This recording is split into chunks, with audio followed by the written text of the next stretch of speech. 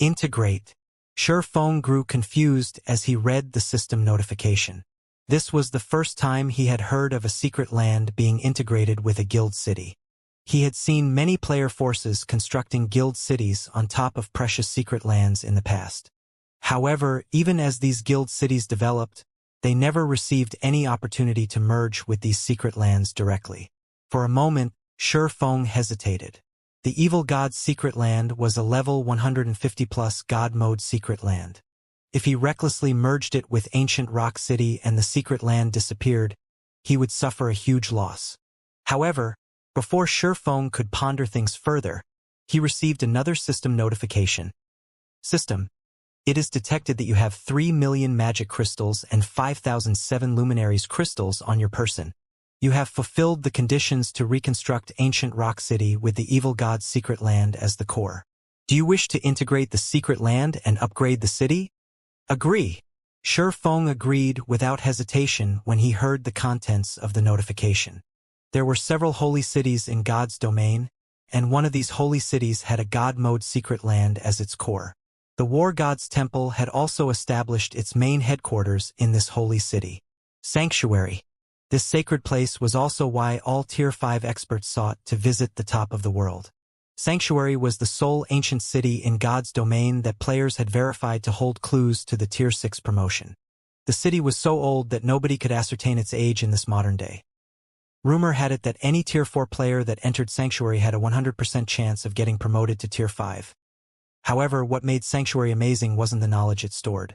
Instead, the Holy City held complete control over a level 150+ God mode secret land. Players that gained sufficient authority in the city, even Tier 3 players, could enter the secret land. It was different from the God mode secret lands found in the outside world, where the minimum entry requirement was Tier 4 because of the suppression of divine might. Although great dangers existed in a God mode secret land, they weren't everywhere. Moreover, the environment inside level 150+ God mode secret lands was different from the outside world, resembling that of ancient times, the era abounding with gods. Hence, entering a God mode secret land was an excellent opportunity even for low-tier players. Now that ancient rock city could become another sanctuary, how could Feng possibly turn down this opportunity? After Feng voiced his approval, some of the magic crystals and 7 luminaries crystals he had acquired from Saint's Hand's warehouse vanished from his bag space. Simultaneously, Ancient Rock City shook briefly. Ancient Rock City Region System Announcement. Ancient Rock City will commence with an upgrade. All players within Ancient Rock City will be teleported out of the city in 10 minutes.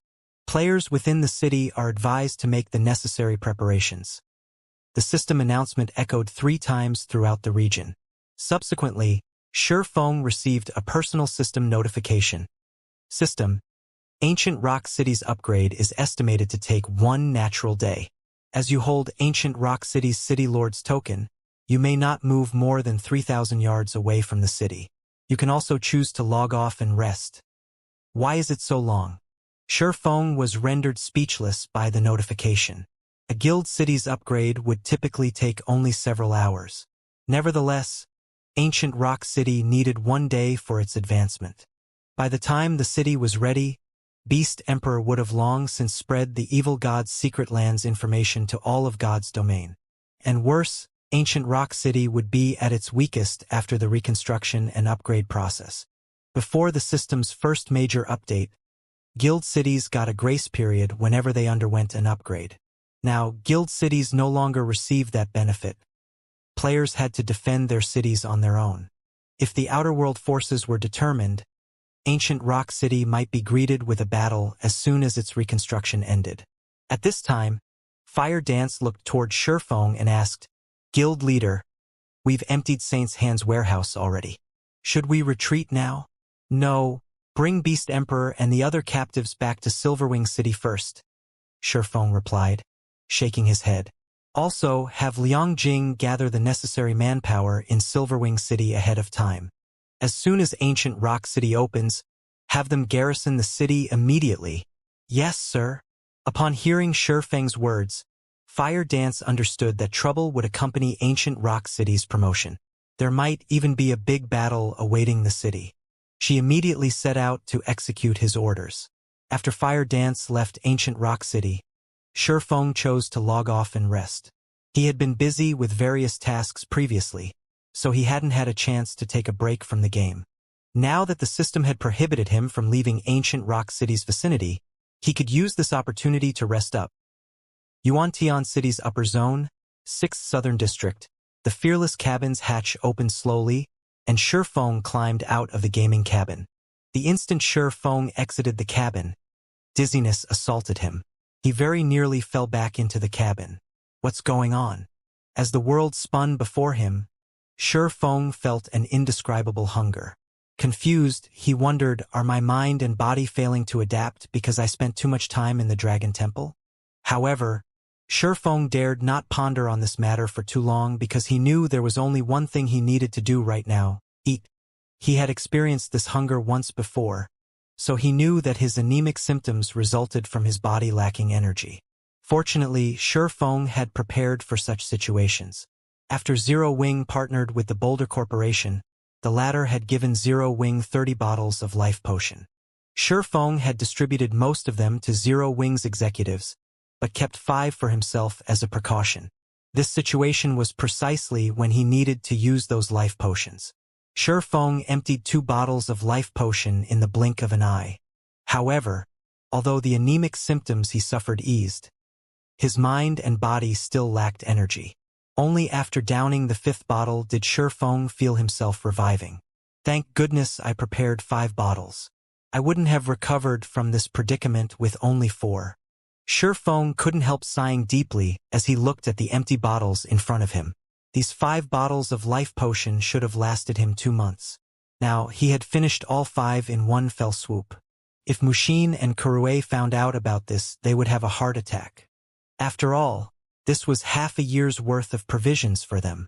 However, while Shifeng felt heartache over the consumption, he also felt completely reinvigorated. He could even sense the life force of those in the entire building block if he concentrated. This was simply unbelievable. Could I have become a mental strength master already? This thought occurred to Shifeng when he detected the life force of others in the building. He couldn't think of any other explanation for this change. Only the rumored mental strength masters might have such an ability.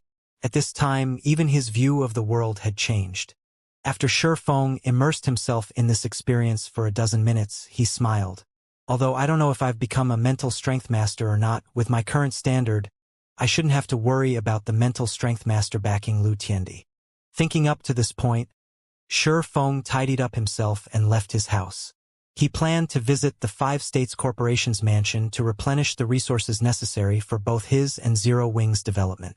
Previously, he had been worried about Lu Tiendi's mentor targeting him, so he hadn't dared to venture too far from his residential area. Now that his strength had improved significantly, he naturally didn't have to hold back anymore.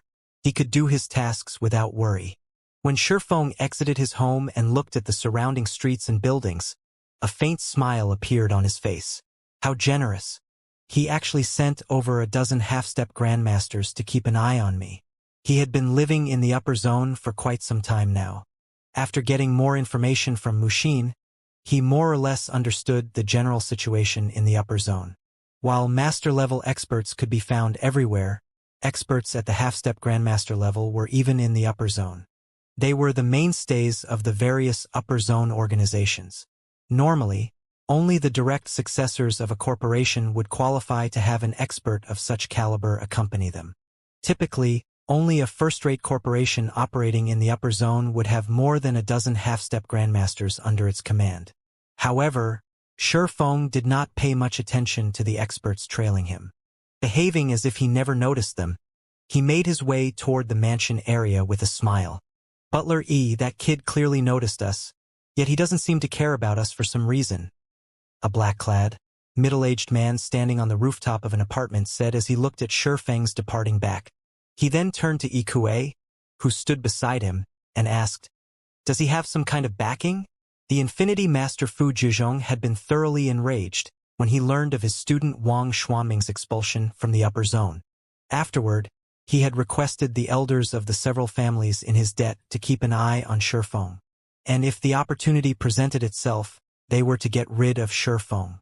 Naturally, the elders of the requested families were more than willing to sell Fu Zhizhong this favor.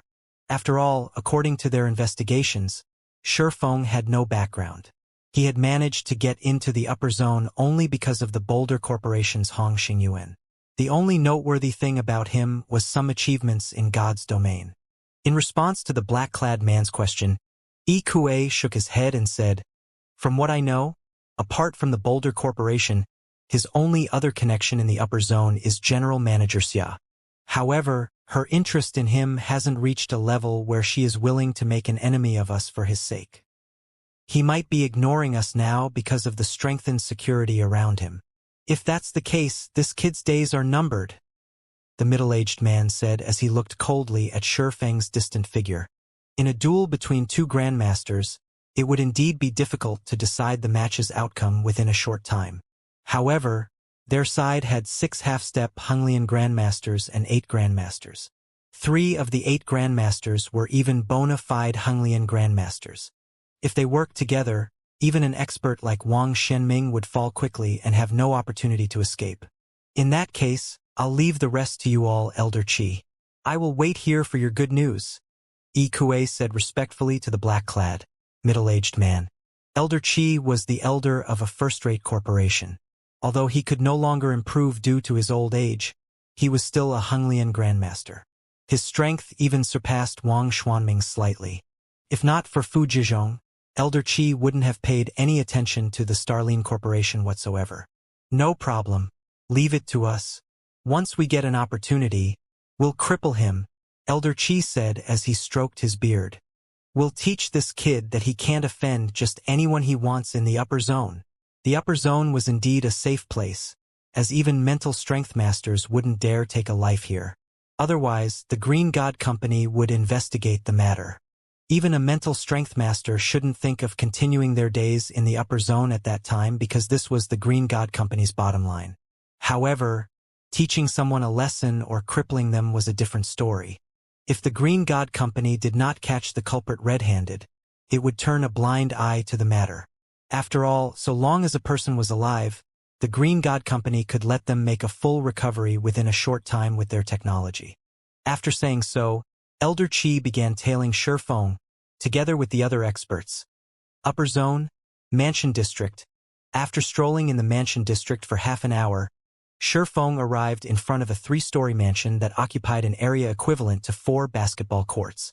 As expected of the 5 States Corporation, there are only 10 such mansions in this district. Even the Boulder Corporation didn't manage to get one. No wonder Han Yifeng dares to compete for one of the middle-layer slots. Shifeng couldn't help his surprise as he inspected the luxurious mansion before him. He had seen the pricing for such large mansions. Not only did it cost 140 million trade points, but one also had to have 100 million contribution points. While one wouldn't be required to spend the 100 million contribution points, accumulating that many points was an incredibly difficult task.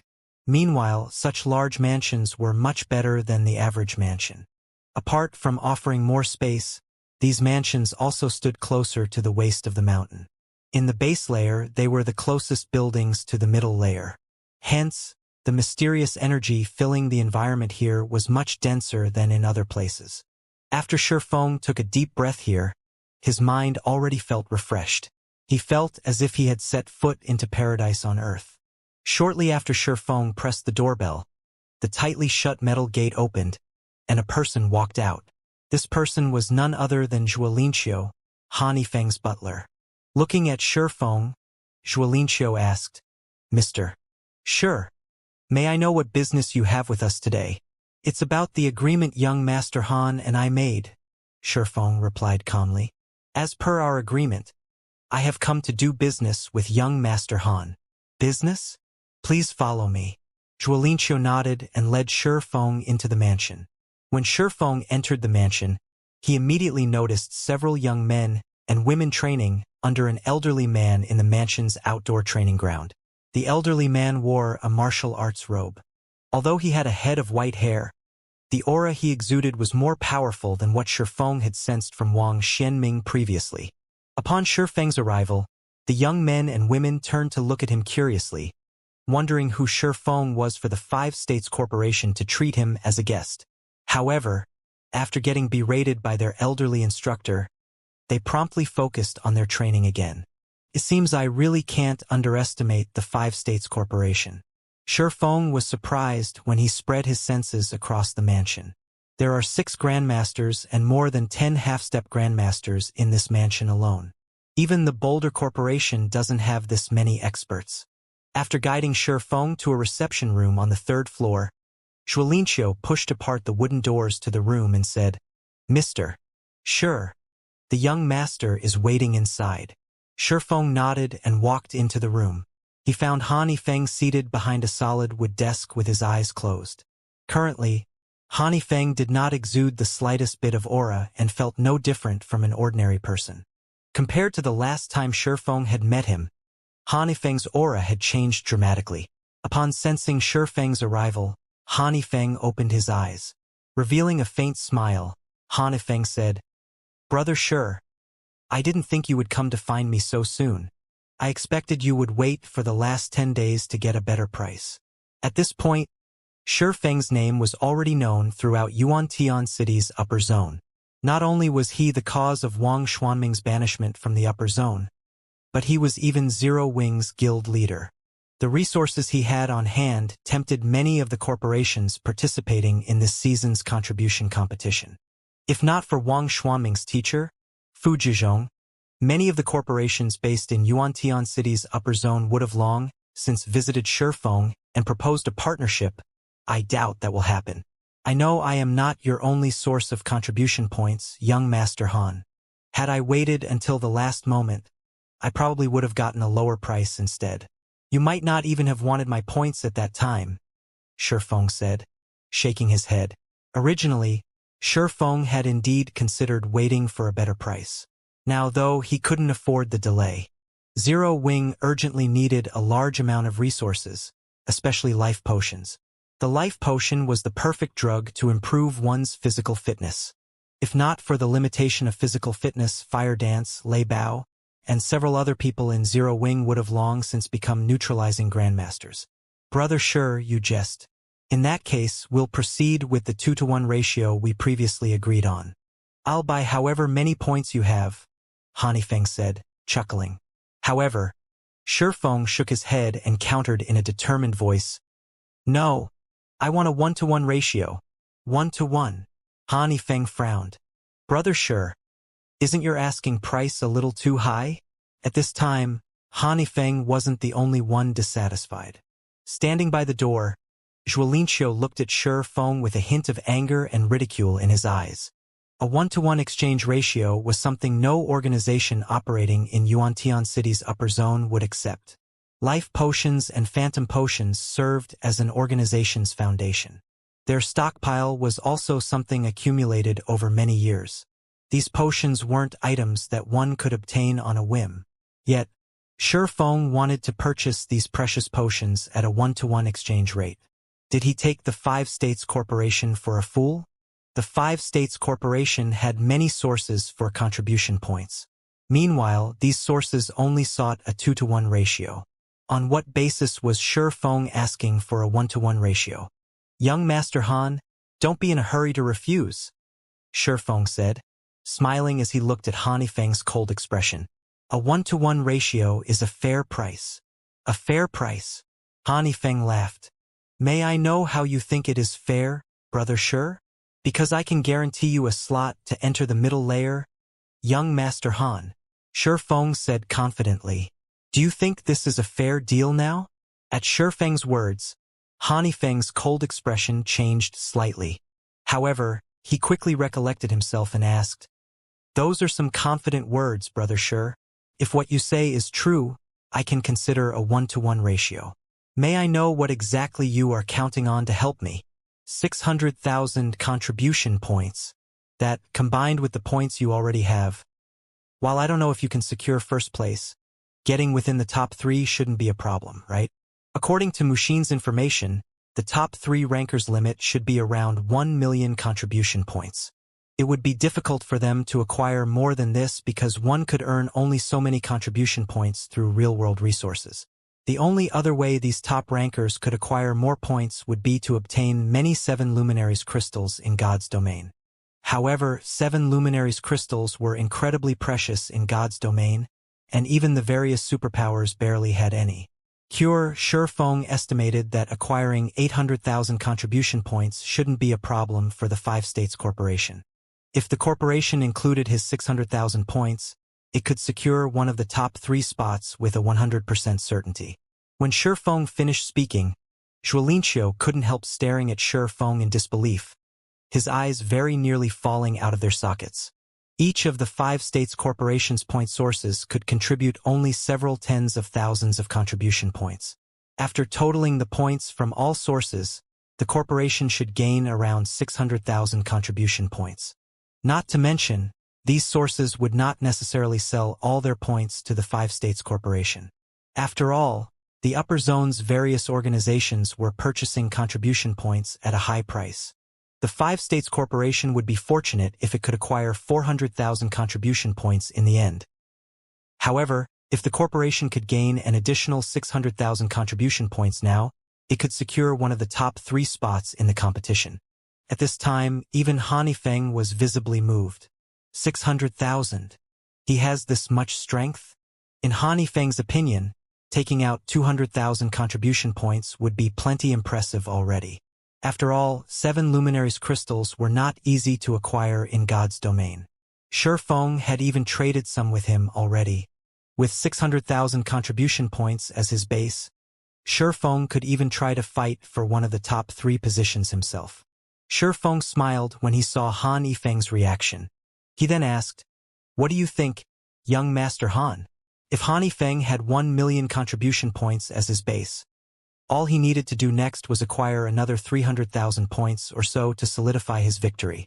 After pondering for a moment, Han Yifeng gritted his teeth and said, "That is indeed sufficient qualification. However, a 1-to-1 ratio is still too much. The Five States Corporation can't take out so many potions in a short time. If converted to trade points, 600,000 contribution points would be worth 60 million trade points. And when converted to life potions, that would be equivalent to 12,000 life potions. This was by no means a trifling amount." Shurfeng didn't find Han Yifeng's words surprising, either. Instead, he chuckled and said, "If that's the case, how about this? I'll only ask for 2,000 potions. I'll exchange the remainder for a large mansion in the upper zone. What do you think?" I recall that the Five States Corporation still has the authority to purchase another one. The base layer had only 10 large mansions and only 8 had owners. After some research, Shurfeng found that these large mansions were excellent accommodations. Not only could they house 40 people easily, but the strange energy in the air was also much denser in these large mansions. This denser energy would be of greater help in stabilizing Gentle Snow and Aqua Rose's condition. "Shurfeng, don't go too far," Zhuolinqiu blurted angrily. "A 1-to-1 ratio is already an astronomical price. Yet, you're asking for a large mansion that's worth 140 million trade points? Do you take the Five States Corporation for a fool? The value of 10,000 life potions was equivalent to only 50 million trade points, a little more than 1/3 of a large mansion's value. Shurfeng's terms were no different from daylight robbery. My asking price is indeed a little excessive, but purchasing a large mansion doesn't require you to spend contribution points. You only need to have accumulated 100 million contribution points. Meanwhile, not only will my 7 Luminaries crystals provide you with contribution points, but they will also provide you with an ample amount of trade points. Exchanging a large mansion for these crystals wouldn't be a loss for your corporation," Shurfeng said. "Of course, if your corporation isn't willing to do this transaction, I can find someone else to partner with. I believe the other people competing for the top 3 spots will be interested in my proposal." "You?" Zhuolinqiu was momentarily rendered speechless by Shurfeng. What Shurfeng said was indeed true. Contribution points were far more important than trade points, especially in the middle layer. Moreover, compared to contribution points, trade points were much easier to acquire. "That's enough, old Zhuo. Han Yifeng shot a glance at his butler, silencing him. He then returned his gaze to Shi Feng and said, I agree to your offer. However, I will need time to acquire the large mansion. As for the potions, I can give you 1,000 bottles now. I will pay you the remaining 1,000 bottles and the large mansion within the next 5 days. What do you think? Sure. I don't have any problem with that. Shi Feng nodded. In Shi Feng's opinion, the 5 days Han Yifeng stated were only a ploy. Han Yifeng wanted to purchase as many contribution points as possible from his other sources during these 5 days because once news of his acquisition of 600,000 contribution points spread, purchasing points would become much more difficult. Afterward, Han Yifeng signed a contract with Shi Feng. According to the agreement, Shi Feng would transfer 60,000 seven luminaries crystals to Han Yifeng through God's domain within half a day. At the same time, Han Yifeng would pay Shi Feng 1,500 bottles of life potion, 500 bottles of phantom potion, and 1 large mansion in return. With the contract signed, Han Yifeng had Zhuolingjiu pass 100 bottles of life potion to Shi Feng, with the rest to be delivered secretly to Shi Feng's house. After concluding the deal, Shi Feng left the 5 States Corporation's mansion with a crate of life potions. Meanwhile, after Shi Feng left, Zhuolingjiu turned to Han Yifeng and warned quietly, Young master, your elders will criticize you if they find out you made such an unfavorable deal. Criticize? Sending Zhuolingjiu a glance, Han Yifeng sneered. So long as I get into the middle layer, do you think I'll care about what they have to say? Everyone living in the base layer wished to enter the middle layer. The environment there far surpassed the base layers. The middle layer was also home to many mental strength masters. If he could befriend even one of these masters, his position within the 5 States Corporation would become unshakable. At that time, would he have to care about the criticisms of his elders? Gazing through the window at the distant middle layer with eyes burning with zeal, Han Yifeng said, Head out and purchase contribution points from those organizations immediately. It doesn't matter even if you have to offer them a 1.5 to 1 ratio. While Han Yifeng was secretly going around purchasing contribution points from various organizations, Shi Feng left the upper zone together with his crate of life potions. Previously, despite receiving the secret pavilions and Netherworld Empire's guild legacies, Zero Wing could afford to nurture only a small number of experts due to its limited resources. However, now that Zero Wing had sufficient life potions, let alone Void Realm experts, the guild could nurture even Domain Realm experts within a short time.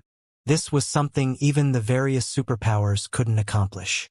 After all, when nurturing new talents, the superpowers would provide only S-rank nutrient fluids at most, not something as precious as the life potion.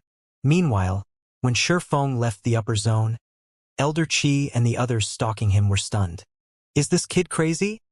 A Henglian Grandmaster asked when he saw Shi Feng entering the mental path. He dares to leave the upper zone at this time? Could it be that he didn't notice us in the first place? A lanky neutralizing Grandmaster wondered. There's no way he hasn't noticed us. I am certain on this point, Elder Qi declared. Looking at Shi Feng's distant figure coldly, he continued. He's looking down on us. Since he's so arrogant, I'll fulfill his wish. Everyone, get ready to take action outside. I want to see what ability this kid has. After saying so, Elder Qi promptly set off after Shi Feng. The other experts followed Elder Qi after briefly exchanging looks with one another. Fenglin City, Zero Wing's headquarters. Shi Feng stood in front of Zero Wing's headquarters. The place had undergone significant changes since his last visit. Currently, people crowded the plaza in front of the building, many of them young men and women. These people were either waiting to enter the building or taking various tests out in the plaza. This prosperous site was even more spectacular than what could be found at the various super guilds' headquarters. As Shi Feng made his way to the entrance, he overheard these young men and women discussing Zero Wing's matters. As they spoke about Zero Wing City's training environment or the heaven-defying battle that had taken place at Ancient Rock City, their eyes glowed with anticipation. Before Shi Feng could reach the entrance, a long-haired man in his 30s approached him. Looking at Shi Feng, who was clad in sportswear, the long-haired man said in a friendly tone, Friend, you're here to join Zero Wing. right? Me? Join Zero Wing. Shifeng was stunned by the long-haired man's words. Although the long-haired man looked ordinary, Shifeng sensed intense life force from him. In terms of physical fitness, the long-haired man could practically rival Hunglian masters. However, before Shifeng could say anything, the long-haired man unzipped his jacket and revealed a six-winged emblem pinned on his t-shirt, proving that he was an internal member of Zero Wing. "I can tell that you're extraordinary at a glance, brother," the long-haired man said while showing off his emblem. He then pointed at the long line of people waiting to enter the building and grinned, saying, "Look at how long that line is. If you grab a ticket and join the line now, it'll take you forever before your turn arrives. However, I'm an internal member of Zero Wing. I have a recommendation slot that lets me help one person bypass the initial test." "What are you trying to say?" Shifeng asked curiously. "I can see that you're extraordinary, so I plan to recommend you to the guild. However, once you become an internal member of Zero Wing, you'll need to join my team. What do you think?" Looking at Shifeng with a serious look, the long-haired man said earnestly, "The team I belong to is extraordinary. Although it was established only recently, it has become a second-line team already.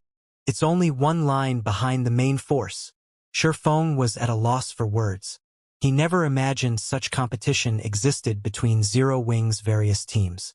If he weren't Zero Wing's guild leader, he would have most likely been tempted by the long-haired man's words already. After all, apart from Zero Wing's main force, any other team that had a Tier 4 player leading it would be considered a second-line team. Meanwhile, all second-line teams could raid level 150 100-man hard-mode team dungeons. "What? You don't believe me?" Upon seeing Shifeng's startled expression, the long-haired man said delightedly, "Do you know who my team leader is? You'll get a fright if I tell you." Just when Shifeng wondered who this strange man's team leader was, the sounds of fighting came from inside the lobby. The din was like a sledgehammer pounding the ground. However, neither the long-haired man nor the other Zero Wing members present showed any concern over these loud sounds, appearing wholly accustomed to them. The newcomers, though, all expressed curiosity and tried sneaking peeks into the lobby. "Ignore that. It's nothing to fuss about," the long-haired man said when he saw the curiosity on Shifeng's face. He then added nonchalantly, "It's just the experts of another superpower coming to provoke Zero Wing. I believe Master Lei Bao will take care of them in a moment." Shifeng asked, "Have there been a lot of such situations happening in Zero Wing lately?" "It's been like this since before I joined. However, it's become much more frequent recently," the long-haired man said as he nodded in frustration. "These superpowers can't bear to see Zero Wing developing. However, as they can't do anything to us in God's domain, they keep coming to our headquarters to make trouble. They keep asking us to sell them Zero Wing City's lands. I heard that the group that came here this time consists of 6 superpowers, one of them the Super Guild Mythology. Mythology's group is even led by the Fong family's young lady. That Fong Shihan really is something. Not only is she beautiful, but she's also frighteningly strong. She can take down master-level experts in practically one hit. I'm afraid only our big sis Fire Dance can take her on." The long-haired man shuddered when he spoke of Fong Shihan. It was evident he feared the latter greatly. After the long-haired man finished speaking, the lobby's door opened abruptly, and a group of people stalked out of the building. These people were representatives of superpowers, and they currently had angry expressions. However, when they looked at Fire Dance and Lei Bao, who walked out of the building shortly after them, and then looked at the injured master-level experts and one half-step neutralizing grandmaster beside them, they dared not do anything. "Just you wait. Don't think that, just because we are helpless against you in God's domain, you'll be invincible in the real world as well. Zero Wing will only encounter more trouble for refusing to cooperate with us." The various superpowers representatives barked arrogantly at Fire Dance and Lei Bao, their voices growing complacent as they spoke. While master-level experts might be powerless against Zero Wing, there were bound to be superpowers capable of inviting Grandmaster-level experts to move for them. The corporations operating within the upper zone might even take action. After all, Zero Wing was too large a cake to pass on. According to the information the various superpowers had gathered, some forces based in the upper zone were already investigating Zero Wing, evidently interested in the guild. Hence, it was only a matter of time before Grandmaster-level experts came to find trouble with Zero Wing. Fire Dance and Lei Bao revealed somewhat grim expressions on their faces when they heard the representative's words. They had expected the battle at Ancient Rock City to have caught the attention of many organizations in the upper zone. Hence, they were certain that Grandmaster-level experts would eventually come to Zero Wing seeking trouble. While these Grandmasters might not be capable of doing anything against Zero Wing on the surface, if they came every day to pick a fight, it would ruin Zero Wing's reputation, not to mention the other unscrupulous tactics they could employ. However, when the various superpowers representatives were getting full of themselves, Fang Shihan suddenly left the group and headed toward Shifeng. The cold gaze she directed at him made the temperature in the surroundings fall by more than 10 degrees. The long-haired man standing beside Shifeng shuddered in fear despite himself.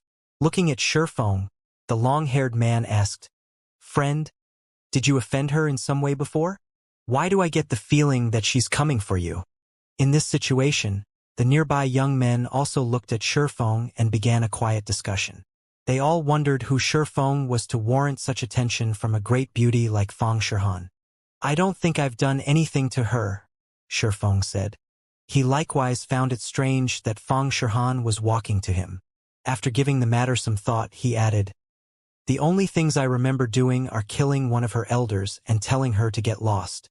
I don't think I've ever done anything else to her." Shifeng's words stupefied the long-haired man.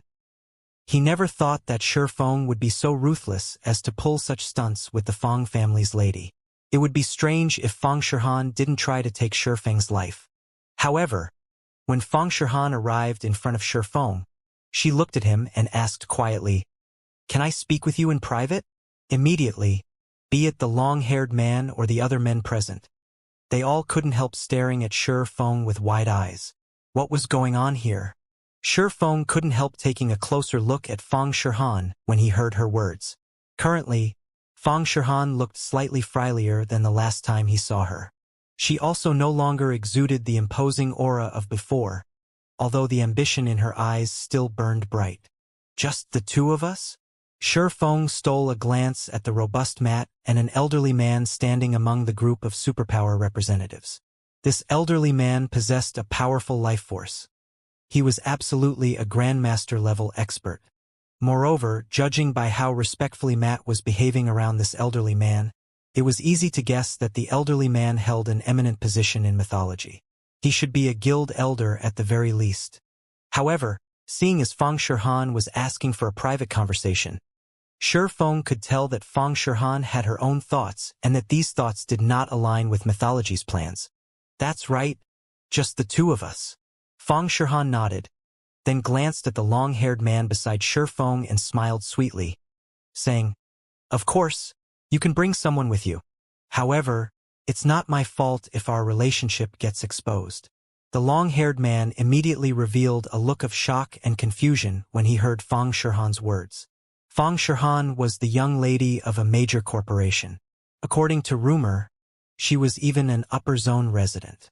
In addition, not only did she possess a divine level of beauty, but she was even a vice-guild leader of mythology. Countless talented young men wished to get close to her but never got the opportunity to do so.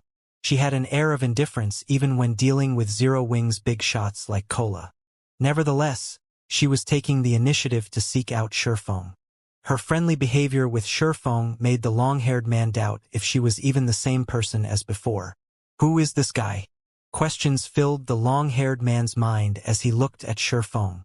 However, after snapping out of his daze, he gazed at Shifeng with anticipation shining in his eyes. Fang Shihan was an individual of high status. If he could get close to her by even a little bit, even if he were only a third wheel, this achievement would earn him bragging rights for the rest of his life. "All right, just the two of us, then." Shifeng nodded, ignoring the hopeful look the long-haired man was giving him. Fang Shifan was not at all surprised by Shifeng's response. She pointed at a maglev limousine nearby and said, "Let's talk in my car. Then, nobody will bother us there." Zero Wing's battle at Ancient Rock City had thoroughly shaken God's domain. Zero Wing City's public opening also allowed Zero Wing to rake in tons of wealth and resources every day. The resources earned even included the 7 Luminaries crystal that the upper zone's various forces sought to obtain. The city was so tempting that even the 5 great super guilds had designs on it, let alone Fang Shirhan. Zero Wing was currently rejecting all partnership offers for Zero Wing City, choosing to monopolize all of the city's benefits. The various superpowers could not get even the smallest cut of this juicy pie. To make matters worse, none of the superpowers could do anything about this situation. However, Fang Shirhan was confident she could accomplish what the various superpowers couldn't. With her family's position and resources in the upper zone, she should be able to get Zero Wing to agree to a partnership. After all, Shifeng was currently in a lot of trouble because he had offended a mental strength master. Although Shifeng lived in a different upper zone from Fujizhong, the mental strength master had plenty of means to deal with him. Among the organizations operating within the 3 upper zones based in the country, those capable of protecting Shifeng numbered very few. The Fong family just so happened to be one of them. When Shifeng saw the maglev limousine, a hint of envy appeared in his eyes. This limousine was a global limited edition, and it was constructed with a top-tier alloy used for spacecraft. This alloy not only had excellent sound insulation properties but could even withstand missile strikes. He had thought of buying one for Zero Wing but lacked the connection to do so. Nodding, Shifeng said, "Sure. Let's get in the car. In that case, this way, please, Guild Leader Black Flame." Fang Shirhan smiled and took the initiative to lead Shifeng to the limousine. Her words left the long-haired man stupefied. He's the guild leader? The long-haired man stared at Shifeng's back with wide eyes. When he recalled how he had treated Shifeng like a little brother, he suddenly felt faint. After all, Black Flame's name in God's domain was synonymous with a killing god. He would create rivers of blood because of a disagreement. He had even killed one of mythology's legendary figures without hesitation. The long-haired man wasn't the only one stunned by this revelation. The young men and women in queue also took some time to process this information. He's Guild Leader Black Flame? No way. He's that sword saint. Don't the rumors say that Guild Leader Black Flame is a man in his 30s? That guy looks no more than 22 or 23. Apart from Zero Wing's executives and a portion of the guild's core members, the only other people who knew Black Flame's actual identity and appearance in the real world were the various superpowers executives. The average player was unaware that Black Flame was only a disguise.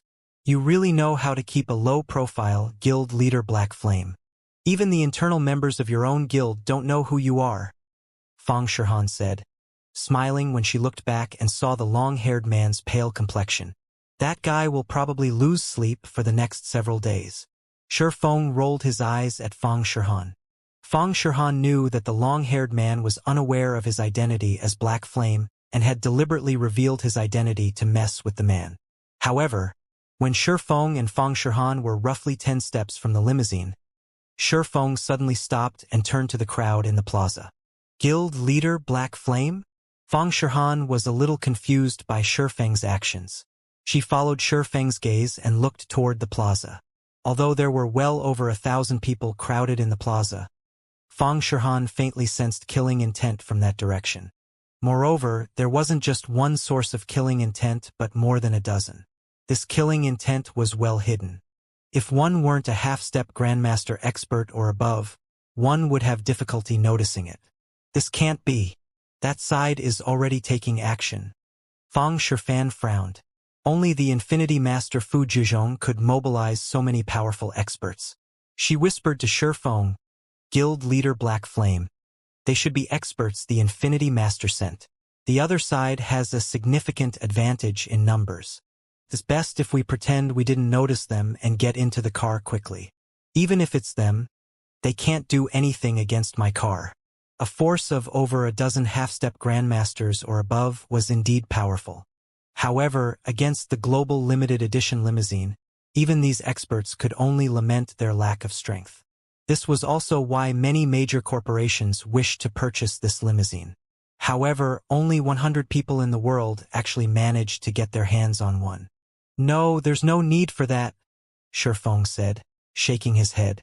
He then began walking toward the plaza. I initially planned to ignore them, but since they came all the way here, I'll deal with them now. It's annoying to have them constantly buzzing me like flies. When Feng Shihan saw Shifeng slowly making his way to the plaza, she was stunned. She never thought Shifeng would confront the enemy. The enemy had over a dozen half-step Grandmaster experts or better on their side. Among the sources of killing intent she sensed, a few even struck fear into her. Facing so many experts of such caliber, even a Henglian Grandmaster would suffer miserably. This crazy bastard. Feng Shihan gritted her teeth and followed after Shifeng. She was the Feng family's young lady. Even the upper zone's organizations would have to show her some respect. If she stood up for Shifeng, the other party wouldn't dare go too far, lest they incur the Feng family's wrath. However, before Feng Shihan could catch up to Shifeng, 14 people in the crowd approached him. They had concealed their auras so well that they looked no different from ordinary pedestrians. None of the people around them paid them any attention. Kid, since you're so eager to die, I'll grant you your wish, Elder Qi said when he saw that Shifeng had already walked into the crowd. Sneering, he commanded, "Everyone, attack!" If Shifeng had chosen to remain somewhere with little foot traffic, they would quickly get noticed by others if they took action. However, it was a different story in a crowded location like this plaza. With their standards, they could attack Shifeng without anyone noticing. By the time the bystanders realized what was going on, they would have long since left the scene. The distance between both sides continuously shortened. 30 meters, 20 meters, 10 meters. When the two sides were less than 3 meters apart, one Henglian Grandmaster, one neutralizing Grandmaster, and 4 half-step Grandmasters began walking straight toward Shifeng. The 6 experts continued moving like ordinary pedestrians, with the 4 half-step Grandmasters even chatting merrily like close friends. Nobody could tell that these 6 experts were approaching Shifeng with hostile intentions. When the 4 half-step Grandmasters were within 1 meter of Shifeng, both the 4 half-step Grandmasters and the 2 true Grandmasters took action simultaneously, so fast that ordinary people couldn't even see their afterimages. The 6 experts launched punches, palm strikes, and claw strikes, aimed at Shifeng's vitals. Their attacks did not create even the slightest ripple in the air. Although the 6 experts had different strength levels, their coordination was perfect, and they moved as if they were of one body. Feng Shihan's complexion darkened at this scene. If she were in Shifeng's shoes, she could, at best, stop 2 or 3 attacks. The rest would land on her without fail. It might be a different story if a Henglian Grandmaster received these attacks, but Shifeng was only a neutralizing Grandmaster. He would most definitely die if he received all these attacks. However, when the 6 experts' attacks were about to land, Shifeng's body suddenly twitched and moved like flowing water. As if his various body parts had a mind of their own, they instinctively dodged the 6 experts' attacks. Shifeng's movements were so fine that he dodged some attacks with less than half a centimeter to spare. The 6 experts were startled by this outcome. However, before they could launch another round of attacks, Shifeng casually scraped his shoulder past one of them and bumped into another. He then executed a punch, an elbow strike, a palm strike, and a kick against his other 4 opponents. The next moment, the 2 Grandmasters and 4 half-step Grandmasters stiffened and stopped moving. They stood still among the crowd like statues. When Shifeng had walked 3 meters away, the 6 experts' eyes rolled back, and their bodies collapsed to the ground. How is this possible? Feng Shihan's eyes widened, and her jaw dropped at this scene. Of the 6 experts, 2 were bona fide Grandmasters, one of them a Henglian Grandmaster. Yet Shifeng had taken care of these experts in the blink of an eye. The fight had ended so quickly that she didn't even see what had happened. She might have been able to accept such an outcome if the 2 Grandmasters were both neutralizing Grandmasters. With internal force, Shifeng could knock them out instantly when his attacks connected. However, knocking out a Henglian Grandmaster in one hit was an incredibly difficult feat otherwise. Henglian Grandmasters wouldn't be renowned as troublesome opponents. Fang Shihan wasn't the only person shocked by this situation. Elder Qi and the other experts similarly tensed up at this scene. Even they were incapable of defeating Henglian grandmasters in one hit. While Shifeng might have employed a dirty tactic, there was no denying that he had felled a Henglian grandmaster in one hit. The remaining experts turned to Elder Qi to seek his opinion on the matter. Elder Qi was their leader this time. He also possessed incredible strength, being slightly stronger than even the well-known Wang Xianming. If Elder Qi chose not to attack now, they naturally did not need to attack either. After all, Shifeng's display of strength just now had thoroughly stunned them. Shifeng's feat was even more unbelievable than a person killing an elephant with one punch. Seeing Shifeng approaching their group, Elder Qi gritted his teeth and advanced. Although Elder Qi didn't know what method Shifeng employed just now, he was confident he could stop any neutralizing Grandmaster's attack. After all, his mental strength was just a tad short of the mental strength master level. His perception and sixth sense were both much stronger than the average Henglian grandmasters. All tricks were useless against him. When the other experts saw Elder Qi moving, they quickly followed after him. However, their mentality toward Shifeng was completely different from before. Now, they had ramped up their vigilance to the max. Elder Qi's group of 8 split up and approached Shifeng from 8 different directions. They occasionally used the crowd to conceal their bodies and obscure their movements from Shifeng. However, Shifeng remained unfazed and continued approaching Elder Qi casually. What arrogance! Do you think I'll fall for your tricks like those fools? Elder Qi accelerated his footsteps when he saw Shifeng's indifference, not wanting to give Shifeng any more time to observe and prepare. With 6 grandmasters in their group of 8, they could give even a mental strength master a headache if they attacked together. After all, a mental strength master's physical fitness was only slightly superior to theirs. What made mental strength masters powerful was their perception of danger and their control over their bodies. However, when Elder Qi was less than 6 meters away from Shifeng, he suddenly lost sight of Shifeng. He disappeared. Elder Qi was stunned as he stared at the spot Shifeng disappeared from. Shifeng had vanished not only from his vision but also from his perception. Elder Qi and the 7 other experts immediately began looking around frantically, searching for Shifeng. Several seconds later, Elder Qi suddenly noticed a figure walking past him, and he was stunned once more. Shifeng? However, before Elder Qi could turn around, he felt a stinging pain in his chest. He then found his body paralyzed, and his vision darkened as if death had come for him. When Elder Qi saw Shifeng disappearing past him, a thought appeared in his mind, and fear surfaced on his face. Mental strength master. Apart from Shifeng being a mental strength master, Elder Qi couldn't think of any other explanation for this situation. After all, only a mental strength master could evade his perception. However, before Elder Qi could warn the others, he noticed Shifeng walking past his approaching companions, one after another. Unlike himself, though, his companions didn't even notice Shifeng. And after Shifeng passed them, their bodies abruptly stiffened. It was evident that they had suffered a similar fate to his. In the end, Elder Qi could only watch helplessly as his companions collapsed one after another. When Elder Qi and the others collapsed, one after another, in the plaza, they quickly attracted the attention of the surrounding people. The small plaza grew noisy for a time as the passers-by gathered around these collapsed experts and discussed among themselves. Shifeng exited the crowd in the meantime, his departure going entirely unnoticed. He had practically zero presence, as if he was no different from the roadside trees and bushes. He's a mental strength master. Shock filled Fang Shihan's eyes as she switched her gaze between Shifeng and Elder Qi's group. She felt like her world had just come crashing down on her. Apart from Shifeng being a mental strength master, she could think of no other explanation for how he had defeated a force of 8 grandmasters and 6 half-step grandmasters so easily. Despite knowing this, Fang Shihan still couldn't bring herself to believe Shifeng was a mental strength master.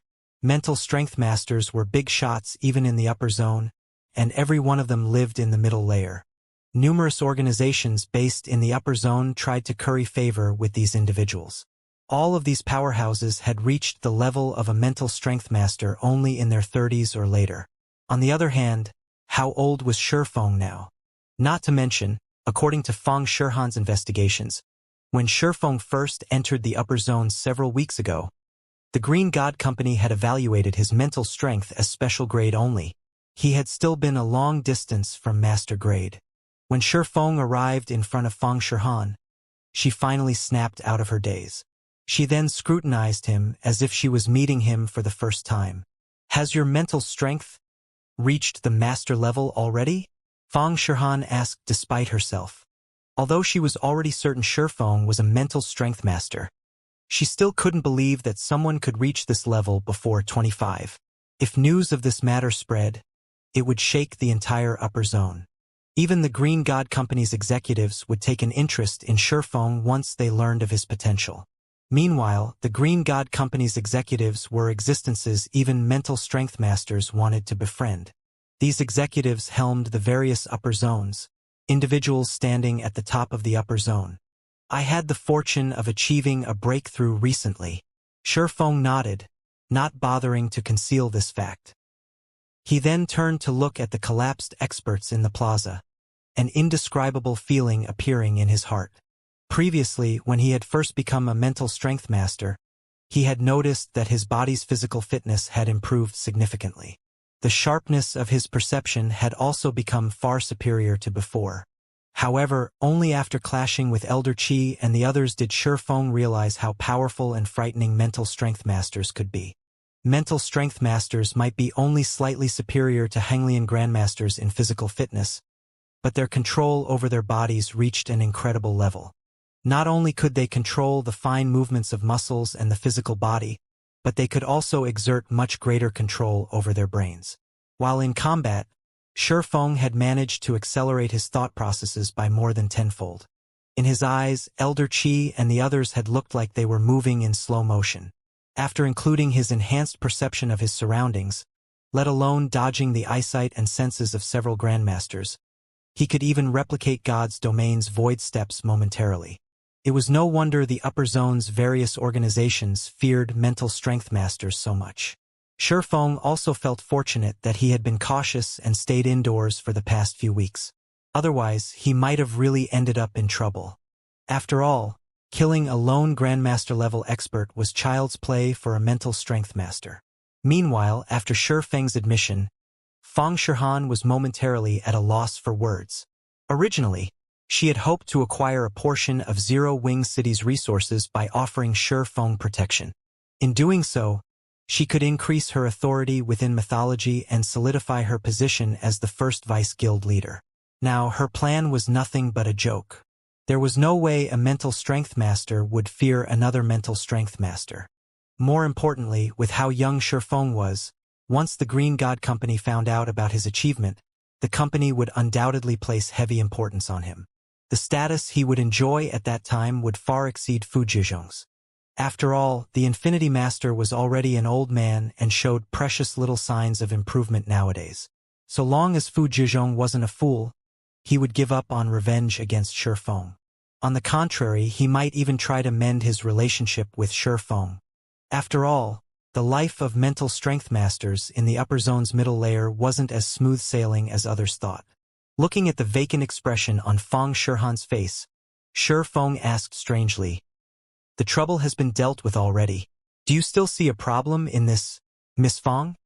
Fang Shihan recovered from her stupor at Shifeng's words. Putting away her previous nonchalant attitude, she said respectfully, "You jest, Master Shi. The powers behind those experts will be scared stiff once they hear about your current status and identity. How could they possibly cause you any more problems?" "Is that so?" Shifeng felt a little awkward when Fang Shihan suddenly spoke to him respectfully. Her passionate gaze, in particular, was as if she had just seen an absolute beauty. It gave him an uncomfortable feeling. "Master Shi, my visit this time isn't for anything significant." After observing Shifeng a little while longer, Fang Shihan revealed a rare smile and said, "I only wish to partner with Zero Wing on a personal level." "A personal partnership?" Shifeng wasn't particularly surprised by these words. Calmly, He asked, "May I know what kind of partnership you have in mind?" Taking a deep breath, Fang Shihan said solemnly, "I am willing to invest 100 billion into Zero Wing to help develop all of the guild's necessary facilities and territories. Simultaneously, I can also provide 10 reserve slots for the upper zone and 1,000 bottles of potions of various kinds. I will also bring a large batch of peak experts and over 300 plots of land located in the NPC cities of both the eastern and western continents into Zero Wing." Shi Feng couldn't help being tempted when he heard Fang Shihan's offer. He then asked, "What are your conditions?" The funding aside, just the 1,000 bottles of various potions, the large batch of peak experts, and 300 plots of land were more than enough to elevate Zero Wing's overall strength by a large margin. Zero Wing would instantly surpass ordinary super guilds. It would be a lie to say this offer didn't tempt him. The lands of the western continent's NPC cities, in particular, were things Zero Wing needed urgently right now. With these lands, Zero Wing could maximize the use of its intercontinental teleportation array. The guild might even be able to establish a solid foothold on the western continent in one fell swoop. Seeing the interest in Shi Feng's eyes, Fang Shihan replied, "Simple. Become my backer." Shi Feng was slightly stunned as he looked at Fang Shihan, his mind failing to comprehend her words momentarily. What's going on? Fang Shihan couldn't help a smile when she saw Shi Feng's stunned face. She then asked leisurely, "Do my conditions confuse you, Master Shi?" "Indeed, a little." Shi Feng nodded. There was no doubt that the Fang family had extraordinary origins. Moreover, Fang Shihan herself was mythology's first vice-guild leader. No matter how he looked at it, the woman already had a boundless future ahead of her. She was an existence nobody in the outside world dared to offend. He might have become a mental strength master, but the benefits he could bring to Fang Shihan were merely limited to the upper zone's commodities. This was also the main reason the upper zone's various organizations bent over backward for mental strength masters. Apart from these trade commodities, he found it hard to imagine what other help Fang Shihan might need from him.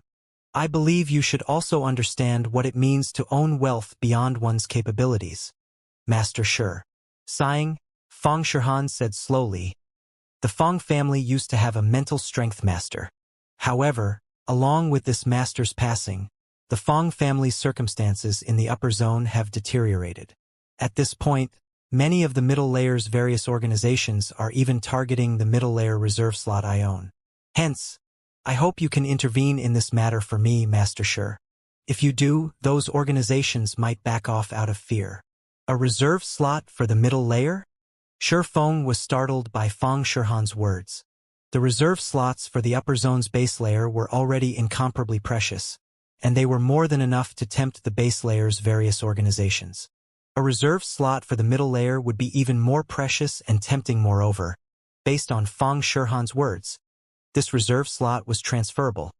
It didn't bind to specific individuals after use. This reserve slot was countless times more precious than the temporary 3-month slots the base layer's organizations competed for in the contribution competitions. It would be strange if the middle layer's organizations were not interested in acquiring this reserve slot. "Master Shi, would you be willing to cooperate?" Fang Shihan asked, a hint of apprehension flashing across her eyes as she looked at Shi Feng. Originally, she had already decided to give up on this reserve slot because she couldn't keep it with mythology's strength. However, an opportunity had presented itself to her now. If she found the help of an ordinary mental strength master, the middle layer's various organizations wouldn't fear her at all. They would still try to snatch her reserve slot without fear. However, it was a different story if the mental strength master were Shi Feng.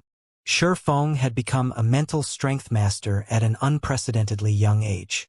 With his potential, the Green God Company was bound to place great importance on him. So long as Shi Feng was willing to stand up for her, she might be able to keep this reserve slot. After Shi Feng gave the matter some thought, he said, "All right, I agree to your conditions. However, I need to add one condition." "Please speak, Master Shi." Fang Shihan responded without hesitation. 100 million trade points, Shi Feng stated. "What are your thoughts on this, Miss Fang?" Apart from the trade points he earned from trading in 7 luminaries crystals to the Green God Company some time ago, he hadn't made any extra points during this period. Meanwhile, apart from life potions, he also needed to spend a lot of trade points while living in the upper zone. This would only increase after he had Fire Dance and the others move into the upper zone. His expenditure of trade points would skyrocket if he had to nurture a mansion full of people. Hence, acquiring trade points was a must. 100 million? After pondering the condition, Feng Shirhan gritted her teeth and answered, "No problem. I can transfer them to you through my account." Once Feng Shirhan agreed to his extra condition, Shifeng made his way into Zero Wing's headquarters and signed a contract with her, assuring both sides. After signing the contract, Feng Shirhan promptly left Zero Wing's headquarters to make the necessary preparations. She acted decisively and carefully on this matter. Inside the maglev limousine heading to the airport, Vice Guild leader, "Do you really intend to follow Shifeng in the future?" White Feather asked as she looked at Feng Shirhan, who had her eyes closed and was deep in thought. "If you leave the guild so abruptly, the guild won't spare you." Although Shifeng is now a mental strength master, there are significant differences between mental strength masters. He won't necessarily be able to stop all the organizations operating in the middle layer. If he handles things poorly, you'll not only lose your reserve slot, but also have to face the guild's retaliation. Mythology was one of the 5 great super guilds. Some of the upper zone organizations that had partnered with the guild because of God's domain had the support of powerful and high-ranking mental strength masters. Feng Shirhan was Mythology's first vice guild leader. Her abrupt departure from Mythology would deal a massive blow to the guild's reputation and morale. Mythology would seek revenge for this matter, both in God's domain and in the upper zone. "I don't have a choice. This is my last chance," Feng Shirhan replied with a wry smile. "If I continue waiting, I'll lose the reserve slot for sure. Once that happens, I doubt I can get it back, even if a powerful mental strength master stands up for me. I can only pray that Shifeng is capable of fending off those greedy organizations now." Even mental strength masters had extreme difficulty securing one middle layer reserve slot, and they treated these slots like family heirlooms. After all, these slots could allow a person to live in the middle layer unconditionally. If she couldn't retain this reserve slot, her chances of becoming a mental strength master were practically zero. In the upper zone's history, the people capable of becoming a mental strength master without ever setting foot into the upper zone's middle layer were few and far between. It wasn't an exaggeration to say that 99% of the mental strength masters that had ever walked this world became mental strength masters only after living in the middle layer for some time. While Feng Shirhan was making her way back to the upper zone, news of Elder Cheese Group getting crippled reached Yuantian City's upper zone, shocking the various organizations based there. None of these organizations ever thought that Shifeng possessed such frightening strength. He had single-handedly fended off the encirclement of so many Grandmaster-level experts. This unexpected development prompted many organizations looking to sell the Infinity Master a favor to shrink back. "What should we do, young master? The organizations in Haitian cities and Yuantian cities' upper zones are no longer willing to assist us," Yi Kuei asked worriedly after calling Lu Tiendi. Moreover, now that Shifeng's prestige has increased, many organizations are considering partnering with him to acquire 7 luminaries crystals from Zero Wing. "I understand. Withdraw from Yuantian City's upper zone for now," Lu Tiendi said, smiling faintly. "Teacher has learned about this situation. He'll most likely personally cripple Shifeng. All we need to do now is sit back and watch." "Yes, sir." Ikuei grew joyful when he heard Lu Tiendi's words. If Fu Jiuzhong personally took action, then everything would be fine. Once Zero Wing no longer had Shifeng backing it, Starlink would have a much easier time annexing Zero Wing, Fenglin City, Zero Wing Tower.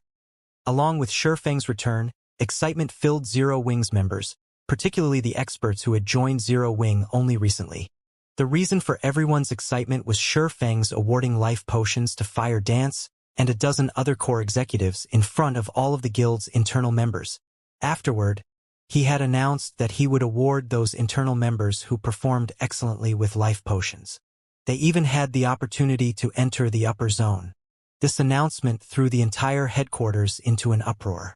The upper zone was a dreamland countless people wished to enter. Let alone living in the upper zone, they usually didn't even dare dream of entering the upper zone. This was because the upper zone was a place only a select few organizations in the world could come into contact with. Ordinary civilians like themselves had no chance of entering the upper zone. However, the impossible had now become possible. Guild leader, is this really fine?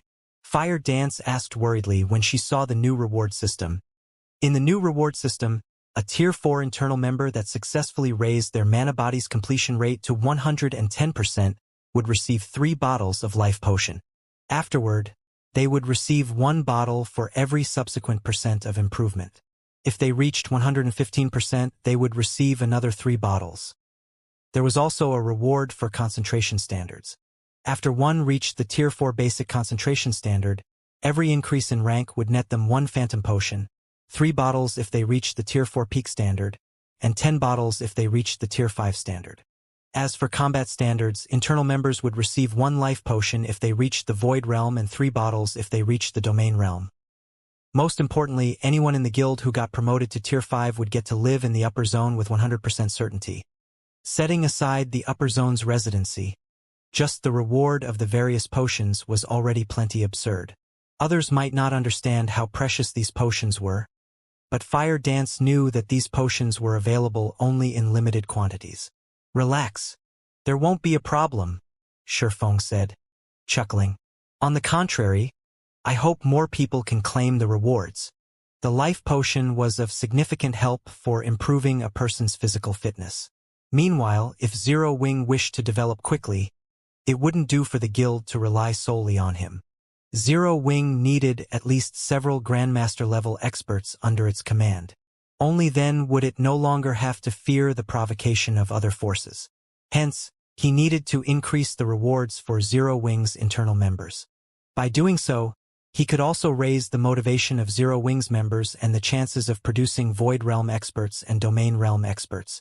Moreover, with the life potions he provided, Fire Dance and Master Lei Bao would break through to the Grandmaster level in a few days. This was especially true for Fire Dance, who had already reached the Domain Realm in the realms of refinement and the Ascension Realm in the realms of truth. She only lacked a bit of inspiration and a boost to her brain activity to become a neutralizing Grandmaster. Afterward, Shifeng discussed the guild's rapid development with Fire Dance and the guild's other executives. Dealing with the Outer World Forces invasion wasn't an easy task. If handled poorly, the guild might lose Silverwing City and Ancient Rock City. One day went by quickly. It's about time I returned to the game. After taking a look at his watch, Shifeng drank a life potion, lay down in the virtual gaming cabin in his bedroom, and logged into God's domain. Orc Empire, Ancient Rock City. When Shifeng appeared before Ancient Rock City's entrance, the city had already taken on a new look. It now had much taller walls covered with magic runes. Even though the city's core magic array was currently inactive, the magic runes naturally absorbed mana from the environment and generated a magic barrier. The magic barrier was so powerful that even a Tier 5 existence's full-powered attack might not break it. So long as there was mana within and around the city, this magic barrier would always exist. It would even automatically repair itself for free. Tall buildings had replaced the ruins inside the city, and a thin layer of fog surrounded this forest of buildings. The city's mana density practically rivaled Zero Wing cities already. When Shifeng took to the skies to get a better view of the city, the sight that greeted him gave him a burst of ecstasy. Did it get automatically promoted to main city? The current Ancient Rock City was slightly larger than even Zero Wing City. What used to be Saint's Hand's residence had been converted into a gigantic City Lord's mansion. The City Lord's mansion was well over 300 meters in height, and glowing divine runes surrounded the building. These divine runes didn't look man-made. Instead, the various elements of mana around the building formed them spontaneously. If players had a sufficiently high perception of the operating principles of mana, they could even learn the essence of the various elements of mana through these naturally occurring divine runes. No wonder cities with secret lands as their cores are of significant help to players in their tier promotions. Just these naturally occurring divine runes can already provide a significant boost to Tier 4 players. When you factor in the environment inside the Evil God's secret land as well, a Tier 4 player's chances of getting promoted to Tier 5 here should be 20 to 30% higher than in the outside world. Shi Feng fell into a daze as he looked at the majestic City Lord's mansion. While Shi Feng was quietly observing ancient Rock City, the number of players around the city continuously increased. When these players laid their eyes on the city, they, too, were stupefied. What had originally been a ruined city was now a magnificent city much larger than even royal capitals. The mana density within the city was at a level where the mana was visible to the naked eye.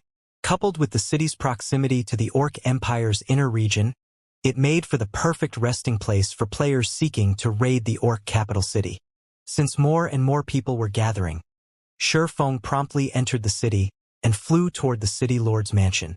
Now that cities no longer received protection from the system after undergoing an upgrade, ancient Rock City was currently at its weakest. If hostile forces attacked the city now, defending it would be incredibly difficult. Hence, the first thing he needed to do was activate the City Lord's mansion's core magic array and generate the city's defensive magic array. Now that ancient Rock City had become a main city, so long as its defensive magic array was active and had a sufficient supply of magic crystals, the city could take on even 2 Tier 5 existences without trouble. After Shi Feng entered the City Lord's mansion, he was surprised once more. Not only did the City Lord's mansion possess an environment rivaling that of the ancient god's domain, but the clarity of the operating principles of mana's various elements in this place surpassed even that of the secret underground room in Zero Wing City. Zero Wing City's secret underground room only managed to gain such an environment thanks to the ancient beast sculpture and the expenditure of a ton of magic crystals. Even then, the secret room could accommodate only several dozen people at a time. On the other hand, ancient Rock City's City Lord's mansion possessed an even better environment and could allow more than 10,000 players to train in this environment simultaneously. When Shi Feng arrived inside the core control room, he saw a fully open set of pitch-black doors. The evil god's secret land's mana continuously flowed out of the open doors and into the City Lord's mansion. The secret land itself had also undergone significant changes. Previously, the evil god's secret land prevented all outsiders from approaching. Now, there was a flight of stairs with 49 steps leading into the secret land. These steps tested players on their ability to stabilize their surroundings. The higher one climbed on this staircase, the higher the requirement would become. By the time players reached the top, they would have gained basic mastery over the various elements of mana. Another staircase from the control room's second floor led directly into the evil god's secret land. However, players needed to be at least level 150 Tier 4 to use this entry method. They also had to pay 1,000 mana stones per player to enter. In other words, there were 2 methods to enter the evil god's secret land. One method was free but required players to have basic mastery over the various elements of mana. The other method had much more lenient entry requirements, but players had to pay 1,000 mana stones. This method was a huge benefit for Tier 4 players. After all, Tier 4 players could obtain significant help in their Tier 5 promotion from a level 150+ God Mode secret land.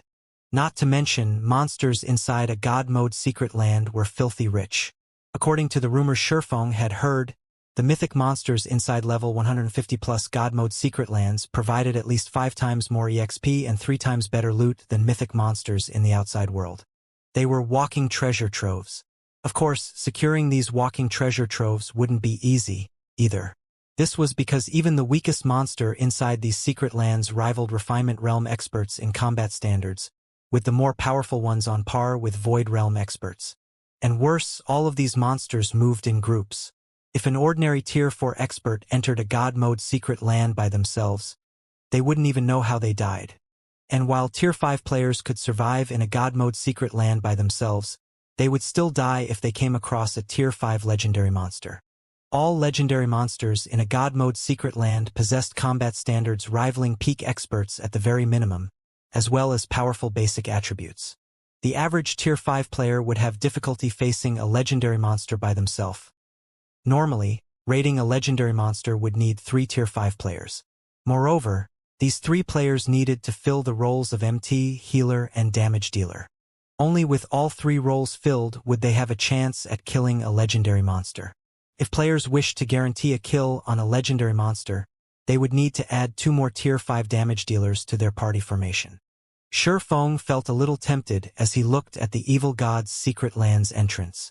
This was because the monsters inside level 150 plus God mode secret lands had a chance of dropping god crystals, materials essential to upgrading many fragmented legendary items, as well as tier 5 skill and spell books which all tier 5 players needed to raise their combat power.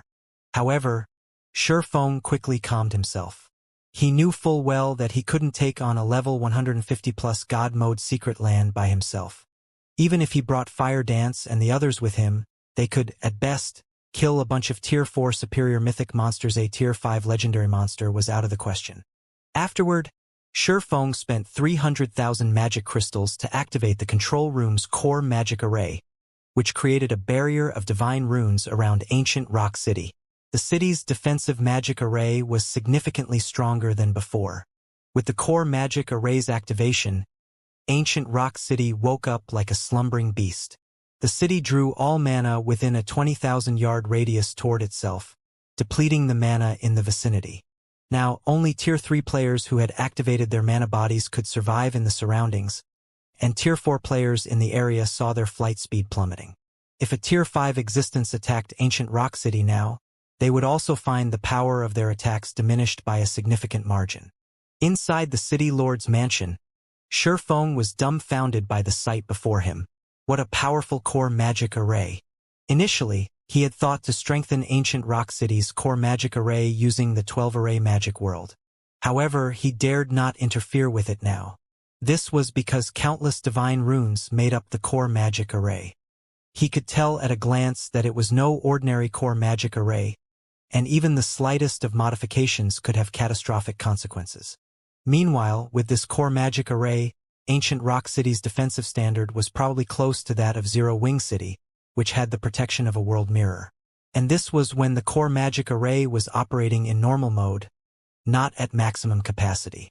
After activating the core magic array, Shi Feng contacted Fire Dance and had her begin transferring the manpower gathered in Silverwing City to ancient Rock City. In less than 20 minutes, over 200,000 Tier 3 members and over 30 Tier 4 members from Zero Wing arrived at ancient Rock City's empty streets. As an added precaution, Fire Dance also mobilized 3 Crimson Dragon flying ships, 6 Tier 4 Fine Gold Guards, and 2 Tier 4 Dark Gold Guards. The assembled combat power in ancient Rock City could already rival that in the various superpowers' headquarters. After reading an update from her subordinate, Fire Dance asked Shi Feng, "Guild leader, we've completed the basic setup. Should we open ancient Rock City now?" "Open it," Shi Feng replied without hesitation. "Set the entrance fee to 1 magic crystal or 40 silver coins. Only after a guild city had opened its doors to the public could it recruit NPC soldiers and strengthen its defenses at a much faster rate. Moreover, if Zero Wing wished to keep ancient Rock City operating normally, it would have to spend at least 100,000 magic crystals per day. If the guild tried to operate the city privately, it would eventually run out of magic crystals. When ancient Rock City opened, many scouts from guilds and adventurer teams flooded in. Adventurer teams that made a living from raiding the Orc capital city even entered the city in full despite the high entrance fee. The Orc capital city was a huge treasure trove. Moreover, all players raiding the Orc capital city were frontline experts in the current god's domain. Even the weakest among them possessed peak Tier 3 combat power. Currently, these players could reap a significant harvest just by farming the monsters in the Orc capital city's outer and inner regions. With luck, they could even get their hands on level 150 epic equipment. Meanwhile, as ancient Rock City was the closest guild city to the Orc capital city, it was only natural these players would choose it as their base of operations even if they had to pay an exorbitant entrance fee. Over 600,000 players flooded into ancient Rock City in less than 2 hours, and every one of these players was a Tier 3 expert. Upon entering ancient Rock City, all of these experts were stunned by the city's splendorous view and wonderful environment. Not only could they recover from the corrosion of foreign energies extremely quickly here, but they could even store up to 2 whole levels worth of the double EXP buff just by resting in the city. The accumulation rate for the buff was even a staggering 30% per 24 hours. While 30% might not seem like much, Tier 3 players couldn't even earn 30% worth of EXP by grinding non-stop for 24 hours. Players who had reached level 140 would be considered grinding freaks if they could gain even 20% per day. Meanwhile, by resting on the streets of ancient Rock City, not only could players avoid delaying their leveling progress, but they could even level up faster than normal. The effect would be even better if they rested in hotels. News regarding ancient Rock City spread throughout the entire eastern continent. When the superpowers that were planning on attacking ancient Rock City heard about the city's defensive standard, they gnashed their teeth and abandoned their notions. Now, they had no choice but to wait for the outer world forces to take revenge for them. While the vast number of Tier 3 experts were exclaiming over ancient Rock City's environment, Shurfeng brought Beast Emperor to Star Moon City's War God's Temple. Previously, because the system prevented Shurfeng from leaving ancient Rock City's vicinity, he could only imprison Beast Emperor temporarily. Now that he had settled ancient Rock City's matters, he naturally couldn't spare Beast Emperor.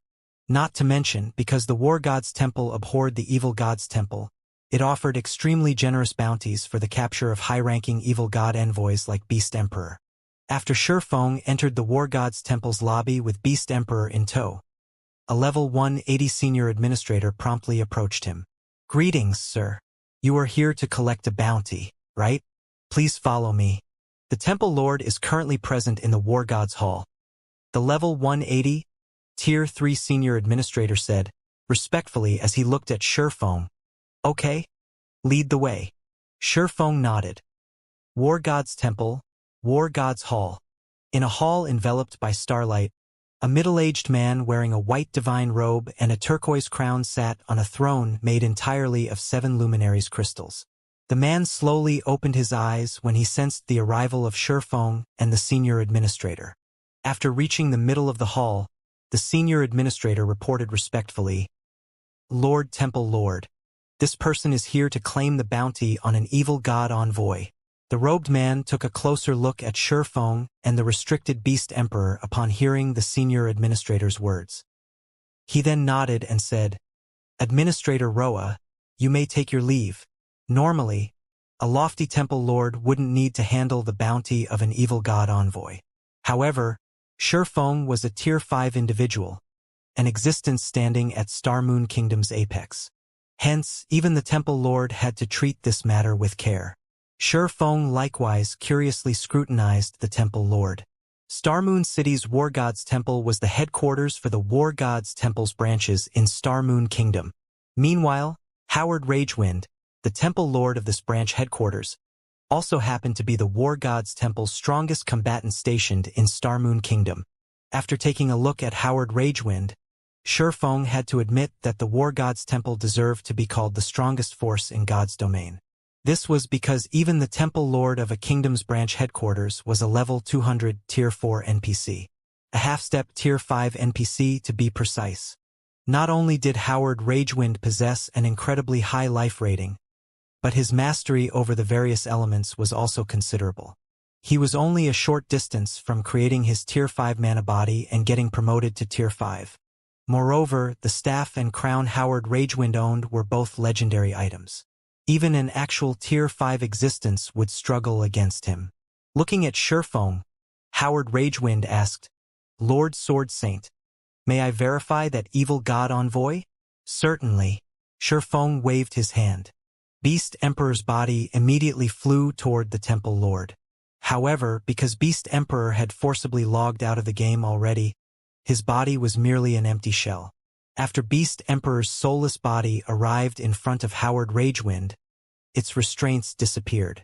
Simultaneously, the magic arrays set up around the hall activated and bound Beast Emperor's body with golden chains covered with divine runes.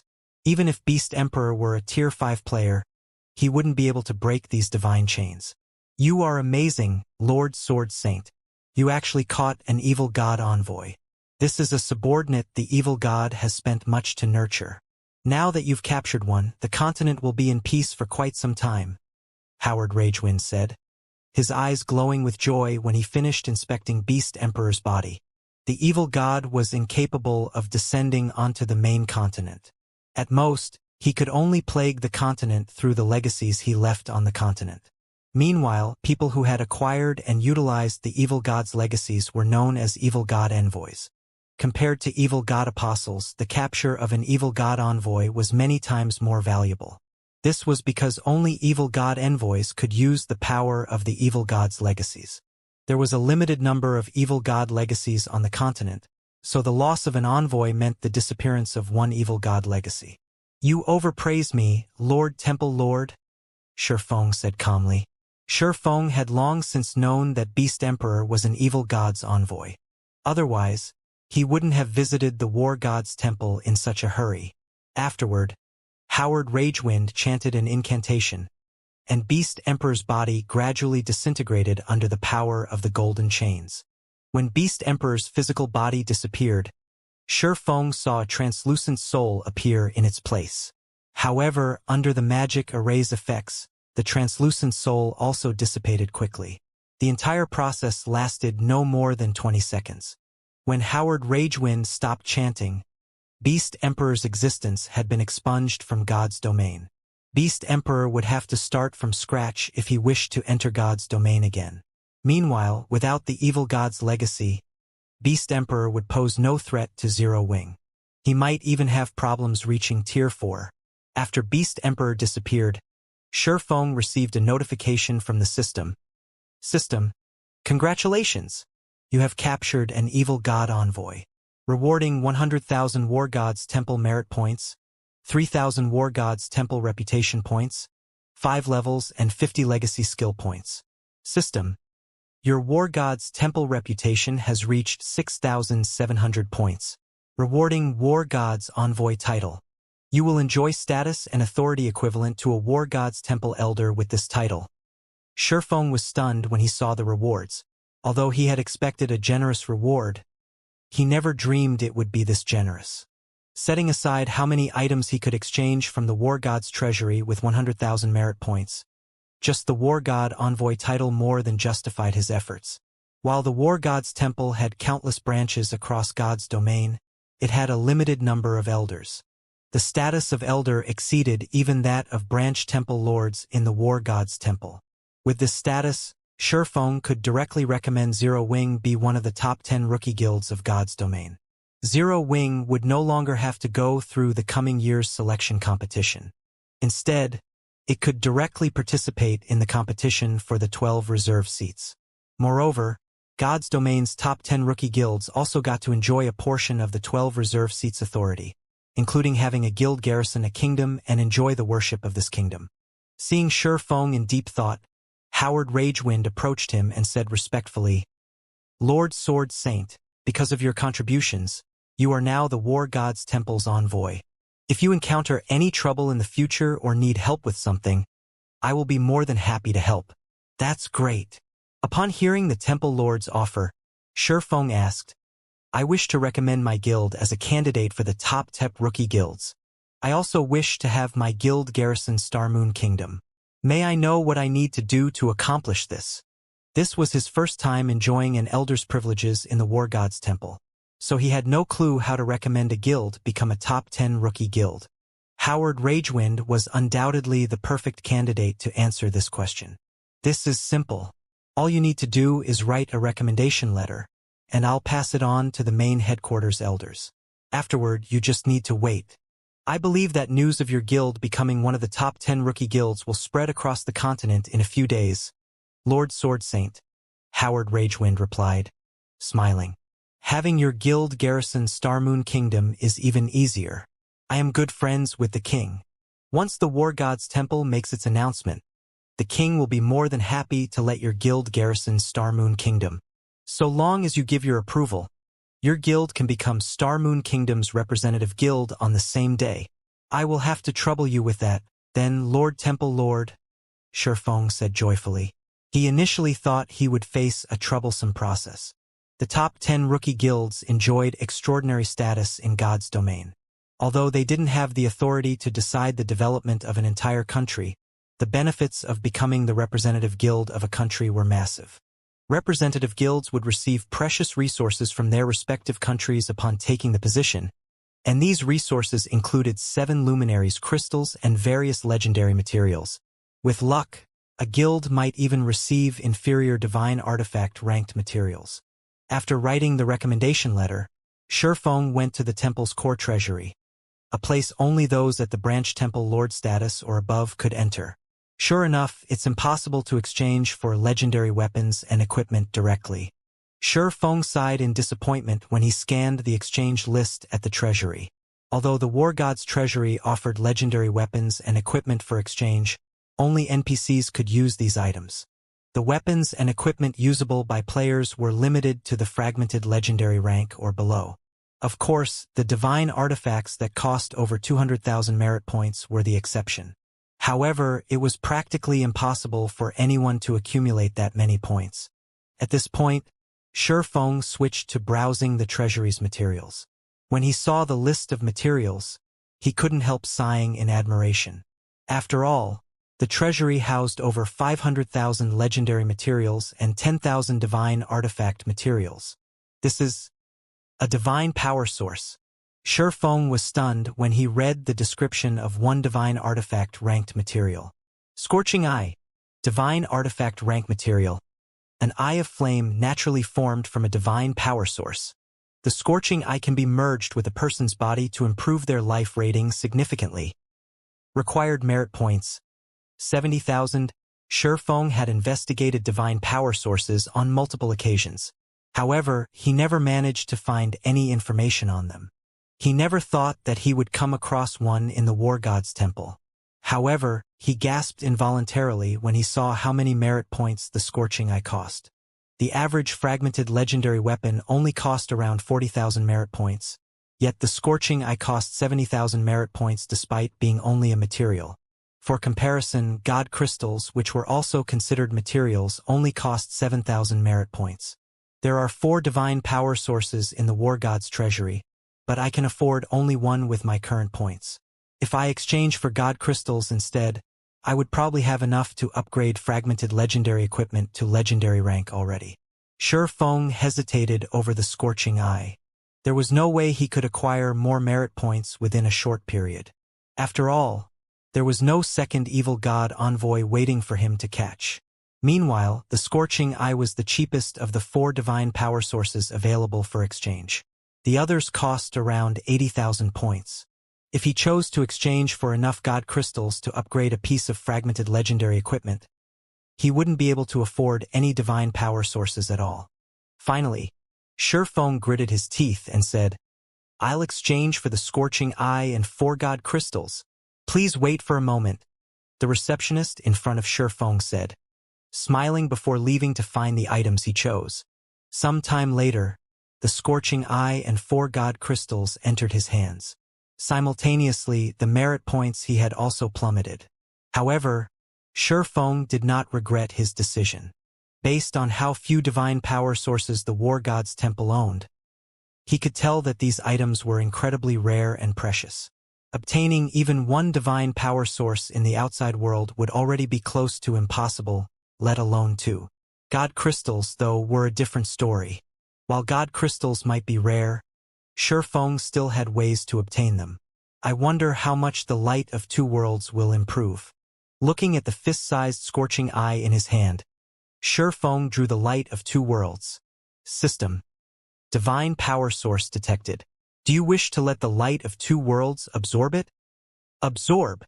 The moment Shifeng chose to have the light of 2 worlds absorb the scorching eye, the latter transformed into a bundle of flames and merged with the fragmented legendary weapon. The crimson flames made the sword spontaneously ignite, and the cracked divine runes engraved on it began mending. Several seconds later, crimson divine runes lit up all over the sword, followed by a significant increase in the light of 2 worlds' aura. What a powerful aura! Shifeng was astonished as he looked at the weapon in his hand. The aura the light of 2 worlds now exuded was more than enough to deter ordinary Tier 4 players from approaching it. A Tier 4 player would need to break through the 100% threshold of their mana body to withstand the devastating power overflowing from the sword. However, compared to the Light of Two Worlds' external changes, the changes to its statistics were much more remarkable. The upgrade had boosted the basic attributes that the weapon provided by 15%. With the weapon, Shifeng's strength finally exceeded the 70,000 threshold. Now, he was only slightly inferior to level 150, Tier 5 legendary monsters in the strength attribute. In addition, the Light of Two Worlds' 3 additional skills had been upgraded to Tier 5. World Breaker, in particular, could now increase an attack's power up to the Tier 6 basic rank. The skill's cooldown had also decreased from 1 hour to just half an hour. After Shifeng got over his joy of upgrading the Light of Two Worlds, he shifted his attention to his Nightwalker's cape. Now that I've upgraded the Light of Two Worlds, there's no hurry to improve my weapons anymore. However, as a Tier 5, the life-saving skills I have are far too few. I wonder how much the Nightwalker's cape will improve if I upgrade it? Shifeng took out 3 more God crystals from his bag as he looked at the Nightwalker's cape, completing the 7 God crystals required to repair the fragmented legendary equipment. Initially, he had planned to upgrade the Abyssal Blade to Tier 5 once he had saved up enough God crystals, so he never bothered using the 7 leftover God crystals from the Dragon Trial. However, now that he had upgraded the Light of Two Worlds, he wasn't in as much of a rush to upgrade the Abyssal Blade. This meant there was no need for him to reserve those remaining God crystals. Instead, he could use them to raise his survivability. After all, Tier 5 players might be powerful, but they weren't invincible. It might be fine if he died in a dungeon, but if he died in the outside world, he would suffer immense losses. After players reached Tier 5, they wouldn't just lose a level when they died. Their mana bodies would also suffer damage, and a full recovery would take at least 3 or 4 days. Either that or players could spend 7 Luminaries crystals to speed up the recovery process. Because of this significant death penalty, all players would try to raise their survivability as much as possible after reaching Tier 5. System. Sufficient God crystals detected.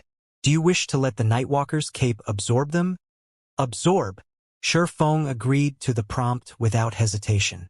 The 7 God crystals in Shifeng's hands gradually disintegrated into 7 streams of light that lingered around the Nightwalker's cape, then merged with the cape's tattered divine runes, repairing them.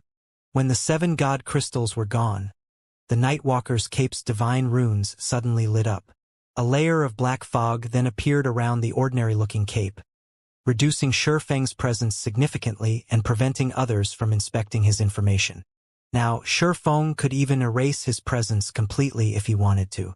Apart from the cape's hidden effects, its statistics had also undergone earth-shattering changes. Nightwalker's cape.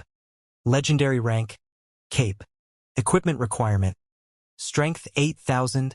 Agility 5,000 when equipped. All resistances increased by 300%. All damage received reduced by 60%. Strength increased by 150%. Agility increased by 120%. Endurance increased by 120%. Ignore levels plus 80. Movement speed increased by 100%. Attack speed increased by 100%. Reaction speed increased by 100%. Additional passive skill 1. Nightwalker. When the cape is equipped, no information about the player can be examined. Physique improved by 60%. Additional passive skill 2. Divine speed. Player's starting movement speed increased to 100% of player's maximum movement speed. Additional passive skill 3. Void walk. Players can freely enter the void and traverse it. Void walk significantly weakens the oppression exerted by the void. Additional active skill 1. Divine steps. Summons 36 doppelgangers before a maximum of 36 targets for 5 seconds. Doppelgangers do not possess any attack capabilities and are invulnerable to attacks. Player can switch positions with any doppelganger freely. Maximum cast range of 2,000 yards. Cooldown 5 minutes. Additional active skill 2. Void shield. Forms a shield with an HP 10 times the player's maximum HP for 10 minutes. As long as the shield exists, the player's HP recovery speed increased by 500% and movement speed increased by 300%. Damage from Tier 5 sources or below is reduced by 90%, and damage from Tier 6 sources is reduced by 60%. Cooldown 15 minutes. The blacksmith god Bayer crafted this cape for the Tyrant of Destruction. It possesses the power to traverse the void. No wonder they say legendary weapons and equipment grant players the power to transcend tiers. This Nightwalker's cape is simply preposterous. Shi Feng was thunderstruck when he read the Nightwalker's cape's information displayed before him. Although the Nightwalker's cape still couldn't let Tier 5 players stand toe-to-toe with Tier 6 players, it at least provided Tier 5 players with a certain degree of survivability against Tier 6 players. The skill Void Walk was especially excellent for escapes. If Shi Feng escaped into the void, even a Tier 6 player would have difficulty searching for him. After all, even Tier 6 players would be subject to a powerful oppression when traversing the void. If a Tier 4 player were to equip the Nightwalker's cape, their strength would approach that of Tier 5 players. Unless a Tier 5 player could counter the Nightwalker's cape's abilities, or the Tier 4 player in question did something stupid, it would be impossible for a Tier 5 player to kill a Tier 4 player equipped with the Nightwalker's cape. Meanwhile, after upgrading the Nightwalker's cape, Shi Feng's strength attribute skyrocketed once more, hitting the 90,000 mark. Now, he had 10,000 more strength than the average level 180 Tier 5 NPC. In terms of basic attributes, he already stood at the peak of Tier 5 existences, inferior only to Tier 5 NPCs wielding legendary weapons. I thought I would have to wait a little longer before I could challenge the evil god's secret land, but now it seems that won't be necessary. Fighting spirit flared in Shi Feng's eyes as he thought about the God Mode's secret land. An ordinary Tier 5 player would not have the ability to challenge the evil god's secret land. However, with the Nightwalker's cape, combined with his above-average basic attributes, he was more than qualified to enter the God Mode secret land. Moreover, he had to raid the secret land no matter what. After all, the wealth it contained surpassed the treasuries of several kingdoms combined. But I'll need to make preparations first before challenging it. Other people in God's domain might be ignorant of the situation inside God Mode secret lands, but not Shi Feng. Although he had never entered a God Mode secret land in his previous life, he had heard many stories of Tier 5 players rashly entering a God Mode secret land and meeting an untimely death. A God Mode secret land had an excellent environment rivaling that of ancient times, and the concomitant dangers of ancient times. The poison fogs and extreme weather found inside God Mode secret lands were more than enough to claim a Tier 5 player's life. Hence, before entering a God Mode secret land, the various superpowers would always gather many Master and Grandmaster alchemists to craft magic resistance potions and potions that strengthened the user's physique. These potions were essential for Tier 4 players seeking to enter the secret land. Without these potions, they could die at any given moment. After thinking up to this point, Shi Feng contacted Melancholic Smile and had her prepare the necessary potions, particularly Grandmaster potions. The more Grandmaster potions they had, the better. Acquiring Grandmaster potions wasn't difficult for Zero Wing now, as Silent Wonder had recently become a Grandmaster alchemist. Time passed quickly. 2 days after Zero Wing began preparing to raid the evil god's secret land, shock and fear suddenly swept the Eastern Continent's various forces. Just a while ago, the Eastern Continent's various forces received news that a large number of players had emerged from the World Passage. Their numbers were unprecedented, with many Tier 4 players among them.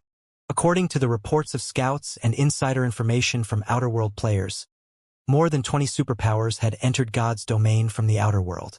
The Outer World's NPC conquest army had also finished gathering its forces, and this army consisted of NPCs from over 30 kingdoms and 6 empires. One could say that the Outer World's NPC forces were adamant in conquering the Eastern Continent this time. This conquest army had already gathered on the other end of the World Passage and was steadily making its way to the Eastern Continent. The advent of the Second War of Worlds was here. In response, the Eastern Continent's native forces began frantically raising their defenses, recruiting experts, and increasing their levels. They also banded together, forming a coalition to defend against the Outer World forces. At this time, though, an equally jaw-dropping incident took place in God's domain. Mythology's first Vice Guild leader, Cold Shadow, left Mythology and joined Zero Wing with a large number of experts and resources, becoming one of Zero Wing's Vice Guild leaders, Dark Knight Empire, Dark Knight City. Starlink's residence had once been brightly lit and crowded with people. However, after Zero Wing's rise, the number of players visiting Starlink's residence had steadily decreased. Now, apart from guild members, almost nobody visited Starlink's residence. Starlink was now the least prosperous of the Dark Knight Empire's top 4 guilds, not even comparable with first-rate guilds. However, many people had gathered in the residence's top-floor meeting room, including representatives from the various superpowers and executives of many dark guilds. These people were here to discuss how to oppose the increasingly powerful Zero Wing in secret and the Outer World's invasion. Only, after everyone present read the report they just received, their complexions turned indescribably ashen. Has Cold Shadow lost her mind? She left mythology for Zero Wing. Is she not afraid of mythology's retaliation? Hasn't Cold Shadow always been at loggerheads with Zero Wing?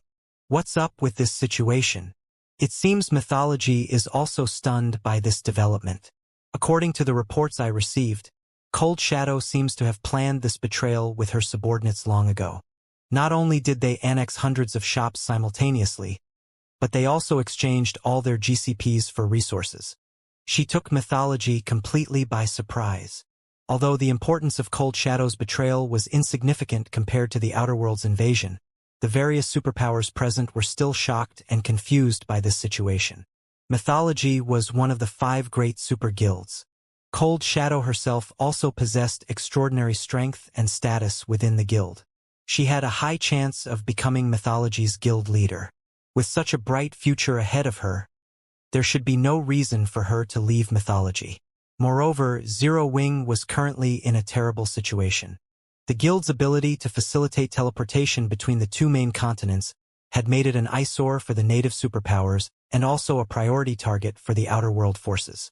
Now that the Second War of Worlds had begun, everyone was steering clear of Zero Wing. Despite that, Cold Shadow had taken the initiative to join Zero Wing. The various representatives present simply couldn't wrap their heads around this situation. Some of them even suspected Cold Shadow of having a secret relationship with Sherfong. Otherwise, why would Cold Shadow, a woman with a promising future, join Zero Wing, a guild in a precarious situation? All of you, be quiet, Lu Tiendi shouted as the babble in the room reached unbearable levels. Standing up, he said, although Cold Shadow's betrayal has increased Zero Wing's strength substantially, our plans remain unchanged. According to the information I obtained, over 10 Outer World superpowers will lead a portion of the NPC Conquest Army to the Twin Towers Kingdom and Starmoon Kingdom. To ensure the swift destruction of these 2 kingdoms, we must get the experts there to leave as quickly as possible.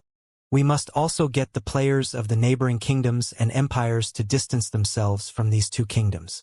Without the help of expert players, the 2 kingdoms will fall with only their NPCs and Zero Wing to defend them. The various superpowers representatives and the various Dark Guilds executives nodded in agreement with Lu Tiendi's words. Guild Leader Lu, rest assured, we will mobilize all available personnel to lure the independent experts of those kingdoms and empires away. We won't let them assist Zero Wing. That's right. We can also commission those experts to join the armies of other kingdoms and empires. I believe those independent experts will be more than happy to do so for an appropriate price. The Twin Towers Kingdom and Starmoon Kingdom will have nobody to help them. In the current era where Zero Wing dominated the Eastern continent, the superpowers and dark guilds hostile to Zero Wing were having an incredibly bad time. Moreover, with Sherfong defending Zero Wing, even the 5 great super guilds could do nothing against Zero Wing. Nevertheless, Zero Wing couldn't stop them from secretly carrying out small schemes.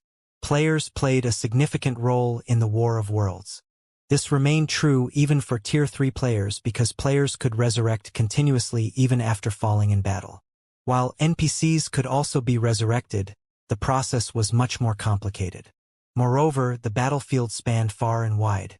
Even if an individual possessed heaven-defying combat power, they could affect the outcome of only a limited area. Winning the war still required the cooperation of a large number of expert players.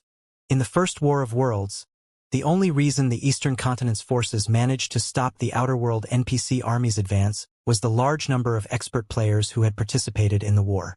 Otherwise, the Eastern continent would have long since fallen. Hence, the various superpowers and dark guilds present were confident of destroying the two kingdoms serving as Zero Wing's backbone in the upcoming war. While the various superpowers and dark guilds were secretly colluding against Zero Wing, a large number of Tier 4 experts had gathered in the distant Orc Empire's ancient rock city. Looking at the pedestrians coming and going on the main street, the female guardian knight White Feather exclaimed, "Vice Guild Leader, this city is absurd. Not only does it have stronger defenses than a royal capital, but the number of Tier 4 NPCs here also surpasses even that of certain imperial capitals." White Feather had been living and developing in the Fire Dragon Empire all this time, so she was accustomed to the prosperous and powerful Flame Dragon City. Hence, no guild city had ever managed to catch her eye. However, after arriving at Ancient Rock City, White Feather had to acknowledge the city's magnificence. The number of Tier 4 NPCs visiting Ancient Rock City was especially amazing, practically comparable to Flame Dragon cities. Meanwhile, the presence of Tier 4 NPCs would greatly impact a guild city's defensive standard and the fortuitous opportunities available within it. It is indeed well developed. Even Mythology's main headquarters can't compare, Cold Shadow said, nodding in agreement. Originally, she still had some misgivings about her decision to join Zero Wing. However, seeing Ancient Rock City had considerably alleviated her worries. With Ancient Rock City's advantages, the city could repulse the various superpowers' attacks even if Sherfong were absent. It also wouldn't have any problems fending off Mythology's retaliation. Moreover, given enough time, Ancient Rock City would not only attract a large number of players from the surrounding kingdoms and empires, but also acquire increasingly better resources from the Orc capital city. Afterward, so long as the Eastern continent succeeded in fending off the Outer World's army, it wouldn't be difficult for Zero Wing to become God's domain's strongest guild. Her only concern was that fending off the Outer World's conquest army wouldn't be an easy task. If the defense were mishandled, Zero Wing might even perish in the upcoming war. After thinking up to this point, Cold Shadow couldn't help frowning. She couldn't understand why Sherfong had suddenly called for Tier 4 members like herself to gather in Ancient Rock City. Now that the Second War of Worlds was imminent, there was a lot of work to be done. It was especially important for them to recruit expert players from the neighboring kingdoms and empires. If they acted slowly, the other superpowers would definitely interfere with their plans. When Cold Shadow and her team of nearly 10 Tier 4 experts entered the City Lord's mansion, they were instantly stunned by the environment inside the building. Why are the operating principles of mana so clear here? The clarity inside Mythology's special secret land doesn't even come close, White Feather exclaimed. The special secret land Mythology had found and secured after paying a great price had an excellent environment that provided players with greater insight into the operating principles of mana. However, only a limited number of people could enter the secret land at a time, resulting in fierce competition among the guild's many Tier 4 experts and the Tier 3 experts seeking to get promoted to Tier 4. Moreover, even after one clinched a slot, they still needed to fork out a lot of resources to enter the secret land. One had to pay for these resources out of one's own pockets, the total cost of which was enough to make even Tier 4 experts wince. Yet, not only did Ancient Rock City's City Lord's mansion's environment surpass that of Mythology's special secret land, but there was hardly an entry limit. With the size of the City Lord's mansion, thousands of players could enjoy this wonderful environment simultaneously. If Mythology's many Tier 4 experts found out about this, they would probably die of envy. While Cold Shadow and the others were in a daze, Sherfong, who had been waiting in the City Lord's mansion for some time now, suddenly said, "All right, now that everyone's here, let's enter the evil god's secret land." Entering the secret land at this time? Cold Shadow was stunned when she saw Sherfong instructing Zero Wing's executives to enter the evil god's secret land's entrance located on the second floor. She couldn't understand what was going through Sherfeng's mind. It wouldn't be long before the Outer World's NPC conquest army launched its invasion of the Eastern continent. Meanwhile, even 10 Zero Wings wouldn't be enough to stop the advance of these armies. Zero Wing's top priority should be the recruitment of a large number of expert players to fend off the Outer World's players and NPCs. Otherwise, only annihilation awaited the guild. Even without conducting any investigations, Cold Shadow was certain that the Eastern continent's various superpowers had already begun recruiting expert players themselves. If Zero Wing did not hurry, it would fall behind them. Hence, this was no time for Zero Wing's Tier 4 members to be raiding a secret land. However, when Cold Shadow saw Zero Wing's members entering the secret land one after another, she had no choice but to enter the secret land together with White Feather and the others. After all, not only was this the guild leader's arrangement, but the other Zero Wing executives did not voice any objections, either. It wouldn't be appropriate for a newcomer like herself to express her views in such a situation. What Cold Shadow didn't know was that Fire Dance and the others had previously reminded Shifeng of Zero Wing's situation. However, Shifeng still insisted on carrying out this raid. His insistence on this raid was because he was certain that Apex combatants would play the main role in deciding the upcoming war's outcome. While low-tier expert players could indeed play an important role in wars involving kingdoms, empires, and even entire worlds, they were still significantly weaker than higher-tier players. Several thousand Tier 3 players were no match for one Tier 4 player in a large-scale battle. Similarly, several hundred Tier 4 players couldn't compare with one Tier 5 player.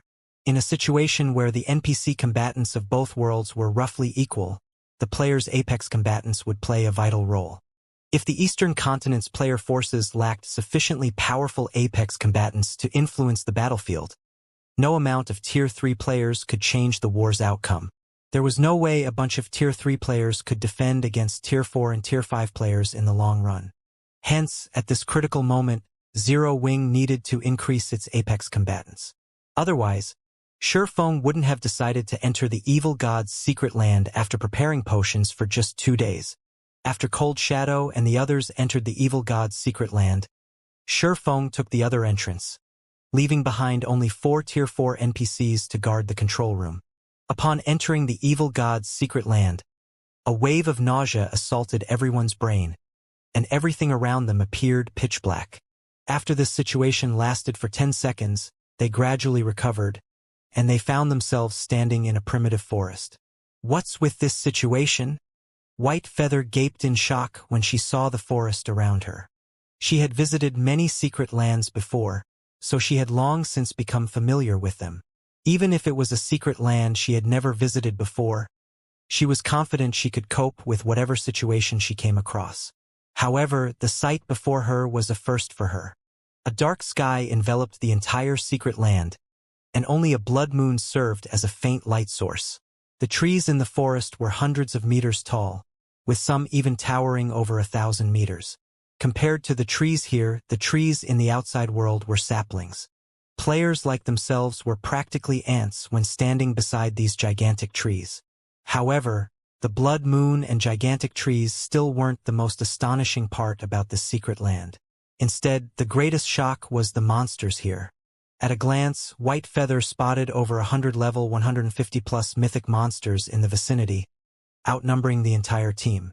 These monsters stood in groups of 10 to 20, and a level 160-plus superior mythic monster led each of these groups. The aura these superior mythic monsters radiated was also significantly more powerful than that of superior mythic monsters in the outside world. Evil Blood Soldier, Evil Creature, Mythic Level 15335, 000, 000, 000, Evil Bloodstalker, Evil Creature, Superior Mythic Level 16080 billion. To White Feather's horror, all of these mythic and superior mythic monsters had already noticed the team's presence. However, instead of charging at the team like wild beasts, these monsters stood still and appeared to be observing the team. They would also grunt occasionally. Evidently, these monsters were communicating with each other and were in no hurry to take action. However, amid her horror, White Feather also sensed the evil god's secret land's incredible environment. Even without deliberately focusing her senses, White Feather could tell that the secret land's mana density was incredible. She felt as if she was drinking a mouthful of water with every breath she took. The clarity of the mana's operating principles was also unprecedented, surpassing even that of the City Lord's mansion by a large margin. She even felt that if she could stay here, she could improve her mana body before long. Perhaps she could even try to reach the 115% completion rate, a threshold very few people had reached in mythology. The space here is unique. The suppression it imposes on our bodies is significant, Cold Shadow said, frowning slightly after she tried moving her body. I'm afraid it'll be difficult for us to fight these monsters under these conditions. The number of mythic monsters was already more than what their team could handle. With their mobility restricted on top of that, there was no way they could survive, let alone enjoy the mana environment here and improve themselves. Upon hearing Cold Shadow's deduction, Fire Dance tried moving her body as well. She instantly created 3 afterimages around her, her speed so fast that the Tier 4 players could barely keep her in sight.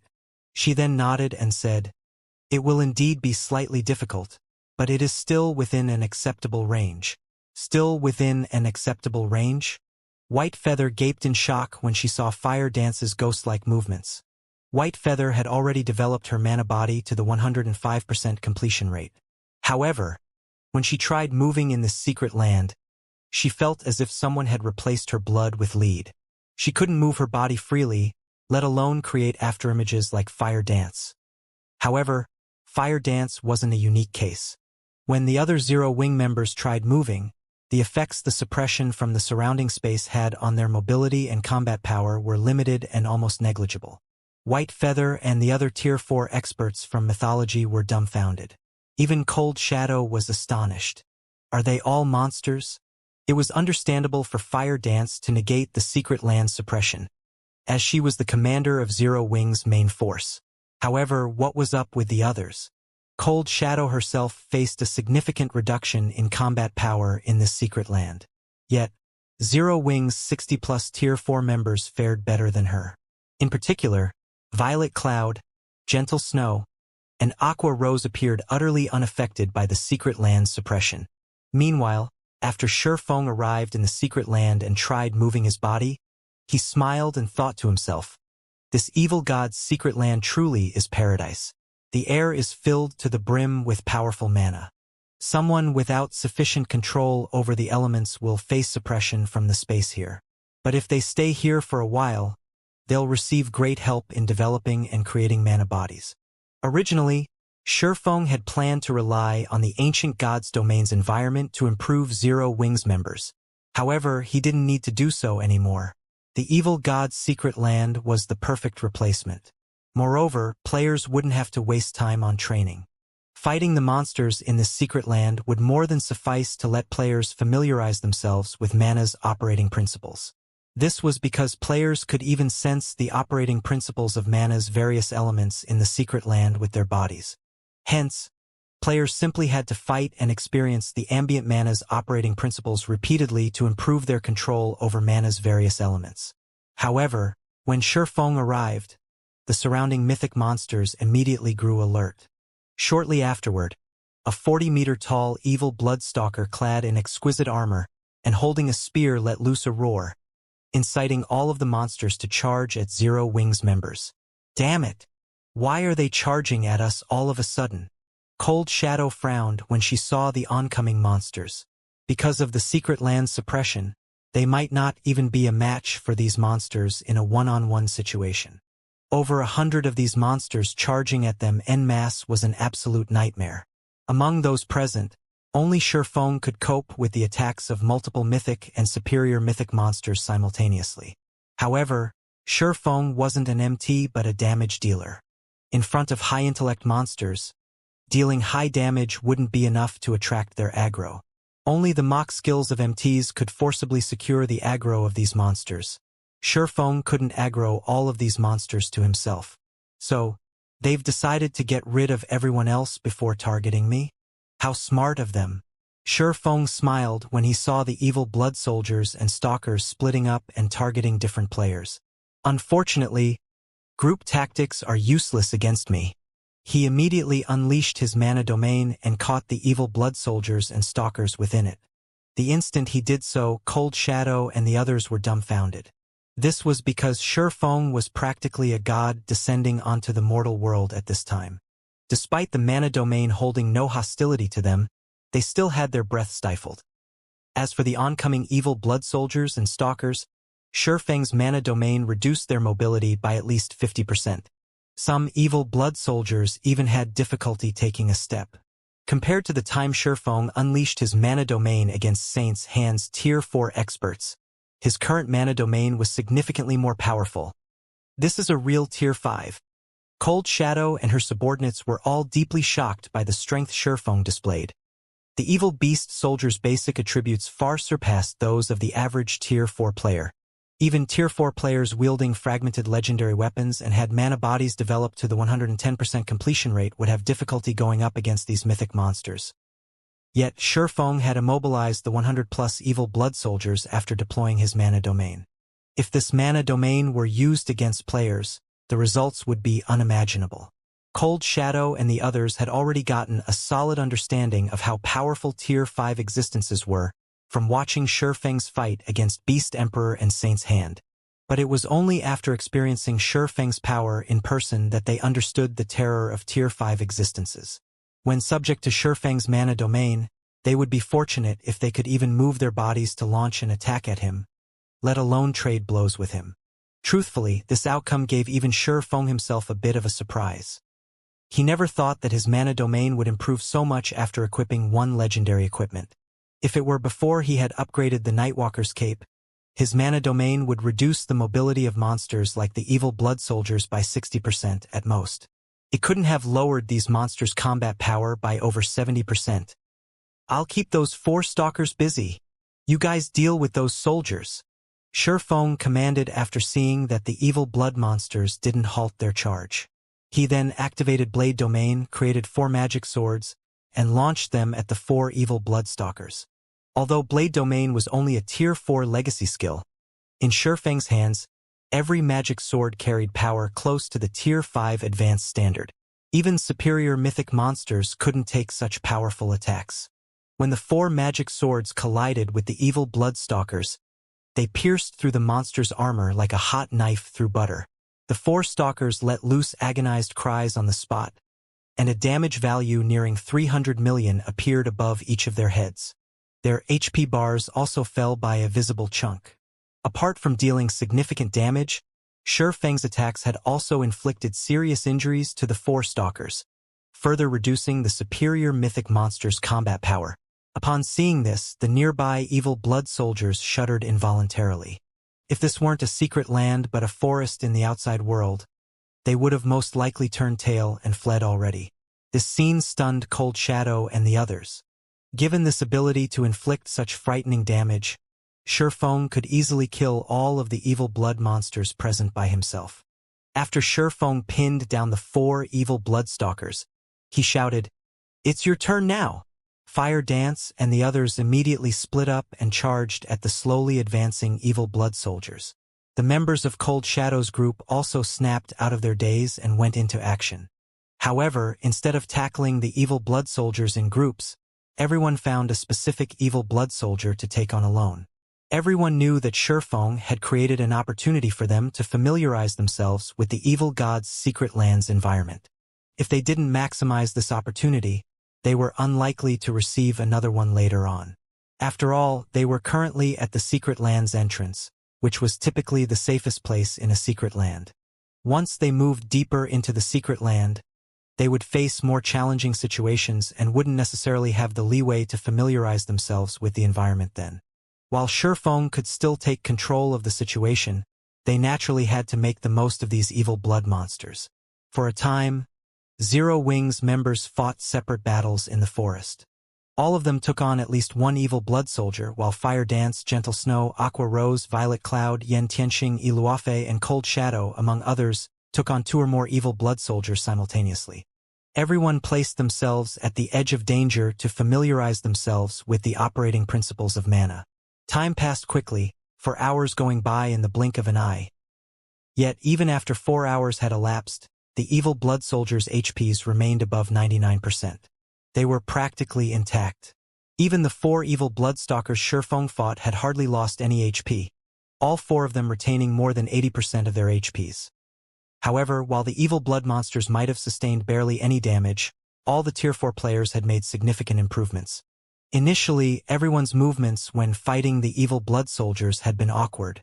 Now, their movements were as smooth as flowing water, evidence that they had acclimatized to the ambient mana. However, they still would occasionally feel a sense of disharmony or blockage when using skills, spells, or combat techniques. So, this is how the various elements of mana work. While evading and blocking the attacks of 4 evil blood soldiers, Whitefeather had an epiphany.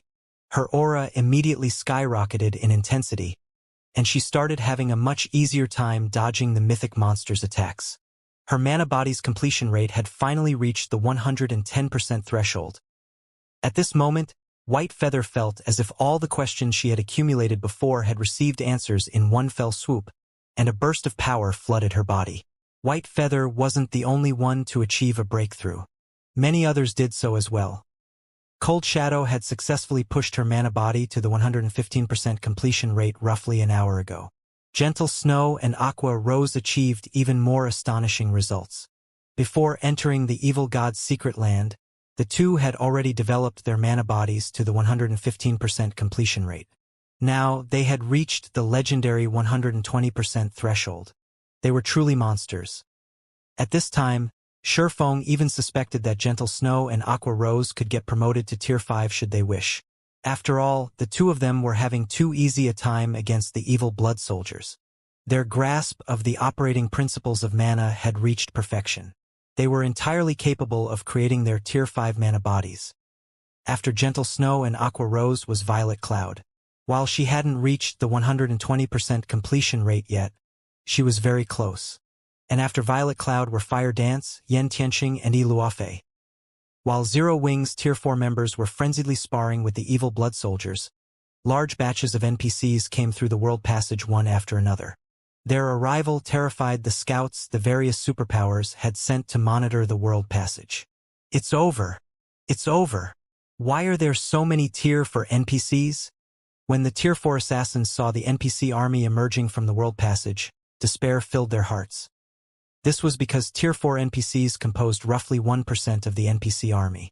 In other words, there was one Tier 4 NPC in every 100 NPCs in the army. At this time, the portion of the NPC army that had crossed over to the Eastern continent already exceeded 10 million. This meant that more than 100,000 Tier 4 NPCs had crossed over to the Eastern continent. And more NPCs were yet to come. Moreover, the average kingdom had only a little over 1,000 Tier 4 NPCs operating within its borders. Even if hidden Tier 4 NPCs were included, this number would only hover around 2,000 or 3,000. Tier 4 NPCs were not cabbages that one could find anywhere. Nevertheless, the Outer World forces had dispatched 3 times more NPCs than they had previously. During the First War of Worlds, the Eastern continent had lost nearly 20 kingdoms to the Outer World forces. In this upcoming war, even empires wouldn't be safe. After the Eastern continent's various forces received this piece of news, they all fell silent.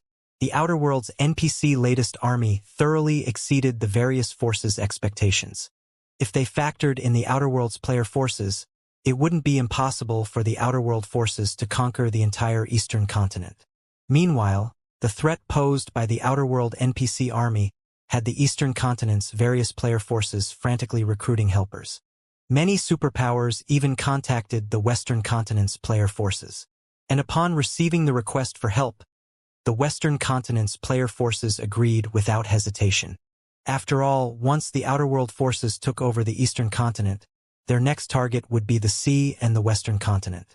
For a time, anxiety enveloped both players and NPCs native to the Eastern continent. However, Sherfong and the others inside the evil god's secret land were wholly unaware of the situation outside. They were still sparring with the evil beast stalkers and soldiers. After everyone had sparred for over a dozen hours and resolved most of their problems, Sherfong gave the command to start culling the evil blood soldiers. The mythic monsters of a god-mode secret land were unquestionably powerful. Even when working together in groups of 20, Fire Dance and the others took over a dozen minutes to kill just one evil blood soldier. If not for Sherfeng's mana domain, they might have taken more than an hour. Sherfong fared much better. In the time Fire Dance and the others took to kill one evil blood soldier, he had already killed all 4 evil bloodstalkers. Due to the 4 evil bloodstalkers' deaths, everyone in the team leveled up twice. Even Sherfong had reached level 157. and after he landed the killing blow that finished off all 4 evil Bloodstalkers simultaneously, the loot that appeared made Cold Shadow and the others rub their eyes in doubt. The loot of the 4 evil Bloodstalkers rained down from the sky. At a rough glance, the 4 superior mythics had dropped a combined total of over 300 items, including at least 30 epic items and 2 fragmented legendary items. The evil Bloodstalkers' loot was significantly better than that of the outside world's superior mythics. Even Shifeng was slightly surprised by this situation. Although he had already expected the God Mode Secret Lands monsters to drop significantly better loot, he was still shocked when he actually saw the loot. Past level 150, epic weapons and equipment would have significantly reduced drop rates. One would be fortunate to get even 2 or 3 pieces of epic equipment from a level 150 plus superior mythic. Nevertheless, the 4 evil Bloodstalkers had dropped more than 30. Moreover, these were all level 150 plus epic items. However, Shifeng did not rush to collect the loot. Instead, he joined the others to clear out the evil blood soldiers. Only after fighting for close to an hour did the team finish off the 100 plus evil blood soldiers. Although the deaths of the evil blood soldiers did not raise anyone's level, everyone still saw their experience bar increase by a sizable chunk. Moreover, the total number of epic items the evil blood soldiers dropped was not the slightest bit lower than that of the evil Bloodstalkers. Guild leader, I found some epic weapons and equipment. They can all be used up to level 180. Moreover, one of them is even part of level 180 epic set equipment. Cola said excitedly as he ran up to Shifeng while waving a plate armor glove in his hand. Shifeng was slightly surprised when he saw the glove Cola held. The 8-piece level 180 Saints Heart set? Level 180 epic sets were rare in God's domain, and 8-piece sets were even rarer, rivaling fragmented legendary items.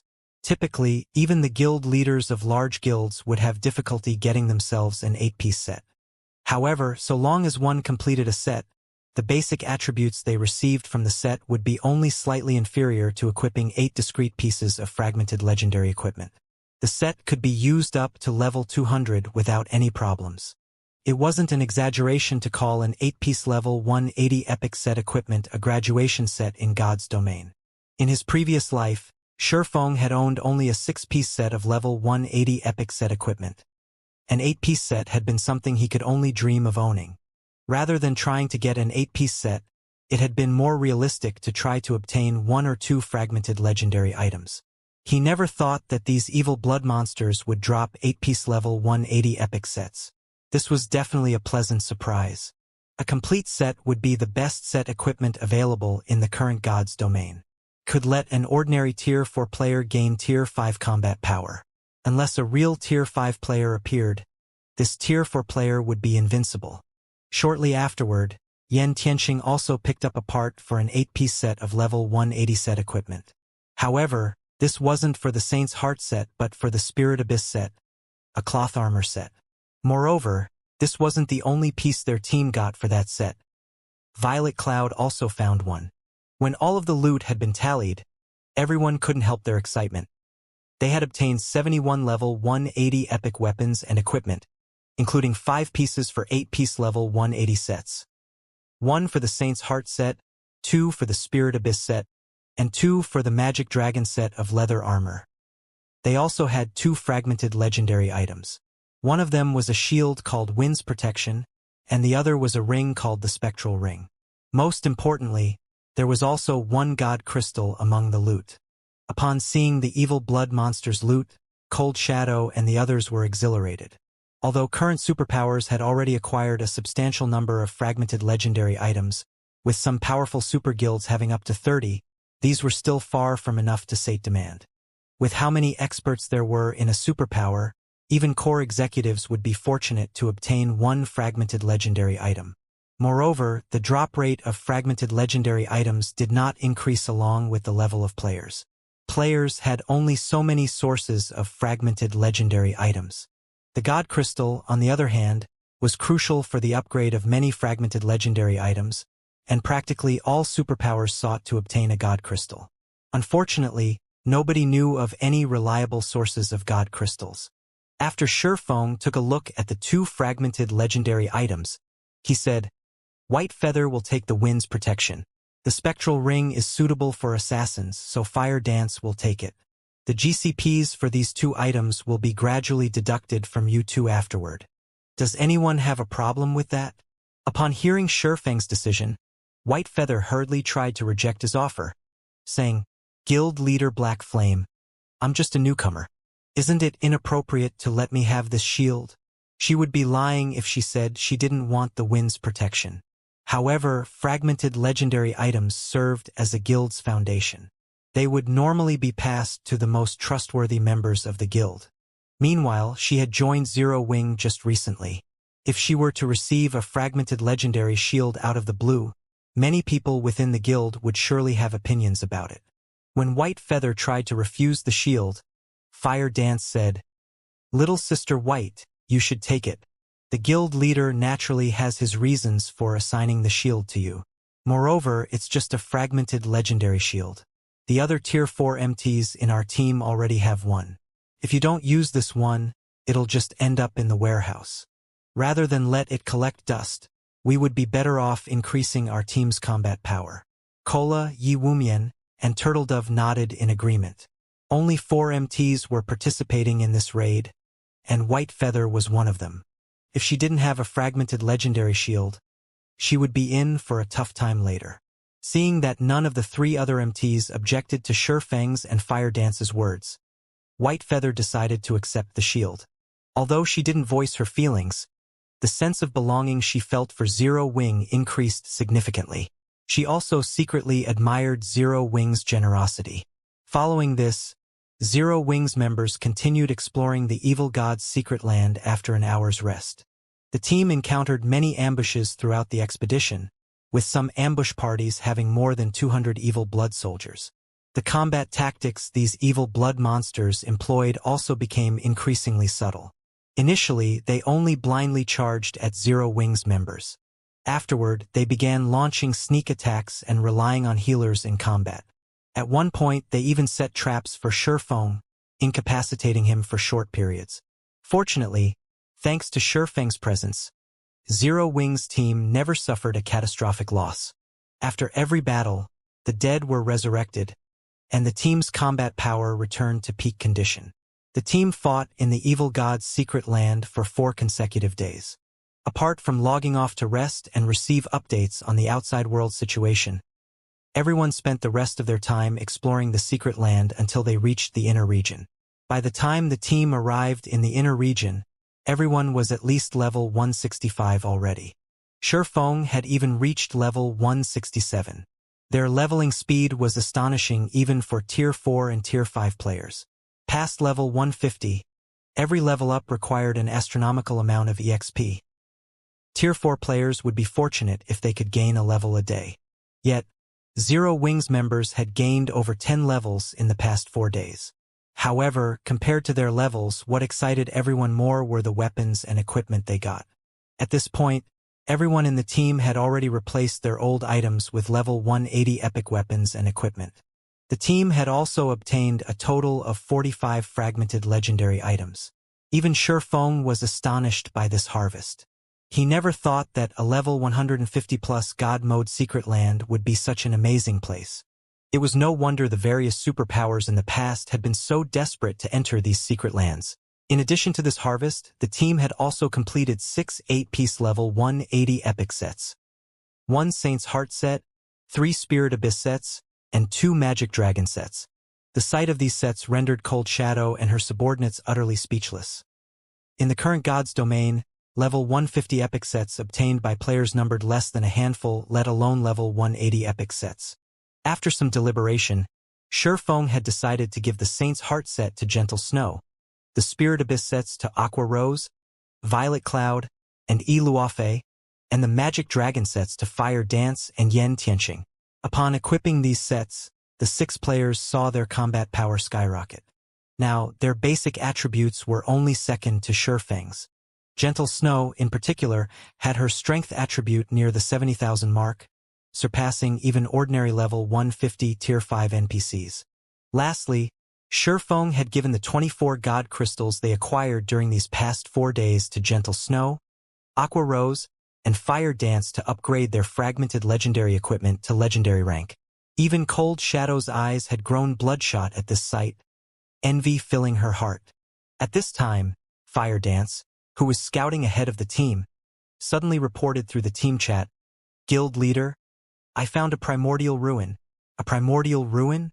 Shurfeng's interest was piqued when he heard the words, primordial ruin. Ruins were commonly found in secret lands, and they could be differentiated into ancient ruins and primordial ruins, depending on their era of creation. Of the two, primordial ruins were much rarer because they predated ancient ruins, and the ancient era's residents had already explored and dismantled many of them. Primordial ruins that managed to last until the modern era were as rare as legendary items. Meanwhile, the primordial era was a time when gods flourished and ancient gods still wandered the land. With luck, one might even come across an item left behind by an ancient god inside a primordial ruin. "Where are you?" Shurfeng asked through the team chat. "A canyon stream in the south. There are many evil blood soldiers wandering here, probably more than 3,000. They seem to be guarding that primordial ruin." Fire Dance reported quietly as she observed the patrolling evil blood soldiers around her. "I also saw quite a few level 160+ superior mythic ranked evil blood priests walk into the ruin just now. I suspect they'll conduct some kind of ritual inside. However, the place is heavily guarded, so it'll be difficult for us to sneak into the ruin. The only way we can enter is by breaking through from the front." "Over 3,000 evil blood soldiers?" Shurfeng frowned. If their opponents consisted of only several hundred evil blood soldiers, their team could still secure victory under his leadership. However, 3,000 evil blood soldiers was a number even he couldn't stop. Not to mention, there were bound to be many superior mythics as well. Even if he could withstand their assault, the others on his team couldn't. After all, these evil blood monsters weren't idiots. If all 3,000 evil blood soldiers used their Tier 4 skills simultaneously, even Shurfeng wouldn't dare take them head-on. He would have to evade their attacks and kite them. After all, a Tier 5 player would still take significant damage if a Tier 4 mythic monster's attack struck him. Naturally, it would be even more impossible for Tier 4 players to dodge and block so many Tier 4 skills. It wouldn't matter even if a Tier 4 player were at the world creation standard. This was because mythic monsters could keep up with the speed of Tier 4 players, and thus could precisely aim and time their attacks. Let alone hundreds or thousands, just a few dozen evil blood soldiers working together would be more than enough to take down a Tier 4 metric tons at the world creation standard. A team would need at least 3 or 4 Tier 5 players to take on 3,000 mythic-ranked evil blood soldiers adequately. Relying only on one Tier 5 player and several dozen Tier 4 players was simply impossible. Such a team would have to expend all its efforts just dodging and blocking the Tier 4 skills and spells of the mythic monsters. In other words, while Zero Wings' team could defend itself against the army of evil blood monsters, it had no chance of defeating the army. "Guild leader, how about we take them on in batches?" Cold Shadow suggested. "Those soldiers might be numerous, but they aren't grouped up closely. It'll take some time for all of them to gather at a single point. We can use this time to kill some of them and retreat once their combatants have gathered. With sufficient repetition, those soldiers are bound to fall." After listening to Cold Shadow's suggestion, Shurfeng shook his head and said, "That is one way to do it. However, that assumes that the other side doesn't have any healers. Those evil blood priests are all capable of healing. Moreover, as superior mythics, their healing range should be massive. If I'm not mistaken, the soldiers are patrolling within the healing range of the priests. Once we attack the soldiers, the priests will heal the injured soldiers immediately. Unless we can one-shot those soldiers, there is no way we can out-damage a superior mythic's healing." Cold Shadow fell silent at Shurfeng's words. Choosing to kill the evil blood soldiers or the evil blood priests first didn't matter. Neither was a viable option. The evil blood priests' healing capabilities were simply too powerful. If the team didn't have the strength to kill several evil blood priests instantaneously and simultaneously, they couldn't deal with so many evil blood monsters. "Are we going to give up? Just like that?" White Feather grew anxious. "That's a primordial ruin we're talking about." Even mythology had never found a primordial ruin. It had only ever explored ancient ruins. Even so, The guild had still reaped significant harvests from those ruins, particularly regarding the improvement of the mana body. Those harvests were the reason mythology's old monsters managed to develop their mana bodies so quickly. Meanwhile, a primordial ruin was far more precious than an ancient ruin. It wouldn't be strange if it contained treasures that could help players reach Tier 5 more easily. After all, primordial ruins dated from the era of the ancient gods. The legacies left behind in these ruins would be far superior to the legacies created during ancient and modern times. We're not completely out of options. After giving the matter some thought, Shifeng said, "However, this will be very risky. We might even suffer a team wipe." All secret lands had entrance limits. Depending on a secret land's rank, the entrance limit imposed on players would also differ. In the case of God mode secret lands, players could enter only once every 10 days. If a player team suffered annihilation, they would be resurrected outside the secret land and would have to wait 10 days to re-challenge it. Meanwhile, the team's significant harvest in the evil god's secret land meant they didn't have to risk their lives for a primordial ruin. They could just continue hunting in safer parts of the secret land and raising their strength. Upon hearing Shifeng's statement, Cold Shadow asked curiously, "Guild leader, how confident are you?" "Roughly 30%, Shifeng said. "Of course, that's assuming nothing unexpected happens inside the ruin." 30. Cold Shadow did a double take at Shifeng. This was already a very high success rate, considering their opponents consisted of 3,000 plus evil blood soldiers and priests. She then said, "I think we can give it a try. While it would indeed be unfortunate if we failed, in our current state, achieving further qualitative improvements in the evil god's secret land would be difficult unless we venture deeper into the inner region. However, there should be plenty of Tier 5 legendary monsters roaming there, and we don't know if we can defeat such a monster. Rather than take our chances against a legendary monster, we might as well risk our lives for a primordial ruin. It'll be a huge jackpot for us if we succeed." Tier 5 legendary monsters weren't easy opponents to defeat even if they had a Tier 5 player on their team, just like how Tier 4 players had great difficulty soloing a Tier 4 mythic monster. Moreover, a fight with a legendary monster inside the evil god's secret land would easily attract more legendary monsters. If 2 legendary monsters appeared, a team wipe was all but guaranteed. Only Shifeng might escape alive. When Blackie, Cola, and the others heard Cold Shadow's reasoning, they, too, nodded in agreement. Their team's equipment standard had improved by leaps and bounds already, and further significant improvements would be difficult within a short time. Only 8-piece level 180 epic sets and fragmented legendary items could provide them with such improvements. Upgrading fragmented legendary items into legendary items was also highly dependent on luck, as not every fragmented legendary item needed only god crystals for their upgrade. Not to mention, the drop rate of god crystals was completely random. These weren't items that could be obtained on demand. "Since you all see no problem with it, let's give it a try, then," Shifeng said when he saw everyone's willingness to risk their lives. "Entering the primordial ruin is actually a very straightforward process. I just need someone to attract the evil blood monster's attention. So long as a sufficient number of them get lured away, I will be able to enter the ruin. However, you must also make sure to pin down those lured monsters. Otherwise, if they flood into the ruin after me, I won't be able to do anything. Leave it to us, guild leader," Cola said, confidently patting his chest. "If we 4 MTS take turns using our mock skills and life-saving skills, we can keep them busy for 5 minutes without any problem. We magical classes can also use our magic barriers to trap those monsters for some time," Zhao Yueru said, nodding.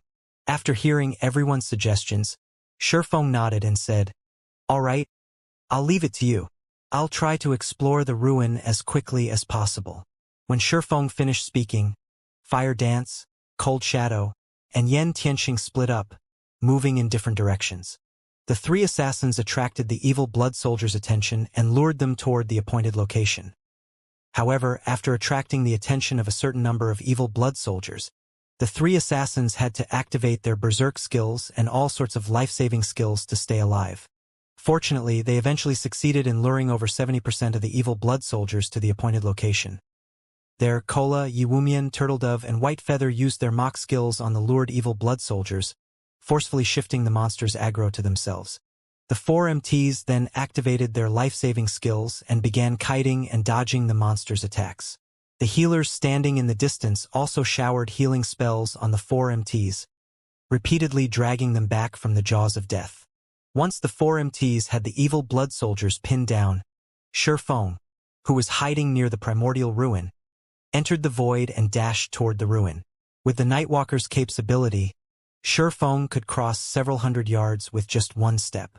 As if he had activated instantaneous movement several times consecutively, he crossed a distance of several thousand yards in just 2 seconds and arrived at the primordial ruin's entrance. And before the evil blood monsters standing guard there could react to his arrival, he had already dashed inside. The instant Shifeng entered the primordial ruin, the evil blood monsters in the vicinity went into a frenzy and swarmed toward him. The several evil blood priests kneeling inside the ruin's main hall also began chanting incantations and bombarded Shifeng with Tier 4 curses, one after another.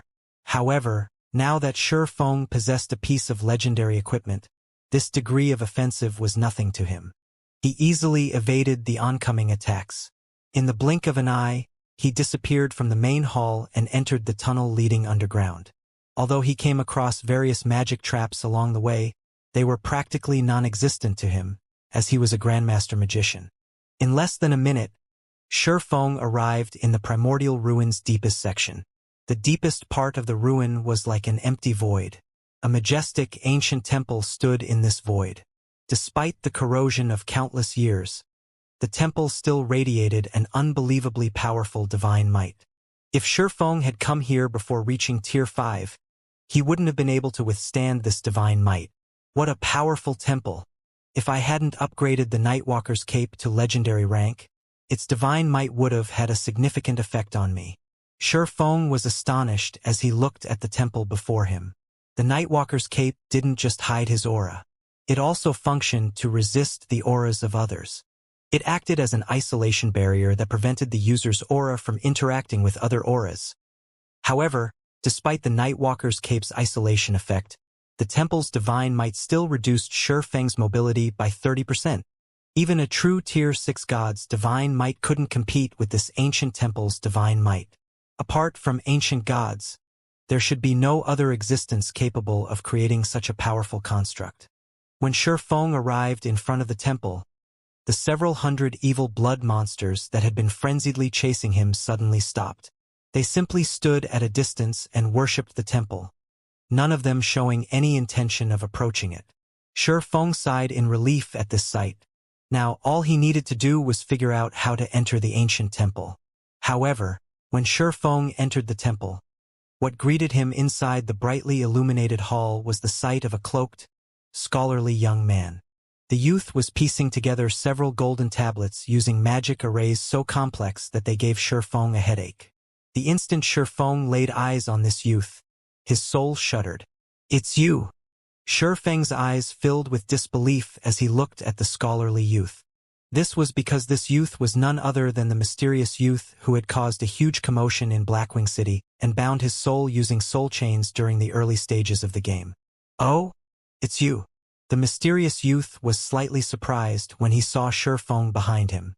"You actually survived until now, even after getting hit by my soul chains?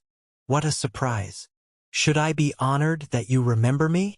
Shifeng eyed the mysterious youth cautiously. Back when he encountered the mysterious youth in Blackwing City, he had already thought the NPC was extraordinary. Definitely not your average Tier 5 NPC. Otherwise, this mysterious youth couldn't have escaped Blackwing City after causing such a huge scene. In fact, Shifeng still couldn't glean much information from the mysterious youth despite being Tier 5 himself. The only thing he found out from inspecting the mysterious youth was that the latter was also at Tier 5. Moreover, the mysterious youth gave off a weird vibe. Shifeng felt an inexplicable fear when standing in the youth's presence. "Not bad. Not only are you blessed by this world, but you also managed to get promoted to Tier 5 so quickly. You just barely qualify to become my puppet," the mysterious youth said, a delighted smile appearing on his face as he looked at Shifeng. like a child who had just found a new toy. Since you took the initiative to come find me, let me liberate you from your suffering. After saying so, the mysterious youth raised his arm and pointed a finger at Shifeng. A black ball of mana shot toward Shifeng. In mid-flight, the ball of mana shattered and enveloped the surrounding space in darkness. Tier 5 Curse, Dark Wonderland. Shifeng tensed when he saw the mysterious youth's Tier 5 curse activate. He immediately unsheathed the light of two worlds and counterattacked. World Breaker. Suddenly, a blinding beam struck at the endless darkness. The two powers entangled for a moment, neither side gaining an advantage over the other until a second later. Boom! Accompanied by an explosion, an intense shockwave sent Shifeng stumbling 2 steps back. His HP also instantly fell by over 9 million. Besides reducing Shifeng's HP by more than 20%, the shockwave also left his entire body trembling. The hand he used to wield the light of two worlds was numb. In contrast, the mysterious youth came out unscathed from the clash. He still stood quietly in his original position. He also maintained the incomparably complex fourfold magic array he was using to manipulate the several golden tablets with his other hand throughout the attack. As expected of an existence daring enough to cause a scene in Blackwing City, he not only cast a Tier 5 curse without chanting but even maintained such a complex magic array while doing so. Shifeng frowned when he looked at his trembling right arm. This was undoubtedly the most dangerous situation he had ever come across since entering God's domain. Shifeng had long since known that the mysterious youth was incredibly powerful and that the youth could cast Tier 5 curses without chanting. However, only after facing the youth's Tier 5 curse did he understand just how frightening the mysterious youth was. If Shifeng hadn't upgraded the Light of Two Worlds, the Tier 5 curse would have killed him just now. Meanwhile, the powerful shockwave from their clash also shattered the space some distance behind the youth, revealing a woman with 8 black wings. Numerous chains bound this woman's body, and her HP was below 10%. However, despite being practically at death's door, she radiated an aura that sent shivers down Shifeng's spine. How is this possible? Shifeng was dumbfounded when he saw the 8-winged woman. A fallen angel. Moreover, a fallen archangel. A fallen angel of the highest order. Fallen angels possessed life ratings close to those of dragons. Meanwhile, fallen archangels' life rating surpassed even that of ordinary dragons. They almost rivaled divine dragons. Yet, the mysterious youth had incapacitated a level 180 Tier 5 fallen archangel with one hand. The fallen archangel was even losing HP and gradually approaching death's door. While Shifeng was in a daze, the mysterious youth also looked with surprise at the Light of Two Worlds Shifeng wielded. It seems you are incredibly lucky. You actually got your hands on a weapon lost during the ancient era.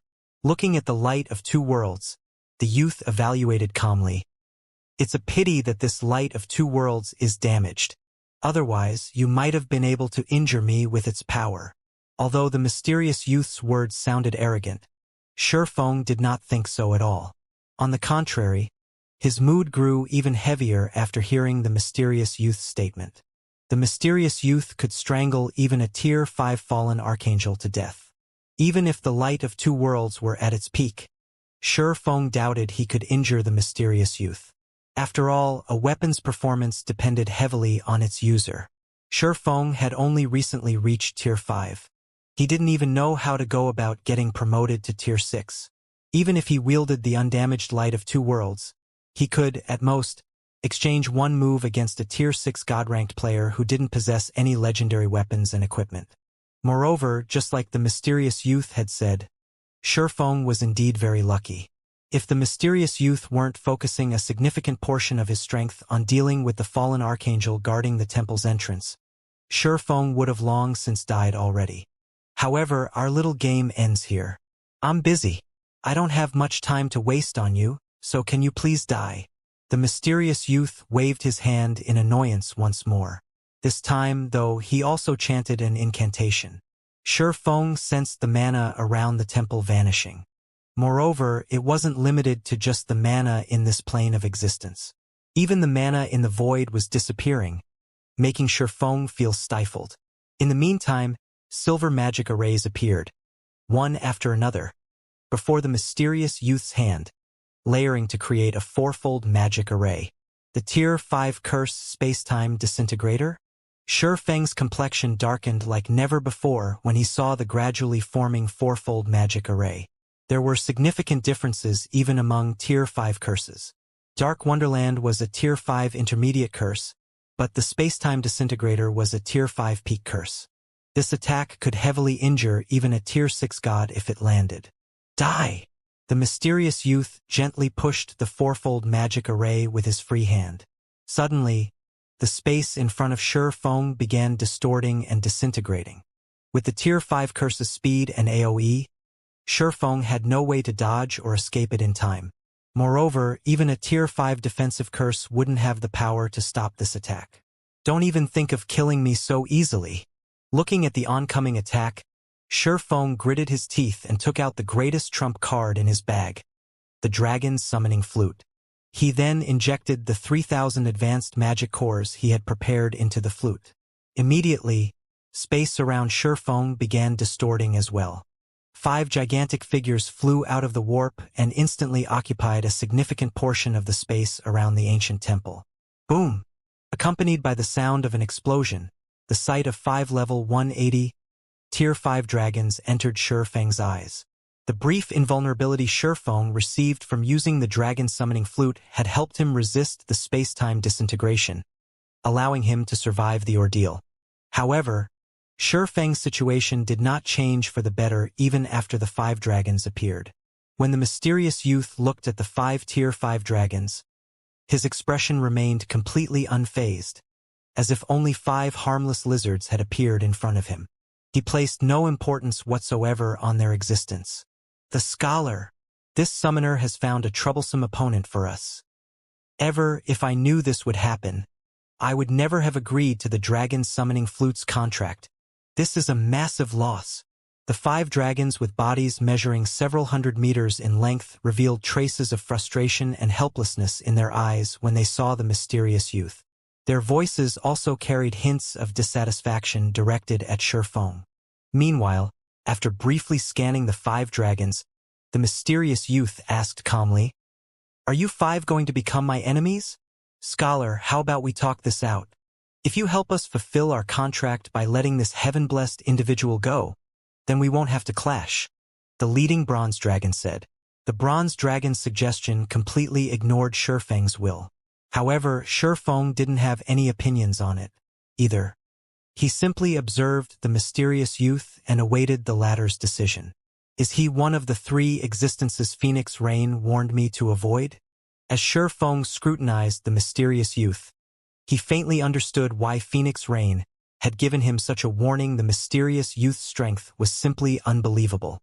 Shi Feng couldn't even inspect his level.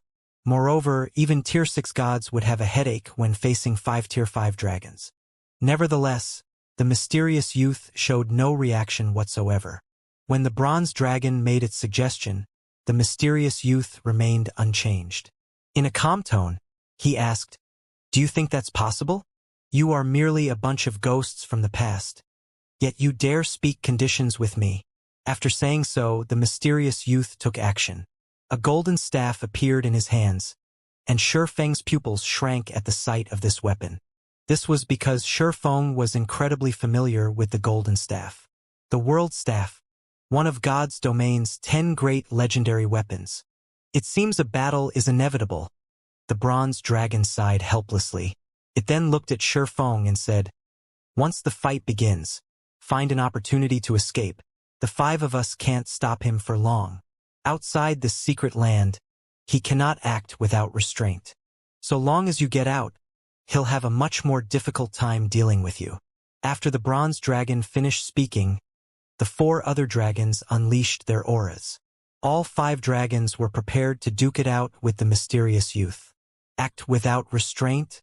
The bronze dragon's words clued Shi Feng in on the mysterious youth's weakness. The mysterious youth most likely couldn't act freely in the outside world due to certain restrictions. This would also explain why he had fled Blackwing City previously instead of clashing with Charlene. Logically, with the mysterious youth's strength, he shouldn't fear Charlene. After all, the mysterious youth remained fearless and still insisted on killing Shifeng despite facing off against 5 Tier 5 dragons. Yet, he had fled Blackwing City back then. However, before Shifeng could properly process the information, the 5 dragons began clashing with the mysterious youth. The dragons did not hold anything back, utilizing their breath attacks right off the bat. Meanwhile, the mysterious youth waved his staff. A barrier appeared before him, stopping the breath attacks completely. As a result, the two sides entered a stalemate. You damnable things! If I wasn't occupied with something important here, do you think you 5 little bastards can stand up against me? The mysterious youth grew dissatisfied when he saw the stalemate. Ignoring the mysterious youth's words, the leading bronze dragon shouted at Shifeng, "Run now!" Although the 5 dragons had pinned down the mysterious youth with their breath attacks, the mysterious youth's barrier was also steadily advancing toward the dragons. He held a clear advantage over the dragons. Do I leave? Shifeng hesitated as he looked at the mysterious youth and the golden tablets beside him. He had a hunch that if he let the mysterious youth achieve his goal, something very troublesome would happen in the near future. He might even get swept up in this big problem. Despite facing the all-out attacks of 5 Tier 5 dragons, the mysterious youth still split a significant portion of his attention into manipulating the golden tablets to unravel the divine runes wrapped around the fallen archangel. Shifeng was certain that the fallen archangel had a big secret hidden on her body. Screw it. Gritting his teeth, Shifeng chose to spend his legacy skill points to learn the Tier 5 legacy skill Returning Blade, the sole Tier 5 Berserk skill available to him. Even after players reach Tier 5 in God's domain, the legacy skill points they earned through leveling up wouldn't be enough to learn even one Tier 5 legacy skill. Typically, they would still need to accumulate more points through quests. Fortunately, Shifeng had acquired a lot of legacy skill points from handing Beast Emperor over to the War God's Temple. Those, combined with his leftover points, were just enough to learn one Tier 5 legacy skill. Shifeng had previously chosen not to learn a Tier 5 legacy skill first to have more options in future predicaments. However, he no longer had the luxury of waiting. Immediately after learning Returning Blade, Shifeng activated the Berserk skill, causing the light of 2 worlds he wielded to vibrate and let out a low hum. Simultaneously, incomparable power flowed into Shifeng's body, elevating his basic attributes and life rating to a whole other level. The next moment, Shifeng's strength attribute broke through the 200,000 threshold. His HP also exceeded 100 million. Now, even if he didn't rival Tier 6 God-ranked experts, he was very close already. 30 seconds. I need to foil his plans in 30 seconds. If I fail to do so, I must leave immediately. After taking a look at Returning Blade's description, Shifeng found that the skill had a 45-second duration and a cooldown of 1 natural day. He estimated that escaping the evil god's secret land within 15 seconds shouldn't be difficult with his current basic attributes.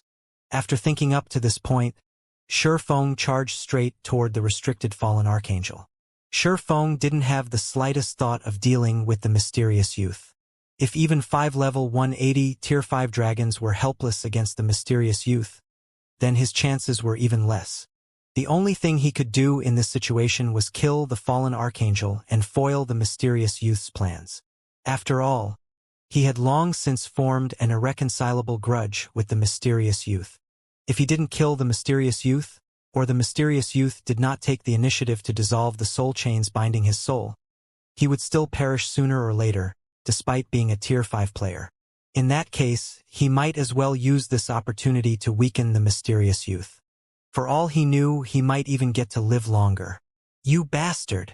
The mysterious youth's complexion sank when he saw what Shifeng was trying to do. Immediately, he began chanting an incantation. Tier 5 curse, dark space. Numerous pitch-black chains emerged from the space above the temple and shot toward Shifeng, preventing him from approaching the fallen archangel. Upon seeing the several hundred chains raining down toward him, Shifeng immediately activated Divine Steps. Suddenly, 36 doppelgangers emerged from Shifeng's body and dashed toward the fallen archangel from different directions. As these doppelgangers were invulnerable to attacks and Shifeng could swap positions with any of them at any time, the mysterious youth had a headache dealing with Shifeng. Catching Shifeng alone using several hundred chains might be easy, but catching 37 individuals of Shifeng's caliber was not. In less than 2 seconds, one of Shifeng's doppelgangers reached the fallen archangel and executed an attack. However, before the doppelganger's attack could connect, several dozen chains immediately bound its body. Afterward, 6 more doppelgangers arrived before the fallen archangel, and the several dozen chains in the vicinity were insufficient to stop all of them. In the end, one of the doppelgangers successfully evaded the chains and executed a ruthless attack on the fallen archangel. The moment the doppelganger's sword was about to connect, Shifeng, who had been preparing for an attack in the distance, swapped positions with this doppelganger. Second sword, Holy Devour.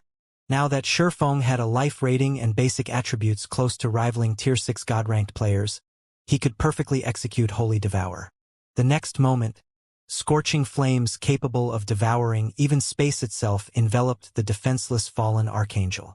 -5, 416, 541, 412. A damage value exceeding 5.4 billion appeared above the fallen archangel's head as she lost more than 2% of her HP. This development ignited some hope in Shifeng. "You little bastard! You've angered me now." A cold gleam flashed in the mysterious youth's eyes as he shook his staff. The barrier he summoned shoved back the 5 dragons' dragon breath completely, and the golden staff he wielded released a blinding radiance. Then, the space around the fallen archangel shattered. Countless beams of light shot out of the shattered space and pierced every one of Shifeng's doppelgangers, leaving an irrecoverable wound on them. If Shifeng hadn't swapped positions with his distant doppelganger immediately, he would have most likely lost his life to this attack. However, Shifeng did not stop despite this situation. Without hesitation, he used the light of 2 worlds' spatial slash. Shifeng swung his blade, his attack instantly cutting through the fallen archangel. The attack was so fast that the mysterious youth, whom the 5 dragons pinned down, failed to stop it. Meanwhile, this attack had reaped nearly 3% of the fallen archangel's HP. "That's enough from you." The mysterious youth began chanting another incantation for a defensive curse when he saw the fallen archangel's dwindling HP. "Die!" Knowing that once the mysterious youth completed his incantation, all hope of success would be lost, Shifeng immediately executed the strongest move his mana technique had to offer. Third sword, Holy Annihilation. Holy Annihilation was an unostentatious technique.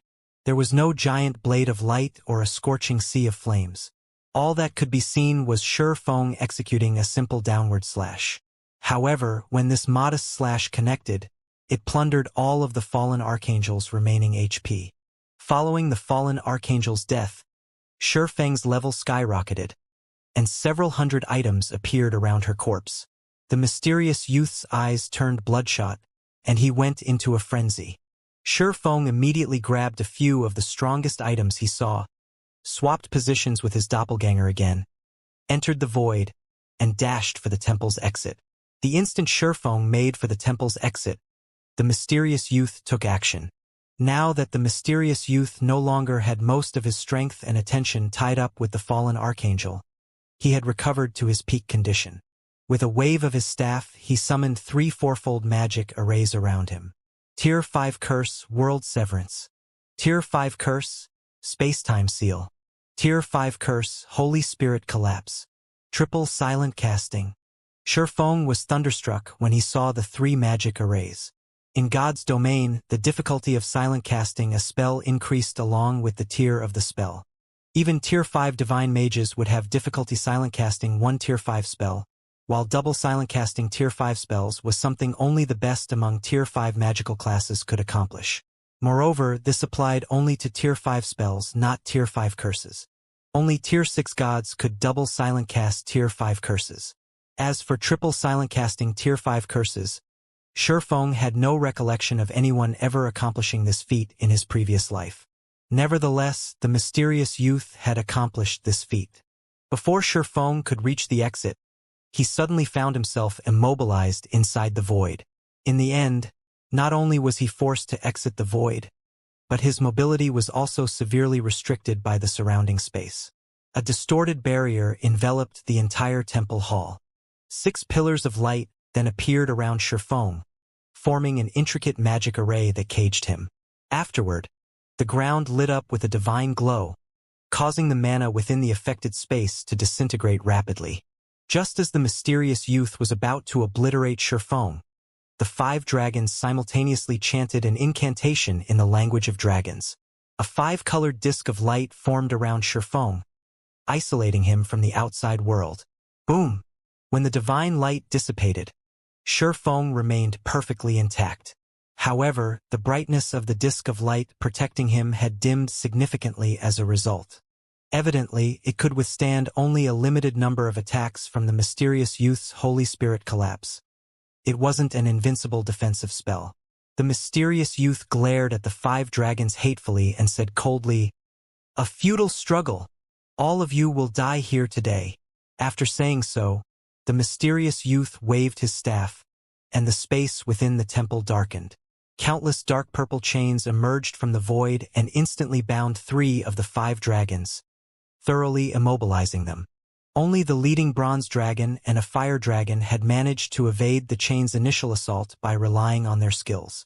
Shifeng had also managed to evade the chains, thanks to his 36 doppelgangers.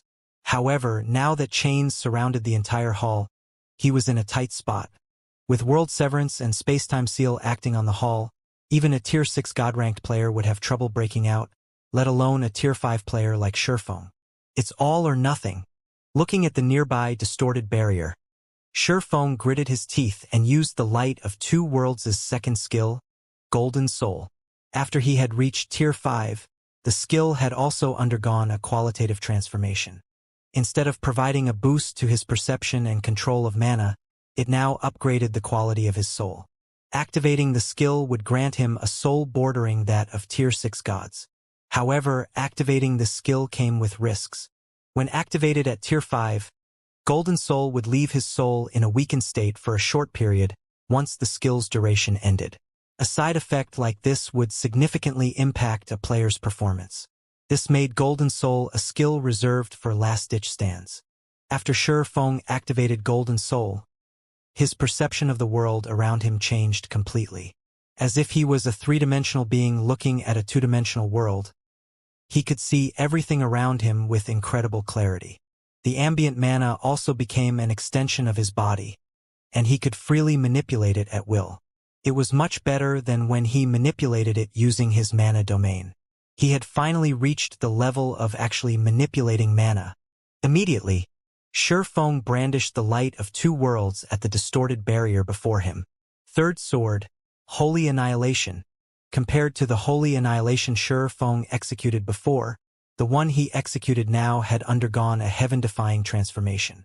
Now, even the space around him had become one with his sword. He felt as if he was swinging space itself at the distorted barrier. Boom! The distorted barrier shook violently from Shifeng's Holy Annihilation.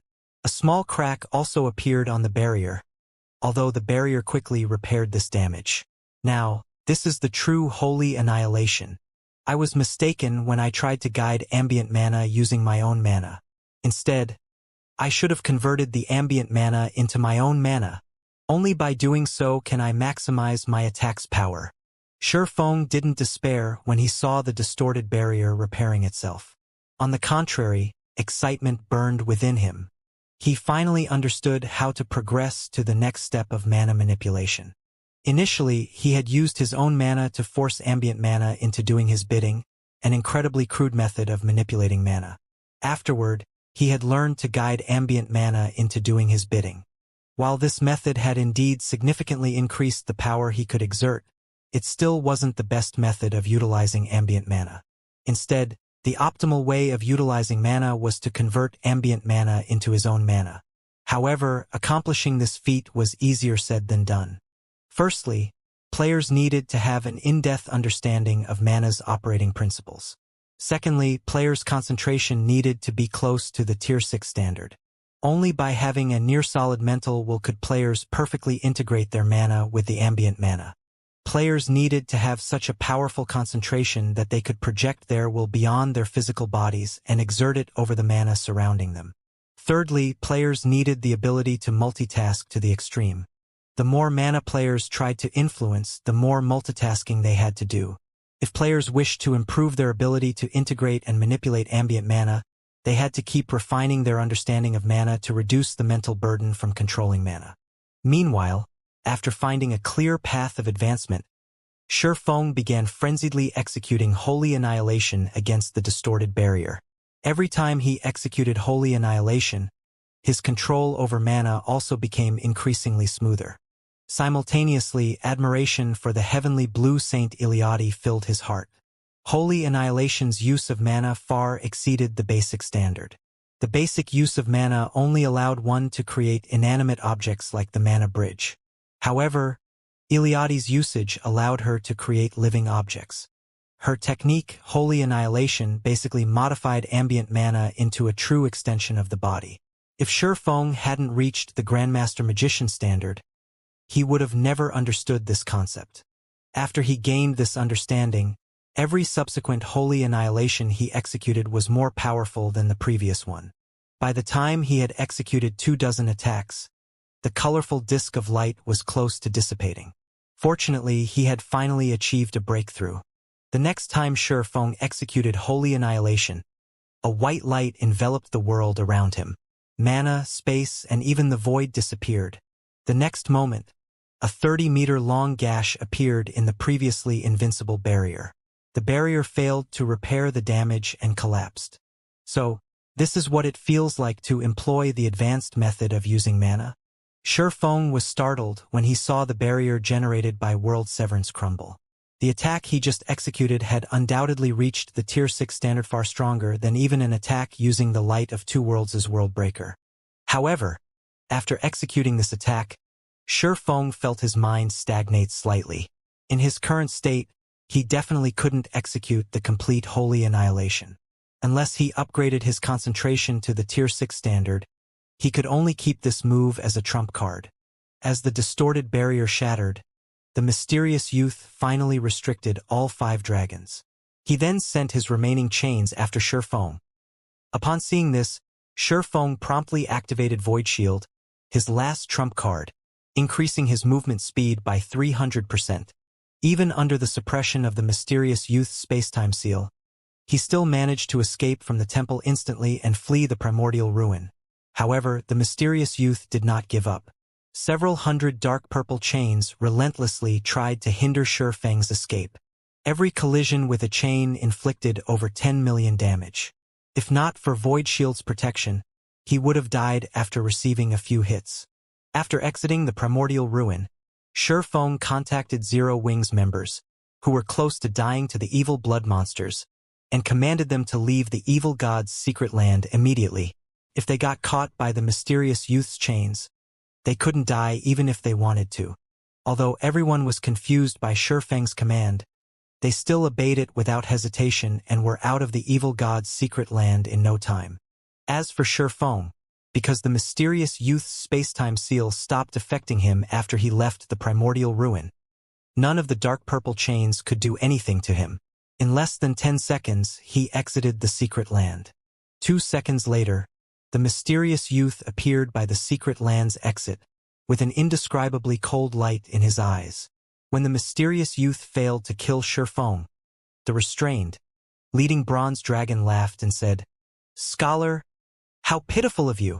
Not only did your many years of planning come to naught, but you even let the cause of your failure escape. So what if he escaped? Do you think I can't do anything to him outside?" The mysterious youth did not get angered by the bronze dragon's words. Sending a calm glance at the bronze dragon, he said, "I will settle his debt with me eventually. So long as he is inside this cage, he will not escape my hands. I will also escape this cage sooner or later." After saying so, the mysterious youth waved his staff and turned the 5 dragons into ash. On the other side, Shifeng finally arrived back in the City Lord's mansion's control room. After staring at the evil god's secret land's entrance for some time, he breathed out a sigh of relief, thinking to himself, Seeing as there's no reaction after all this time, I should be fine now. Feng did not wish to meet the mysterious youth a third time. The mysterious youth's combat power exceeded common sense. If not for the 5 dragons' assistance, Feng would have perished just now. Guild leader, what did you do inside the ruin? How are you level 172 already? Fire Dance asked in confusion after seeing Feng exit the secret land. Feng had only been level 167 when he entered the primordial ruin, yet he was now level 172. He had gained 5 whole levels in a matter of minutes. His leveling speed was out of this world. When Feng took a look at his own level, he too was slightly surprised. He never thought that killing a level 180 tier 5 fallen archangel would grant so much EXP. Not to mention, he hadn't killed the fallen archangel by himself. What he had done was basically killsteal, so he hadn't received all of the EXP the fallen archangel granted. Yet, he still leveled up 5 times. Through this, he could tell just how powerful the fallen archangel was. If he had come across her under normal circumstances, he would have died without a doubt. You killed a level 180, tier 5 fallen archangel? Guild leader, you're not lying to us, right? That's a fallen archangel we're talking about. Everyone was momentarily stunned when they heard Feng's explanation. They couldn't help doubting his words. Fallen archangels were existences rivaling divine dragons. A tier 5 fallen archangel was an existence standing at the apex of the current god's domain. A tier 5 player would be fortunate to escape a tier 5 fallen archangel, let alone kill one. Of course not. Feng chuckled when he saw the skeptical looks they all gave him. What good would lying to you do? Moreover, I also grabbed some items that fallen archangel dropped. After saying so, Feng took out the 4 items he looted from the fallen archangel. As soon as he did so, the mana in the control room froze, and everyone gasped inadvertently. They all felt their hearts palpitating in fear in the presence of the 4 items, and they stumbled back despite themselves. Meanwhile, after Feng took a look at one of the items he took out of his bag, he, too, was stunned. Astonishment filled his eyes as he stared at the rainbow-colored crystal ball before him. An ancient god's eye? When Feng brought out the ancient god's eye, he wasn't the only one surprised by the item's identity. Cold Shadow, who stood nearby, also widened her eyes in shock. She couldn't help looking at Feng, who had acquired this item, as if he was some kind of alien. An ancient god. Ancient gods were the oldest gods in God's domain. They were existences that had come into being along with God's domain. The many gods of later generations only managed to gain their strength because of the legacies from these ancient gods. However, after God's domain transitioned from the primordial era to the ancient era, ancient gods had suddenly disappeared from the world. In the modern era, barely any records mentioned ancient gods. However, according to those found in the modern era's libraries, a large part of the reason humans managed to rise up during ancient times was the ancient gods' legacies, which allowed the human race to give birth to many gods. Although the rainbow crystal ball Feng held was named an ancient god's eye, it wasn't actually an eyeball. Instead, it was an ancient god's legacy. It was a legacy that could help players reach tier 6. It was much stronger than the legacies of ordinary gods. No wonder that mysterious youth wanted to deal with the fallen archangel. Let alone a tier 5 existence. Even tier 6 gods would covet an ancient god's eye. Realization dawned upon Feng as he looked at the crystal ball he held. Ancient god's eye. Divine artifact rank. Consumable. This is a legacy item left behind by an ancient god. It records the ancient god's many legacies. Each activation of the ancient god's eye requires 1007 luminaries crystals. Can be activated up to 9 times. Once the activation limit is reached, all information recorded within the ancient god's eye will disappear. Current usage count, 0. Out of all the legacies available in God's domain, an ancient god's legacy belonged to the strongest category. If a player managed to grasp even a portion of the legacy, becoming a tier 6 god wouldn't be difficult. If a player managed to grasp a significant portion, becoming a god was practically inevitable. It was no exaggeration to say that this single ancient god's eye was worth more than 10 legendary weapons and the loss of the dragon summoning flute. However, Shurfeng quickly suppressed his excitement and turned his attention to the 3 other items he looted. Although these 3 items were not as powerful as the ancient god's eye, they still radiated incredibly potent divine might. Even Fire Dance felt pressured by them, what more the other Tier 4 players present. That mysterious youth definitely won't let me off the hook after this. Shurfeng chuckled when he saw the 3 other items' identities. All 3 items were extraordinary. 2 were inferior divine artifact ranked materials, and 1 was an inferior divine artifact ranked consumable. One of the 2 materials was even a divine power source. As for the consumable, it was the ancient god's blood, an item that could elevate a non-player creature's growth potential and life rating. It was undoubtedly the most powerful enhancement item Shurfeng had ever seen in God's domain. The total value of the 4 items Shurfeng got from killing the fallen archangel was something he couldn't get even if he killed 3 or 4 tier 6 gods. Shurfeng was also certain that these were all items that mysterious youth wanted. Now that he had acquired them instead, the mysterious youth would definitely take action against him at all costs. After a brief silence fell in the hall, Fire Dance reported to Shurfeng, Guild Leader, according to Liang Jing, the Outer Worlds NPC army has arrived on the eastern continent. Currently, it has split into 6 groups of over 30,000 Tier 4 NPCs and 4 million Tier 3 NPCs each. All of these NPCs are above level 150. As we expected, one of these groups is marching toward the Twin Towers Kingdom and Starmoon Kingdom. At their current speed, it'll only take them another 3 or 4 days to reach the Twin Towers Kingdom's vicinity. In the case of the Outer World superpowers, their forces have already gathered outside the Twin Towers Kingdom. They have even dispatched many scouting teams to invade the kingdom, and the kingdom's forces have already clashed with these scouting teams.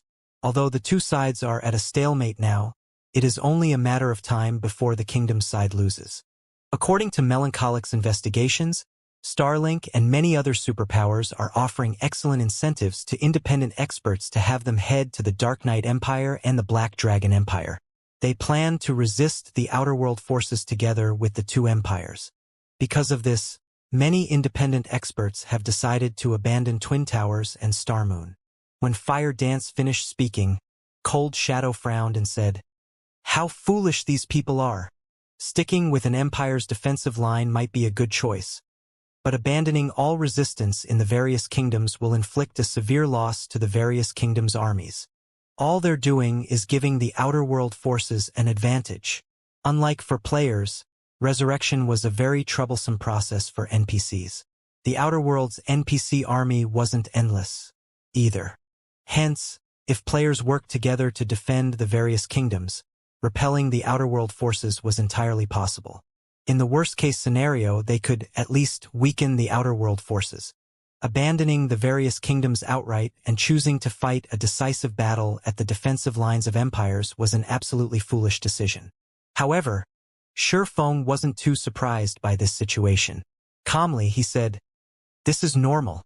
Although players can recover the levels they lose with a little effort, finding replacements for the weapons and equipment they lose is very difficult. Given a choice, they will naturally prefer a more stable battle. Not to mention, with Starlink and the other superpowers' interference, it's only natural for independent players to abandon resisting in kingdoms and choose to fight in empires instead." In his previous life, the most astonishing aspect of a war between countries wasn't the number of player deaths. Instead, it was the weapons and equipment lost. Many kingdoms and empires had suffered annihilation because the player forces in those countries had depleted their stockpile of weapons and equipment. As a result, the players of those countries became weaker and weaker as they fought. In the end, they could only watch their enemies annex their nations bit by bit until the country disappeared completely. The current War of Worlds was a similar situation. After realizing this fact, all Starlink and the various superpowers needed to do was put out appropriate bait, and the various independent players would automatically swarm to the bait. "Guild Leader, how about I bring the main force to the Twin Towers Kingdom and participate in the battle there?" Colas suggested. "I refuse to believe that we can't kill a bunch of scouting teams. So long as we secure a few victories, I believe many players will be willing to stay and fight with us. Although Kola didn't understand much about battles on the scale of countries, he knew that without the support of a large number of independent players, the Twin Towers Kingdom and Star Moon Kingdom would fall to the Outer World forces. The reason many independent experts were abandoning the two kingdoms was simply their belief that defending against the Outer World forces in an empire would be easier. Meanwhile, all Zero Wing needed to do was suppress and repel the Outer World players plaguing the Twin Towers Kingdom. Then, the independent players who had left would see hope for successfully defending the kingdom. Once that happened, they would definitely return to help in the kingdom's defense. After all, abandoning one's roots and restarting development in a foreign country wasn't easy. That won't be necessary. Feng shook his head. Smiling calmly, he said, dealing with those scouting teams will only be a waste of time. If we're going to do something, we should go for something bigger. Bigger, Kola parroted in confusion. Fire, bring a team and look into the Twin Towers Kingdom's current situation. Make sure to find the base camp of the Outer World players invading the Twin Towers Kingdom. Once you do, notify me immediately, Feng instructed. When Cold Shadow heard Feng's words, she turned to Feng with a stunned look. Guild leader, are you thinking of wiping them out? Nodding, Feng said earnestly, of course. If Starlink and the other superpowers want to waste their time, let them. However, Zero Wing doesn't have that much time to waste. The real role of high-end combatants wasn't in defending strongholds but attacking the enemy's core combatants. In his previous life, any player force that dared to gather their troops into one big army was simply asking for death. However, be it the Eastern Continent's players or the Outer World's players, neither had a clear understanding of truly large-scale battles in God's domain yet. They were still acting as if they were playing traditional virtual reality games, entirely ignorant of just how much power a single individual could wield. I'll head out right away. Fire Dance grew excited at Feng's affirmation. After saying so, Fire Dance activated a guild transfer scroll and teleported to the guild residence at Sky Spring City. As for everyone else present, Feng had them take a break and dismissed them. After all, their continuous battles in the evil god's secret land had taken a huge toll on their minds and bodies. After settling his affairs here, Feng made his way to the city lord's mansion's secret room to rest and recuperate. Feng had exhausted his concentration during his fight with the mysterious youth. Now, even his soul was in a weakened state. To recover quickly, he had to rest in the city lord's mansion's underground secret room, which held the densest mana in ancient Rock City. This environment should be enough. Now, all I need to do is recover my concentration. After setting up a simple mana-gathering magic array, Feng took out a crystal of souls from his bag and ate it. Immediately, a wave of comfort spread across his soul. Once his soul had fully recovered, Feng fished the ancient god's eye from his bag. He then took out 1007 luminaries crystals from his dwindling stockpile and injected them into the ancient god's eye. During his fight with the mysterious youth, Feng had come to understand just how feeble he was. Now that Feng had the threat of the mysterious youth and the outer world forces looming over him, it was best if he increased his strength as quickly as possible. Hence, he did not intend to strengthen himself before receiving the legacy guidance in the ancient god's eye. Instead, he would inherit it now to maximize his current strengths.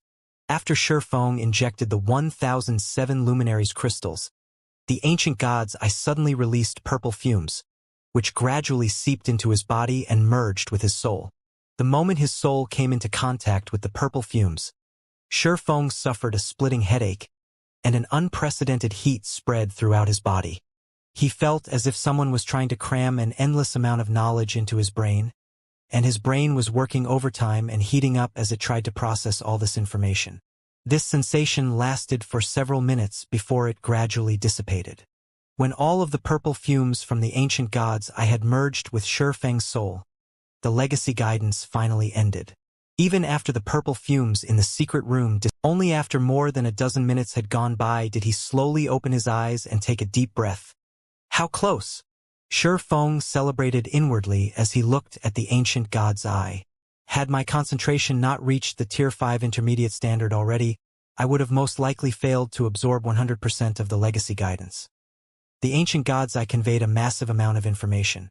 If his soul hadn't recovered to peak condition, he wouldn't have been able to accept all of the information. Meanwhile, if he missed out on even a small portion of the legacy, he would have failed and obtained nothing at all. But this is a surprise. I never thought that the key factor in getting promoted to Tier 6 would be 7 luminaries crystals. Shi Feng sighed as he recalled the information he received. 7 luminaries crystals had always been a rare resource in God's domain. And this was true even in the ancient era. Although Shi Feng had long since known that all organizations with Tier 6 God-ranked experts would frenziedly collect 7 luminaries crystals, he had thought that they had done so mainly to exchange for the Green God Company's products and construct their personal virtual space in God's domain. He never imagined 7 luminaries crystals had such a use as well. Now, Shi Feng slightly regretted selling his 7 luminaries crystals. According to the ancient god's legacy, apart from having Tier 6 concentration and an excellent grasp of the world's laws, players seeking to get promoted to Tier 6 also needed an enormous amount of 7 luminaries crystals to construct a divine body.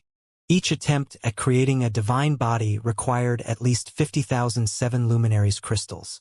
Moreover, this was only for the most common divine body. According to the ancient god's legacy, divine bodies had 2 categories: ordinary divine bodies and superior divine bodies. Ordinary divine bodies were the most common in God's domain. Over 99% of gods and God-ranked players had an ordinary divine body.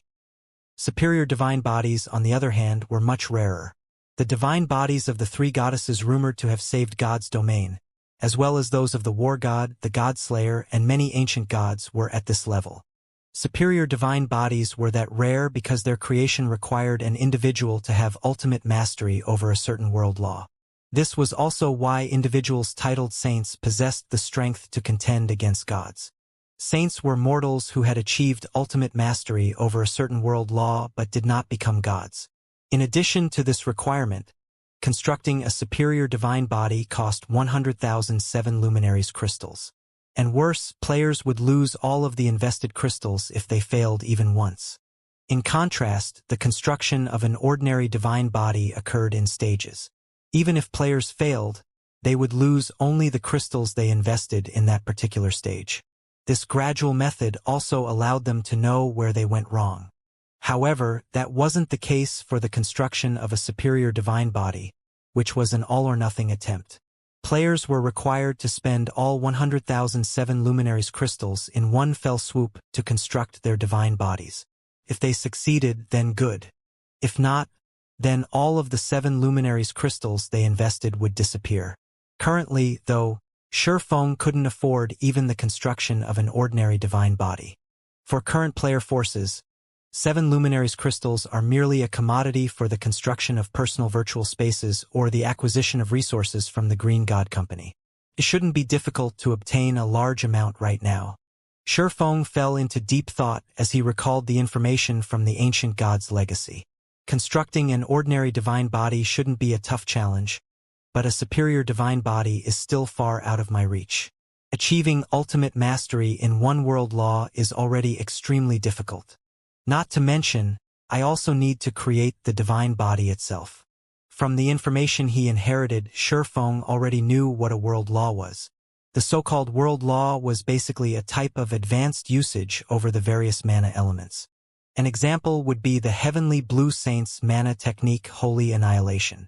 However, only after one could manipulate the various elements of mana at an advanced standard would one master a world law. Simply being able to execute Holy Annihilation didn't cut it. Currently, apart from his inadequate concentration standard, so long as Shi Feng collected enough 7 luminaries crystals, he could already get promoted to Tier 6. The Heavenly Blue Saint's world law was the law of destruction, which covered the destruction of everything, even the most basic elements of mana. This was why Shi Feng managed to break through the mysterious youth spacetime seal and world severance with Holy Annihilation. Had Holy Annihilation been based on any other world law, he wouldn't have escaped the evil god's secret land with his life. The bottleneck many demigods faced after mastering a world law was in the creation process of a superior divine body. This was because there were many methods to create a superior divine body, with the core principle being the integration of the mastered world law into their divine body. Of course, while this problem was incredibly challenging for others, the difficulty for Shurfeng had been reduced significantly. The ancient god's legacy he absorbed recorded a basic flowchart for creating a superior divine body.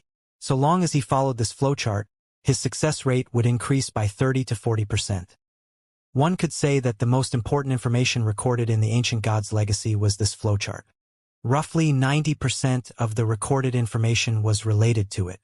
In fact, 90% out of this 90% was the superior divine body's flowchart itself. This was also the amazing aspect of the ancient god's legacy. It was completely different from an ordinary god's legacy. While I currently don't have any methods to improve my concentration, I can focus on achieving ultimate mastery over the law of destruction. Although Shurfeng wasn't yet confident of creating a superior divine body, he was optimistic about his chances of gaining ultimate mastery in a world law. After all, he could already utilize holy annihilation. So long as he perfected his use of the technique, he should reach ultimate mastery in the law of destruction. Moreover, his world authority had already reached level 1. He would have a much easier time perfecting the holy annihilation technique than other players. After Shurfeng finished processing the information from the ancient god's eye, he took out the divine power source he had obtained. Shurfeng grew a little hesitant as he looked at this divine power source. According to the ancient god's legacy, divine power sources were birthed by the world and carried the world's power. They were incredibly useful in helping one understand world laws. In other words, by merging the divine power source with his body using a special technique, he could elevate his world authority. This would, in turn, allow him to understand world laws more easily. The ancient god's legacy also recorded this integration technique. Now that war is imminent, I should prioritize increasing my strength above all else. Gritting his teeth, Shurfeng had the light of two worlds absorb the divine power source. Shurfeng still wasn't fully confident of defending the Twin Towers Kingdom and Star Moon Kingdom against the Outer World forces. After all, his enemies weren't limited to just the Outer World's players. He also had to face the Outer World's NPCs. While the Outer World NPCs might not have Tier 6 gods in their ranks, they were bound to have quite a few Tier 5 NPCs. And in the case of Tier 5 NPCs, so long as their status in society was sufficiently high, acquiring a legendary weapon or equipment wouldn't be difficult. Take the Branch Temple Lord of Star Moon Kingdom's War God's Temple, for example. Despite being a Tier 4, he owned 2 legendary items. Meanwhile, the difference between having and not having a legendary weapon or equipment was massive for Tier 5 NPCs. Once the light of two worlds perfectly absorbed the icy cold tree branch Shurfeng held, it released a dazzling, golden glow. The divine runes on the weapon's blade also lit up gradually. After several minutes, the divine runes on the sword's blade and hilt connected and became one. Boom! The next moment, the light of two worlds released a pulse of energy that made Shurfeng stumble. The magic barrier enveloping the secret room also shuddered violently and nearly crumbled, as expected of one of the 10 great legendary weapons. The strong. Shurfeng was stunned when he read the Light of Two Worlds' details displayed before him. The Light of Two Worlds. One-handed sword. Legendary rank. Equipment requirement. Strength 20,000. Tier 3. Attack power 450% of strength, comma. Attack speed 4% of agility. All attributes. Increases according to the user's level, comma. When equipped, attacks gain the mana annihilation effect, causing a spatial collapse in an area of 4 by 100 yards. Attacks have a 50% chance to deal 300% damage, comma. Attacks have a 20% chance to deal 500% damage. Attacks deal 300% damage to targets under Tier 6. Attacks carry the mana destabilization effect. Strength increased by 240%. Agility increased by 210%. Intelligence increased by 180%. Endurance increased by 60%. Attack speed increased by 200%. Comma. Ignore levels plus 100, comma. All sword-type skills plus 2 level, up to Tier 6 peak. Power of all attacks increased by 2 ranks, up to Tier 6 peak. Effective mana increased by 150%. Additional passive skill World Power increases the user's life rating. Additional active skill 1, Spatial Slash, Tier 6 4/6 attacks, increases strength by 1500%, power by 2 ranks, up to Tier 6 peak rank at maximum, and attack range to 5,000 yards. Cooldown, 30 seconds, additional active skill 2, Golden Soul, Tier 6 upgrades the user's soul by 1 rank and world authority by 1 level, up to level 3, and reduces concentration consumption by 90%. Duration, 2 minutes. Cooldown, 1 hour. Additional active skill 3, World Breaker, Tier 6 consumes 10% of the user's concentration and mana to enhance the light of 2 worlds, granting the weapon the power to break worlds for 1 attack. Forcibly increases the power of attack by 1 tier, up to Tier 6 peak rank at maximum. Cooldown 30 minutes, created by the ancient god of light. The light of 2 worlds possesses the power to cut all things. Looking at the basic attributes the light of 2 worlds provided, Shurfeng finally understood why people wielding legendary weapons could transcend tiers. A Tier 3 player wielding this thing could probably beat up Tier 4 players. While holding the light of 2 worlds, Shurfeng inadvertently recalled the several heaven-defying feats that had taken place in his previous life. Back then, players who had been lucky enough to get their hands on legendary weapons while still at Tier 3 had actively hunted all sorts of Tier 4 players. While the legendary weapons those players wielded weren't as strong as the light of 2 worlds, the basic attributes those weapons provided had still been more than enough for Tier 3 players to trounce Tier 4 players. Only Tier 4 players with highly developed mana bodies and several fragmented legendary items could contend against a Tier 3 player wielding a legendary weapon. After Shurfeng equipped the Light of 2 Worlds, his strength attribute instantly skyrocketed to 190,000. Now, he was only slightly inferior to the average Tier 6 God-ranked player. Now, I can put up a fight even against Tier 6 God-ranked experts. Shurfeng's confidence rose as he looked at the weapon in his hand. Now, even if he had to go up against the mysterious youth, he wouldn't be completely powerless to resist. Following this, Shurfeng began familiarizing himself with the fully recovered Light of 2 Worlds. After training for 5 hours, he received a call from Fire Dance. Guild leader, I found their base camp. They're hiding in the Shadow Forest, outside the Twin Towers Kingdom. Twin Towers Kingdom, Shadow Forest. A 6-man scouting party led by a level 154, Tier 4 assassin slowly traversed the rainforest. Dark clouds hovered over the Shadow Forest all year round, shrouding the forest in gloom even during hot summer days when the sun shone bright. The mist enveloping the forest also hindered players' perception, and even Tier 3 experts familiar with the terrain would lose their way if they weren't careful. Commander, we've been investigating this place for half a day now, yet we haven't found any traces of the Outer Worlds player army. Should we take a look at the other maps? A blue-clad level 142, Tier 3 assassin suggested as he looked at a tree-lined gorge.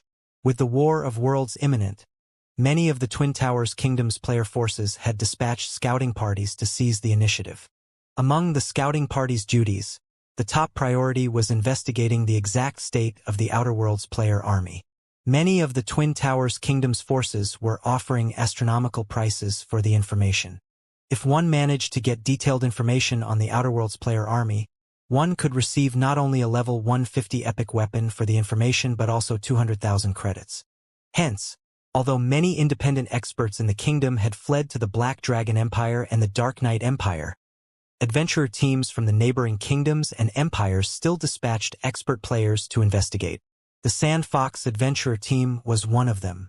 The Sand Fox Adventurer Team was well known in the Dark Knight Empire. Although Sand Fox's overall combat power was nothing noteworthy in the Dark Knight Empire, its scouting ability ranked among the top 10 of the Empire's adventurer teams. After the blue-clad assassin finished speaking, a level 136 assassin youth in the party suddenly jumped off the tree branch he stood on and stopped moving. He then quietly observed the empty woodland in the distance. The assassin youth's actions alerted the rest of the party, and they promptly halted their advance, not daring to move even a muscle. "Blade, is something wrong with that place?" The Tier 4 assassin Skyfox asked quietly as he looked at the assassin youth. The other players in the party also looked at the assassin youth curiously. The assassin youth, Bladeheart, had started playing God's Domain only recently, and his level was the lowest in the party. However, he possessed incredible technique and intuition. Often, he would notice things that even their commander, Skyfox, had failed to notice. This was why they had brought Bladeheart along on this scouting mission. After studying the empty woodland ahead for a while, Bladeheart said hesitantly, "I can't say for certain, but my gut tells me something is there." "What thing?" Skyfox scrutinized the empty woodland. However, no matter how Skyfox looked at the area, he failed to see anything out of the ordinary. Even his high-ranking identification skill didn't come up with anything. That empty woodland was nothing but an ordinary forested region. Let alone players, he couldn't even detect any signs of other creatures.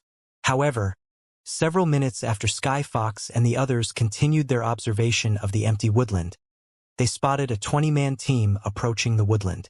This team was incredibly strong. All 20 members were Tier 4 players, and also above level 155. The most inferior piece of equipment they wore was level 150 dark gold equipment, and the team leader even had 5 pieces of epic equipment. These people should be one of the Outer World Army's scouting teams. Why are they here instead of investigating the Twin Towers Kingdom? Bladeheart was confused when he saw this 20-man team. The Outer Worlds player army had dispatched a lot of experts to harass and investigate the Twin Towers Kingdom. Many of the expert teams sent were led by Tier 4 experts. The 20-man team they were seeing now was definitely one of the Outer World Army's elite forces. The other players in the party also grew confused and curious about this situation.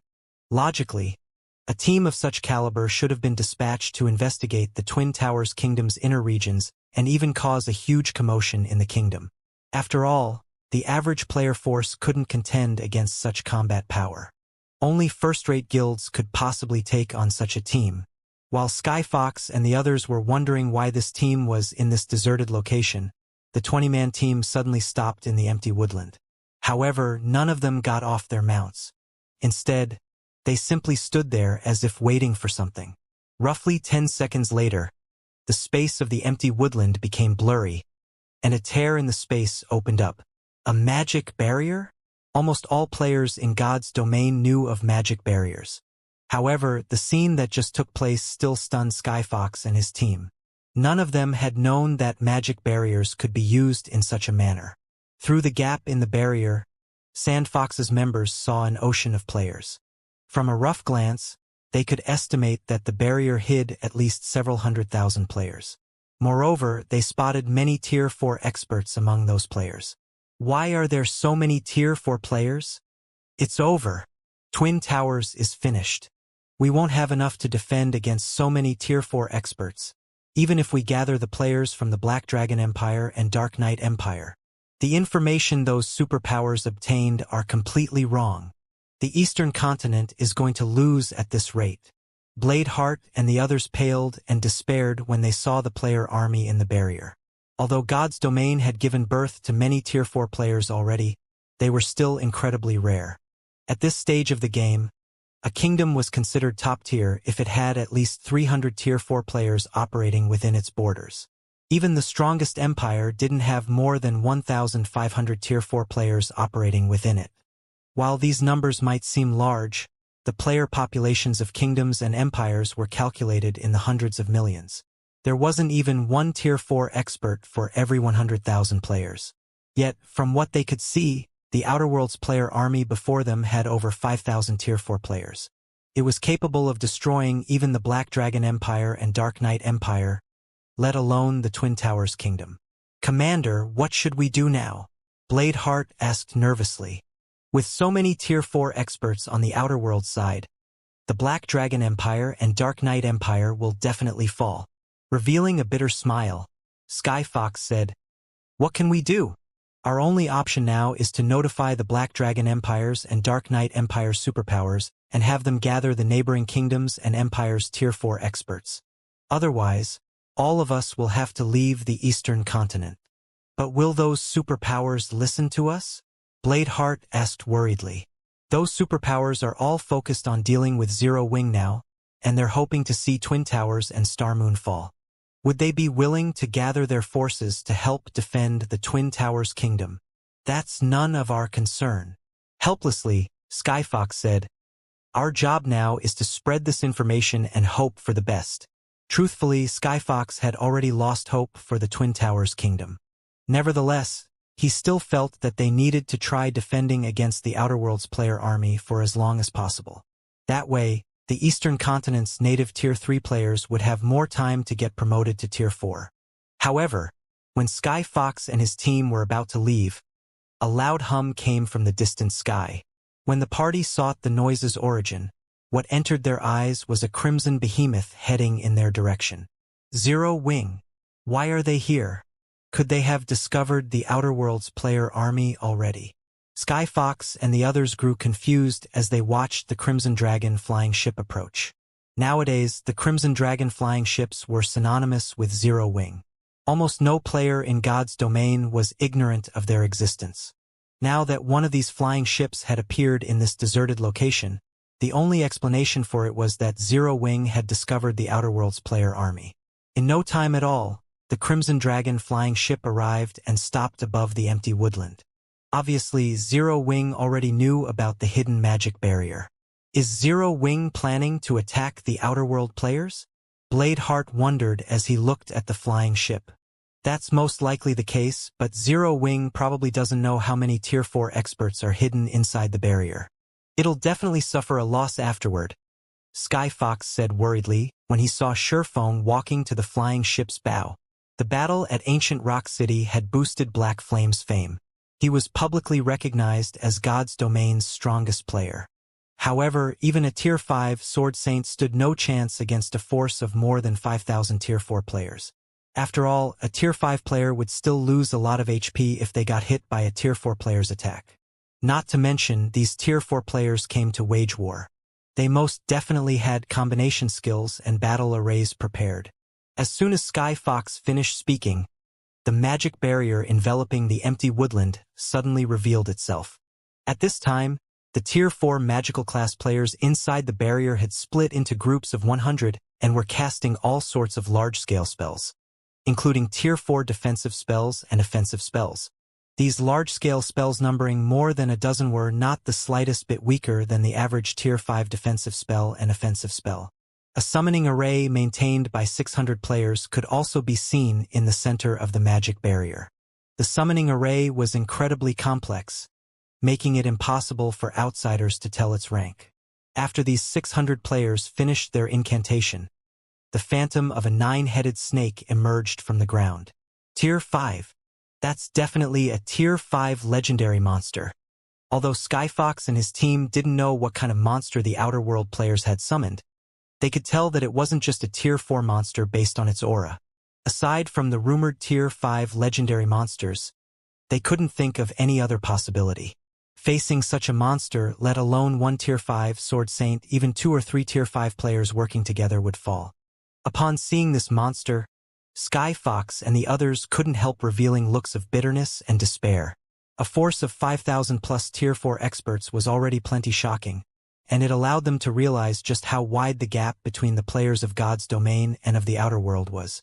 Yet, reality now told them that the gap was far wider than they thought. The force of 5,000 plus Tier 4 experts was only the tip of the iceberg. However, unlike Skyfox and his team, Surefong, aboard the Crimson Dragon flying ship, remained unfazed by this situation. He simply took to the air and arrived above the magic barrier. He then unsheathed the newly upgraded Light of Two Worlds. Disappear. Surefong brandished the Light of Two Worlds against the barrier. Holy annihilation. When Surefong brandished the Light of Two Worlds, a dazzling brilliance replaced the dark clouds overhead, and the sky itself descended to the ground. Boom! Boom! Boom! A series of deafening explosions rang through the forest, the effects of Surefeng's attack stupefying Skyfox and the others. With just one attack, Surefong destroyed all of the Outer World players' offensive spells, as well as the magic barrier protecting the Outer World players. Only after destroying several more defensive spells did the brilliant Shurfang's attack generated begin to dissipate. However, the areas Shurfang's attack passed through were now devoid of mana. Moreover, the resulting shockwave was so powerful that it reached Sky Fox's party several thousand yards away, sending the 6 players smashing into trees and stifling their breath. Isn't he a little too powerful? Sky Fox and the others were at a loss for words as they looked at Shurfang. All of them could tell that Shurfang's attack wasn't a skill but a combat technique.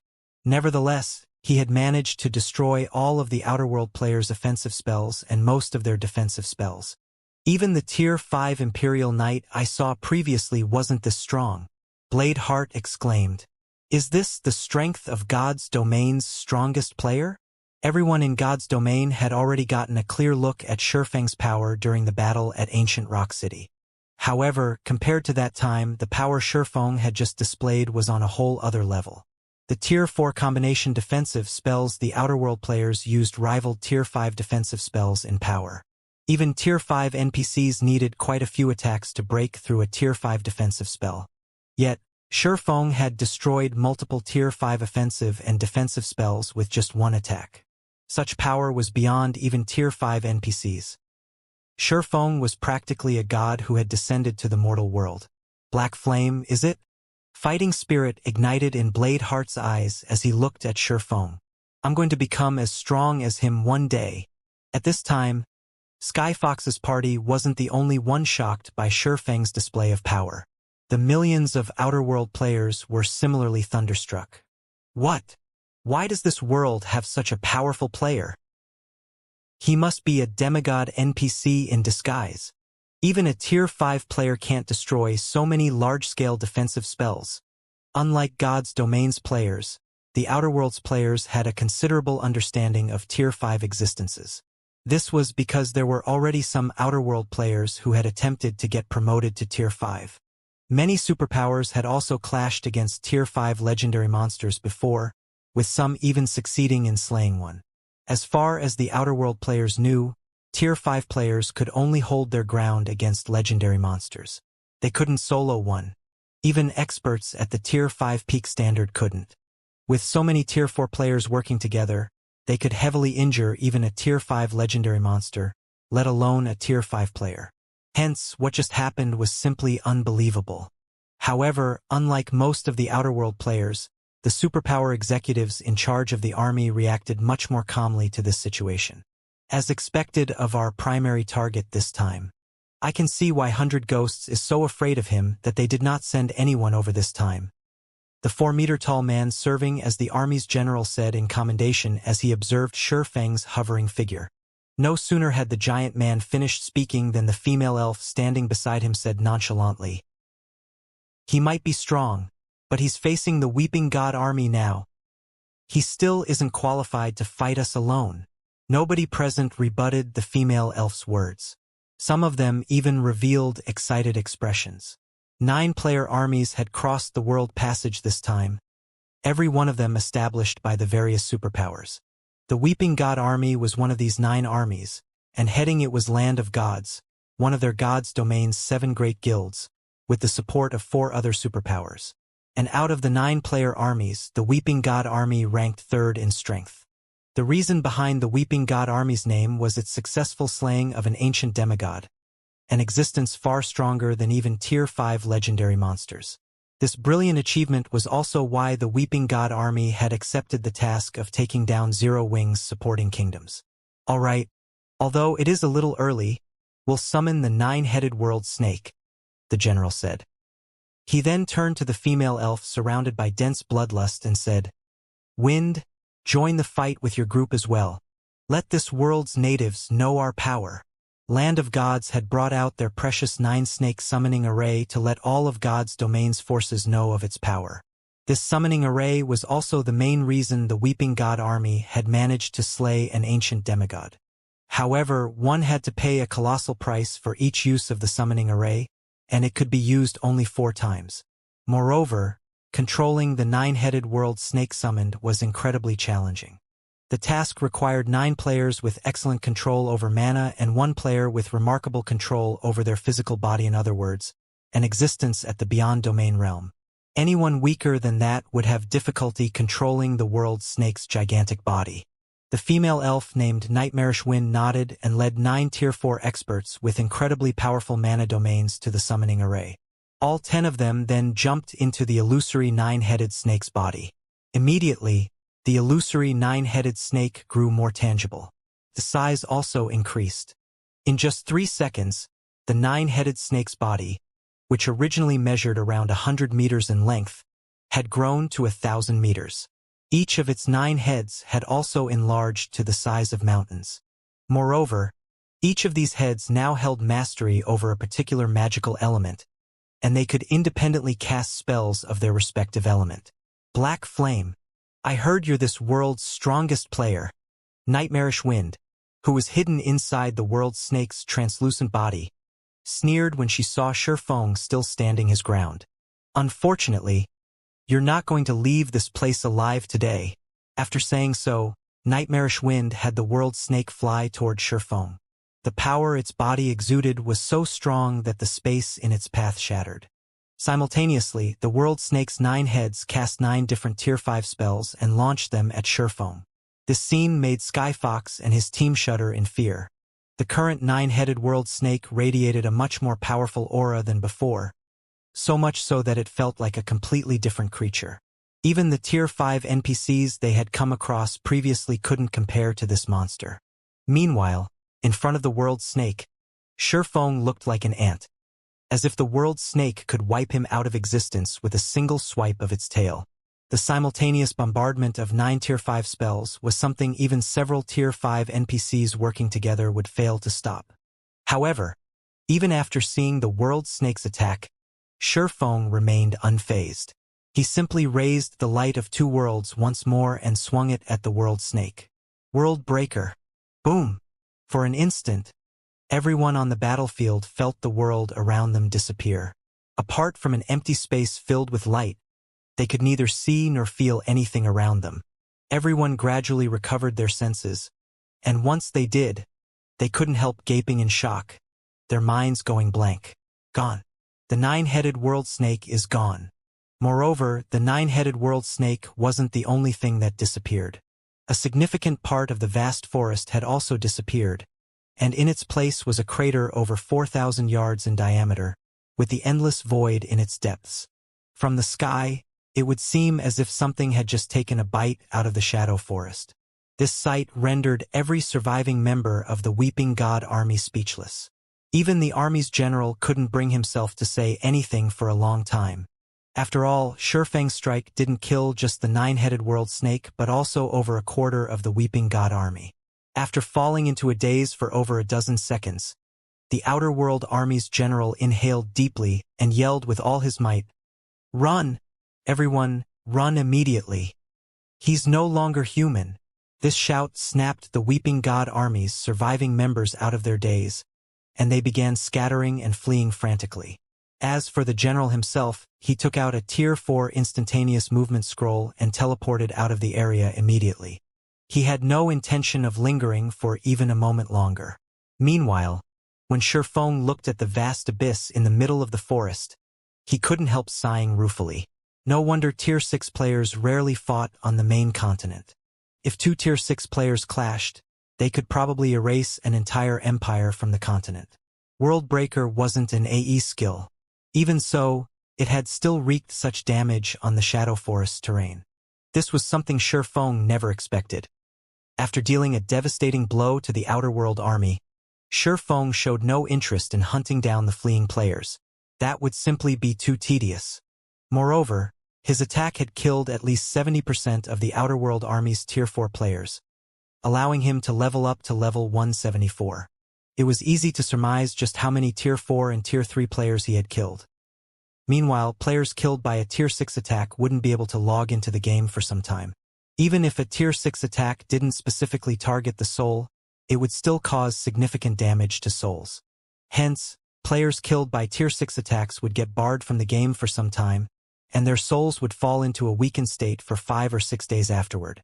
Shifeng flew back to the Crimson Dragon flying ship and returned to Sky Spring City. leaving behind the fleeing Outerworld army and the stupefied members of Skyfox's party in the Shadow Forest. "Commander, what should we do? What else can we do? Hurry up and spread this information. We'll most likely need to rely on Zero Wing for this War of Worlds." Dark Knight Empire, Winter Night Border Fortress. With the opening of the Second War of Worlds, the Outer Worlds NPC army had appeared at the borders of many of the Eastern continent's kingdoms and empires. Although no full-blown battles had taken place yet, many skirmishes had occurred already. Guild leader Lu, "I'm afraid things will be troublesome this time. The Outer Worlds NPC army is much larger than we anticipated. Although the Outer World player army we have to deal with is much smaller than those at the other empires, we'll still face a tough fight, even if we work together with the Empire's army."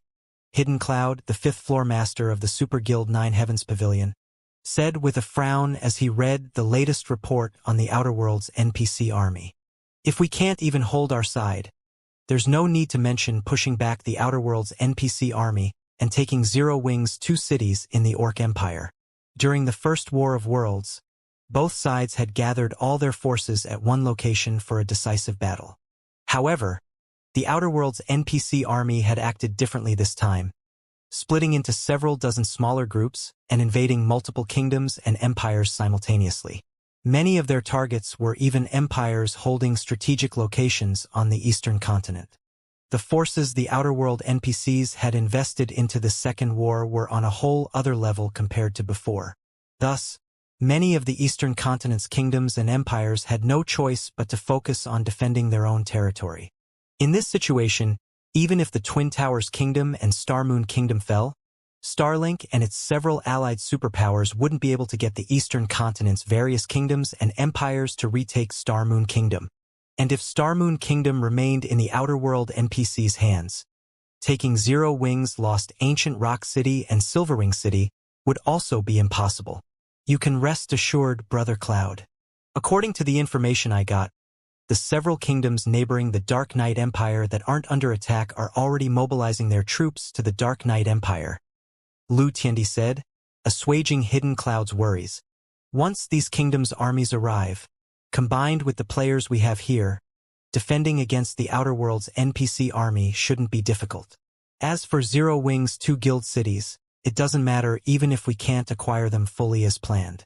Once the Twin Towers Kingdom falls, Zero Wing will have to beg us to help defend Star Moon Kingdom to keep those 2 cities. At that time, let alone obtaining shares to those 2 guild cities, we might even be able to acquire shares for Zero Wing City." After hearing Lu Tiandi's words, Hidden Cloud nodded in agreement. Although there was a slight change to their plans, the overall situation remained in their favor. The Dark Knight Empire had an advantage in players over the Outer World army, so it wouldn't be difficult to repel the enemy. After all, players did not fear death, unlike NPCs. Moreover, the Dark Knight Empire had opened its treasury to players this time. Players fighting for the Empire would receive contribution points if they managed to kill the Outer World NPCs, and these points could be exchanged for weapons and equipment. Hence, the Empire's players no longer had to worry about running out of weapons and equipment. The only uncertainty left in their plan now was Zero Wing's decision. Zero Wing could either choose to monopolize Zero Wing City's benefits and abandon Star Moon Kingdom and its 2 guild cities in the Orc Empire, or give away a portion of Zero Wing City's benefits to secure Star Moon Kingdom and those 2 guild cities. However, just when Lu Tiandi, Hidden Cloud, and the other superpowers executives present were about to continue discussing how to proceed in the current situation, a commotion suddenly erupted among the Winter Night Fortress's players. Moreover, it grew louder and louder as more time passed. This situation confused Lu Tiandi and the others, who were holding a meeting atop the fortress's wall. "Guild leader, something big happened." Suddenly, a middle-aged man approached the group of executives hurriedly and arrived before Lu Tiandi. This person was none other than Ikue, Lu Tiandi's butler.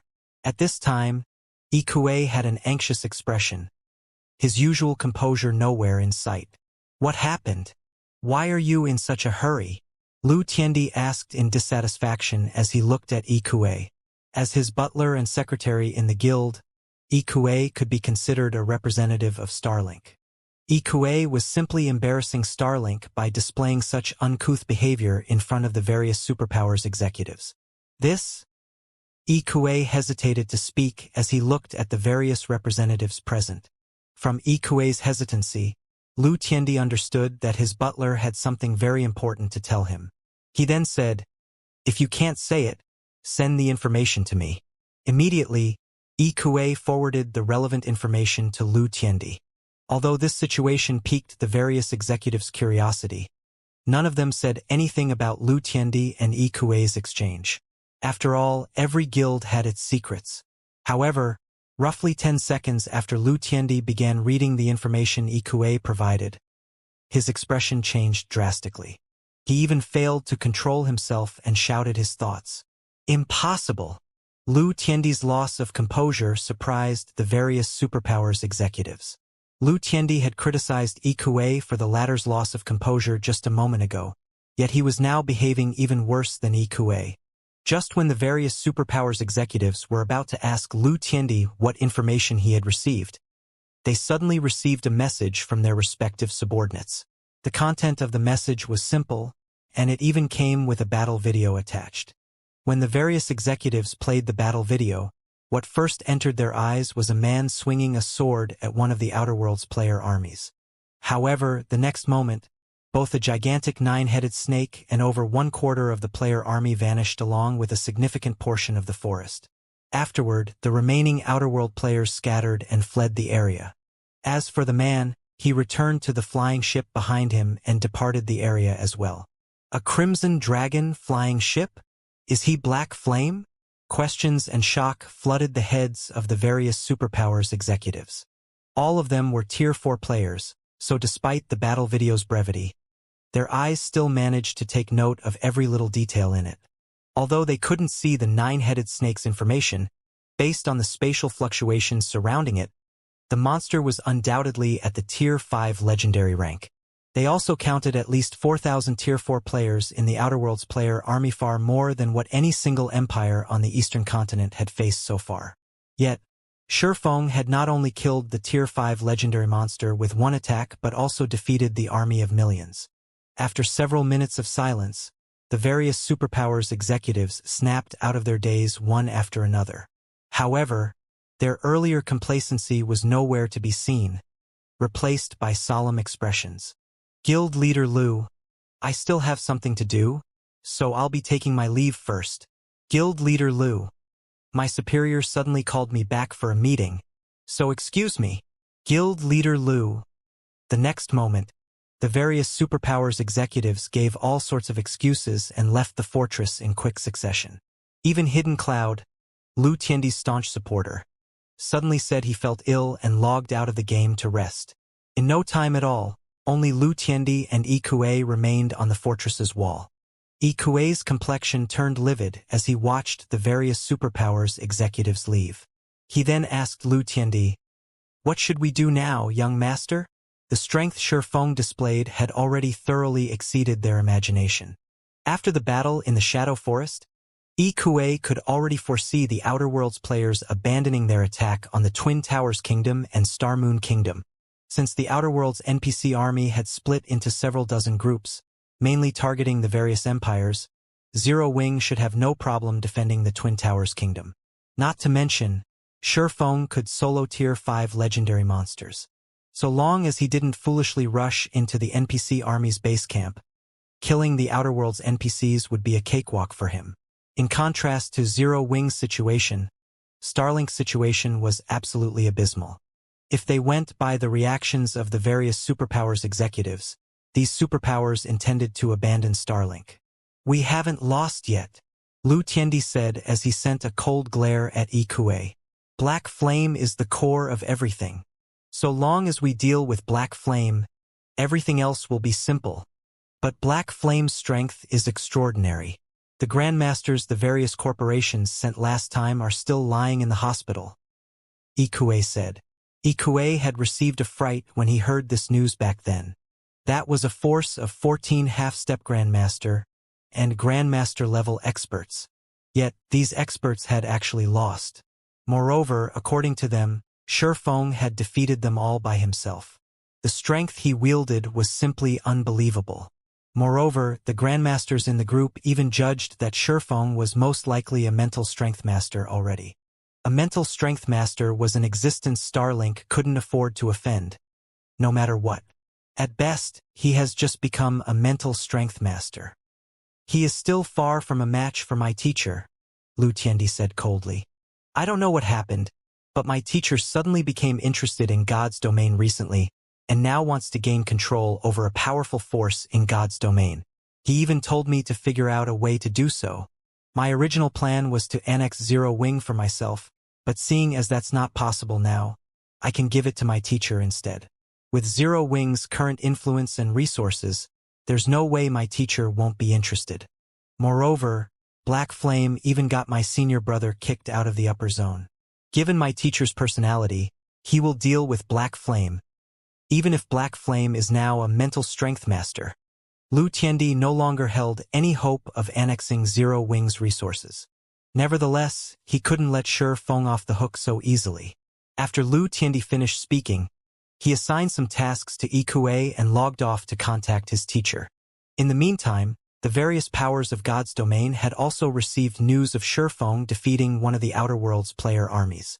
The superpowers were shaken for a time, and their fear of Zero Wing skyrocketed. Some superpowers even began planning to convey good intentions to Zero Wing. However, Shurfeng wasn't present in God's domain to receive any of these good intentions, as he had promptly logged out of the game after returning to Sky Spring City.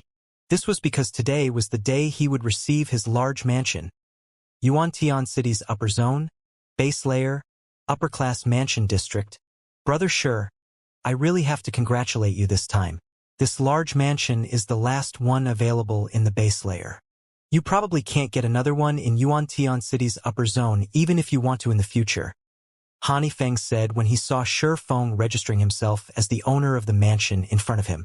Looking at the three-story mansion, which occupied an area as large as half a football field, he couldn't repress his envy as he said, "You're only one of 3 people to own a large mansion as an individual in Yuantian City's upper zone." The base layer's 10 large mansions didn't just have the best position and environment. They also served as a status symbol. The only reason Han Feng got to stay in a large mansion himself was his status as the 5 States Corporation's heir. The other members of his family, even those with excellent performance, could stay in the large mansion for only a short period. In comparison, Shurfeng had purchased a large mansion all by himself. Moreover, he wouldn't have any people disturbing his peace.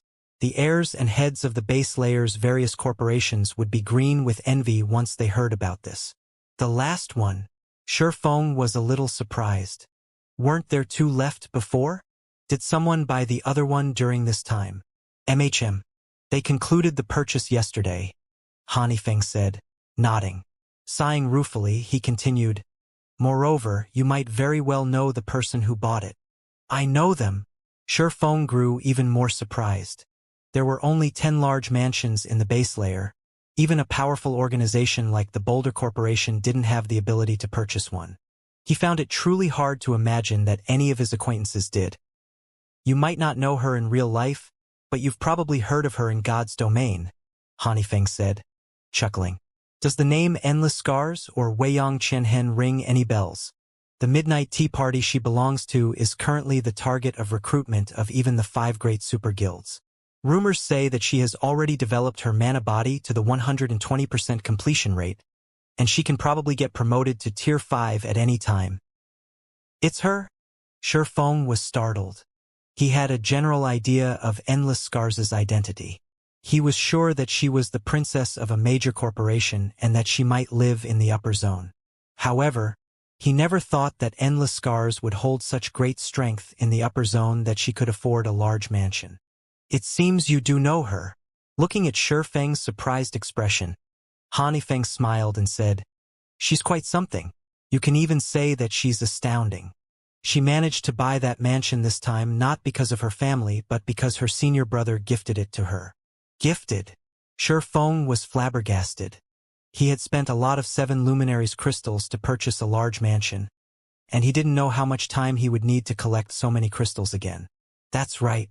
It's because she has incredible talent. A big shot in the middle layer recently took her in as his student. I heard that this big shot even paid a high price to borrow a middle layer reserve slot for her to help her break through to mental strength master, Hanifeng said, a hint of envy appearing in his eyes. I have to admit that her talent is truly astonishing. She's been labeled the best talent Yuantian City's upper zone has seen in the past 100 years. Once she reaches the middle layer, she'll probably take only a few months to become a mental strength master. And with her talent, beauty, and a middle layer big shot supporting her, she naturally became the target of pursuit of many of the upper zone's youths. One of them is Qin Bai, her senior brother. Qin Bai is also an extraordinary talent. He successfully broke through and became a mental strength master 2 years ago, the youngest mental strength master in Yuantian City's upper zone in the past 20 years.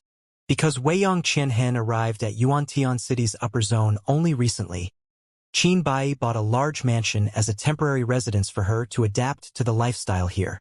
Having spoken up to this point, Han Yifeng, who was normally indifferent to his surroundings, betrayed some yearning for the woman named Weiyang Qianhen. After all, mental strength masters were incredibly rare, and a beautiful mental strength master was rarer. However, before Han Yifeng could fantasize for long, Shifeng interrupted him, asking, "Young Master Han, do I need to go through any procedures to let other people live in this mansion long-term?" Fang Shihan had transferred 10 upper zone reserve slots, and he had already assigned them to Fire Dance and the others. The ordinary housing unit couldn't accommodate them all. Meanwhile, one would enjoy vastly different treatment depending on whether one had housing or not. A housing status didn't just signify that one had lodging. It also determined the exercise equipment and food one could gain access to, among other things. Those without housing could only enjoy the most common training facilities and food. If one wished to eat better food or rent the upper zone's high-tech training facilities, one needed to have housing status. There are some, Han Yifeng said, nodding. All you need to do is register their identities at the Green God Tower. If you're not familiar with anyone there, you can come with me. It so happens that I also need to register someone to my mansion. At this point, Han Yifeng no longer dared underestimate Shifeng. In fact, he had even begun placing great importance on Shifeng. Shifeng's defeating multiple Honglian grandmasters all by himself aside, just the position and resources Zero Wing currently held in God's domain already made the guild worthy of befriending for the upper zone's various organizations. After all, 7 luminaries crystals couldn't be acquired easily in God's domain. "I'll have to trouble you then, young Master Han," Shifeng said. Although Shifeng understood Han Yifeng's motives, he didn't reject the other party's goodwill.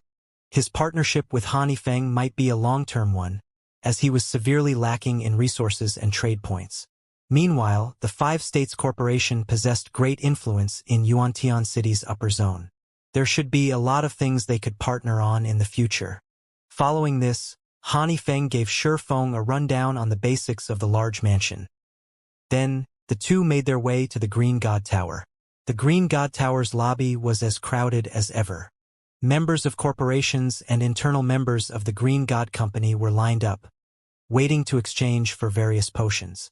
These people easily numbered over 1,000, and more were still joining the line. The situation at the housing registration counter wasn't the slightest bit inferior, either. When Shifeng and Han Yifeng entered the exchange center, a young and beautiful girl wearing a short-sleeved t-shirt and denim shorts noticed them.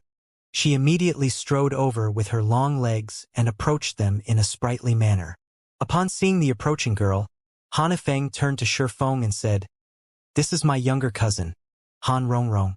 The family recently decided to have her live in the mansion because of her talent." When Shifeng saw the lively girl in front of him, he was somewhat surprised. Firstly, it was because of Han Rongrong's talent. From what he could tell, the girl was only around 16 or 17 years old. Yet she had already reached the half-step Honglian Grandmaster standard. Secondly, it was because Han Rongrong's appearance resembled the famous Chaos Witch of his previous life. Although Chaos Witch was labeled a witch, she didn't actually play a magical class in God's domain. Instead, she was a guardian knight. Unlike Gentle Snow and Phoenix Rain, who had risen to fame early on in God's domain, chaos which had joined God's domain 2 years after its launch. However, her rise was rapid, getting promoted to Tier 5 in less than 2 years. She had also become one of God's domain's 12 sacred guardian knights and had been only half a step away from getting promoted to Tier 6. Hello. My name is Han Rongrong. I heard a lot about you from my cousin. He says you're very strong. If there's an opportunity, we must have a spar with each other. Han Rongrong said as she looked at Shi Feng with eyes sparkling with curiosity and fighting spirit. Rongrong, stop messing around. Brother Shi can defeat even Henglian Grandmasters. Someone who isn't even a Henglian Grandmaster has no business challenging him, Han Feng said as he glared at Han Rongrong. After taking a deep breath, he continued, let's head to the VIP hall to get the residence registration done. However, Han Rongrong paid no heed to Han Feng's scolding. She even made a funny face at Han Feng. While following behind her cousin, she quietly observed Shi Feng, the rumored extraordinary expert. The Green God Tower's VIP hall, located on the 22nd floor, was dedicated to receiving people of a certain status in the base layer. The base layer's average resident couldn't come here even if they wanted to. Only heirs of major corporations like Han Feng had the qualifications to do so. However, the so-called VIP hall wasn't anything special. It merely functioned as a specialized housing registration center. VIPs seeking to exchange for points and items still had to line up downstairs like everyone else. When Han Feng, Shi Feng, and Han Rongrong entered the VIP hall, they found it nearly empty. However, upon seeing a group of 5 in the hall, Han Feng couldn't help tensing up.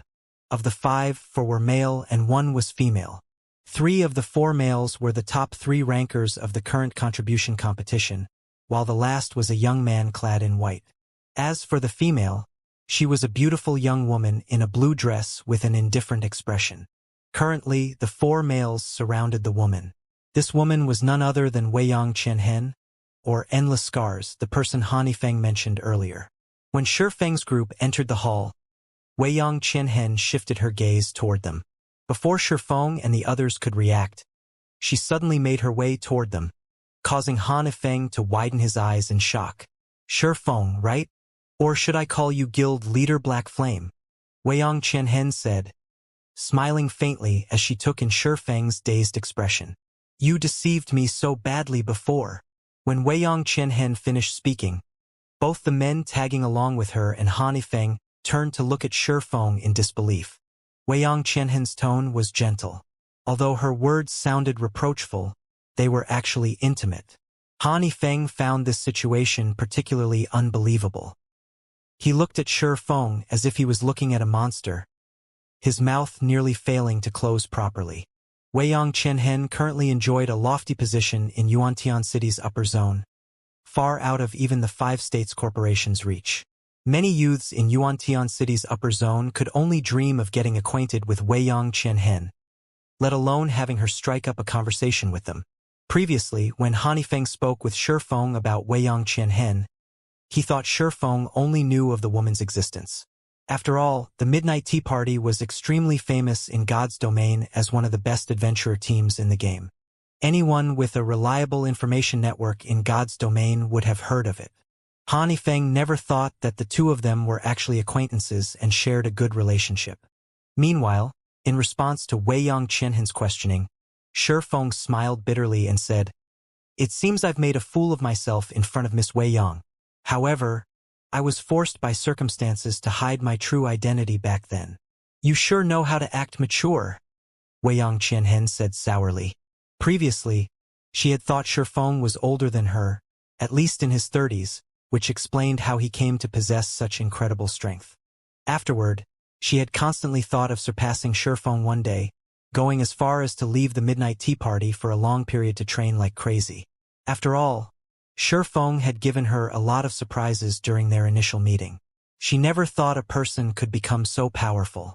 However, just when she thought she was catching up to Shi Feng, she received a shocking piece of news. Black Flame's true identity was actually that of a young man who wasn't even 25. Moreover, he was a bona fide self-made expert who didn't possess the slightest bit of background or expert guidance. She had fallen into depression for quite some time after learning about this. Shifeng laughed blankly at Weiyang Qianhen's comment. In reality, it wasn't wrong to say that he was a man in his 30s. After all, he had been one when he reincarnated. It's been a while since we met, and it seems you've undergone an amazing transformation. You're now a celebrity in Yuantian City's upper zone. Me? That's where you are wrong. Weiyang Qianhen shook her head. She then pointed at the white-clad youth nearby and said, I'd better introduce you to my senior brother. When Weiyang Qianhen said the words, senior brother, she deliberately emphasized the word senior, causing the white-clad youth to smile bitterly before walking over. And this is. When Shifeng looked at Qin Bai, he found the white-clad youth somewhat familiar. He felt as if he had met the other party somewhere before, yet he couldn't recall where. Hello, Guild Leader Black Flame. We meet again. Qin Bai greeted with a smile. Again? Have we met before? Shifeng grew confused when he saw Qin Bai greeting him like an old acquaintance. Of course you've met. He likes to act mature. Exactly like you. Weiyang Qianhen said as she glared at Qin Bai, gritting her teeth slightly. Smiling awkwardly, Qin Bai said, Let me introduce myself. You can call me by my real name, Qin Bai. You can also call me by my game ID, Breeze Wine. Breeze Wine. You're Breeze Wine. Shifeng was startled when he heard Qin Bai's words. Breeze Wine was the Midnight Tea Party's commander, someone Shifeng had met and was relatively familiar with. However, the white-clad youth in front of him had a completely different look and bearing from Breeze Wine's wildness and boldness. While Shifeng was feeling surprised, Han Feng, who stood beside him, was deeply shocked. Qin Bai was not only a mental strength master but also the youngest mental strength master in Yuantian City's upper zone. Who would have thought that a mental strength master was actually the commander of a 20-man adventurer team? Yet, God's Domain's various super first-rate guilds and super guilds had ignorantly used threats against the Midnight Tea Party to recruit the adventurer team. Those superpowers were simply tired of living. Don't mind it. Don't mind it. Qin Bai said awkwardly when he saw the surprise on Shifeng's face. I wasn't hiding it. Playing God's Domain is just one of my hobbies. After hearing Qin Bai's introduction, Shifeng finally understood how Weiyang Qianhen managed to catch the eye of a middle-layer big shot. It was very likely due to Qin Bai's introduction. Shifeng also understood why the Midnight Tea Party wasn't afraid of the various superpowers and could continue existing all this time. With Qin Bai's status, which superpower in God's Domain would dare offend him? Seeing Shifeng in deep thought, Qin Bai took the initiative to say, Guild Leader Black Flame, you and your friends must be here to register your housing status as well, right? We are also here to deal with housing matters. Why don't we get it done together? I'll be in your care then, Shifeng said, accepting the offer. There were still a few people lined up, waiting to get their business done in the hall. If Qin Bai was willing to help expedite the procedure, it was naturally good news for Shifeng. After all, the sooner he got gentle snow and aqua rose into the large mansion, the sooner he could alleviate the stress on their mind. Naturally, Han Feng also didn't refuse the offer. He wanted nothing more than to establish a connection with Qin Bai right now. Although the Five States Corporation had a solid foundation in the base layer, the influence the corporation held in the upper zone was still insignificant compared to Qin Bai's. If Han Feng could get acquainted with Qin Bai now, he would have an easier time when he entered the middle layer. After all, the middle layer wasn't an easy place to survive in. The competition there was even fiercer than in the base layer. Subsequently, the group had all its needs taken care of in less than 10 minutes. When the group arrived at the Green God Tower's entrance and was about to part ways, a commotion erupted from the street outside. The next moment, a maglev car suddenly descended from the sky and landed in front of the entrance, catching the attention of all the nearby pedestrians. Although the upper zone allowed residents to drive their own cars, that was limited to road use. Cars were prohibited from flying. The only ones allowed to do so were people with very high status in the upper zone. After the maglev car parked in front of the Green God Tower's entrance, two people, one young and one old, emerged from it. The young man was none other than Lu Tiandi, Starline Corporation's current heir. However, Lu Tiendi showed none of his usual arrogance, standing humbly and respectfully behind the black-robed elderly man. At this old man's appearance, many of the corporation heirs present gasped reflexively. Han Yifeng's expression even paled when he saw the man. Why would he come here personally? Han Yifeng's eyes were filled with disbelief as he looked at the approaching black-clad elder.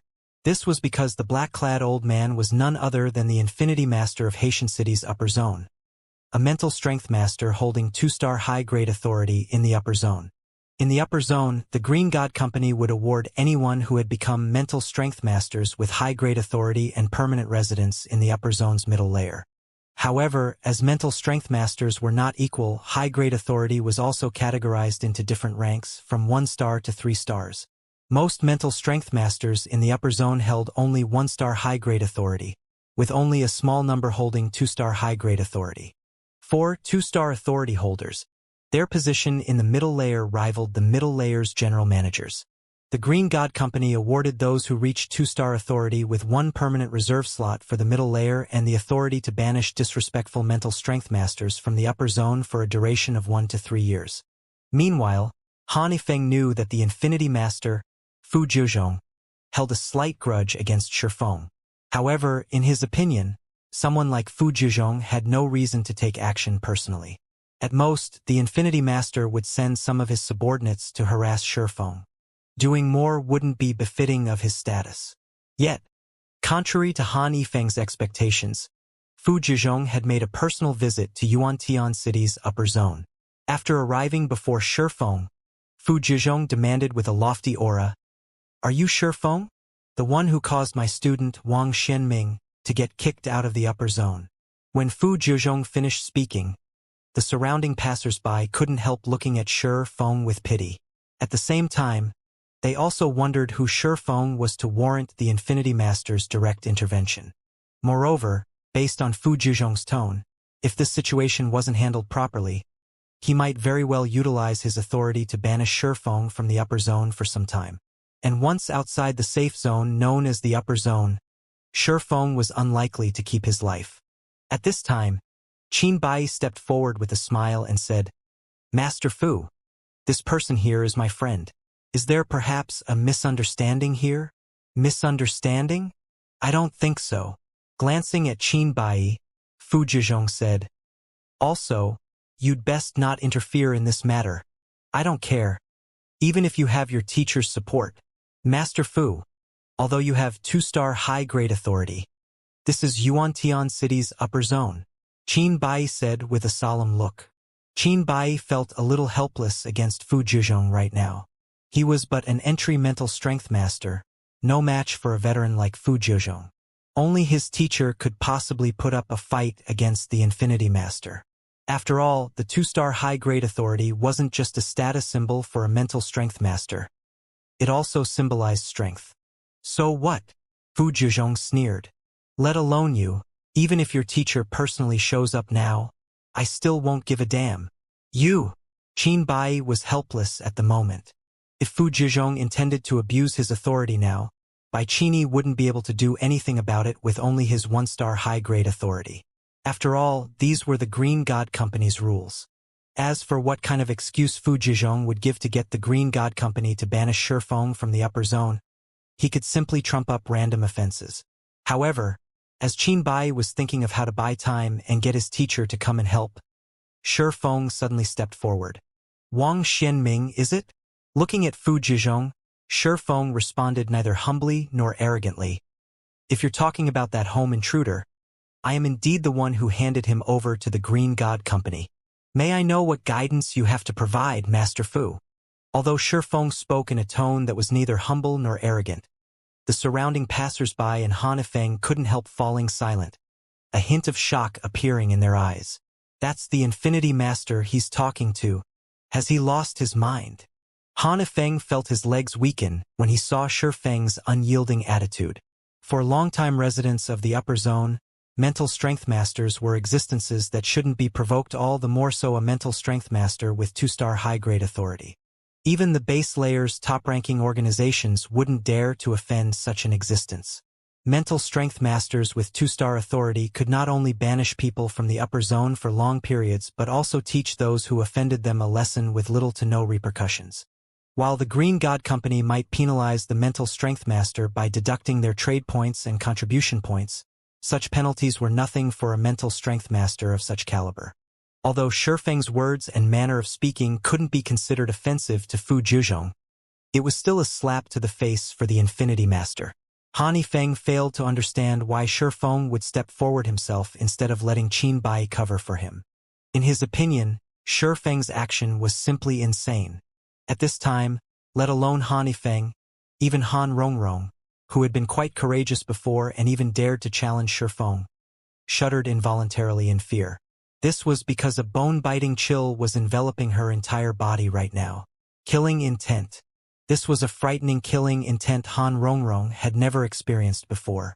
The killing intent was so intense that Han Rongrong, a half-step Honglian Grandmaster, had the illusion that she would get killed the next moment.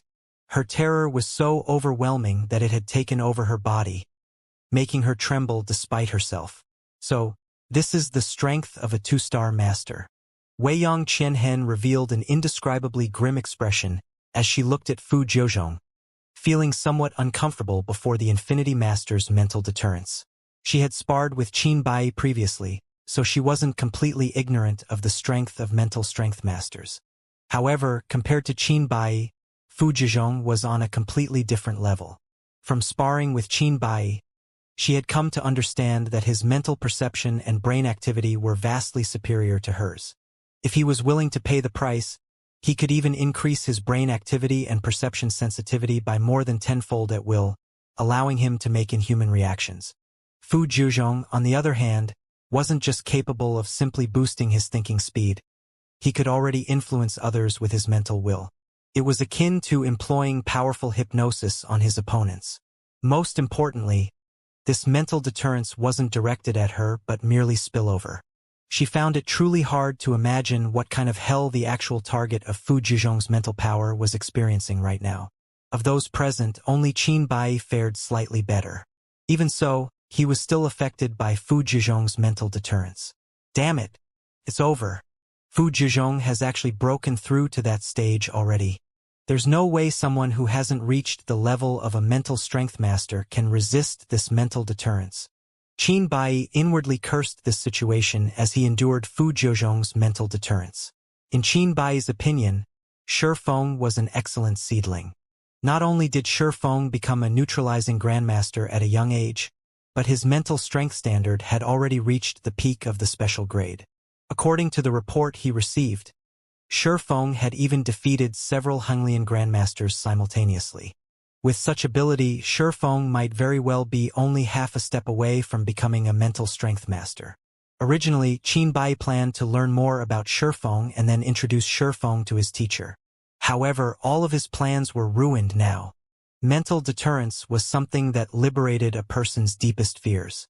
For this reason, it was normal for the minds of people subjected to mental deterrence to collapse. If a person had weak willpower, they might even die on the spot. Even people with very strong willpower would suffer trauma when subjected to mental deterrence, which would impact their future mental growth.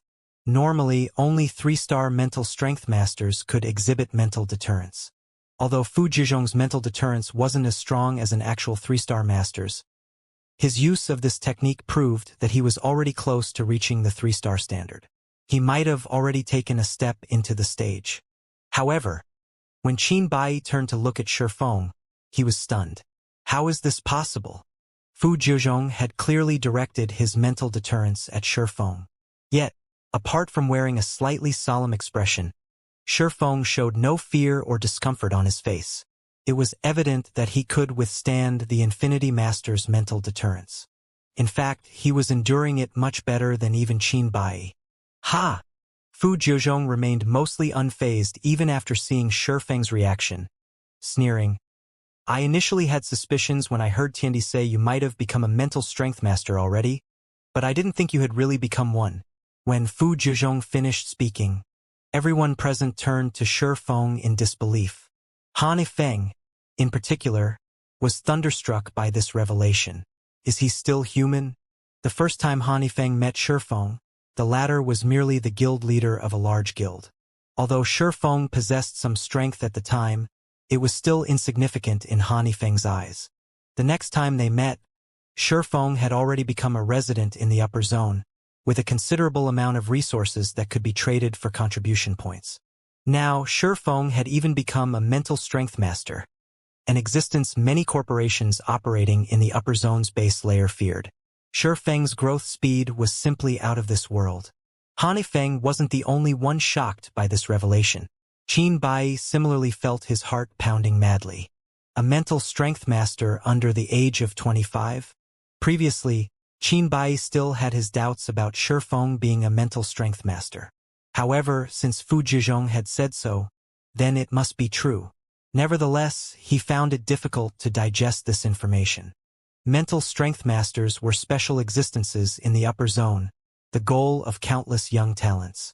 However, typically, one could already be proud of oneself if one became a mental strength master by the age of 60 or 70. Qin Bai's achievement of becoming a mental strength master in his 30s already made him a rare talent that only appeared once every several decades in Yuantian City's upper zone. However, compared to Shifeng, Qin Bai's achievement paled significantly. At Shifeng's age, the growth rate of his mental strength was still at its peak. Only after the age of 30 would his growth slow than 5 years of rapid growth. If he continued developing himself, he could definitely become a 3-star mental strength master in the future, and possibly even reach the legendary Grandmaster standard. When Qin Bai thought about the possibility of introducing Shifeng to his teacher, excitement filled his heart. However, before Qin Bai could grow excited for long, Fu Zhizhong suddenly changed his tone and said coldly, "Your achievement of becoming a mental strength master might be excellent, but do you think you can behave arrogantly in front of me just because you've become one?" After saying so, Fu Zhizhong suddenly punched at Shifeng. Although Fu Zhizhong had only executed a textbook punch, in everyone's eyes, this punch seemed to carry the power of heaven and earth. The power of this punch was unstoppable, and everyone instinctively tried to run away. Not good. Qin Bai's expression immediately underwent a drastic change. Dodge it! Fu Zhizhong's punch didn't just exude a mighty aura that daunted others' hearts.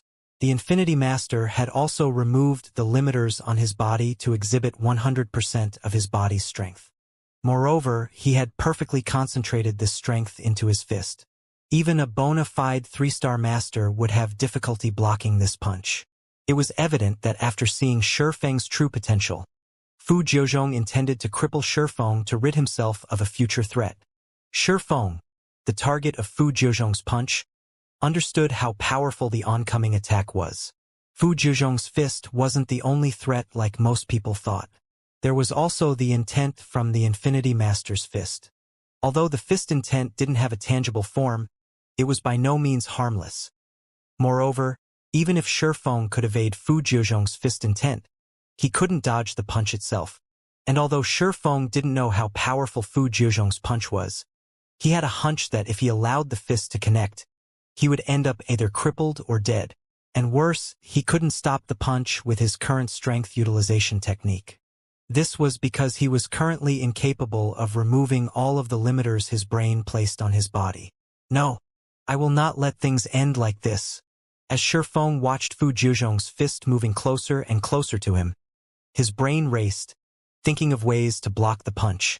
When Fu Zhizhong's fist was only half a meter away, a potentially viable technique suddenly occurred to Shifeng, a technique he had wanted to use in the real world all this time but couldn't due to physical fitness and mental capacity limitations. Block it! With a shout, Shifeng concentrated the strength of his body and removed the limiters on his 2 arms. He then brandished his arms as if he were brandishing swords and instantly executed the sword technique he had used thousands of times in God's domain. Swords transmigration. Bang! Along with the sound of an explosion, the ambient air fluctuated, and even those standing more than 10 meters away from Shifeng and Fu Zhizhong felt these shock waves. The next moment, Fu Zhizhong's punch came to an abrupt end, while Shifeng stumbled several steps back before he managed to stabilize his body. The outcome of the initial confrontation between the 2 mental strength masters was clear for all to see.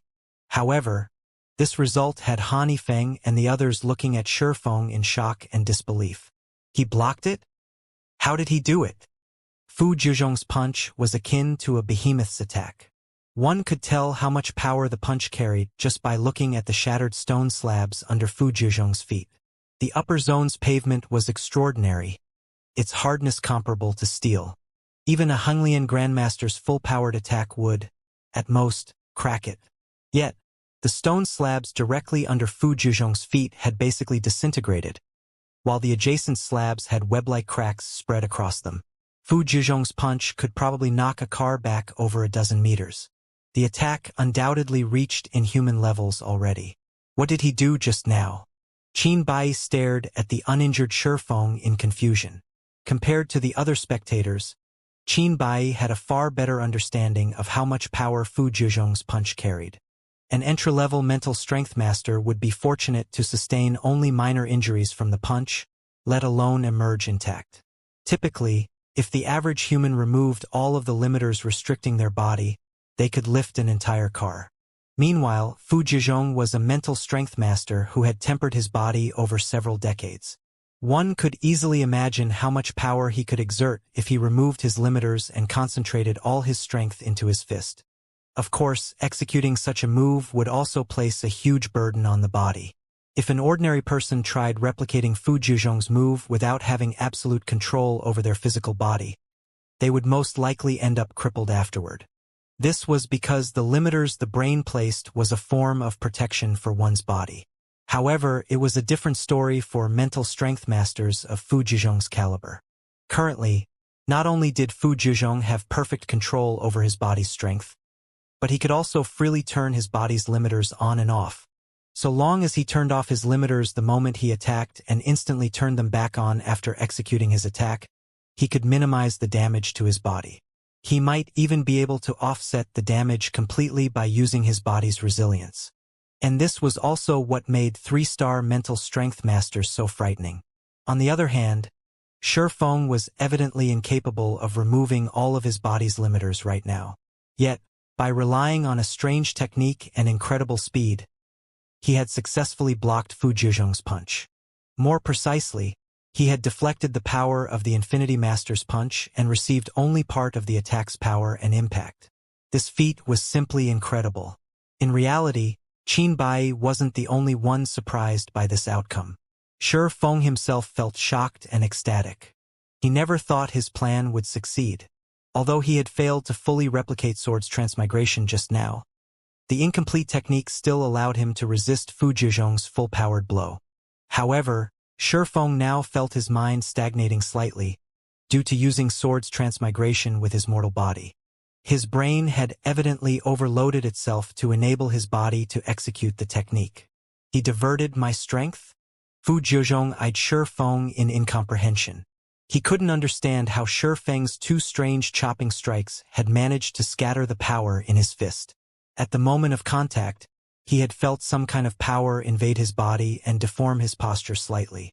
This, in turn, caused the power of his punch to plummet and allowed Shi Feng to escape unscathed. Was it luck? Fu Zhizhong shook his head, dismissing his thoughts. He promptly dashed toward Shi Feng and executed a flurry of punches, giving him no time to catch a breather or create another miracle. Fu Zhizhong had come to Yuantian City's upper zone intending to teach Shi Feng a lesson, have Shi Feng give up a significant portion of Zero Wings shares, and avenge his student. After seeing Shi Feng's potential, though, he realized there was no way the young man would give up Zero Wings shares. However, reconciliation between them wasn't possible after Fu Zhizhong had sent the various corporations' experts after Shi Feng. Fu Zhizhong also couldn't forgive the arrogant behavior Shi Feng took in front of him. Hence, only one path remained open to Fu Zhizhong: crippling Shi Feng and utilizing his mental deterrence to arouse Shi Feng's inner fears. Even if Shi Feng was a mental strength master, this would still leave an indelible trauma in his heart. If that happened, Shi Feng's future as a mental strength master would be over. And while Fu Zhizhong would suffer repercussions from the Green God Company afterward, the penalty wouldn't be anything severe. After all, There was no way the Green God Company would choose to lose a 3-star mental strength master after already losing a young talent. Fu Jiuzhong executed his punches with all his might, without a fixed pattern. Of course, with how fast his attacks were, Fu Jiuzhong couldn't concentrate all his strength into every punch. Hence, the punches he currently executed were significantly weaker than his first one.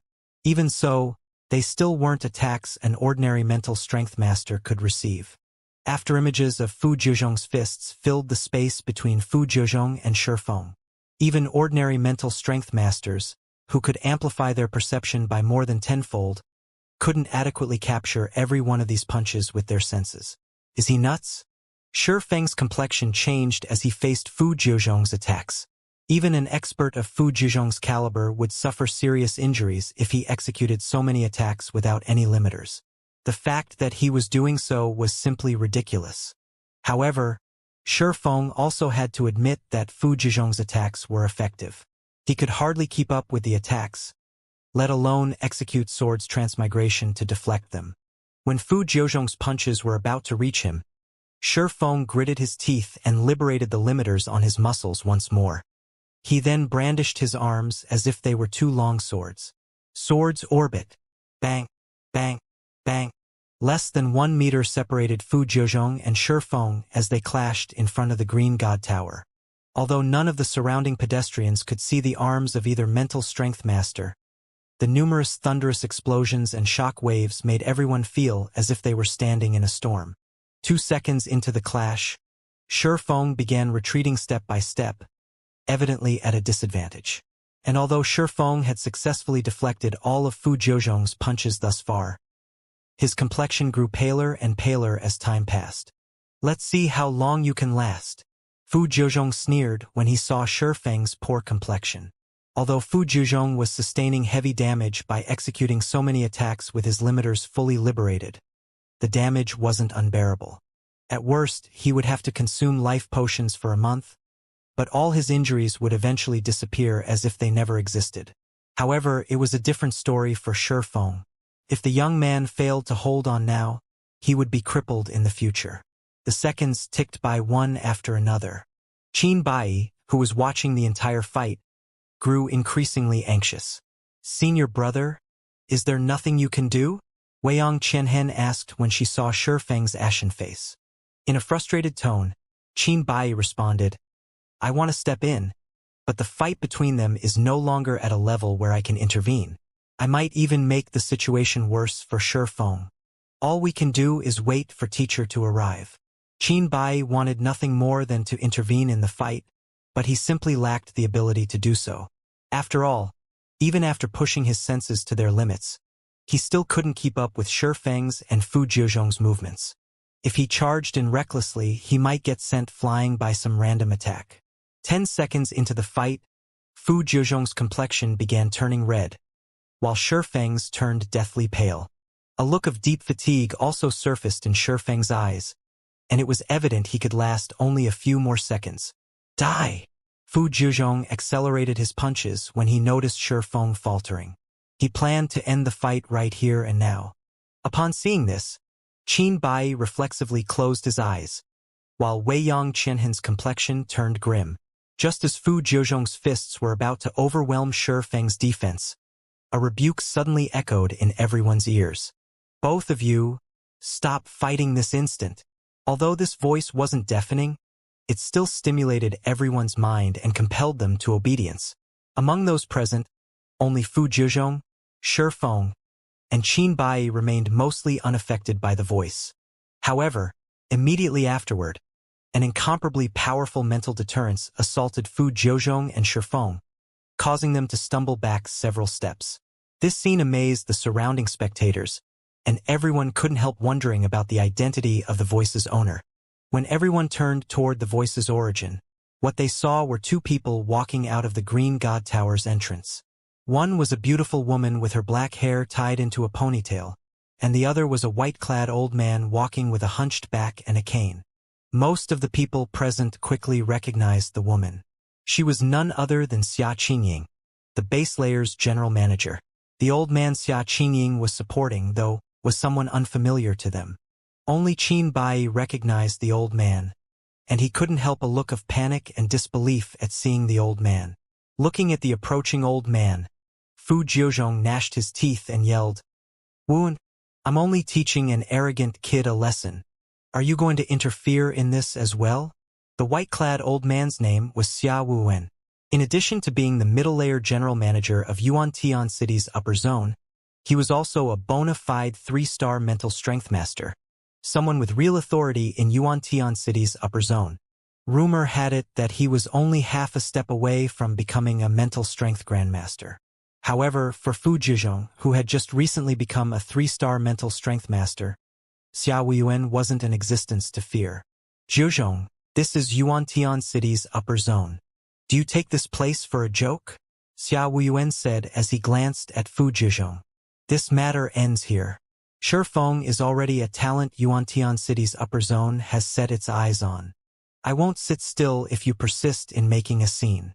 Xia Wuyuan's words thundered in Fu Zhizhong's ears, causing his expression to turn ugly. Fu Zhizhong then glared at Shifeng and said coldly, "Consider yourself lucky today, kid. However, don't think you'll be as lucky next time." After saying so, Fu Zhizhong got back into his maglev car together with Lu Tiandi and departed the area, disinclined to exchange any more words with Xiaowun. "Teacher, are we going to let Shifeng go? Just like that?" Lu Tiandi asked. With them having thoroughly offended Shifeng, if they didn't cripple Shifeng now, he would definitely become a thorn in their side with his extraordinary potential. After taking a deep breath, Fu Zhizhong shook his head and said, "That old ghost is already close to crossing that threshold. I can't go up against him. However, that doesn't mean I'll let that kid off. After I apply for 3-star high-grade authority and get it approved, I'll have one chance to train in the core area and solidify my gains. Once that happens, that kid won't be able to stop me as easily as he did today." Lu Tiandi breathed out a sigh of relief at Fu Zhizhong's words. If Fu Zhizhong could train in the upper zone's core area even for a short period, he would definitely return stronger and would have a much easier time dealing with Shifeng. Most importantly, Fu Zhizhong could afford to do a lot more things once he gained 3-star high-grade authority. Meanwhile, after Fu Zhizhong and Lu Tiandi left, Shifeng hurriedly approached Xia Qingying and Xia Wuyuan to thank them. If not for Xia Wuyuan's intervention, Shifeng really would have succumbed to Fu Zhizhong's attacks. "This little fellow has quite the talent," Xia Wuyuan thought to himself as he scrutinized Shifeng. He then said, "Qingying mentioned you to me before. She said you were even more talented than Bai. I initially thought she was joking, so it is fortunate I had some business here today. Otherwise, Fu Zhizhong would have crippled you. Thank you for helping me, Elder Xia." "Thank you as well, General Manager Xia," Shifeng said as he looked at Xia Wen and Xia Qingying nodding at Shifeng. Xia Qingying said, "You really surprised me. Although I've long since known you would become a mental strength master sooner or later, I didn't expect you to break through in such a short time. It seems I didn't invite my grandfather here in vain." Shifeng grew a little awkward after hearing Xia Qingying's words, unsure of how to explain himself. After all, his rapid growth was a complete accident. "Ahem, that's enough talking. You'll have plenty of chances to talk in the future," Xiaowen said, faking a cough. He then looked at Shifeng and said, "Kid, now that you've become a mental strength master, come with me to the middle layer." "We're going to the middle layer now?" Shifeng was a little surprised by Xia Wuyuan's words. According to his understanding, while one could indeed live in the middle layer once one became a mental strength master, one would first need to clear the Green God Company's internal test and review. One couldn't enter the middle layer simply on the assumption that one was a mental strength master already. After all, the middle layer was an incredibly important location for the Green God Company. Even the middle layer's official residents needed to undergo strict inspections every time they entered and left. When Qin Bai overheard Xia Wuwen's words, he was dumbfounded. Qin Bai still remembered that after he became a mental strength master, he had to go through an incredibly troublesome process to gain access to the middle layer. Yet, Shifeng could enter the middle layer before even receiving the Green God Company's recognition. However, Xia Wuyuan indeed had the authority to make such a decision as the middle layer's general manager. Even if Shifeng weren't a mental strength master, Xia Wuyuan could still bring him into the middle layer, just without official residential status. Of course, although you haven't passed our internal test and review yet, the fact that you held your ground against Fu Jiuzhong proves that you are indeed a mental strength master, Xia Wuyuan said, nodding. He then smiled and continued, since you are now one of Yuan-Tian City's upper zone's mental strength masters, you naturally have to get registered at the middle layer immediately. Or are you telling me you don't want the middle layer's residential status? Of course not, Shifeng said hurriedly. It will naturally be wonderful if I can get my residential status for the middle zone right now. The resources available to the middle layer's residents were beyond the reach of the base layer's residents. Specifically, he could purchase life water once he gained middle layer residential status. Good. Let's go then. After Xia Wuyuan finished speaking, he waved his hand, and a maglev limousine marked with the Green God Company's logo descended from the sky. He then entered the limousine together with Xia Qingying and Shifeng, and the three of them flew straight toward the mountain's halfway point. At this sight, Han Yifeng and the other corporation heirs aiming to enter the middle layer inevitably grew envious. Brother Shi's status is going to skyrocket now. Han Yifeng was filled with complex emotions as he watched Shifeng depart. Han Yifeng had constantly been seeking to gain the privilege to live in the middle layer. Yet, Shifeng now had this privilege at his fingertips. Shifeng had even gained the attention of Xia Wuyuan, the middle layer's general manager. Even after entering the middle layer, Shifeng would not have to fear being targeted. What a pity. Qin Bai also sighed inwardly at this situation. If the middle layer's big shots found out about Shifeng's talent, they would desperately try to get him as their student. Qin Bai's teacher wouldn't be an exception. Now, though, Xia Wuyuan had gotten ahead of everyone. A mental strength master, is it? I'll soon catch up to you. Unlike Qin Bai and the others, when Weiyang Qianhen saw Shifeng departing for the middle layer, the urge to compete with Shifeng bloomed in her heart.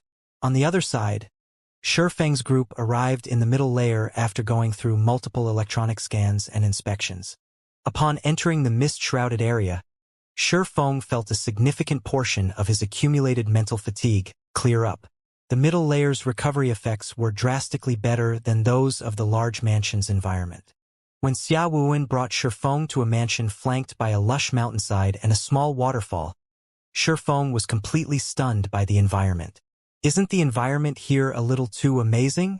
It's at least twice as good as the environment I felt when I entered the middle layer. Even without doing anything, I can probably live up to 160 or 170 years old in such an environment, Shifeng exclaimed as he experienced the changes the mansion's environment brought to his body. This is one of only 20 top-tier mansions in the middle layer, let alone 160 or 170. A Hanglian Grandmaster can live up to 200 here without any problems, Xia Wuyuan said, chuckling. As the Green God Company's life technology continues improving, the lifespan of the middle layer's residents will also increase. Eventually, this place will let even ordinary people live up to 200 years old. As for mental strength masters like yourself, you might live to celebrate your 300th birthday. 300. Shifeng was a little dazed. 300 years was already enough for a change in dynasties during ancient times. That's right. Although it is still somewhat difficult to reach such an age in the middle layer right now, the improvement is only a matter of time, Xia Wuyuan said, nodding. However, if you become a mental strength grandmaster, reaching 300 won't be difficult at all. Are mental strength grandmasters that strong? Shifeng asked in surprise. With his current physical fitness, even with the support of life potions and the middle layer's environment, he could, at most, live to around 200 years old. He dared not think about living up to 300. Yet, Xia Wuyuan stated that a mental strength grandmaster could currently live up to 3 centuries. This was incredible. Of course, mental strength grandmasters are much stronger than you think. They can exert 100% control over their brains. To ordinary people, they are no different from gods. The Green God Company's creator was also a mental strength grandmaster, Xia Wuyuan said, awe and envy appearing on his face. Shifeng was stunned once more. The Green God Company was the most influential corporation in the world. The combined influence of every other corporation worldwide couldn't match the Green God Company's influence. Shifeng never imagined that the founder of this corporation was a mental strength grandmaster. This was simply unbelievable. Seeing Shifeng's dazed expression, Xia Wuyuan added, "You, too, have a small possibility of becoming a mental strength grandmaster. It is for this possibility that I brought you to the middle layer. Only by living here can you better develop your mental strength. Letting you remain in the base layer is simply a huge waste." Shifeng immediately came to a realization when he heard Xia Wuyuan's words. It was no wonder Xia Wuyuan brought him straight to the middle layer without undergoing the Green God Company's test. When Xia Wuyuan saw Shifeng's contemplative expression, he smiled faintly and asked, "You're thinking that with your potential. I'm underestimating you by saying that you only have a small possibility of becoming a mental strength grandmaster, right?" Shifeng didn't deny Xia Wuyuan's guess. In his opinion, if the Tier 5 concentration standard of God's domain represented the master standard for mental strength in the real world, then the Tier 6 concentration standard should correspond to the mental strength grandmaster standard. Meanwhile, Shifeng was relatively confident that he could get promoted to Tier 6 in his current state. After all, he had an ancient god's legacy. He even had items that improved concentration, such as the Soul Water and Crystal of Souls. Raising his concentration to the Tier 6 standard with the help of these items shouldn't be difficult. As if having seen through Shifeng's thoughts, Xia Wuyuan said, "Even if your concentration reaches the Tier 6 standard in God's domain, you will still be a long way from becoming a mental strength grandmaster. According to God's domain's concentration categorization, the Tier 6 concentration standard is only equivalent to the half-step mental strength grandmaster standard. Currently, you are still far from becoming a half-step grandmaster, let alone becoming an actual grandmaster. You are, at best, close to the 2-star master standard. The Tier 6 concentration standard is equivalent to only the half-step mental strength grandmaster standard?" Shifeng was startled. Shifeng had experienced what it was like to have Tier 6 concentration thanks to the light of 2 worlds, and the experience was amazing beyond imagination. With Tier 6 concentration, he could suppress even ordinary Tier 5 existences with his mental oppression. Tier 4 players that weren't at the peak of Tier 4 would even lose consciousness on the spot. In his opinion, this should already be equivalent to the rumored mental strength grandmaster standard. Yet, according to Xia Wuyuan, that wasn't the case at all. If Xia Wuyuan was telling the truth, then Shifeng couldn't even begin to imagine how powerful a mental strength grandmaster's mind was. Can you not make it sound as if half-step mental strength grandmasters are very weak? I'll have you know that even Yuantian City's upper zone has only 3 half-step grandmasters, while some of the other upper zones have only 2. Our upper zone is considered above average already, Xiaoan said, rolling his eyes at Shifeng. Also, I managed to assign you this top-tier mansion only because of one other person's recommendation. Otherwise, even with your excellent talent, you'd only get to live in a basic mansion in the middle layer. You'd need first to become a 3-star master to live here. Another person's recommendation? Shifeng grew curious. Most of his acquaintances in the upper zone lived in the base layer, and he knew none of the big shots living in the middle layer. You know this person. She's the person you've been secretly investigating. Her ID in God's domain is Phoenix Rain, Xia Wuyuan said.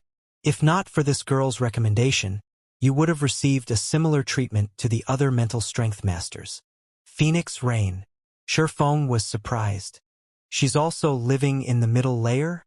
What is her current condition? Shifeng had conducted plenty of investigations into Phoenix Rain. After all, Ji Luorong was very concerned about her elder sister. However, he never managed to find any information. He never thought that he would receive news of Phoenix Rain from Xia Wuyuan. Moreover, it was even Phoenix Rain who had recommended him to the middle layer. I can only say that it isn't good. Apart from that, there is nothing else you should know right now, Xia Wuyuan replied, shaking his head. To be precise, you still don't have the qualifications to know. Her condition isn't good? Shifeng fell into deep thought. After a moment, he asked, Elder Xia, how do I get the qualifications you speak of? Originally, Shifeng didn't hold much hope of acquiring information about Phoenix Rain. This was because Phoenix Rain's situation definitely involved a huge secret. He was fortunate to obtain even this slight bit of information. But now that he was a mental strength master, if he could help Phoenix Rain, he would naturally do so. After all, Phoenix Rain had helped him a lot previously. Phoenix Rain's little sister, Ji Luorong, was now an important member of Zero Wing as well. There was no reason not to help. If you make a significant contribution to the Green God Company and elevate your authority to the 3-star high-grade status, you can know a little more, Xia Wuyuan said after giving the matter some thought. Significant contribution? Upon hearing that he had a chance, Shi Feng asked hurriedly, "May I know how many contribution points I will need for that?" "Significant contributions cannot be weighed using contribution points," Xia Wuan replied, shaking his head. "If you want to make a significant contribution, the only available avenue for you right now is driving off the Outer World's NPC army in God's domain. If you can do that, you might even be able to meet with her." Repel the Outer World NPC army? Shi Feng frowned slightly at Xia Wuyuan's answer. The Outer World's NPC army was different from the Outer World's player army. After all, the player army didn't even have a single Tier 5 player in its ranks. In contrast, the NPC army had Tier 5 NPCs and might even have demigod-level NPCs. Just stopping the NPC army's advance was already a difficult feat. Repelling it was simply impossible for the Eastern Continent's native forces. "You should stop thinking about this matter and focus on developing your mental strength," Xia Wuan said. "Although you've become a mental strength master and entered the middle layer, Fu Zhizhong has already become a 3-star master. If he's really intent on targeting you, you'll probably have to spend the rest of your life cooped up in here. Outside of the middle layer, he'll have plenty of ways to deal with you." Shi Feng nodded in agreement. Currently, the Infinity Master indeed posed a significant threat to him. If Xia Wuyuan hadn't appeared today, Shi Feng definitely would have suffered severe injuries. Moreover, he couldn't stay in the middle layer or upper zone forever, as he needed to manage Zero Wing's affairs in the outside world. "Elder Xia, may I know how I can purchase life water?" Shi Feng asked. Shi Feng might not be able to leave the upper zone right now, but with Fu Zhizhong's status and pride, the latter definitely wouldn't stoop so low as to target Zero Wing's other members. After all, none of Zero Wing's other members could pose a threat to him. And if Fu Zhizhong targeted Zero Wing's other members, the upper zone's other residents would look down upon him. However, Shi Feng couldn't discount the possibility of Fu Zhizhong having the upper zone's various corporations secretly target Zero Wing, either. Hence, the first thing Shi Feng needed to do now was let Gentle Snow and Aqua Rose recover. With their strength, protecting Zero Wing from Fu Zhizhong's henchmen wouldn't be difficult. Purchase life water? Looking at Shi Feng's slightly pale complexion, Xia Wuwen said in confusion, "Your current authority is 1-star high grade, so you're allowed to exchange for only 1 bottle per year. However, the main purpose of life water is to replenish life. With a mental strength master's regenerative abilities, you can just use the life potions or the meditation potions exclusive to the middle layer to repair minor physical or mental damages.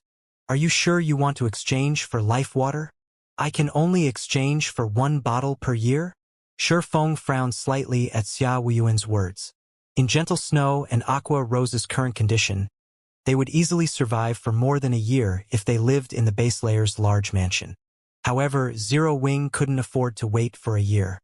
After all, Gentle Snow and Aqua Rose had many responsibilities they needed to handle. This was especially true for the management of the guild's headquarters in the real world. Fire Dance and Lei Bao couldn't manage the entire headquarters by themselves. Not to mention, Fire Dance and the others would be coming to the upper zone to train soon. "There are alternatives available if you wish to exchange for more life water," Xia Qingying said when she saw Shi Feng's disappointed look. Smiling faintly, she continued, "As you manage to become a mental strength master before the age of 30, the Green God Company will be giving you a reward." "A reward?" Shi Feng immediately grew interested. "That's right. It is a reward for mental strength masters under the age of 30, Xia Wuwen said, nodding in agreement. "However, I do not recommend you use this reward to exchange for life water. This reward is something even 3-star masters desire greatly. as it can be used to redeem the privilege to enter and train in the core area, which is the top layer of this mountain.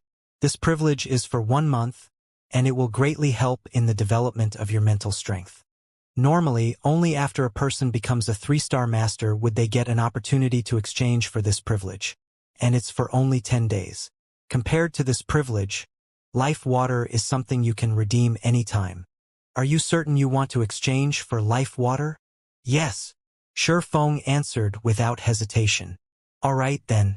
I really don't know what's going through the minds of you young people these days. Xia Wuwen sighed when he saw Shi Feng's determined expression, evidently dissatisfied with Shi Feng's decision. He then turned to Xia Qingying and said, I still have to report this matter to the higher-ups, so I'll leave the rest of the explanation to you. Xia Qingying nodded obediently in response. After Xia Wuwen finished speaking, he turned away and left the mansion, having no intention of continuing his conversation with Shi Feng. Shi Feng smiled bitterly at the old man's reaction. Don't mind it too much. Grandpa is just grumpy that you failed to meet his expectations. He doesn't know your circumstances. Xia Qingying consoled Shi Feng after seeing Xia Wuwen leave. Since you wish to exchange for life water, you need only 2 bottles, correct? I can exchange for 2 bottles? Shi Feng was stunned. Originally, he thought that he could obtain only 1 bottle of life water as his reward, and that he would have to spend trade points and contribution points to exchange for the other one. However, based on Xia Qingying's tone, it appeared that he could receive more than just 1 bottle of life water as his reward. This reward allows you to exchange for 3 bottles of life water. If you only need 2 bottles, I recommend you replace the remaining bottle with meditation potions. The meditation potion is more effective than the phantom potion and also functions to repair a person's mental state. Normally, a 1-star master can exchange for only 5 bottles per year.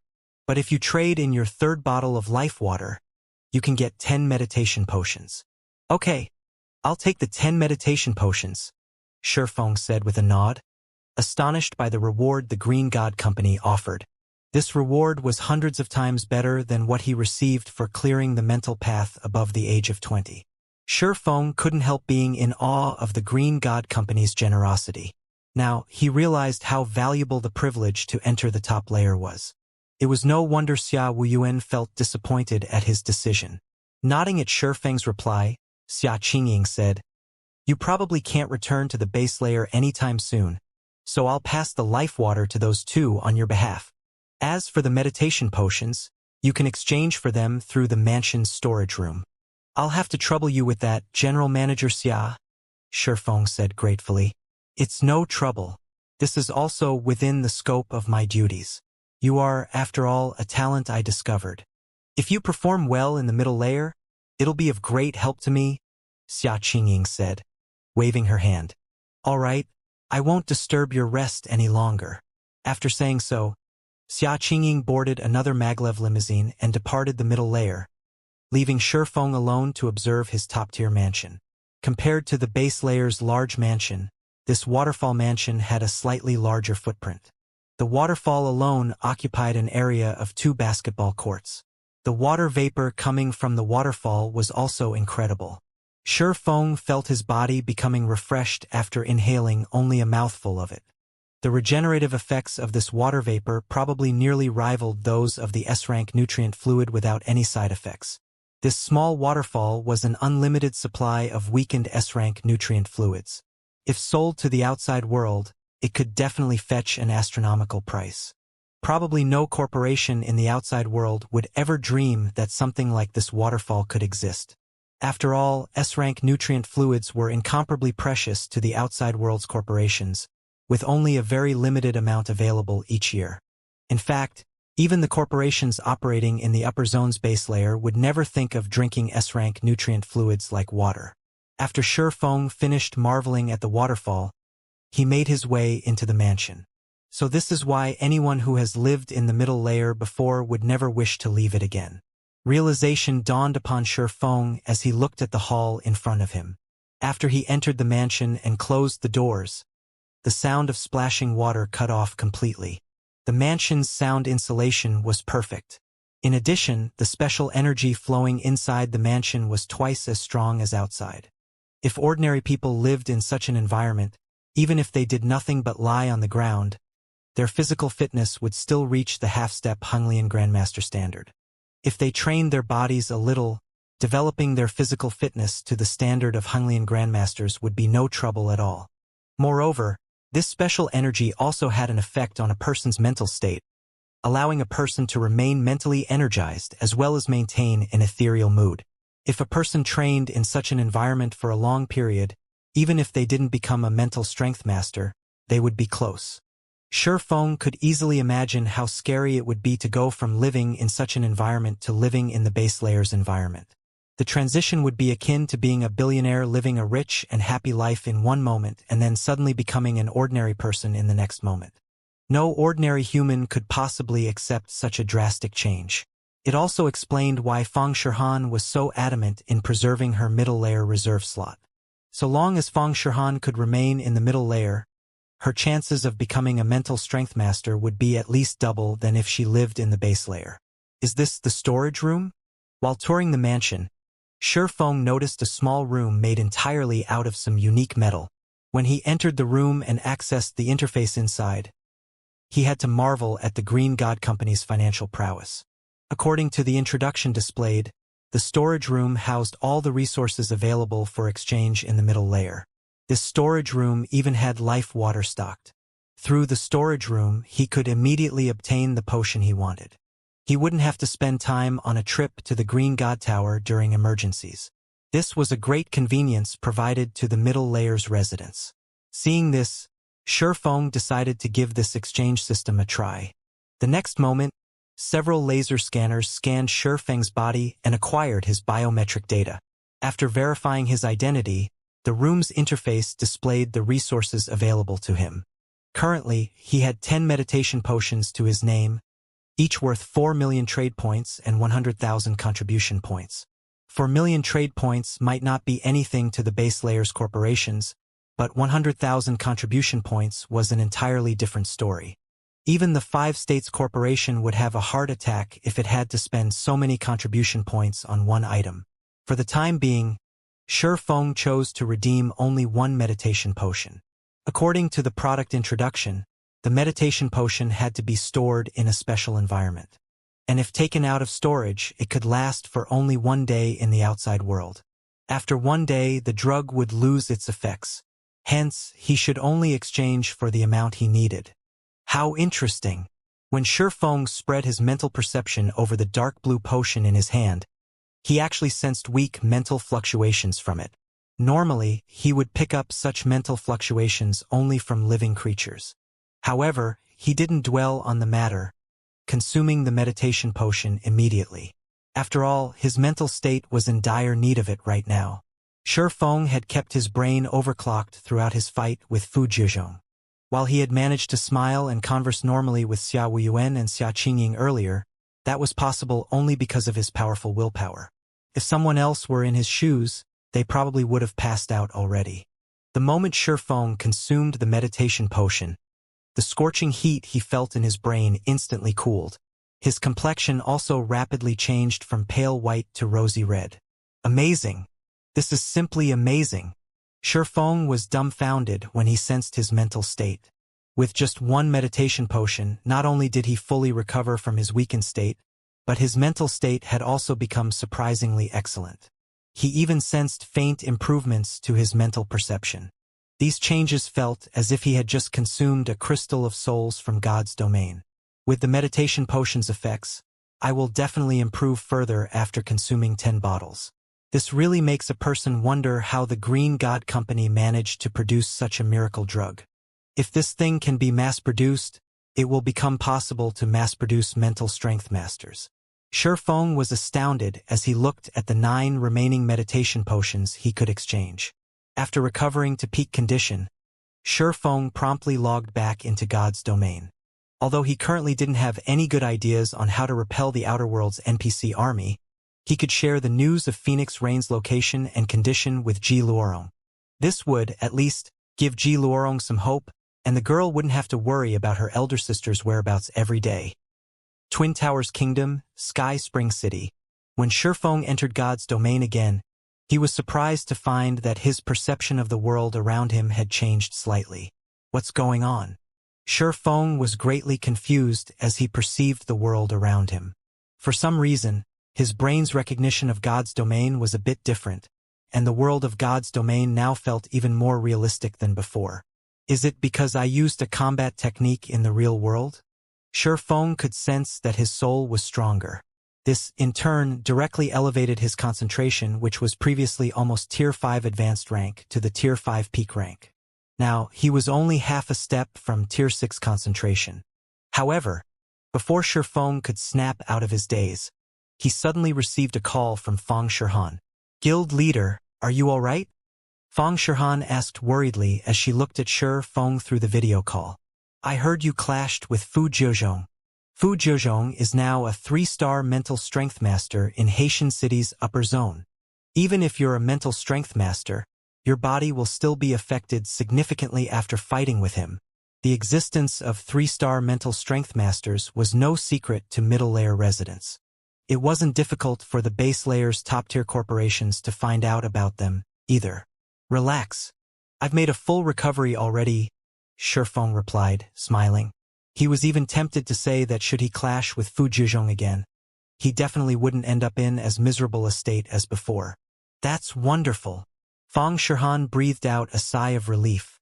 She then said, "Guild leader, while you were logged off, the Outer World NPCs started their invasion. Several empires have already clashed with the Outer World NPCs and suffered heavy casualties. According to our estimates, the battle at the Twin Towers Kingdom will begin soon. So far, I've already contacted the various powers based in the Twin Towers Kingdom, Star Moon Kingdom, and several neighboring kingdoms that aren't embroiled in the war for a meeting in Sky Spring City. However, I'm not particularly confident we can get the neighboring kingdoms' player forces to cooperate with us since the superpowers based in the engaged empires are doing their best to recruit them." "All right, I understand," Shi Feng said, nodding. "Also, tell them that our meeting venue will be changed to Star Moon City." "Change the venue to Star Moon City?" Feng Shihan was a little confused. While Zero Wing indeed possessed a guild residence in Star Moon City, the royal capital wasn't one of Zero Wing's main NPC cities. Hence, Zero Wing didn't have much manpower available there. Meanwhile, organizing the meeting this time required a lot of manpower. Not to mention, in terms of quality and quantity, Zero Wing's members in Sky Spring City were far superior to those in Star Moon City. If they held the meeting in Sky Spring City, Zero Wing could better display its current strength and raise the various player forces' confidence in defending the Twin Towers Kingdom. "MHM. Set it at Star Moon City," Shi Feng said in a determined tone. "I understand. I'll notify them right away." Feng Shihan didn't pursue the matter. She then disconnected the call and began contacting the various powers. Meanwhile, Shi Feng promptly teleported to Star Moon City and went straight to the War God's temple there. Previously, the branch temple Lord Howard Ragewind had promised Shi Feng that he would handle all of the necessary procedures for Zero Wing to garrison Star Moon Kingdom. Now that so much time had passed, the branch temple lord should be mostly done. When Shi Feng entered the War God's temple's first-floor hall, a level 180, Tier 4 general manager approached him in a respectful manner. Upon seeing this sight, the players looking to pick up quests from the War God's temple turned to Shi Feng with envious and curious gazes. "Who is that guy? Why is the general manager personally receiving him? I recall some Tier 4 experts coming to pick up quests some time ago. That general manager didn't bat an eye at them. Yet he's actually taking the initiative to welcome a player now. Could that guy be Black Flame? He must be Black Flame. I heard Black Flame always moves alone and loves concealing his identity. Out of all the players operating in Star Moon Kingdom, only Black Flame might get the general manager to treat him with such respect." Shortly after the players in the hall observed Shi Feng's cloaked figure, passionate flames flared up in their eyes. They also began approaching him, hoping to take pictures or videos as mementos of meeting the legendary Sword Saint. After all, Black Flame was a living legend in the current God's domain. He was also the reason many new players had chosen to play the Swordsman class. In no time at all, posts with titles such as Sword Saint Black Flame appears in War God's Temple, and Sword Saint Black Flame seen in Star Moon City began appearing on Star Moon Kingdom's official forums one after another. This situation rendered Shi Feng speechless. He had initially used the Nightwalker's cape to conceal his identity. Nevertheless, these cunning players still managed to identify him almost immediately. "Lord Sword Saint, the Temple Lord instructed me to give you this should you visit us," the general manager said respectfully as he proffered a rolled-up parchment. "The contract's contents will take effect as soon as you sign it." After receiving the parchment scroll, Shi Feng nodded and said, "Please thank the Temple Lord for me." The contract the general manager handed Shi Feng held the signature of Star Moon Kingdom's ruler. Once Shi Feng signed his name on the contract, Zero Wing would officially garrison Star Moon Kingdom and become its representative guild. At that time, Zero Wing would be able to dictate the kingdom's development and even mobilize the kingdom's army. After reading the contract's contents, Shi Feng signed it without hesitation. The sound of a system notification immediately entered his ears. "System, congratulations! Your guild, Zero Wing, has officially garrisoned Star Moon Kingdom and become the kingdom's representative guild. Zero Wing will now enjoy a portion of the kingdom's management rights." At the same time, a system announcement rang throughout Star Moon Kingdom. Star Moon Kingdom Region System Announcement. "Congratulations to Zero Wing for officially garrisoning Star Moon Kingdom and becoming the kingdom's representative guild. Zero Wing will now enjoy a portion of the kingdom's management rights." The system announcement echoed in the minds of the Star Moon Kingdom's players 3 times, triggering an uproar among the kingdom's players. "What's going on? Zero Wing garrisoned the kingdom? Didn't they say that only the reserve guilds of God's domain's 12 great guilds are qualified to garrison a country?" The sudden system announcement confused many players. Zero Wing's members, though, were exhilarated, especially the guild's new members. After this announcement, even a fool would understand that Zero Wing now had the final say in everything inside Star Moon Kingdom. Now, even the superpowers wouldn't dare interfere in the kingdom's matters. With this development, Zero Wing's newcomers could not only grind without worry within the kingdom, but also gain access to numerous kingdom quests unavailable to other players. These kingdom quests would instantly resolve Zero Wing's concerns of developing its newcomers. Many of Star Moon Kingdom's player forces could already imagine Zero Wing's future rapid development. After all, now that Zero Wing had Star Moon Kingdom as a buffer, the guild could recruit new members without worrying about training resources. It wouldn't have to recruit only Tier 3 elite players and above. While elite players were indeed stronger than ordinary players, they made up only a small portion of God's Domain's player base. And with Zero Wing's current size, the guild might be able to defend its existing territory, but it would face great difficulty if it wanted to expand. However, this development resolved Zero Wing's weakness. "Good. I finally did it." Shi Feng smiled spontaneously when he saw the system notification. Immediately afterward, he left the War God's Temple and made his way to Star Moon Kingdom's national treasury. Guilds that garrisoned an entire kingdom or empire actually received a massive hidden benefit. Apart from the monthly tribute from the garrisoned country, representative guilds also gained access to the country's national treasury. A country's national treasury housed heirlooms that served as the country's foundation. And while players could exchange for these heirlooms using resources, they had to have the status of a Grand Duke in the country. Although Shi Feng didn't have the status of a Grand Duke in Star Moon Kingdom, he had the status of an elder in the War God's Temple. In God's domain, an elder of the War God's Temple sat higher than even the Grand Dukes of empires. Shi Feng naturally wouldn't have any problems exchanging for the heirlooms in a kingdom's national treasury. Meanwhile, royal heirlooms were far more valuable than what one could normally obtain through killing powerful monsters. They were items that could change the fate of an entire kingdom or empire.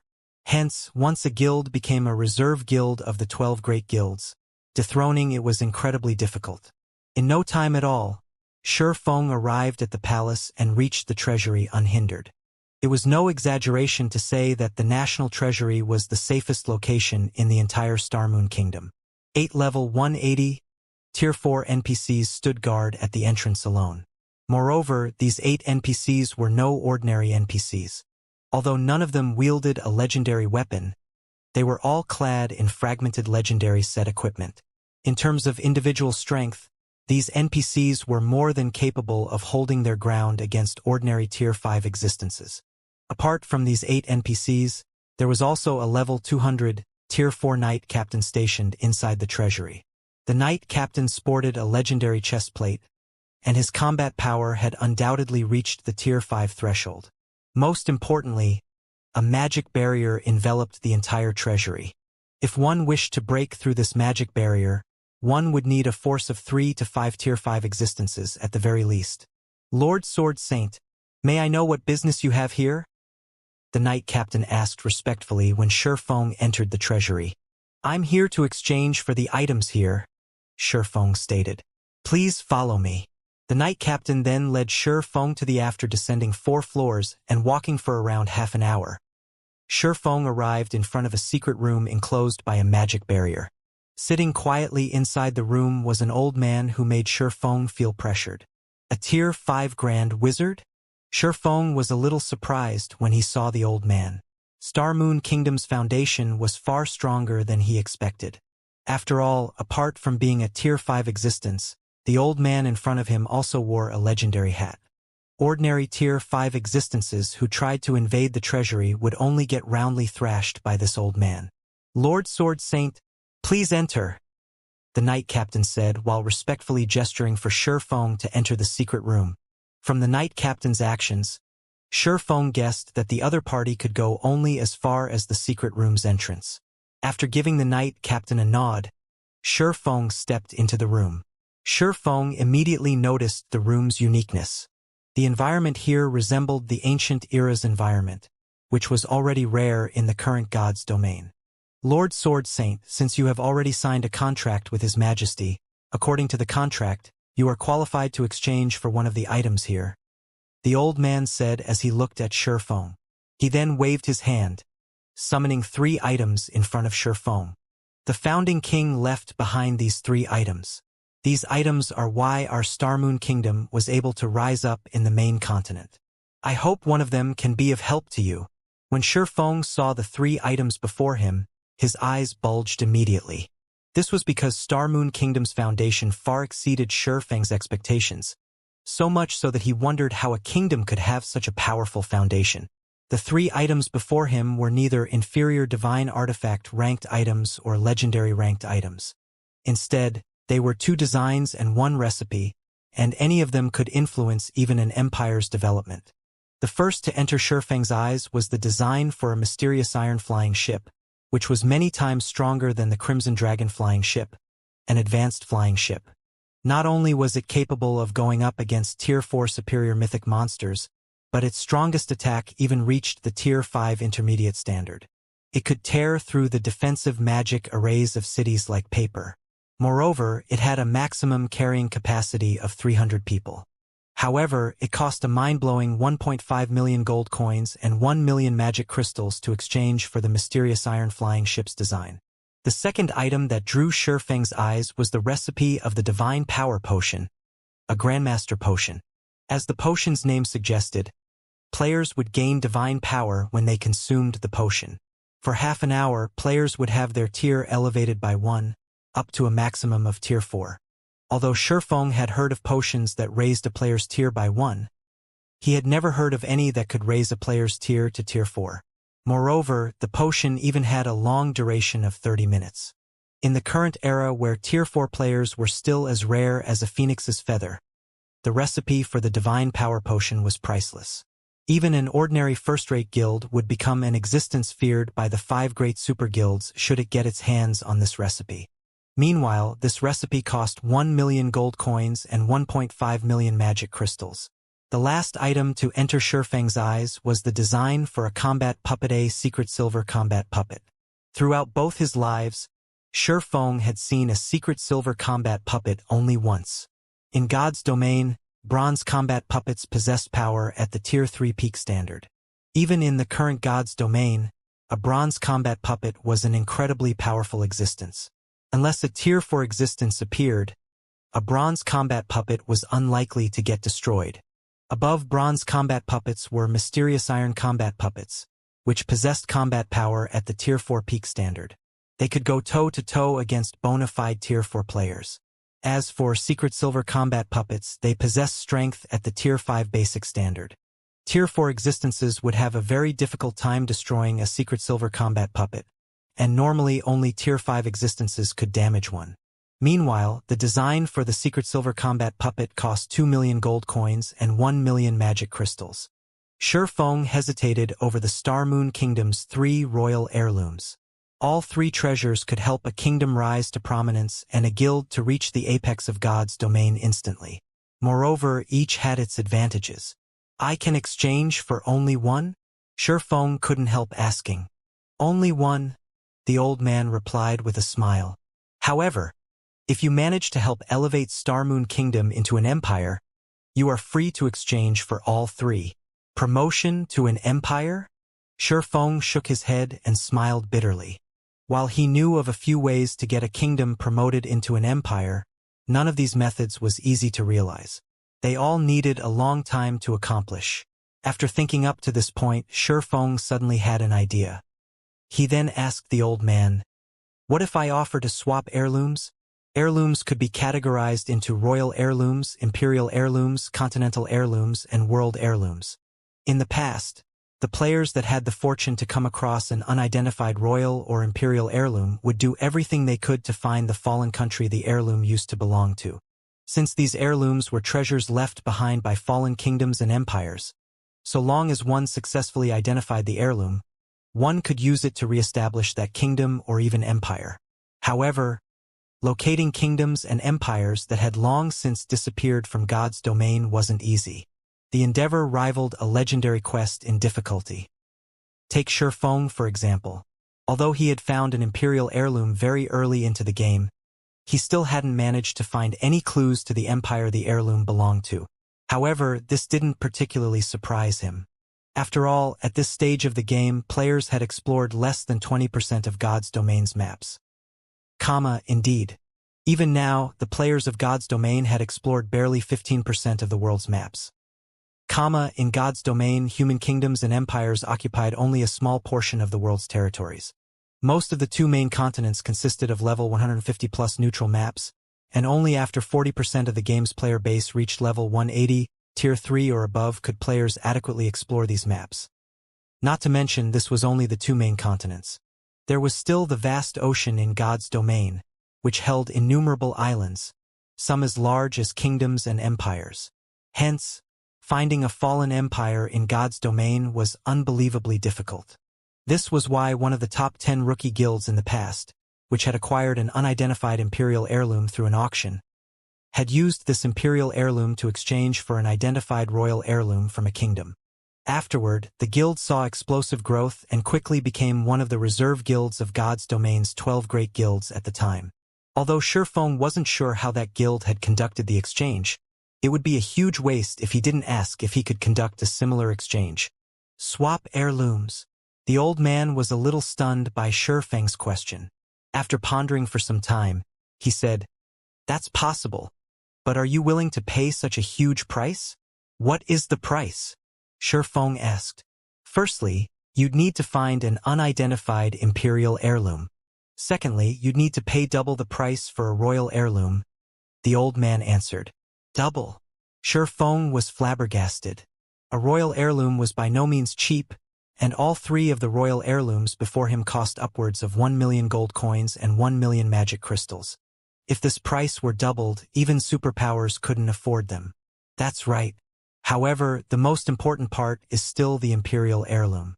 Without it, it won't matter how many resources you offer," the old man said, nodding. "Deal. I'll trade an unidentified imperial heirloom for the mysterious iron-flying ship. I'll also use my exchange opportunity for the secret silver combat puppet," Shi Feng said, gritting his teeth as he took out the imperial heirloom sitting inside his bag. Before visiting the royal treasury, he had already taken all the funds Zero Wing could spare. However, he only had a total of 5.5 million gold coins and 5.3 million magic crystals on him. After all, the recruitment of NPC soldiers and the construction of defensive structures in ancient Rock City cost a lot of money and resources. Although Zero Wing City and Ancient Rock City were raking in a significant income now, it still wasn't enough to cover Ancient Rock City's development costs. You actually have one. The old man was surprised to see the imperial heirloom in Shifeng's hands. Yes, so hurry up with the exchange. Shifeng nodded with an aching heart. All right, that will be 5 million gold coins and 3 million magic crystals in total, the old man said as he extended his hand to Shifeng. Verify the amount, Shifeng said as he transferred the necessary amount of coins and magic crystals to the old man's spatial bag. After verifying that the amount was correct, the old man waved his hand, and 2 ancient designs flew to Shifeng. When Shifeng saw these 2 designs, his heart pounded with excitement. Although purchasing these 2 designs had nearly bankrupted him, their value was immeasurable. Now, all he needed to do was gather the necessary materials and begin mass production. The materials needed are certainly extraordinary. Even the most common of these materials is incredibly rare in the current God's domain. Producing both of these items will also require a ton of Titan Gold and magic elven stones. Veins of Titan Gold ore were considered grade 2 veins in God's domain and incredibly rare, but they were the only way players could acquire Titan Gold ore in large quantities. Other types of grade 2 veins produced Titan Gold ore only occasionally. Overall, Titan Gold was super rare, and just 1 ingot could sell for over a dozen gold coins. As for the magic elven stone, acquiring it had given Shifeng a headache when he was planning to construct the Crimson Dragon flying ship. However, the Crimson Dragon flying ship's construction cost was nothing compared to the mysterious iron-ranked Blue Thunder flying ship. Even if he excluded the other materials required, just the 5,000 ingots of Titan Gold and 600 magic elven stones required would already cost a fortune. As for the secret silver-ranked flame beast puppet, its construction required 1,000 ingots of Titan Gold and 200 magic elven stones. Both items required magic elven stones in significant quantities to produce. Fortunately, when Yenya and Cleansing Whistle returned from the ancient era, they had brought back plenty of magic elven stones. Currently, Zero Wing had a stockpile of over 4,000 magic elven stones, just barely enough to construct an adequate number of Blue Thunder flying ships and flame beast puppets. The only problem now was the Titan Gold. Zero Wing only had around 30,000 ingots. While Shifeng was studying the 2 designs, Fang Shihan suddenly called him. Guild leader, the guild leaders and representatives of the Twin Towers Kingdom and Star Moon Kingdom's various player forces have arrived. However, hardly any guilds from the neighboring kingdoms showed up, Fang Shihan said in frustration. None of the 2 superpowers came, and only 3 of the 8 first-rate guilds showed up. As for second-rate guilds, they number less than 20. This attendance rate was abysmally low. The guilds that came to help from the several neighboring kingdoms were fewer than the guilds in Star Moon Kingdom. Not to mention, neither of the 2 superpowers decided to show up. Are they all waiting to jack up the price? Shifeng chuckled.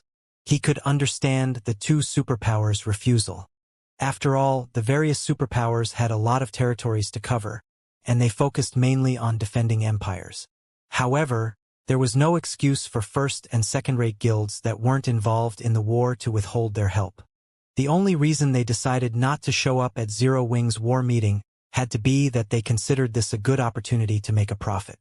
If Zero Wing wished to get their help, then it would have to pay a price. Revealing a bitter smile, Fang Shihan said, "The first-rate guilds that aren't attending indeed have such an intention. In return for their full support, they are demanding the rights to purchase private houses and guild residences in Zero Wing City or Ancient Rock City. They say that the other superpowers have already promised them such conditions. However, if we agree to their demands, then they will choose to help our side instead." Shifeng's act of devastating the Outer Worlds player army with a single attack had indeed caused a huge sensation in God's domain. It had also prompted most of the superpowers targeting Zero Wing to abandon their ambitions. Many of the Twin Towers Kingdoms and Star Moon Kingdom's independent experts had even returned to help in the 2 kingdoms' defense. Most importantly, the number of players seeking to join Zero Wing had also skyrocketed. Unfortunately, all these changes still weren't enough to persuade the unengaged player forces to help Zero Wing. This was because the Outer Worlds NPC army was more formidable than the Outer Worlds player army. There were multiple Tier 5 NPCs in the NPC army, and the upcoming battlefield would span a significant portion of the Twin Towers Kingdom's border. All sorts of siege battles and guerrilla warfare would take place, and there was no way Sherfong could be present for every one of these fights. Moreover, the NPC army on the Twin Towers Kingdom and Starmoon Kingdom side was significantly weaker than the Outer Worlds NPC army.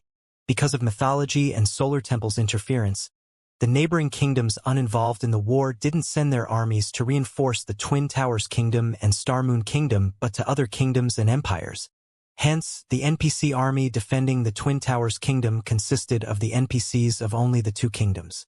Although the Outer Worlds NPC army had split up into several dozen smaller groups and the detachment marching toward the Twin Towers Kingdom didn't have player support, this detachment could still put the two kingdoms' joint army through hell. Hence, a large number of players was needed to fight the Outer Worlds NPCs. And realizing this fact, the neighboring kingdoms' first-rate guilds naturally wouldn't miss the opportunity to get a cut of Zero Wing's resources. Good. Very good. Sherfong smiled when he heard Fang Shihan's words. Tell those first-rate guilds that they can come if they want. But if they don't, then they can forget about coming to us in the future. This?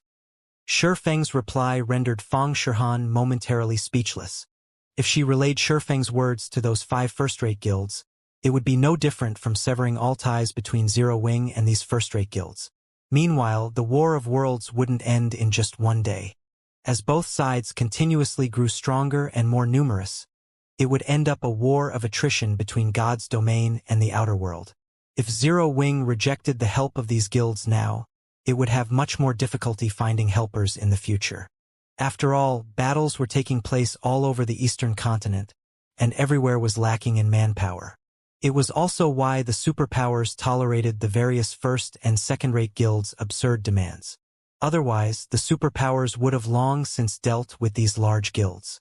Sherfong naturally understood what Fang Shihan was trying to say. He waved the 2 designs in his hand and smiled, saying, "Look what I have here." When Sherfong took out 2 old and tattered designs, Fang Shihan initially discounted them. She still thought that his decision was too rash. While the 5 first-rate guilds in question might not have as many peak experts as the various superpowers, they still had over 300,000 Tier 3 players under their command, with some even having 400,000. Such a large force of Tier 3 players could influence the Twin Towers Kingdom's defensive battle significantly. Even the current Zero Wing only had around 1.2 million Tier 3 players, just the average for a superpower. However, after Fang Shihan took a look at the text on the designs, she immediately fell into a daze. "Guild leader, are you playing a trick on me?" Fang Shihan couldn't help asking. She had seen many treasures during her time in mythology. However, no matter how she looked at the designs for the Blue Thunder flying ship and Flame Beast puppet, she still felt as if she was dreaming. At this stage of the game, the 5 great super guilds had already acquired their own flying ships. However, those were only basic flying ships which were significantly inferior to the Crimson flying ship, let alone the Blue Thunder flying ship. As for combat puppets, as far as she knew, mythology's strongest combat puppets were 3 mysterious iron combat puppets, which were used to safeguard mythology's main headquarters. Mythology had even tasked Tier 4 NPCs to keep a constant watch on these war weapons to prevent theft. "Do you think I need to do that?" Sherfong chuckled when he saw Fang Shihan's skeptical look. He could understand Fang Shihan's doubts. Mysterious iron flying ships and secret silver combat puppets shouldn't be available to players at this stage of the game, let alone the designs for them. With these designs, so long as Zero Wing had sufficient materials, it could produce a plethora of these war weapons. And with the power of these war weapons, Zero Wing could devastate the entire continent. "Sure, I'll go and reject those guilds now," Fang Shihan said, smiling. A hint of excitement also gleamed in her eyes. Although she had already grown accustomed to holding a powerful identity and position during her time as one of mythology's vice guild leaders, her heart still swelled with excitement and expectations. If Zero Wing could produce the Blue Thunder flying ship and Flame Beast puppet in time, it was almost certain to win the upcoming defensive battle at the Twin Towers Kingdom. Afterward, the 5 first-rate guilds and numerous second-rate guilds peacefully developing in the kingdoms neighboring the Twin Towers Kingdom received Feng Shihan's overbearing response. Feng Shihan did not embellish her message with any redundant words. Instead, her reply contained only one word: scram. The 5 first-rate guilds and many second-rate guilds were dumbfounded upon seeing this response. What arrogance! Zero Wing is simply too arrogant. Zero Wing isn't taking our 5 guilds seriously at all. When the guild leaders of the 5 first-rate guilds, who had gathered for a meeting, saw Feng Shihan's reply, they unanimously jumped out of their seats and cursed in anger. Before the War of Worlds began, the superpowers held incredibly powerful influence over God's domain, such that first-rate guilds like theirs could only bear with the injustice and live with their heads down. However, after the Outer Worlds NPC army invaded, the Eastern Continent's superpowers had no choice but to beg the first-rate guilds for help to defend their territories and roots. Yet despite facing imminent danger, Zero Wing actually dared tell their 5 guilds to scram. Zero Wing was simply tired of living. If Zero Wing wants to be arrogant, let it. The guild leader of Holy Seal sneered as he read Feng Shihan's reply. Once the battle at the Twin Towers Kingdom begins, we'll see how Zero Wing continues behaving arrogantly when it lacks manpower. That's right. Since Zero Wing looks down on us, we'll just help other superpowers. Zero Wing will live to regret its decision today. The guild leader of another first-rate guild said, nodding. If Zero Wing asks us for help later on, it won't get such a good price from us again. Many superpowers had already sent representatives to deliver invitations to their 5 first-rate guilds. Among them, Starlink's offer was particularly generous. Their 5 guilds had no need to worry about finding a superpower to employ them for their services. Their 5 first-rate guilds combined could field a massive army of 1.6 million Tier 3 players and 64 Tier 4 players. Apart from peak experts and apex experts, the alliance of their 5 guilds was not the slightest bit weaker than the average superpower. This was the basis of their confidence. Once their 5 guilds went to aid Starlink and Starlink's side repelled the Outer Worlds NPC army, Zero Wing would definitely regret rejecting their offer. And once Zero Wing came begging them for help, they would thoroughly bleed the guild for every penny it had. The other 3 guild leaders nodded in agreement, wanting Zero Wing to taste the misery of defending the Twin Towers Kingdom without their 5 guilds. Following this, the 5 first-rate guilds collaborated with the uncommitted second-rate guilds and accepted Starlink's invitation to join the Dark Knight Empire's defensive line. This sudden development caught even Lu Tiandi off guard momentarily. Young Master, what do you think is going through Black Flame's mind? Ikue asked curiously as he looked at the signed contracts he just received. The combined force of these 5 first-rate guilds is by no means weak, and even the super guilds over at the Fire Dragon Empire have eagerly sought their help. With how much these 5 guilds covet Zero Wing City and Ancient Rock City, even if Zero Wing allots only a small portion of those 2 cities' shares to them, these 5 guilds would probably agree to help Zero Wing.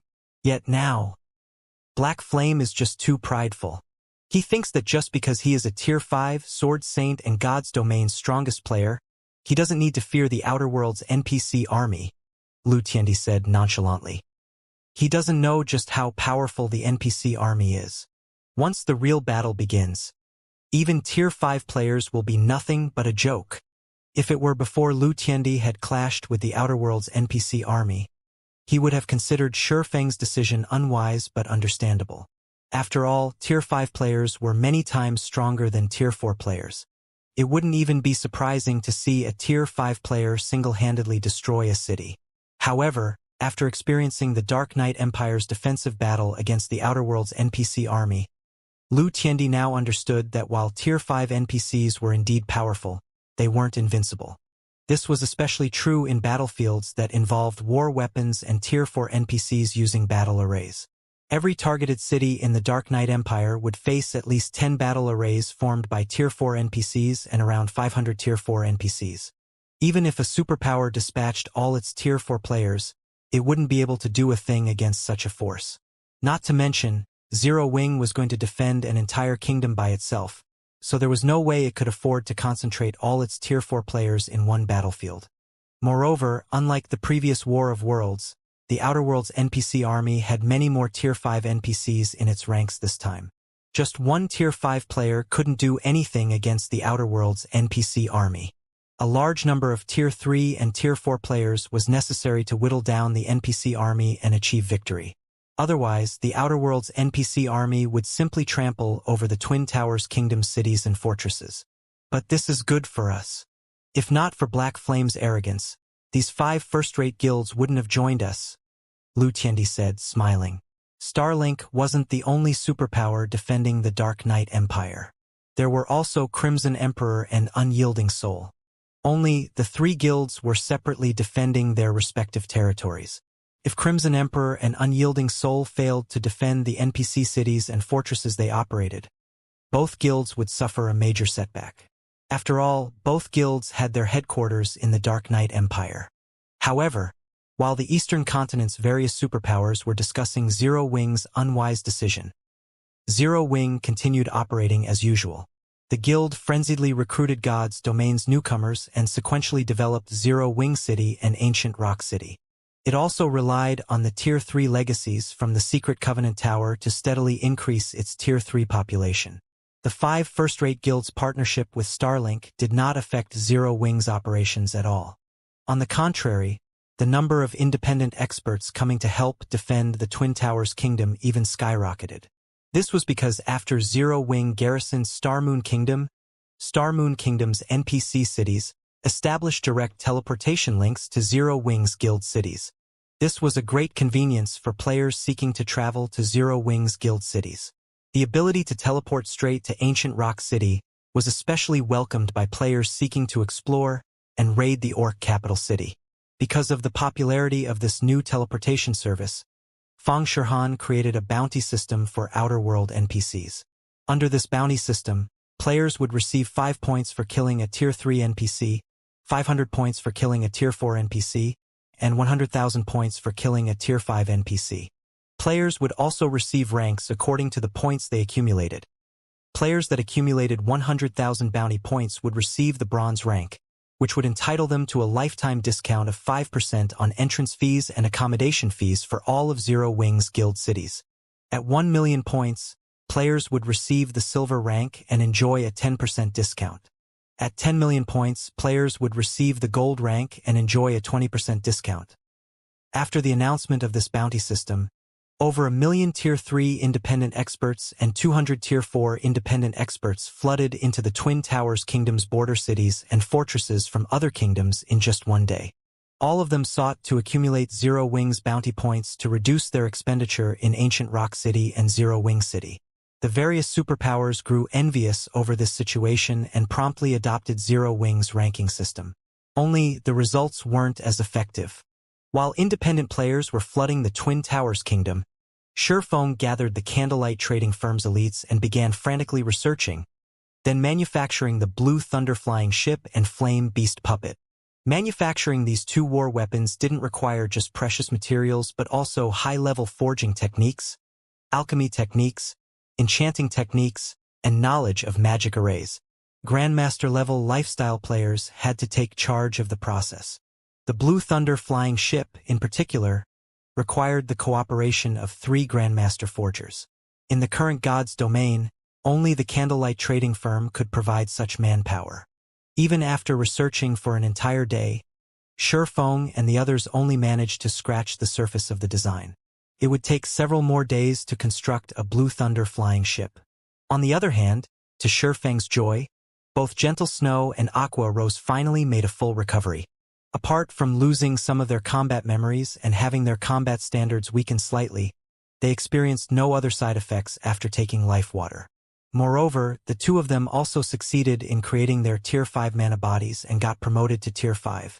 This increased Zero Wing's overall combat power by a large margin.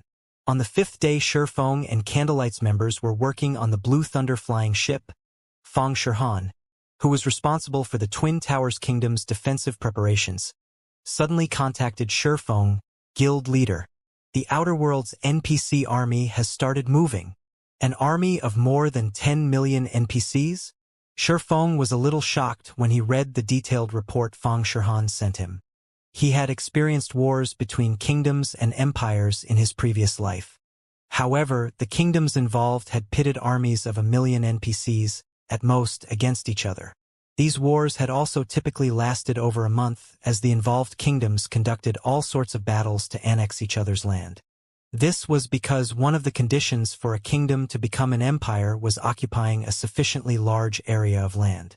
In the case of wars between empires, even if two empires waged a full-blown war with each other, the total number of NPCs participating would reach only 10 million. Yet, just one of the Otherworld NPC army's several dozen detachments had a force of 10 million NPCs, equivalent to the combatants of two empires combined. At their rate of advance, they will reach the Steel Lion Fortress, which is the closest to the border, in 2 hours. Fire Dance and I are on our way there with 800,000 Tier 3 players and 50 Tier 4 players. We should arrive within an hour. As for the 2 other targeted locations, Aqua Rose has garrisoned Thunder Gorge City with 700,000 Tier 3 players and 70 Tier 4 players, while Gentle Snow has garrisoned the Redthorn Fortress with 1 million Tier 3 players and 100 Tier 4 players. As for the independent players, they will probably make their way to these 3 locations soon. The good news is that, according to our investigations, not many Outerworld players are joining the battlefield here, so we shouldn't face as much trouble as the various empires. We only need to focus on the NPC army. Border strongholds generally only had small teleportation arrays, which limited the number of players that could get through. Hence, Fong Shirhan could only have everyone hurry over to these strongholds on foot when faced with the Outerworld NPC army's sudden invasion. Shi Feng understood their current predicament. Unlike NPCs, players couldn't stay cooped up in a border stronghold forever. They needed to grind for levels and better equipment. Hence, in preparation for the imminent war, most players had chosen to bind their return point to the NPC cities located closest to the border strongholds. Only when the actual war began would they teleport to these NPC cities and travel to the border strongholds on their mounts. I'll leave command to you all for now, but I'll hurry over to help afterward, Shi Feng said. 1 hour. With his speed, he could definitely make it to the Steel Lion Fortress within an hour. Currently, the only thing the Blue Thunder flying ship lacked was the core magic array. So long as he finished engraving it, the mysterious iron flying ship would be complete. A mysterious iron flying ship could play a significant role in a defensive siege. Its importance even surpassed 2 or 3 ordinary Tier 5 existences. After Shi Feng finished speaking, he promptly disconnected the call and began engraving the core magic array. The core magic array comprised 3 advanced Grandmaster magic arrays. These magic arrays were so complex that even a basic Grandmaster magician wouldn't be able to construct them. This feat should also be beyond Shi Feng, who had gotten promoted to Grandmaster magician just recently. However, after his concentration standard reached the Tier 5 peak rank, his brain's activity and computing power had improved drastically. In addition, the core array's 3 advanced Grandmaster magic arrays shared some similarities with some of the magic arrays passed down through the ancient god's legacy. These factors made it possible for Shi Feng to carve out the 3 advanced Grandmaster magic arrays. The past 3 failures occurred because of a mistake in the final fusion process. With my degree of control, the magic arrays carved should be perfect, so why can't I merge them? Is my control of magic arrays insufficient? Or is there another problem? Confusion filled Shi Feng's mind as he repeatedly inspected the core magic array's design. He had already succeeded in engraving the core magic array without pausing, yet he failed to activate the magic array when he tried injecting mana into it. This was definitely the first time he had encountered such a problem. Typically, if players succeeded in engraving a magic array, the magic array would activate once it received a supply of mana. Only if there was a problem with the magic array would the activation fail. Guild leader, I keep getting the feeling that this core magic array is very strange. Melancholic Smile suddenly said as she looked at the core magic array. Each of the 3 magic arrays in it is meant to absorb one specific type of mana. So why are they forcing these 3 types of mana to fuse afterward? The 3 elements have their own characteristics.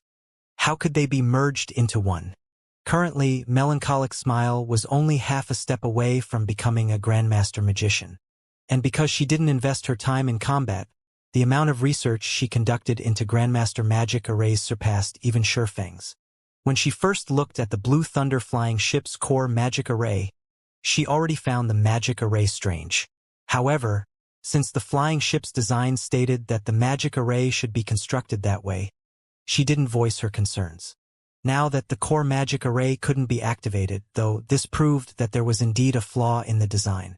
However, Shurfeng simply smiled when he heard Melancholic Smile's questions. The various elements of mana indeed have their own operating principles, and merging them is impossible. However, that's not the case for this extraordinary magic array. After absorbing ambient mana, the magic array will first break up the operations of these different types of mana. And before they recover, the magic array will influence them to operate under a new set of operating principles. Although the change will last for only a brief moment, the core magic array can, without a doubt, change the operating principles of mana. Something like that is possible? Melancholic Smile was startled. In her opinion, the operating principles of mana were unchangeable. Take the way some players forcefully manipulated mana to use skills. While these players might succeed in activating their skills, the result would have significantly weaker effects. After all, the mana they manipulated was actively resisting them. For this reason, players who had reached Tier 4 would try to activate their skills and spells by following the operating principles of mana instead of forcing mana to do their bidding, as Shurfeng was about to explain further. He suddenly fell into a daze. I see. So, this is the law of destruction's true usage method. An ecstatic expression appeared on Shurfeng's face as realization dawned upon him. Recently, he had fallen into despair, as he found himself stuck at Holy Annihilation's entry level. No matter how he tried to convert ambient mana into his own mana, the area he could influence only grew alongside his concentration. While this was indeed the correct way to manipulate mana, it wasn't the case if he was trying to make use of a world law.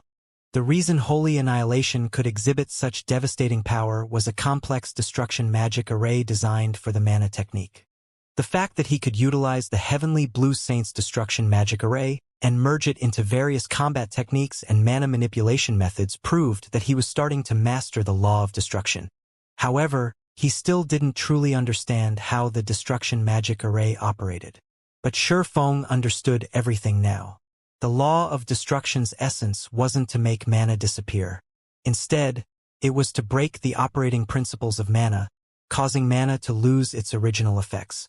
Hence, if he wished to grasp the law of destruction fully, he shouldn't be relying on the destruction magic array to guide mana. Instead, he should rely on his mind to halt the operations of mana naturally. Of course, it was easier said than done. Not only did he need powerful mental strength, but he also had to reverse the operations of different types of mana precisely. Only by doing so could he perfectly stop the operation of mana. At this point, Shurfeng finally understood why the core magic array wouldn't activate. So, it is because the strength of my mana is too weak? Shurfeng smiled bitterly as he looked at the engraved magic array in front of him. Mana was required to control mana. If a person lacked mana, they naturally couldn't manipulate ambient mana. If one wished to break the operating principles of mana, one would need incredibly powerful mana. Liquid mana wouldn't suffice. One would need solid mana at the very least. Shurfeng immediately began concentrating all of the mana within his body, condensing it into a grain of sand that sat on his palm. He then injected the grain of solid mana into the core magic array. Boom!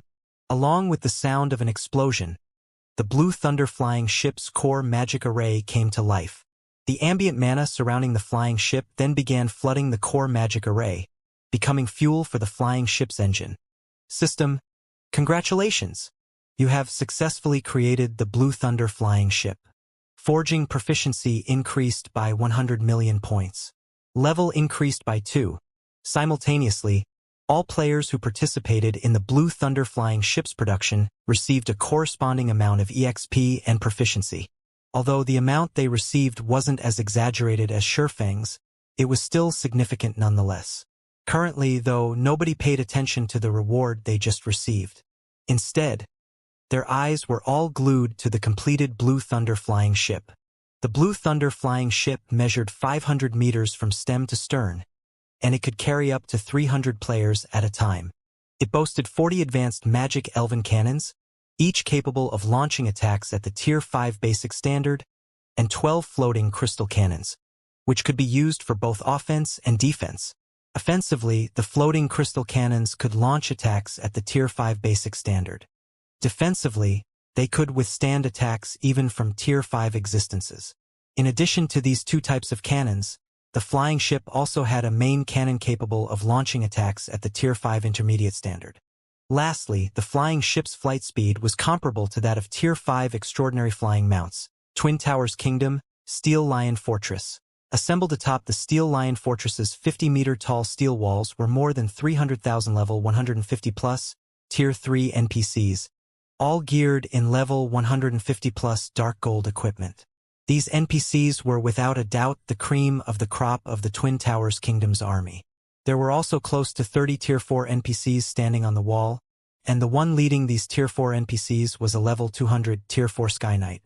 The Sky Knight was a man who appeared to be in his late 50s, clad in a complete set of fragmented legendary set equipment. The aura he exuded was comparable to that of an ordinary Tier 5 NPC. Apart from the fortress walls, there were also 24 Tier 4 NPCs chanting an incantation inside the fortress's core control room. Because of these magical class NPCs' manipulation, the fortress's defensive magic array, which used to have only one layer, was now a threefold magic array instead. Even a Tier 5 existence on a rampage wouldn't be able to destroy it. At most, the other party would merely expend some of the fortress's energy supply. A total of 30 magic cannon towers rose above the fortress, and more than 600 large destruction ballistas were set up on the fortress walls. In the sky, 10 flying ships hovered over the fortress, 9 advanced rank and 1 bronze rank. Alongside these flying ships were over 100 Tier 3 and Tier 4 flying mounts. The sight was simply spectacular and absolutely not something anyone would get to see very often.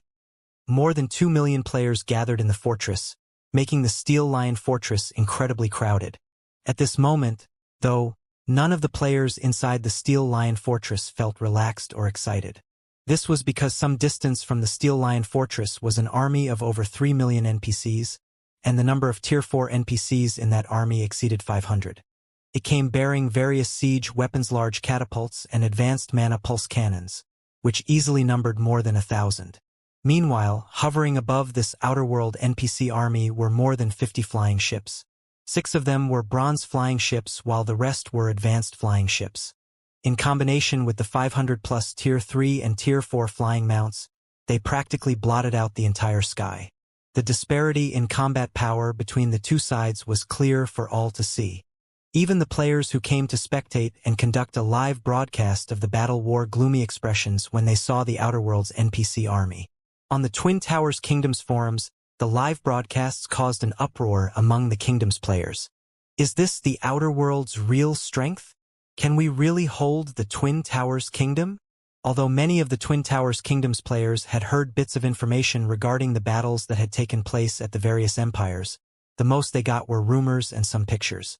They didn't have a clear understanding of the Outer World NPC army's true might.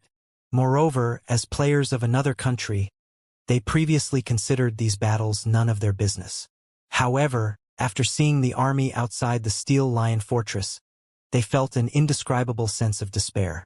The players standing inside the Steel Lion Fortress especially understood what a war between kingdoms and a war of worlds entailed. Battles between players were nothing compared to a war between worlds.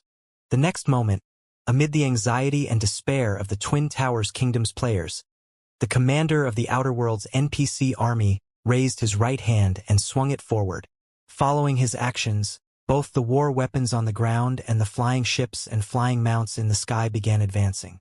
Activate all defenses. Everyone, prepare for battle. The Steel Lion Fortress's commander, Sky Knight Seppel, shouted as he raised his long sword. In response to Seppel's command, the NPCs within the fortress armed the magic cannon towers and large destruction ballistas, knocked their bows, and chanted incantations. Shortly afterward, the first exchange between the two sides took place. The sky instantly turned into a sea of flames as explosions of varying degrees shook the sky and the ground. The explosions were so deafening that all of the players inside the fortress felt their heads ring. After taking a look at the burning battlefield, Fang Shihan, who stood atop the fortress wall, turned to the players below the wall. Using a voice amplification spell, she ordered calmly, "Everyone, don't panic. Move as we've planned. Ranged players, head up the walls. Melee players, move to the agreed-upon defensive points. Once the magic barrier breaks, it will be your turn to attack with everything you've got. We must prevent the Outer World's NPCs from destroying the core magic array at all costs until the magic barrier recovers. So long as we can hold our ground, those Outer World NPCs will be forced to retreat sooner or later." The fortress's defensive magic array wasn't invincible. In the face of such a powerful offensive, it was only a matter of time before it shattered.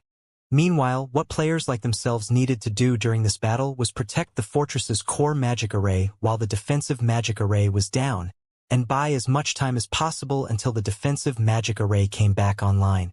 They would also try to kill as many Outer World NPCs as possible during this time. Once they repeated this cycle a few times, the Outer World's NPC army would eventually have to retreat. When Fang Shihan finished speaking, many of the players present calmed down, and confidence rekindled in their hearts.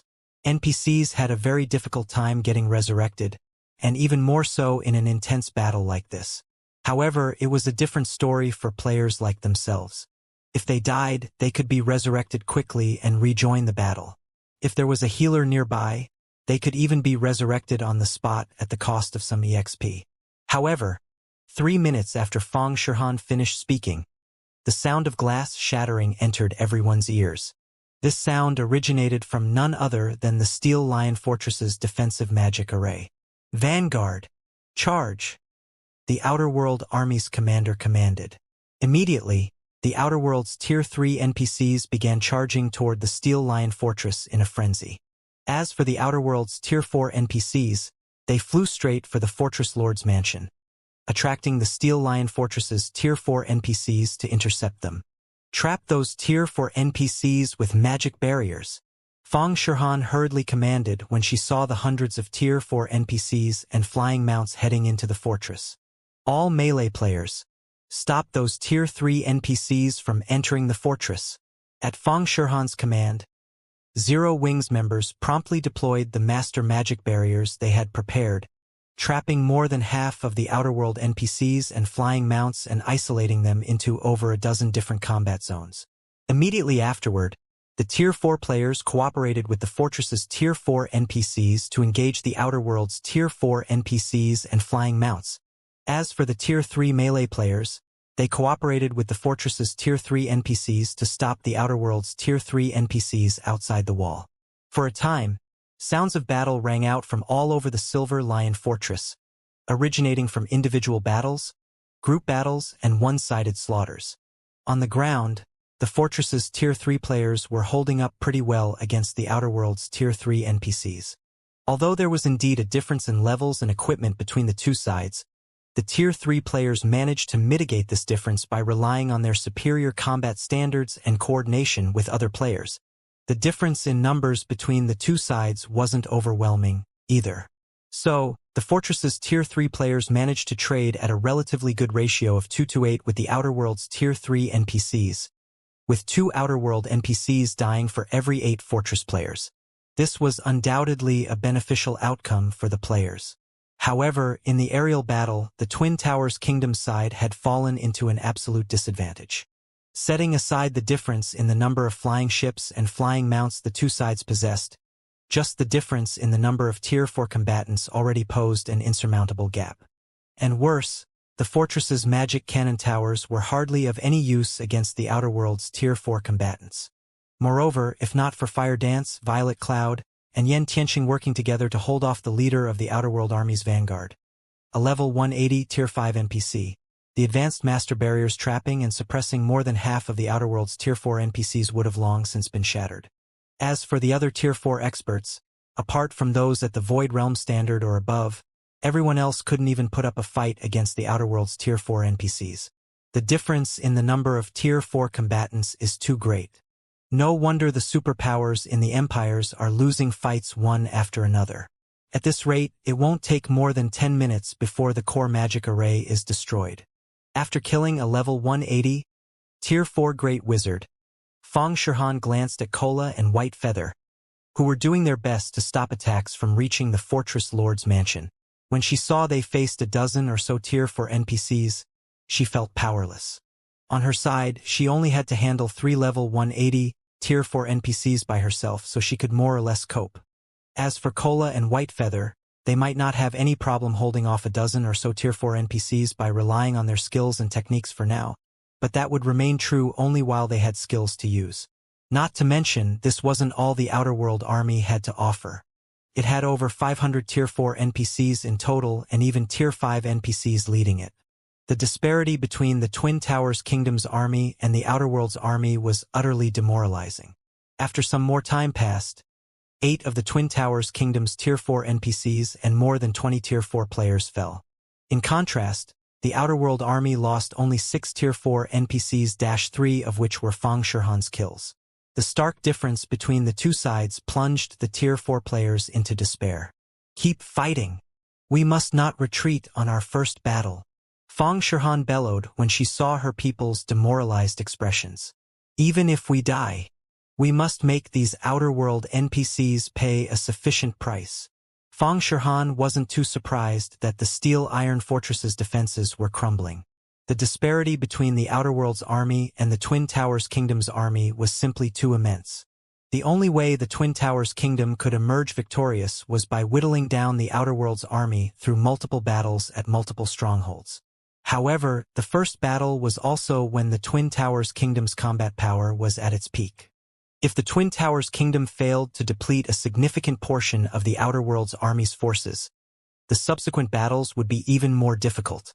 As soon as Fang Shihan finished speaking, however, the Outer World army's commander, who rode on one of the bronze flying ships, stood up and suddenly released a frightening aura that enveloped the Steel Lion Fortress. Upon coming into contact with this aura, all the players within the fortress felt their heartbeats accelerate and their bodies grow heavier. It was evident that the Outer World army's commander no longer intended to watch from the sidelines and would now enter the battlefield. A level 200, Tier 5 Holy Grail Knight? A solemn expression appeared on Fang Shihan's face when she saw the enemy commander walking step by step in the air. The aura the enemy commander radiated was significantly stronger than what the enemy's vanguard leader radiated. Moreover, he even wielded a legendary greatsword. The enemy commander probably stood at the top even among Tier 5 existences. If the Steel Lion Fortress's defenders had to clash against such an existence, their defensive line would probably crumble in an instant. When the other players saw the enemy commander taking the field himself, none of them had any doubts that this siege battle was over. However, just as the enemy Holy Grail Knight arrived above the Steel Lion Fortress and was about to take action, a deafening roar suddenly came from the distant sky. Before anyone could turn toward the source of the noise, a dark blue behemoth arrived in the airspace above the fortress like a lightning bolt. Both players and NPCs present were startled by the dark blue behemoth's sudden appearance. A flying ship? Is that really a flying ship? The flying ship above them was simply massive. Even the bronze flying ships, which measured close to 200 meters in length, looked like infants beside the dark blue behemoth. Moreover, this dark blue behemoth distorted the space around it just by hovering in place. The mana within and around the Steel Lion Fortress gathered fervently around this dark blue behemoth, and even the Outer World Army's vanguard commander had the mana in his mana domain drawn away. As the dark blue behemoth began descending toward the fortress, a man wearing a black cloak walked to the bow of the flying ship. Upon seeing this man, the players in the fortress immediately burst into cheers. "Guild leader, you're finally here," Fang Shihan said in a disgruntled tone as she looked at the man standing atop the dark blue behemoth. Shifeng had promised to arrive at the Steel Lion Fortress before the battle began, yet he showed up only after they had been fighting for some time.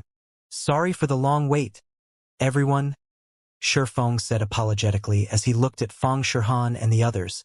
He then shifted his gaze to the Outer World NPC army and smiled, saying, Now that I'm here, leave the rest to me.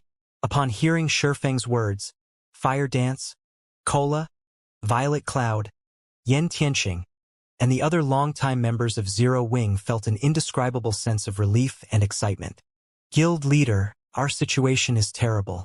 The enemy's air power is too strong, Fang Shihan said in a helpless tone as she pointed at the enemy's Tier 5 commander and the 30-plus flying ships. The fortress's defensive magic array still needs more than 10 minutes to recover. I'm afraid we won't last that long. Although Shifeng's arrival meant that they had someone to hold back the enemy commander, they still had to contend with hundreds of Tier 4 NPCs and flying mounts when their side had less than 100 Tier 4 combatants. Although they had the fortress's magic array support, which mitigated the effects of the Tier 5 NPCs' mana domains and suppressed the enemy Tier 4 NPCs, they were still at an absolute disadvantage. Not to mention, the Steel Lion Fortress's commander, the level 200, Tier 4 Sky Knight Sepul, currently had less than 50% of his HP remaining. If not for the many Tier 3 and Tier 4 healers supporting him, he would have long since fallen to the 20-plus level 180, Tier 4 NPCs ganging up on him. Relax. After looking at Fang Shihan, Shifeng turned to the Blue Thunder flying ship and smiled, saying, "If it's air power, we don't lack any, either." We don't lack any? Fang Shihan glanced at the Blue Thunder flying ship and then turned to survey the enemy's fleet of flying ships, her worries not easing in the slightest. Naturally, she knew that a mysterious iron flying ship was powerful and that it could go up against Tier 5 combatants. However, the enemy's Tier 5 combatants were by no means weak. Moreover, several dozen Tier 4 NPCs had constructed a summoning array some distance behind the enemy's commander. A monster summoned by several dozen Tier 4 NPCs definitely wouldn't be weak. There was even a high possibility it would be a Tier 5 legendary monster. No sooner had Fang Shihan finished speaking than those several dozen Tier 4 NPCs completed their incantations.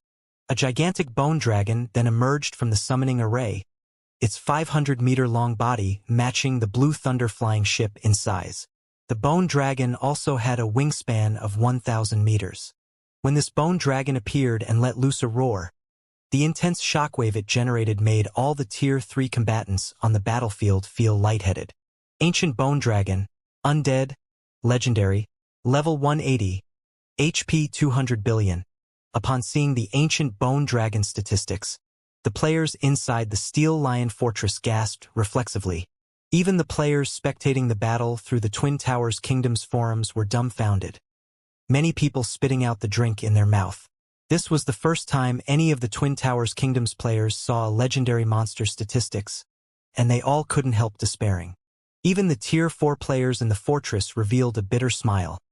Setting aside the wide-range attacks the Bone Dragon could execute with its massive body, just its 200 billion HP was more than enough to make any Tier 4 player lose hope. After all, the Ancient Bone Dragon could recover 2% of its HP every 5 seconds due to its battle recovery. In other words, it could regenerate 4 billion HP every 5 seconds. Combined with its Tier 5 defense, even 100 Tier 4 players attacking with everything they had wouldn't be enough to kill it. It's over. We're dead for sure this time. Many of the Tier 3 players in the Steel Lion Fortress lost their fighting spirit as they looked at the Ancient Bone Dragon in the sky. Shifeng's arrival was indeed a huge help to them. However, along with his arrival, the enemy forces had become even stronger. Although Shifeng was a Tier 5 Sword Saint, he couldn't go up against one Tier 5 NPC and one Tier 5 legendary monster simultaneously. Not to mention, the enemy's Tier 5 commander was far from ordinary, clad in a complete set of fragmented legendary set equipment and even wielding a legendary greatsword. He was a top-ranking existence even among Tier 5 existences, and definitely not someone current Tier 5 players could contend with. When Fang Shihan saw the Ancient Bone Dragon, her complexion also turned very ugly. She had never imagined that the Outer World NPCs could summon an actual Tier 5 legendary monster. This Ancient Bone Dragon was much stronger than the 9-headed world snake the Outer World players summoned previously. The summoning array the Outer World players had used was something similar to the Divine Beast's Descent magic array. The monster summoned wasn't an actual monster but a magical illusion. So long as one heavily damaged the summoning array, one would dispel the illusion. It was a different story for actual summon monsters. The only way to get rid of a summon monster was by killing either the monster or the monster's summoner. However, there was no specific summoner in a group summoning. Unless one killed all of the summoners involved, the summoned creature would remain, obedient to the summoner's commands. Before the Steel Lion Fortress's players could overcome their despair, the Outer World's Tier 5 commander, Losferret, pointed at the Steel Lion Fortress and ordered, "Attack! Kill all of the natives." At Losferret's command, the ancient bone dragon, along with the 30-plus advanced flying ships and 6 bronze flying ships, began bombarding the Steel Lion Fortress. The ancient bone dragon used the Tier 5 spell Hell Lotus and showered the Steel Lion Fortress with crimson flames so hot that they incinerated space itself. Meanwhile, the flying ships fired all their cannons, raining hundreds of destructive beams on the fortress. Boom! The resulting explosion was so devastating that it was audible even tens of thousands of yards away. The consequent shockwave ravaged the area within 3,000 yards of the fortress. Upon seeing this attack, the Outer World NPCs charging at the Steel Lion Fortress revealed joyous expressions. If the Steel Lion Fortress received such an attack without its defensive magic array, all of the fortress's inhabitants would disappear without a trace. However, when the smoke enveloping the fortress dissipated, the Outer World NPCs suddenly fell silent. How is this possible? The Outer World's Tier 3 NPCs stared at the sight before them with dumbfounded expressions. In fact, even the people inside the Steel Lion Fortress were stunned by this situation. Their minds boggled. Before anyone realized it, a gigantic magic barrier had formed around the Steel Lion Fortress and blocked all the attacks from the flying ships and the ancient bone dragon. Let alone annihilating the fortress's inhabitants, the flying ships and the ancient bone dragon had even failed to scratch the fortress walls. However, before anyone could snap out of their daze, the barrier enveloping the fortress suddenly disappeared. 6 crystalline spheres the size of a small house then flew toward the Blue Thunder flying ship and hovered around it. That flying ship created that barrier just now? Are you kidding me? Is that really a flying ship? How can it stop a legendary monster's Tier 5 spell?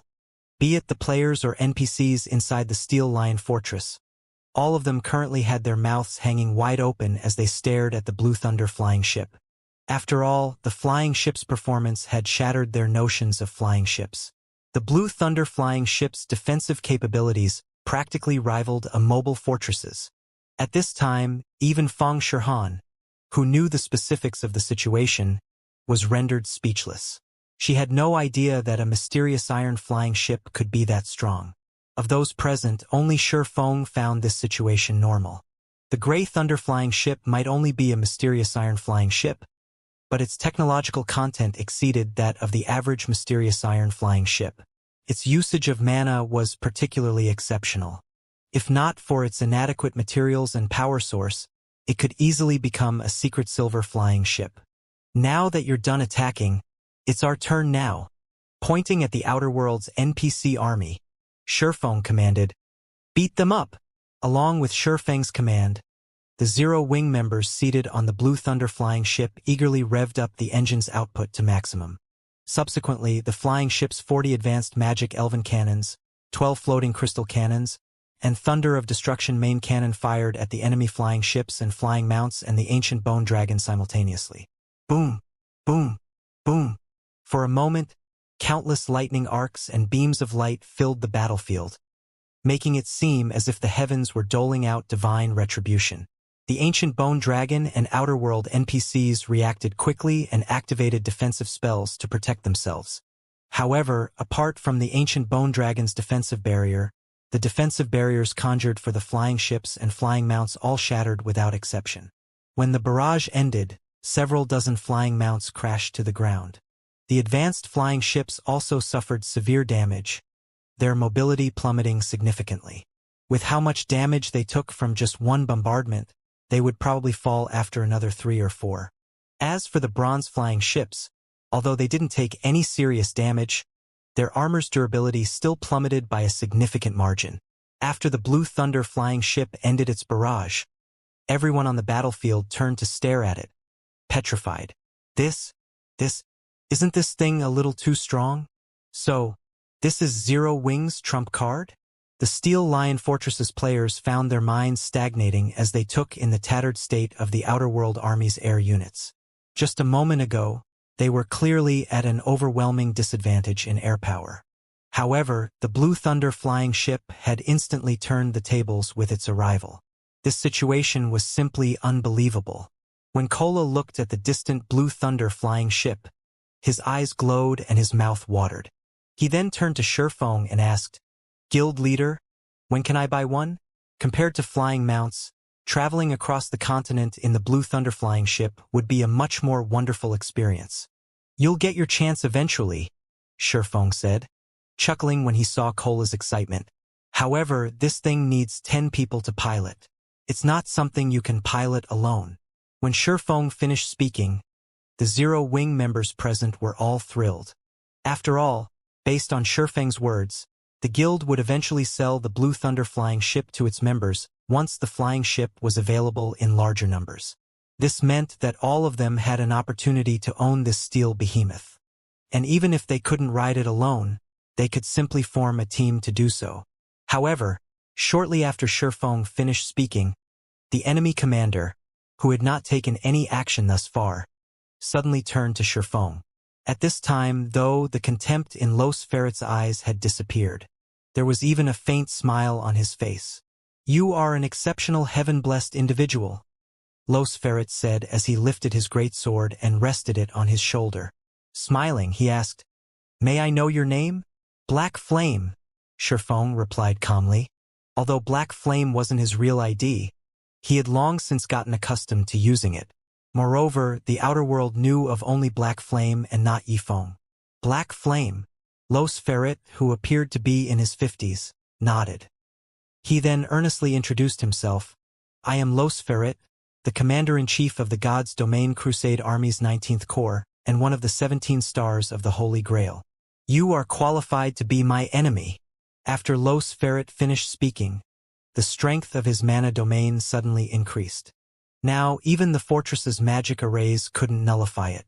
The instant Los Ferret's mana domain enveloped the Steel Lion Fortress, everyone inside the fortress felt their bodies become significantly heavier. Now, the fortress's Tier 3 combatants even had difficulty lifting their heads. A scorching heat also blanketed their bodies as if they were standing in a burning hell. Even Fire Dance, who had an 8-piece epic set equipment equipped and wielded a legendary weapon, felt immense pressure on her body. She would be fortunate to exhibit even 60% of her usual combat power. And as a result of this suppression, she became even less of an opponent for the enemy's level 180 Tier 5 Vanguard leader in front of her. One of the 17 stars of the Holy Grail? Shifeng grew more cautious after hearing Los Ferret's introduction. Although he had never heard of the 17 stars of the Holy Grail, God's Domain had an official ranking list known as the 10 Saints, which represented the 10 strongest combatants recognized by the War God's Temple. Every one of these 10 saints was rumored to have demigod-level combat power. Shifeng guessed that Los Ferret was probably on par with the 10 saints. Based on his observation of Los Ferret's mana domain, he could tell that the other party had already mastered a world law. The only thing holding the NPC back from reaching Tier 6 was his concentration. Nevertheless, with a legendary weapon in hand, Los Ferret should be a powerhouse even among demigods. However, although Los Ferret possessed a powerful mana domain, it had no effect on Shifeng whatsoever. Immediately, Shifeng unleashed his own mana domain, canceling out Los Ferret's and even suppressing the NPC slightly. "Let's fight. Let me see how powerful you heaven-blessed individuals are," Los Ferret said, his body suddenly splitting into more than 100 doppelgangers that charged at Shifeng from different directions. Tier 5 skill, Shadowlight Kill. After activating Shadow Kill, Los Ferret spun and swung his greatsword. Tier 5 skill, Great Holy Cross. Tier 5 skill, Draconic Stars. Immediately, Los Ferret's doppelgangers transformed into gigantic crosses that pierced through space. Each of these crosses then split and transformed into several dozen serpentine dragons. Several thousand serpentine dragons flew toward Shifeng, their large numbers making it impossible to dodge or block them all. He combined 3 Tier 5 skills, Fire Dance and the others were startled when they saw Los Ferret's attack. For true expert players, combining the effects of skills was a must-learn technique. However, the higher the tier of the skills, the more difficult combining them would be. Currently, even domain realm experts like Fire Dance and Yen Tianxing could just barely combine 2 tier 4 skills. Yet, Los Ferret had combined 3 tier 5 skills. Los Ferret's combat standard was simply unprecedented. Every addition to a skill combination would double the power of the combined attack. Los Ferret's combined tier 5 skills could exhibit quadruple the power of a standard tier 5 skill. Moreover, Los Ferret was also wielding a legendary weapon.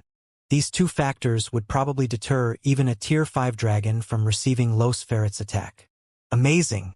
When Shifeng perceived the several thousand serpentine dragons flying toward him, he was awed. If this were before his fight with the scholar, he would definitely rank Los Ferret number 1 when it came to the usage of skills out of all the NPCs he knew. However, while Los Ferret's attack might seem unstoppable in the eyes of other players, that wasn't the case for Shifeng. After Shifeng's concentration reached the tier 5 peak standard, his brain's processing speed had undergone another qualitative transformation. Previously, he could only increase his brain's processing speed 2-fold. Now, he could increase it 4-fold. This was also the part that made mental strength masters powerful. Nonetheless, he still didn't dare take the approaching serpentine dragons lightly. Immediately, he unsheathed the light of 2 worlds and executed a horizontal slash. Spatial slash.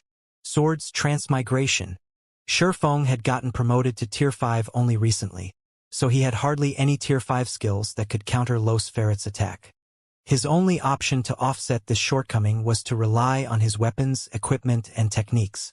The Light of 2 Worlds was one of the 10 great legendary weapons. It was among the strongest legendary weapons in existence, not something ordinary legendary weapons could hope to match.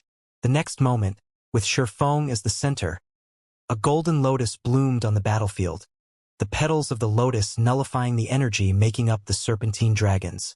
In the blink of an eye, the several thousand serpentine dragons vanished from the battlefield. Upon seeing that his first attack had failed, Los Ferret immediately took a different approach and transformed into a streak of light shooting toward Shifeng. Tier 5 skill, Shadow Light Steps. Shadow Light Steps not only provided Los Ferret with a brief moment of invulnerability but also increased his attack speed and destructive power. After appearing in front of Shifeng and swinging his greatsword down at him, Los Ferret also let out a roar. Tier 5 skill, Voice of the Soul. When activated, Voice of the Soul would stun all enemies within a radius of several hundred yards, causing their reaction speed to plummet. The skill also dealt a heavy blow to their souls. However, Los Ferret still wasn't done, even after activating Voice of the Soul. He also activated World Strike, an additional skill that came with his greatsword. It allowed him to launch an attack at the Tier 6 peak standard and had a 1-hour cooldown. Even a Tier 6 existence would have to be wary of the combination of these 3 skills, what more a Tier 5 player like Shifeng. However, as Los Ferret took action, Shifeng activated Divine Steps and instantly swapped positions with a doppelganger located over 1,000 yards away from him, dodging the NPC's Voice of the Soul. Unfortunately, as all 36 of his doppelgangers were still within range of Los Ferret's World Strike, Shifeng had no choice but to counter with World Breaker. Boom! An explosion took place in midair, and everyone on the battlefield gaped in shock when they saw the aftermath of the clash between Shifeng and Los Ferret. The sky above the Steel Lion Fortress had turned into a dark, empty void. Some of the advanced and bronze flying ships, unfortunate enough to be caught within this void, even turned to dust. That is a powerful sword you have there.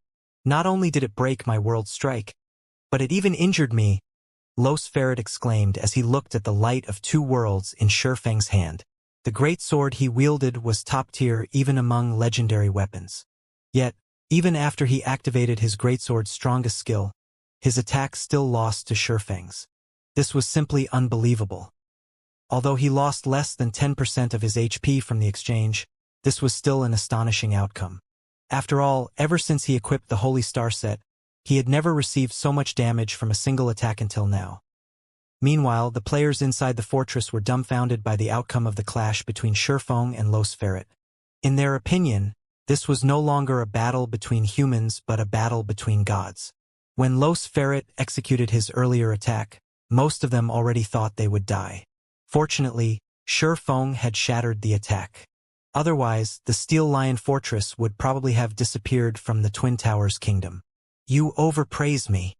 When Shurfeng saw that Los Ferret had received some damage, he immediately followed up on his small victory with Golden Soul, elevating his soul to the Tier 6 standard. He then swapped positions with the doppelganger closest to Los Ferret and swung the Light of Two Worlds at the NPC. Holy Annihilation. Now that Shurfeng's concentration was elevated to Tier 6 and he understood the true way to utilize the Law of Destruction, he executed Holy Annihilation with much greater proficiency than before. However, when executing this attack, Shurfeng didn't use the Heavenly Blue Saint's Destruction Magic Array. Instead, he tried using his own mana to break the operations of the ambient mana. Originally, when Shurfeng's concentration was only at the Tier 5 peak standard, accomplishing this feat would have been incredibly difficult. However, after activating Golden Soul, his control over and perception of mana had undergone a qualitative transformation. This, in turn, reduced the difficulty of the challenge significantly, turning the impossible possible. The next moment, the space Shurfeng's sword passed through transformed into an empty void, the power of his attack having reached the Tier 6 intermediate standard already. A law technique? Los Ferret was startled when he saw the destroyed space. As someone who had already mastered a world law, integrating the world law into his swordsmanship was something he had always dreamed of. However, accomplishing this feat was simply too difficult, which was why even demigods could normally only rely on mana techniques as a guide to make use of world laws. However, Shurfeng currently wasn't relying on any magic arrays as a guide. He was making use of a world law purely with his own strength. The power one could exhibit this way was much greater than what one could exhibit by relying on a mana technique. This was because a mana technique was a fixed sword technique. If one had to rely on mana techniques to make use of world laws, one could use only these specific mana techniques. However, if one could freely make use of a world law, then regardless of what technique one used, all of one's techniques would carry the power of the world law.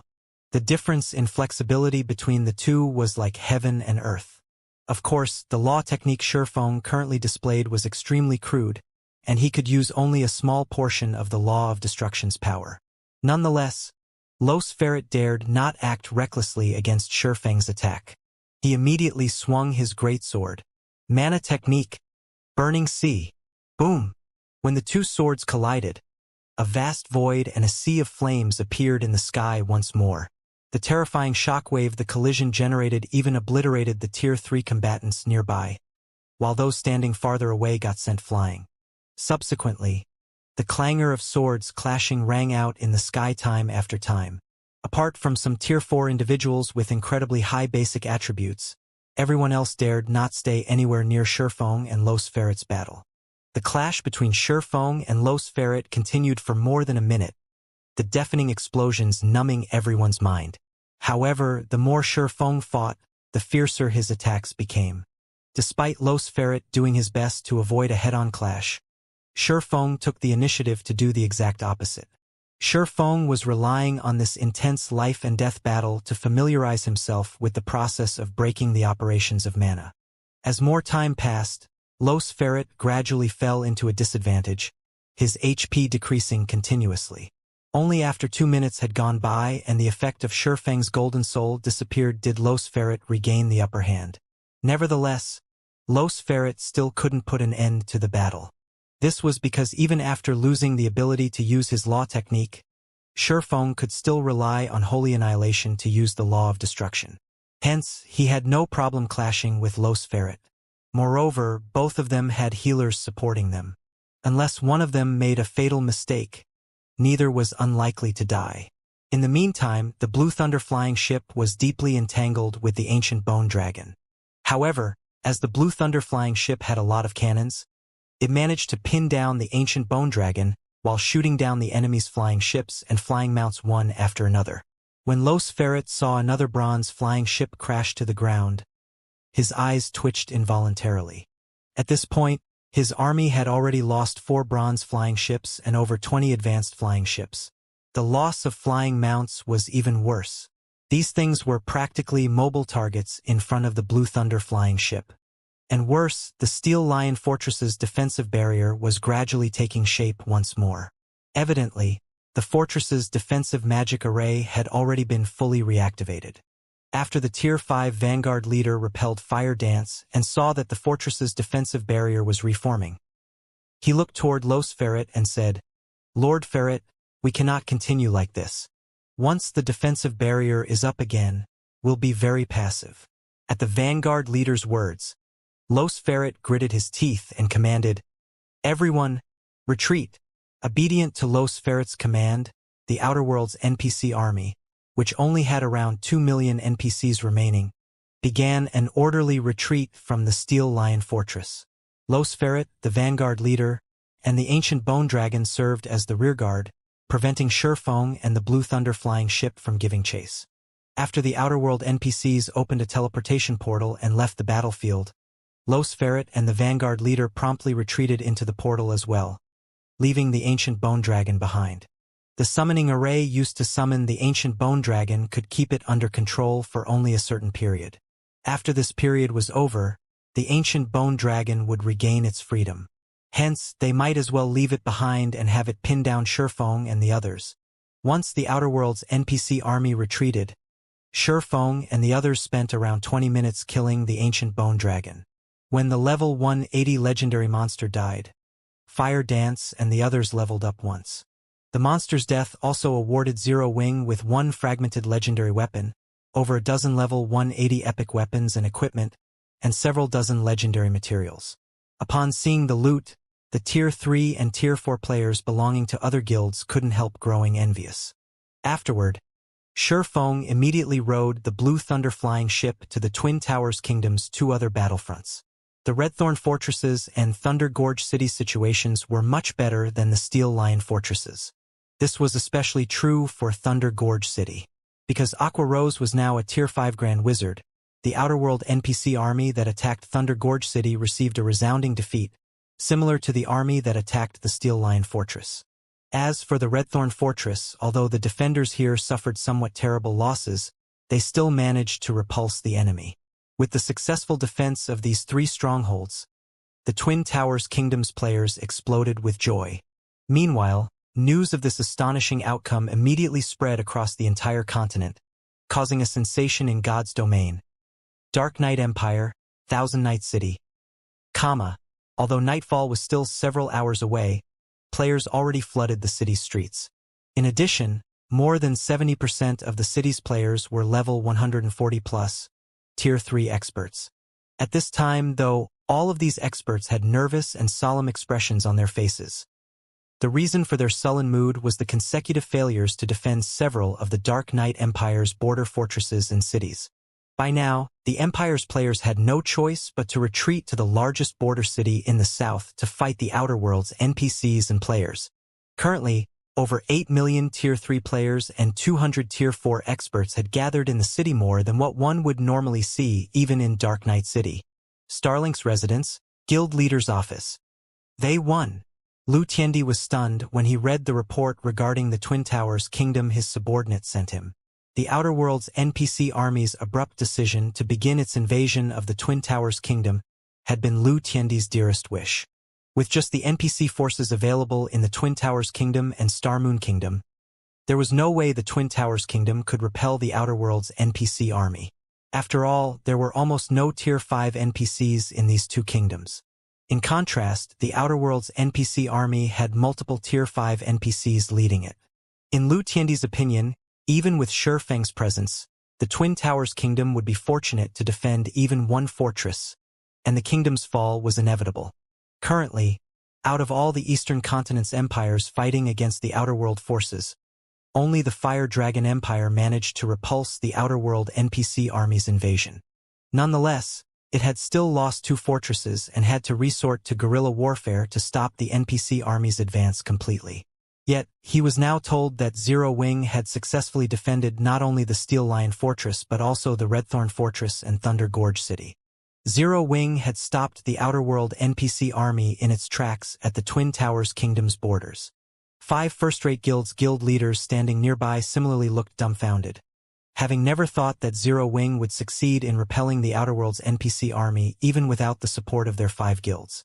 Moreover, Zero Wing had even dealt significant damage to the Outer World's NPC army. This victory also meant that the guild and independent players who had participated in the defense would earn a fortune. After all, without the interference of enemy air units, they would have a much easier time killing the enemy's Tier 3 NPCs. Guild leader, according to our investigations, Zero Wing's Gentle Snow and Aqua Rose have both gotten promoted to Tier 5. Moreover, the main reason behind Zero Wing's successful defense is its Blue Thunder flying ship. That single flying ship has the power to suppress the Outer World Army's air power, Ikue said, a hint of envy appearing on his face when he mentioned the Blue Thunder flying ship. If not for that flying ship, Zero Wing wouldn't have been able to retain those 3 strongholds even with 3 Tier 5s. The Blue Thunder flying ship? After watching a battle video showing the Blue Thunder flying ship's performance, Lu Tiandi turned to Ikue and ordered in a determined tone, "Do everything you can to find out how Zero Wing acquired this flying ship. So long as we can get one ourselves, resisting the Outer World's NPC army will no longer be a problem." The main reason why the Dark Knight Empire failed to defend its border fortresses and cities was its inadequate air power. As soon as the fortresses and cities' defensive magic arrays fell, the Outer World NPC army's air units had destroyed the core magic arrays very quickly, depriving the defenders of their advantages. However, the Blue Thunder flying ship had easily solved this problem. Not only did the flying ship have the power to pin down a legendary monster, but it even pummeled the Outer World's air fleet to the ground while doing so. It was basically a tyrant of the skies. Lu Tiandi wasn't the only one with designs on the Blue Thunder flying ship. After seeing its performance, the various superpowers and even the Outer World's player forces began looking into how Zero Wing acquired this flying behemoth. Countless spies began sneaking into Starmoon Kingdom and Zero Wing. Lu Tiandi had gone the extra mile, offering 100 million credits to anyone who could provide detailed information and the source of the flying ship. He had even offered 100 billion credits to anyone who could get a complete Blue Thunder flying ship for Starlink. The bounty Lu Tiandi offered instantly caused an uproar among God's Domain's players. After all, the average person wouldn't even see 10 million credits in their lifetime.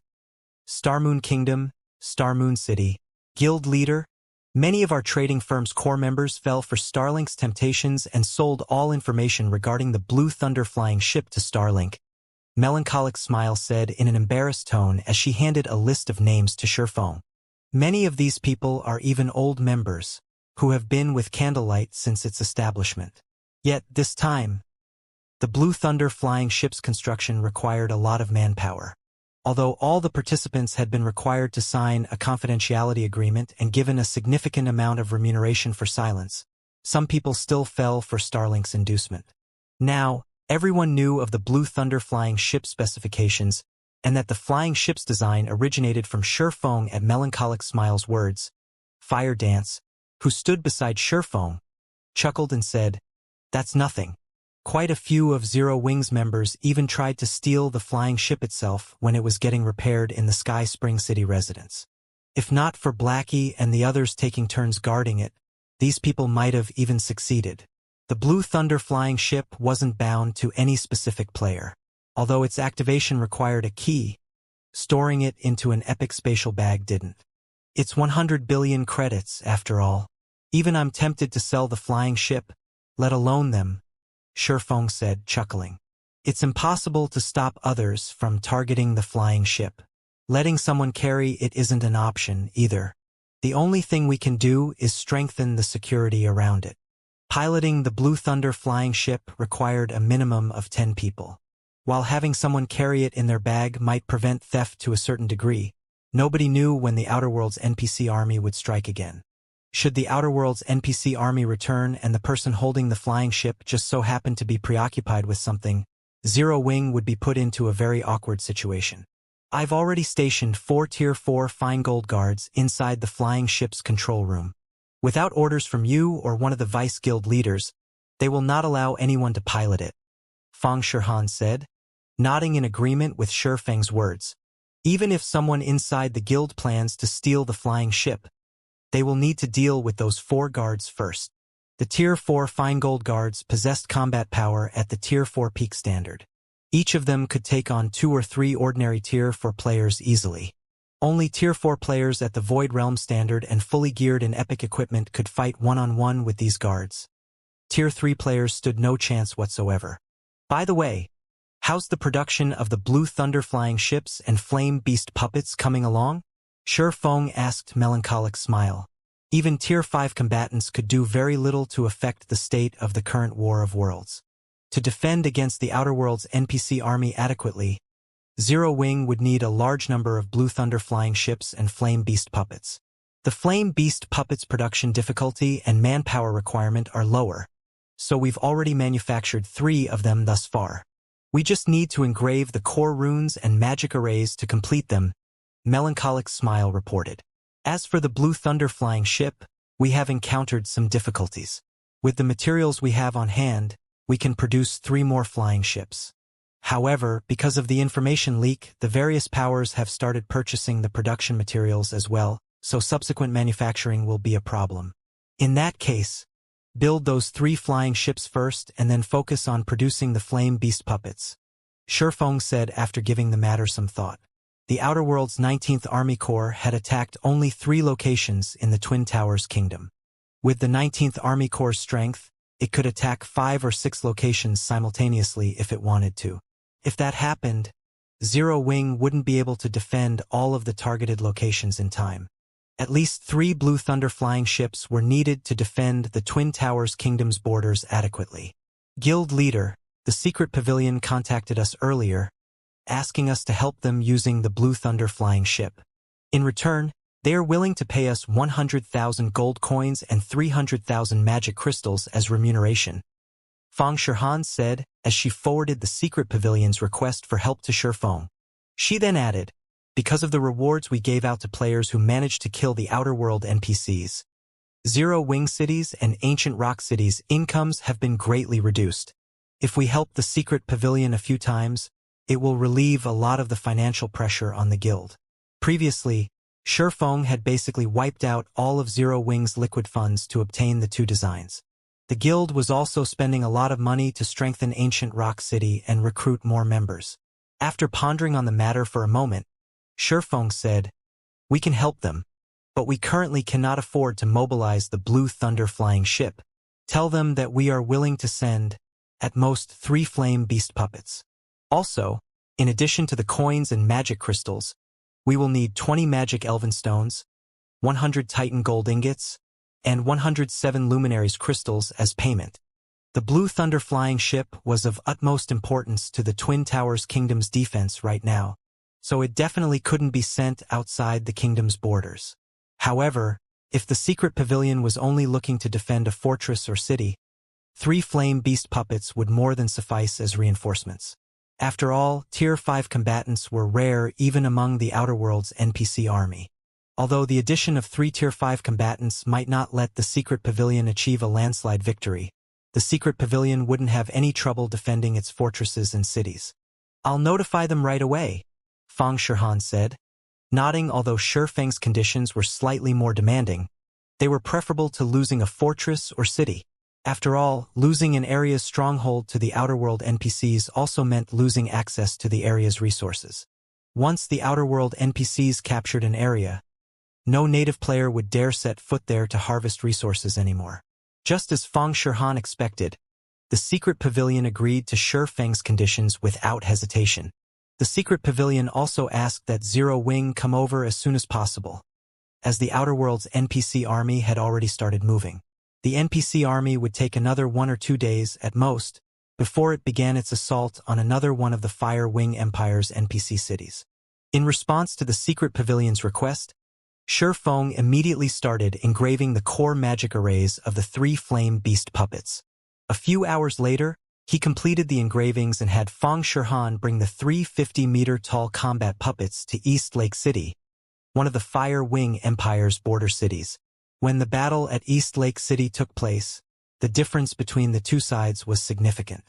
Although the Fire Wing Empire had dispatched 2 Tier 5 NPCs and over 500 Tier 4 NPCs to defend the city, the Outer Worlds NPC army had dispatched an even stronger force of 4 Tier 5 NPCs, over 1,000 Tier 4 NPCs, and 6 million Tier 3 NPCs. The difference between the player armies of the two sides was also significant. Although the Secret Pavilion had dispatched many of its experts and gathered the help of many guilds, it only managed to form an army of around 400 Tier 4 players and 10 million Tier 3 players. In comparison, the Outer Worlds player army had over 800 Tier 4 players and 10 million Tier 3 players. The battle at East Lake City lasted more than a day. During this time, the 3 Flame Beast puppets played a vital role, pinning down 2 Tier 5 NPCs and 1 Tier 5 summon creature. In the end, the Tier 5 summon creature's control duration ran out, and the Outer Worlds NPCs and players had no choice but to retreat. Although the Secret Pavilion suffered a casualty ratio of 6-4, with 6 of the Secret Pavilion's members dying for every 4 of the Outer Worlds players, this result still shook the entire Eastern continent. This was because no empire had ever attained such a casualty ratio before this battle. Typically, the various empires had an 8-2 or even 9-1 casualty ratio. If all battles could end with a 6-4 casualty ratio, the Eastern continent's native forces would have a significant advantage in the long run, and the Outer World forces would eventually suffer defeat. This was because of the significant difference between the respawn points of the two sides. The Outer World players who died in battle could get resurrected only at the World Passage's entrance. This meant that they would have to travel a great distance to return to the battlefield. Native players, on the other hand, could get resurrected in the fortress's or city's resurrection temple and rejoin the battle immediately. After the battle at East Lake City, many of the Eastern continent's superpowers started sending requests for help to Zero Wing. Sure Feng was naturally more than happy to accept these requests. Zero Wing could earn a ton of wealth, as well as the materials needed to manufacture the Blue Thunder flying ships and Flame Beast puppets, through these requests and even accumulate 7 Luminaries crystals. Subsequently, for the next month or so, Zero Wing's Flame Beast puppets visited one battlefield after another on the Eastern continent. Initially, there were only 3 Flame Beast puppets moving from one battlefield to another. Later on, there were a dozen Flame Beast puppets divided among 3 or 4 battlefields at a time. Eventually, there were 34 Flame Beast puppets fighting in more than 10 battlefields simultaneously. Because of these Flame Beast puppets, the Eastern continent's overall war situation experienced a significant improvement. In the meantime, Zero Wing had made a huge profit. And because of this massive wealth, not only did Zero Wing City, Ancient Rock City, Silverwing City, and Stone Forest City receive comprehensive improvements, but even the Lost Town had been upgraded to a basic city. Now, over 1 million Zero Wing members could be seen training in the Lost Town at all times. Moreover, during this past month, Zero Wing's Tier 3 member count had also breached 3 million. And thanks to the Lost Town's extraordinary tower and the environments of Zero Wing City and Ancient Rock City, the number of experts getting promoted to Tier 4 in Zero Wing also far exceeded that of all guilds in God's domain. Zero Wing now had over 200 Tier 4 players under its command.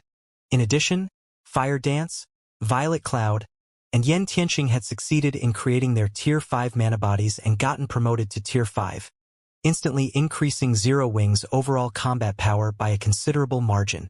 This development caused all of God's domain's guilds to grow envious.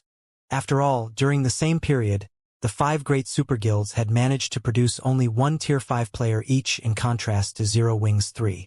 Moreover, this was after they had expended all their war contributions to exchange for resources that could aid in the Tier 5 promotion.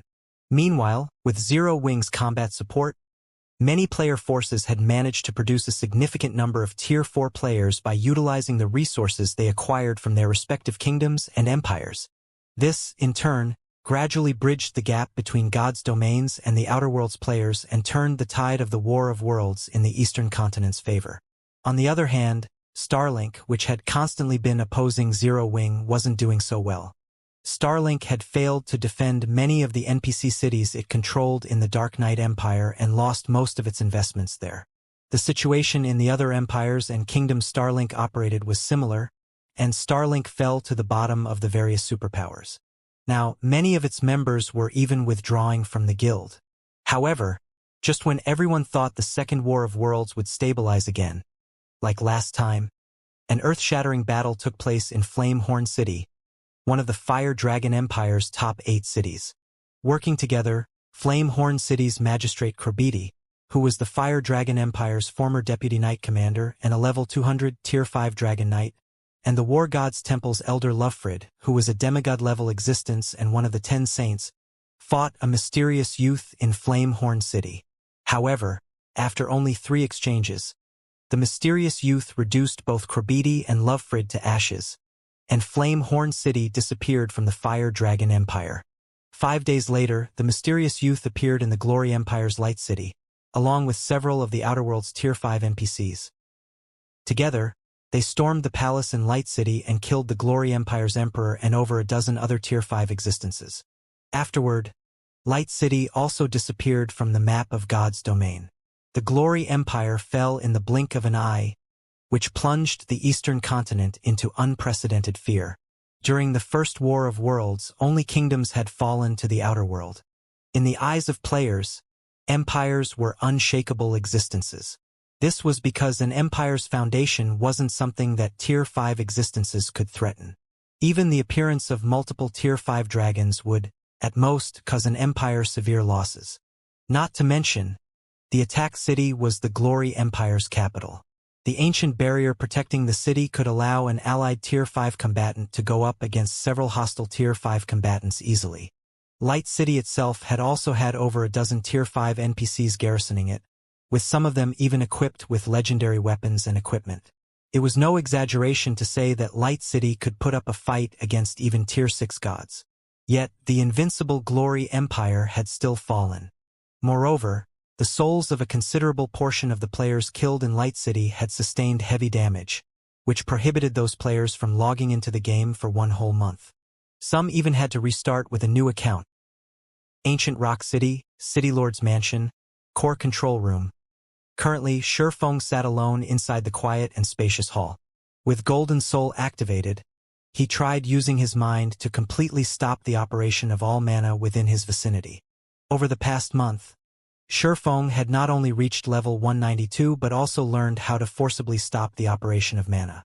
Even without the help of Golden Soul, he could now incorporate the law of destruction into his sword techniques. The only problem was that doing so placed a much heavier burden on his concentration. It seems I need to push my concentration to Tier 6 no matter what. Otherwise, I can't truly control the law of destruction. When the effects of Golden Soul disappeared, Shurfeng smiled bitterly as he looked at the shattered space around him. At this point, he was already flummoxed by the difficulty of raising his concentration to the Tier 6 standard.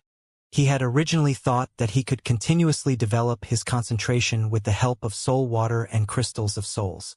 Even if the process took a lot of time, it wouldn't matter. Unfortunately, he discovered that he was mistaken. Roughly 2 weeks ago, he had sensed that his concentration had reached the limits of Tier 5. No matter how much soul water and crystals of souls he consumed after that, his concentration did not improve in the slightest. In contrast, after consuming the meditation potions in the real world, he had broken through to the 3-star mental strength master standard 2 days ago. His improvement in the real world was many times faster than in God's domain. Just when Shurfeng was racking his mind on how to improve his concentration, Fang Shirhan suddenly entered the hall. Approaching Shurfeng with a magic crystal recorder, Fang Shirhan said with a grim expression, "Guild leader, I've uncovered the purpose of that mysterious youth's actions. What's his aim?" Shurfeng asked with concern. When the mysterious youth appeared in Flamehorn City, Shurfeng had already guessed the other party's identity.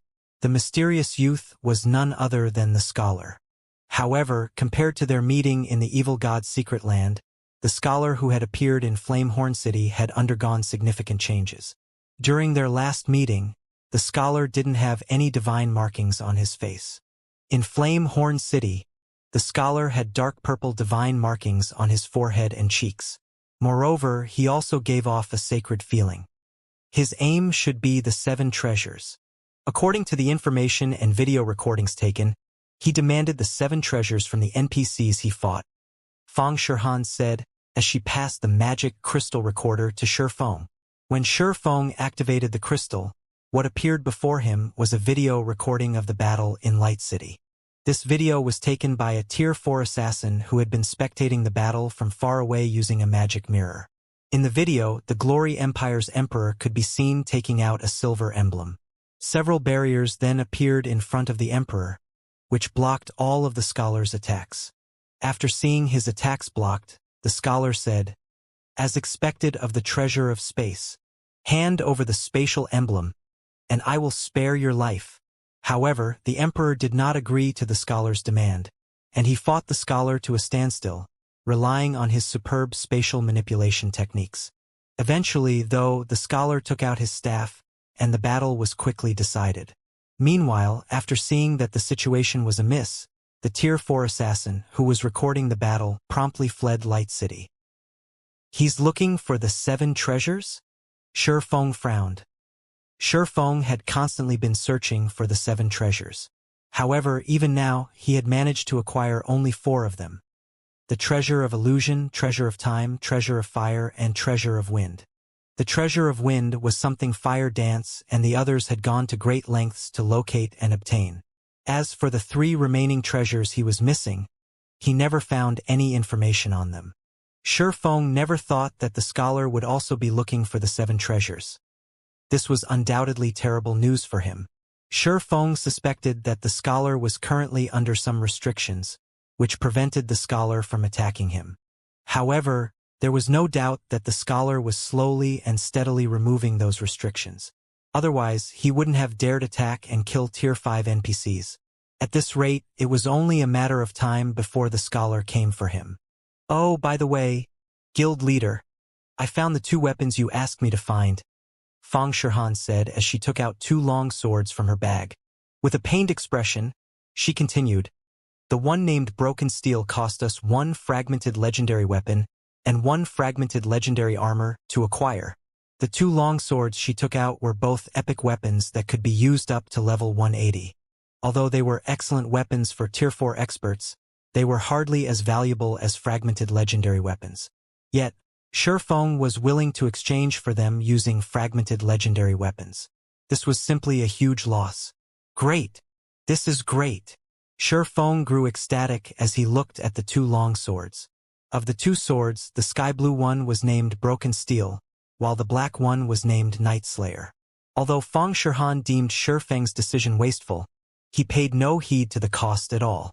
After all, even 10 fragmented legendary weapons weren't worth as much as 1 legendary weapon. Not to mention, Solomon's sword was one of God's domain's 10 great legendary weapons. Previously, after the scholar's sudden appearance in Flamehorn City, Feng had been thinking of completing Solomon's sword to elevate his strength further. Otherwise, with the light of 2 worlds alone, he would have difficulty keeping himself alive in front of the scholar. The instant Feng accepted the 2 long swords from Fang Shihan, a system notification entered his ears. "System, all the fragments of Solomon's sword detected. Do you wish to recast Solomon's sword? Recast it." When Feng chose to recast Solomon's sword, the 5 fragments of Solomon's sword appeared in front of him one after another. Killing Ray, Disaster Blade, Netherworld Brilliance, Night Slayer, and Broken Steel. The 5 long swords resonated with one another and released a dazzling brilliance. A few seconds later, the 5 long swords fused, transforming into a crimson longsword with black markings. Black electric arcs flickered around the blade of the weapon, their presence repeatedly shattering the surrounding space. The instant the crimson longsword took shape, Fang Shihan was stunned. A legendary weapon? At this point, Fang Shihan was already familiar with the aura of legendary weapons. After all, Zero Wing had 5. Besides Feng's Light of 2 Worlds, Gentle Snow, Aqua Rose, and Yen Tianxing each had a legendary weapon. Recently, Violet Cloud had also finally upgraded her Death Sai to the legendary rank. Every legendary weapon could grant its user the power to transcend tiers. With a legendary weapon, a Tier 5 player would instantly become an existence close to rivaling Tier 6 gods. Legendary weapons far exceeded fragmented legendary weapons in performance. After Solomon's sword took shape, Feng excitedly grabbed it and checked its statistics. Solomon's sword, One-handed sword. Legendary rank. Equipment requirement. Strength 50,000. Tier 4 attack power, 460% of strength. Attack speed, 3% of agility plus vitality. All attributes. Increases according to the user's level. When equipped, attacks ignore 100% defense. Attacks have a 15% chance to increase attack speed by 300%. Attacks have a 60% chance to deal 300% damage. Attacks have a 20% chance to deal 1000% damage. Attacks deal 200% damage to targets under Tier 6. Attacks carry the soul weakening effect. Strength increased by 300%.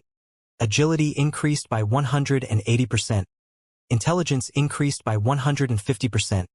Endurance increased by 80%. Attack speed increased by 170%. Ignore levels plus 80. All sword type skills plus 2 level, up to Tier 6 peak.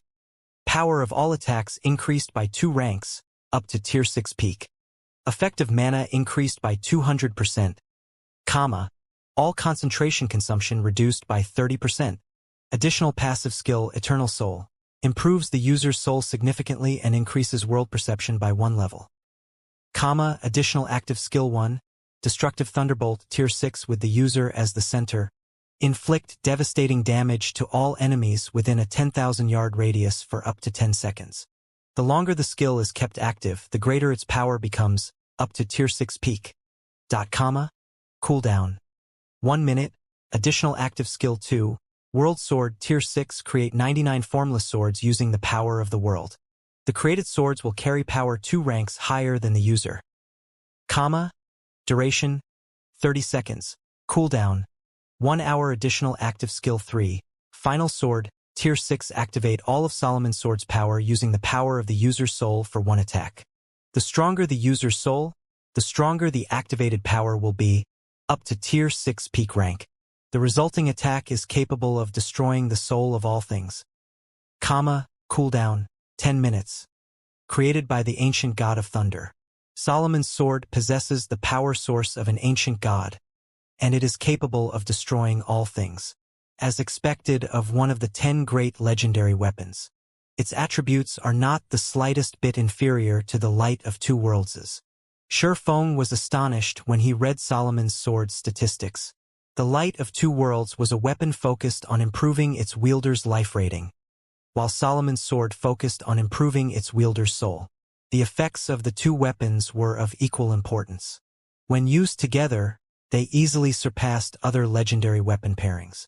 Although Shi Feng still hadn't reached Tier 6, both his life rating and soul were now close to reaching the Tier 6 standard. If he were to fight Los Ferret, the commander of the Outer World's 19th Army Corps, he could probably gain the upper hand even without using Golden Soul. By the way, there's one more important matter I need to tell you, Guild Leader, Fang Shihan said. She then took out an invitation card made entirely of 7 luminaries crystal and handed it to Shi Feng. This is the invitation the 5 great super guilds sent to all first-rate guilds and above in God's domain. They are hosting a conference in Blackwing City tomorrow to discuss countermeasures for the Outer World forces and that mysterious youth. 7 luminaries crystal? What a generous move. Shi Feng was a little surprised when he looked at the invitation card in his hand.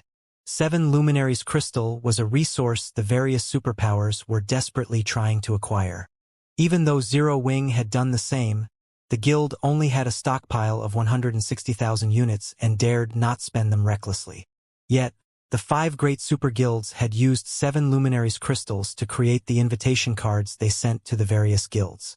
Moreover, this invitation card wasn't just a plain card. It had a special teleportation array engraved on it that allowed the card's owner to teleport to Blackwing City. Shi Feng estimated that one invitation card would cost at least 5 7 luminaries crystals to make. Meanwhile, there were easily over 1,000 first-rate guilds, super first-rate guilds, and super guilds in God's domain. In other words, the 5 great super guilds would have had to spend at least 5,007 luminaries crystals. The 7 luminaries crystal invitation card is the highest-ranking invitation. Below it are Mana Stone and Magic Crystal invitation cards. Fang Shihan explained. According to the different invitation cards, the number of companions one can bring along will differ as well. The Magic Crystal invitation only allows you to bring one companion, while the Mana Stone invitation allows for 2 companions, and the 7 Luminaries Crystal invitation allows for 4 companions. Even so, this is still plenty amazing. Creating these special teleportation items alone would cost a pretty penny. After all, Shifeng said. If it were up to him, he definitely wouldn't be willing to spend so much just to host a conference. Of course, the fact that the 5 great super guilds were willing to go so far also showed how much of a threat the mysterious youth was. Even in his previous life, he had never once seen such a grand conference in God's domain. Are we going? Fang Shihan couldn't help asking. In terms of overall combat power, Zero Wing was currently the undisputed #1 guild in God's domain. The guild also wouldn't have any problems defending the Twin Towers Kingdom and its several guild cities. Hence, it didn't really matter whether Zero Wing participated in this conference or not. Moreover, Zero Wing was enemies with 2 of the 5 great super guilds. Of course we're going, Shifeng said, smiling. Have Fire, Violet, and Tianxing get ready. The 4 of you are coming with me. At this point, he no longer cared about the Outer World's NPC army. However, it was a different story for the scholar. According to Zero Wing's investigations, the scholar had deep ties with the Outer World's NPCs. It was quite likely that Shifeng would have to face the Outer World's NPC army when he met with the scholar again. Hence, he had to get the help of God's domain's player forces. After all, the various kingdoms and empires had opened up their treasuries because of the War of Worlds. With the various promotion resources these treasuries offered, the players of God's domain would improve rapidly. At the current rate, Tier 5 players would probably start popping up in larger numbers in another 1 or 2 months. At that time, the various superpowers' advantages would start to reveal themselves, and they would become significantly more useful than they were now. Most importantly, Zero Wing could take advantage of this guild conference to solidify its position in God's domain. After all, Zero Wing currently had very little influence in the Western continent. Moreover, because the Western continent wasn't involved in the War of Worlds, the Western continent's exploration of dungeons and ruins was significantly faster than the Eastern continent's. I'll notify them right away. Fang Shihan nodded to Shifeng's command. Truthfully, she was very interested in this gathering. After all, once the conference ended, the experts of the various guilds would interact with each other. These interactions might not seem like much on the surface, but they would allow experts to learn about different combat techniques and expand their knowledge of mana. If she was lucky and received inspiration, she might be able to create her Tier 5 mana body. Currently, her mana body's completion rate had reached 120%, and she couldn't improve it no matter how much she tried. Rather than persisting in her current training, it would be much better to spar with other experts. Early the next morning, Shifeng teleported to Blackwing City together with Fang Shihan and the others. As for Gentle Snow and Aqua Rose, they were tasked with keeping guard over Zero Wing's guild cities and the Twin Towers Kingdom as a precaution. Blackwing City Teleportation Hall. Along with a flash of light, Shifeng's group of 5 arrived in the teleportation hall's central teleportation array. Blackwing City was much more crowded than normal. Apart from the experts of the invited guilds, experts from uninvited guilds and independent players were also in the city. The 5 great super guilds had invited all of God's domain's first-rate guilds and above to attend the conference this time. It wouldn't be an exaggeration to say that most of God's domain's top experts were gathered in Blackwing City today.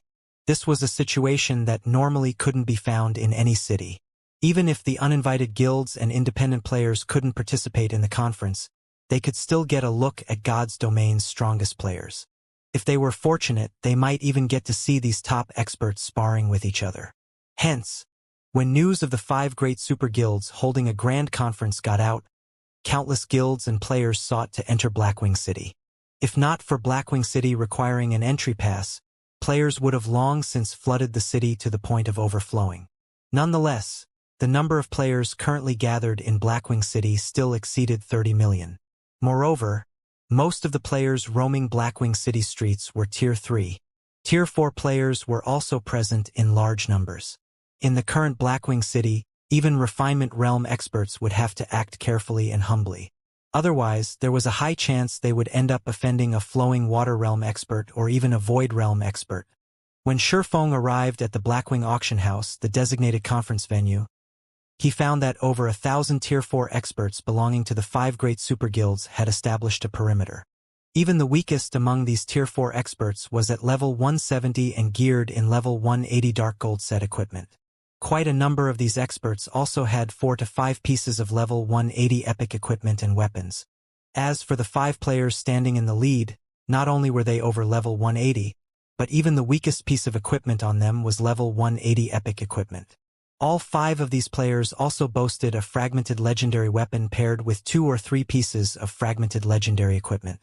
These players thoroughly displayed the 5 great super guilds' might.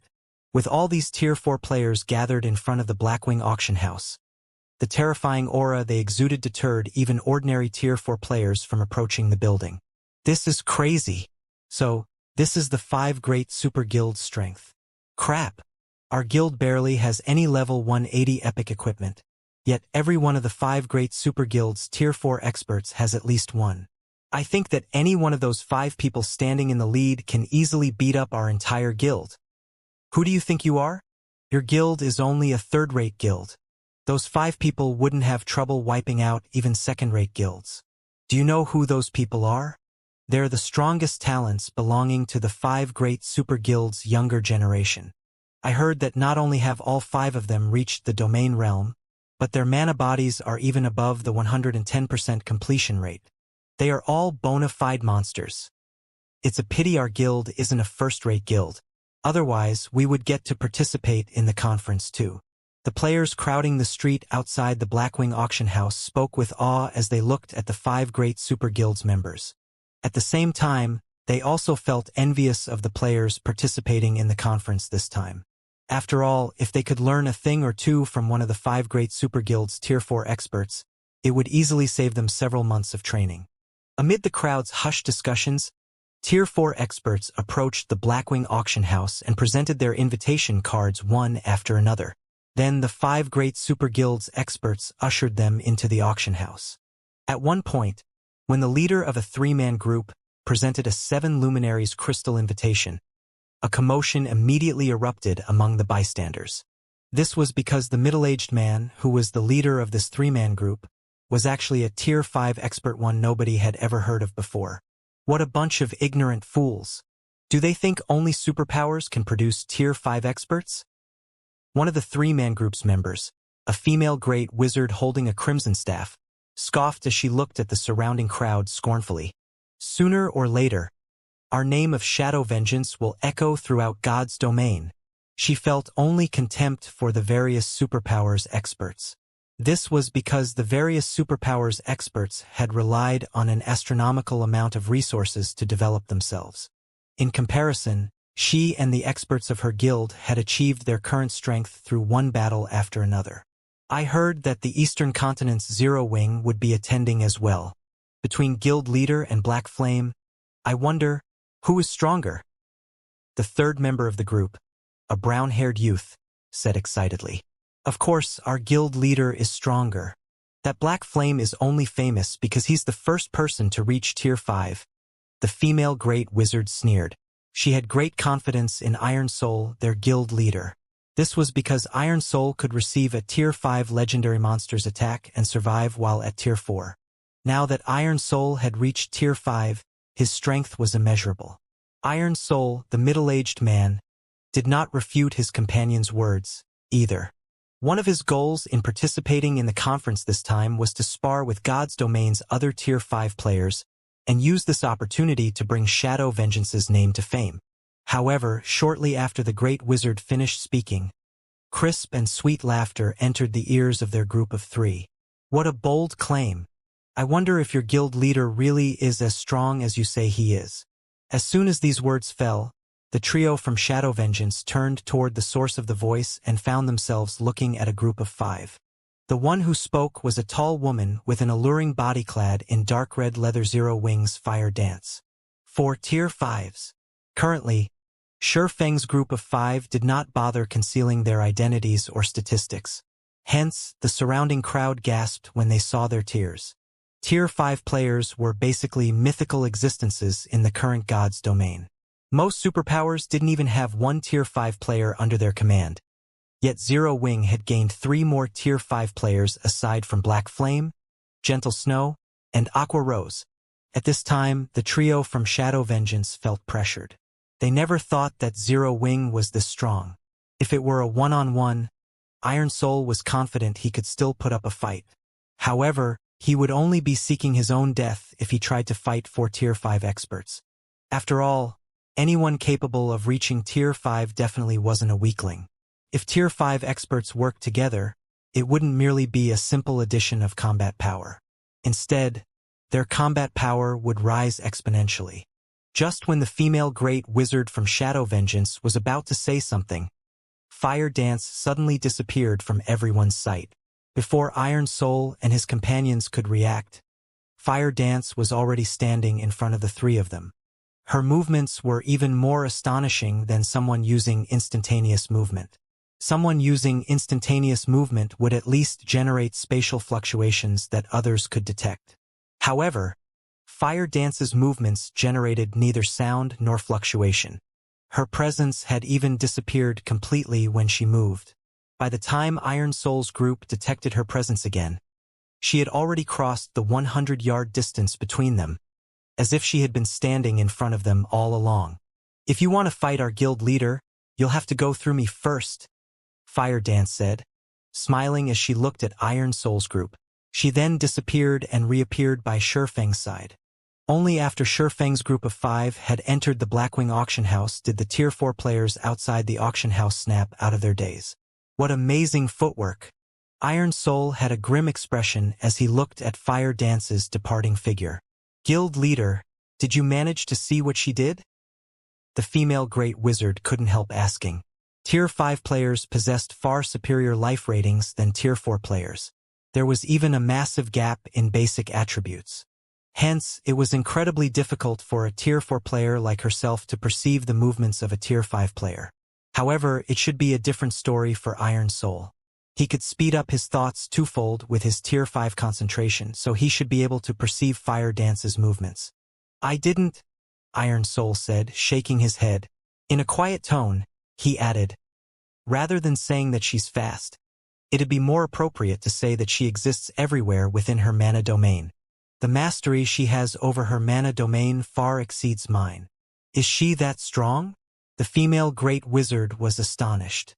Since someone as strong as Iron Soul had said so, even if she didn't want to, she had no choice but to acknowledge that Fire Dance was probably stronger than Iron Soul. After recollecting himself, Iron Soul looked at his 2 companions and said, "There are countless experts in God's domain, and anyone capable of reaching Tier 5 is extraordinary. You should be more careful with your words. The fact that Black Flame has garnered such a reputation for himself proves that he isn't weak." At this point, Iron Soul no longer had any plans to ask Shurfeng for a spar. After all, his chances of defeating even Fire Dance were slim already. What qualifications did he have to challenge God's domain's strongest player? Besides Shadow Vengeance, the other player forces originating from the Western continent promptly stopped underestimating Zero Wing. This was especially true for the superpowers that had managed to produce Tier 5 players. Time passed quickly, the number of guilds gathered in the Blackwing auction house continuously increasing. Several hours later, all of the invited guilds had finally arrived. Over 1,000 guilds were attending the conference, bringing more than 2,000 Tier 4 players and 23 Tier 5 players in all. The number of Tier 5 players attending the conference far exceeded everyone's expectations. Of the 23 Tier 5 players in attendance, 10 belonged to the 5 great super guilds.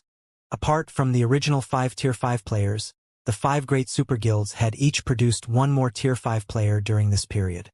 The Secret Pavilion, Battle Wolves, Flower of 7 Sins, Violet Sword, Sacred Temple, and Divine Tribe had each produced one Tier 5 player as well.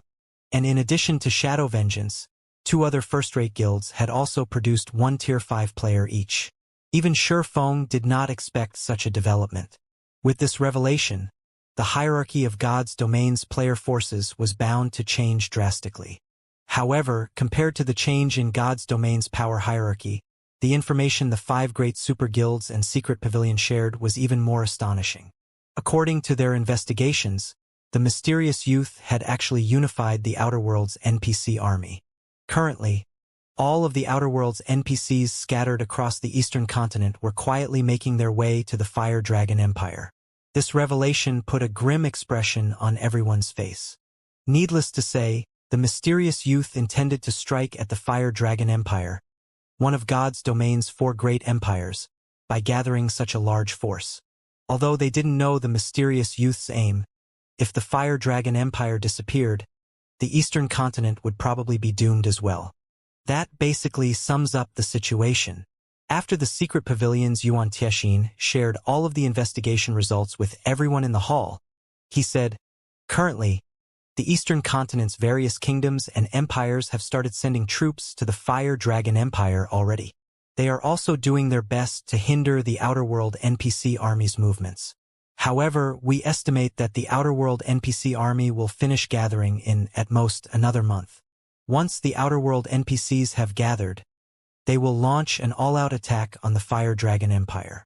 To weaken the Outer World NPCs, we need to conduct guerrilla warfare together with the various kingdoms and empires and try to reduce the Outer World NPC army's strength as much as possible."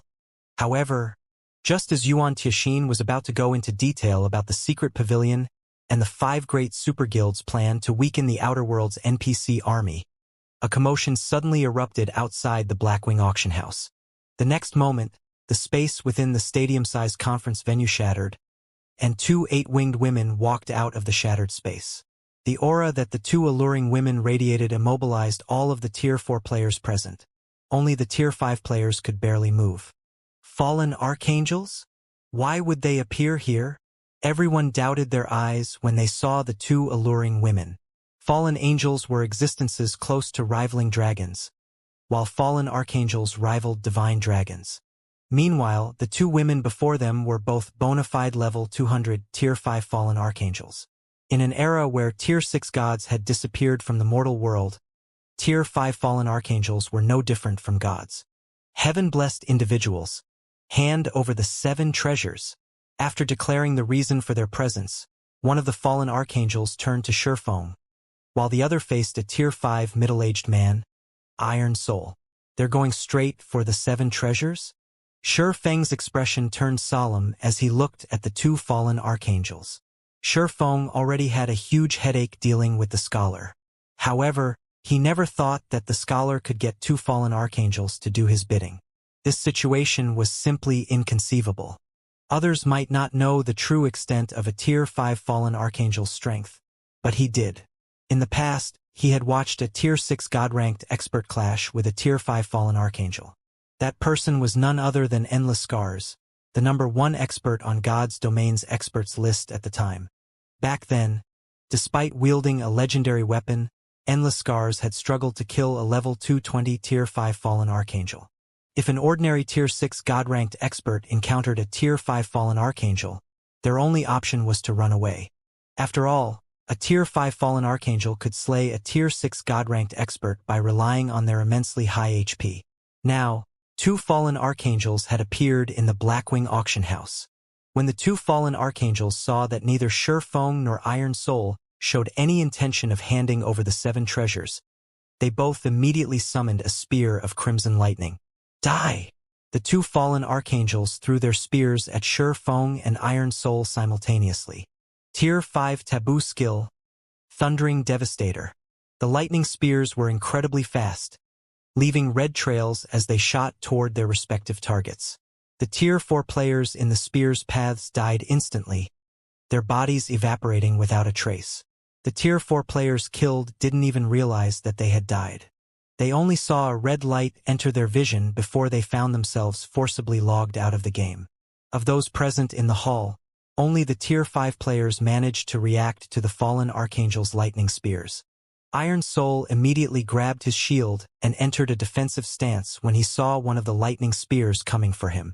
Simultaneously, spatial barriers formed in front of him one after another, 30 of them tightly packed in front of Iron Soul's dark mist shield. This was Iron Soul's trademark move. Mana technique, Boundless Barrier.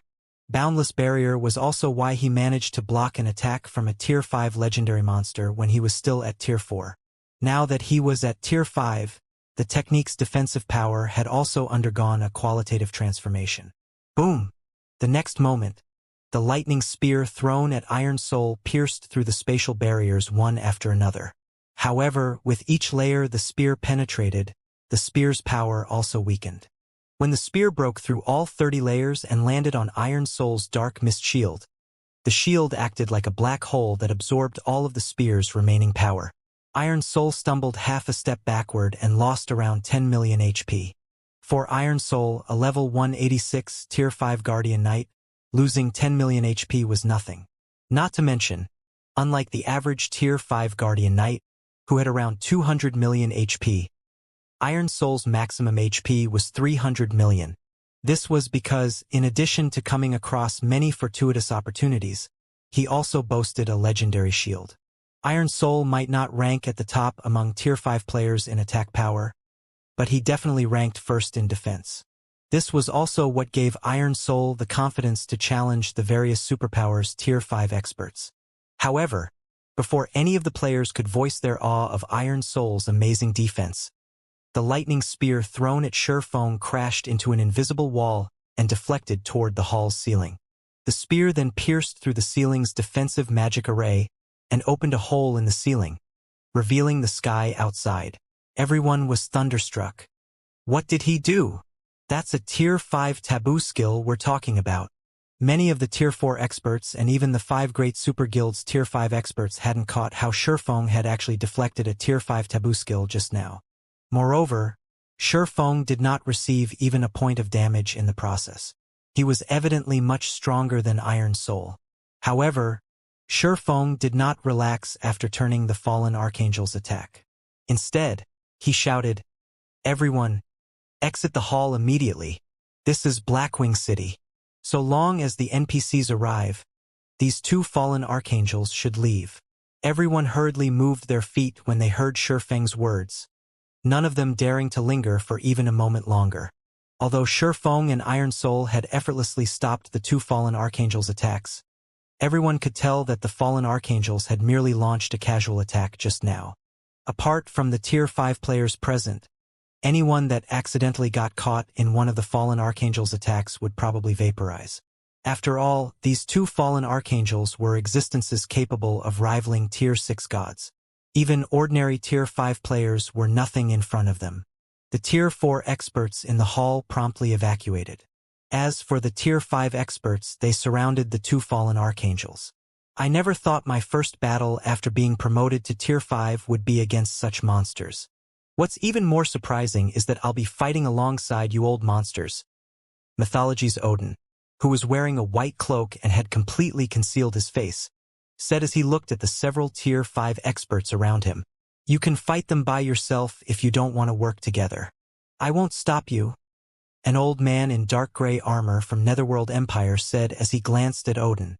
As for the elderly men from the 3 other super guilds, they remained silent as they looked at Odin and the old man in dark gray armor, knowing that these two old men were longtime rivals. If the conference this time did not concern God's domain's continued existence, neither of them would have been willing to stay in the same room as the other. Meanwhile, the two fallen archangels before them were existences that even beyond domain realm experts like themselves had to be wary of. Ziliaware, Fallen Archangel, Legendary, Level 200, HP 900 billion, Garudica, Fallen Archangel, Legendary, Level 200, HP 900 billion. Even if all 23 Tier 5 experts worked together, they wouldn't be able to kill even one of these fallen archangels, let alone two. Lowly ants, learn the consequences of going against the master, the fallen archangel Ziliaware said as she looked with disdain at the Tier 5 players surrounding her. She then began chanting an incantation.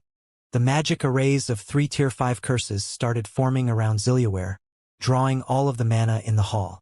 Compared to the taboo skill she used before, these 3 curses were significantly stronger. However, the players present were all Tier 5 experts. They had no intention of letting Ziliaware complete her incantation. When Ziliaware began chanting, Odin had already appeared behind her and silently stabbed his translucent spatial sword into the fallen archangel's back. Minus 41,564,786. Damage exceeding 40 million appeared above Zilliware's head. However, Odin showed no excitement whatsoever when he saw this damage. On the contrary, a frown even formed on his face. What high defense! The dark gray armored old man holding a great sword exclaimed as he looked at Zilliware. Odin's attack power ranked third in their group of 5 old men. Meanwhile, the attack he just used against Zilliware was also his strongest move, a combination of a Tier 5 skill with the silver combat technique Blade's Heart. If a Tier 5 player got hit by this move directly, they would die on the spot. Yet, Odin's attack only cost the fallen archangel 40 million HP. It didn't even affect Zilliware's chanting in the slightest. After nonchalantly completing the incantations for her curses, Zilliware said, "Ants, your struggles are futile." The 3 Tier 5 curses magic arrays fully took form, and thousands of pitch-black feathers manifested inside the hall. These feathers then transformed into crows made of crimson lightning that flew toward Odin and the others. A triple spell combination? The 5 great super guild's old monsters were momentarily stunned by this situation. In God's domain, merging spells was much more difficult than merging skills. However, so long as one succeeded, the result would be much stronger than the fusion of 2 skills. Since Zilliware had merged 3 spells into one, the power of the resulting attack would definitely be unprecedented in God's domain. Immediately, the 5 old monsters used their respective life-saving skills while doing their best to evade the lightning crows. They were no match for the fallen angel Zilliware at all. Upon seeing this, Iron Soul, who was going up against the fallen angel Garudica, wore a grim expression on his face. He could sense that every one of these lightning crows carried power at the Tier 6 basic standard. Although they weren't as powerful as the earlier lightning spear, their large numbers made it impossible to completely block and dodge them all. Of the players present, only Shurfeng did not find this situation surprising. A level 200 Tier 5 fallen archangel was basically a Tier 6 god. Meanwhile, killing a group of Tier 5 players was practically child's play for a Tier 6 god. Normally, players needed to reach Tier 6 to stand a chance against a Tier 5 fallen archangel. However, all of the Tier 5 players present had only recently gotten promoted to Tier 5. Their mastery of mana and equipment standards were nowhere near the passing mark for a Tier 5 player. Although they had astonishingly high combat standards, they couldn't bridge the gigantic gap in basic attributes. Meanwhile, after Zilliware had thoroughly suppressed the 5 great super guild's old monsters, Garudica also took action. Similar to Zilliware, Garudica used a triple spell combination. However, rather than creating thousands of lightning crows, she created hundreds of lightning swords instead. Although these lightning swords weren't as flexible as the lightning crows, they were much faster than the lightning crows. Every lightning sword also carried power at the Tier 6 intermediate standard, and any Tier 5 player that got struck by them would die without question. For a time, more than 500 lightning swords rampantly attacked Shurfeng, Fire Dance, Violet Cloud, and Yen Tianxing. There were also over 100 lightning swords attacking Iron Soul. This situation forced Shurfeng's group and Iron Soul to defend themselves frantically. Shurfeng fared relatively well against the lightning swords. Solomon's sword had improved both his soul and world perception, which allowed him to perceive the lightning sword's movements with excellent clarity. In addition, as the power of these swords was only at the Tier 6 intermediate standard, he was more than capable of blocking them with his swords. As for Fire Dance, Violet Cloud, and Yen Tianxing, the 3 worked together to make up for their respective shortcomings. They also had Violet Cloud to provide constant healing and defensive buffs and Shurfeng to cover any blunders. Hence, no matter how well Garudica coordinated her lightning swords, she didn't pose a real threat to Zero Wing's group of 4. Iron Soul, on the other hand, continuously lost HP throughout the battle. Even with Violet Cloud healing him occasionally, his HP still fell steadily. "Guild leader, we can't continue like this," Violet Cloud said as she started having difficulty keeping up with the healing. "These lightning swords are weakening the effects of my healing spells." At this rate, he'll get killed in another 10 seconds.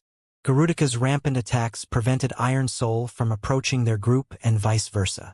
However, if Iron Soul continued fending off those lightning swords on his own, he was sure to die. I'll pin her down. So find an opportunity to group up.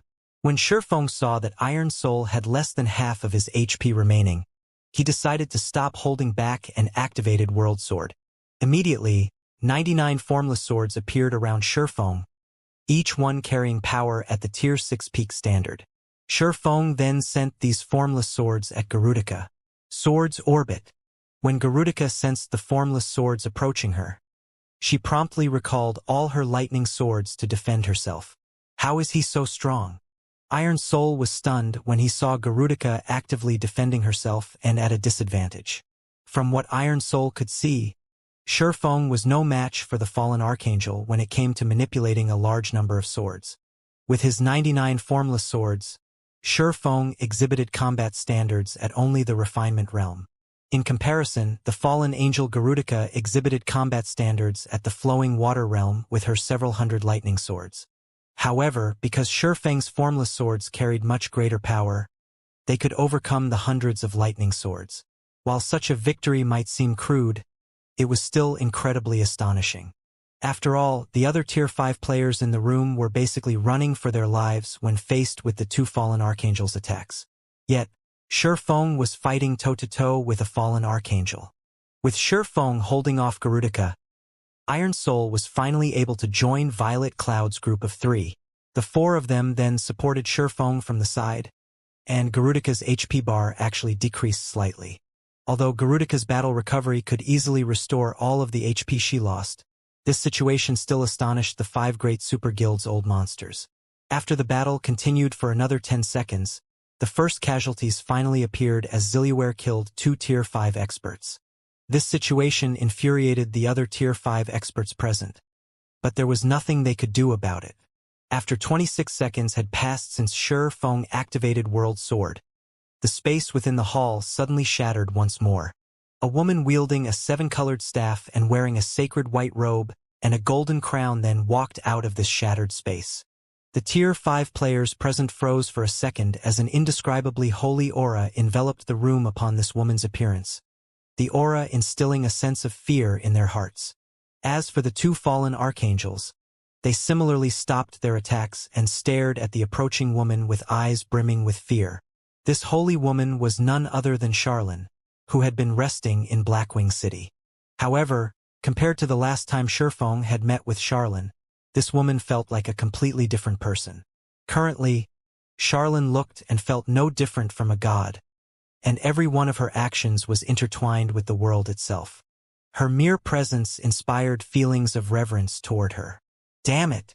Those good-for-nothings actually let this goddess escape. Zilliware cursed out loud when she saw the 24 or so dead or heavily injured Tier 5 Outerworld NPCs in the shattered space behind Charlene. The scholar must have lost his mind, seeing as he summoned you creatures, Charlene said as she looked at Zilliware and Garudika.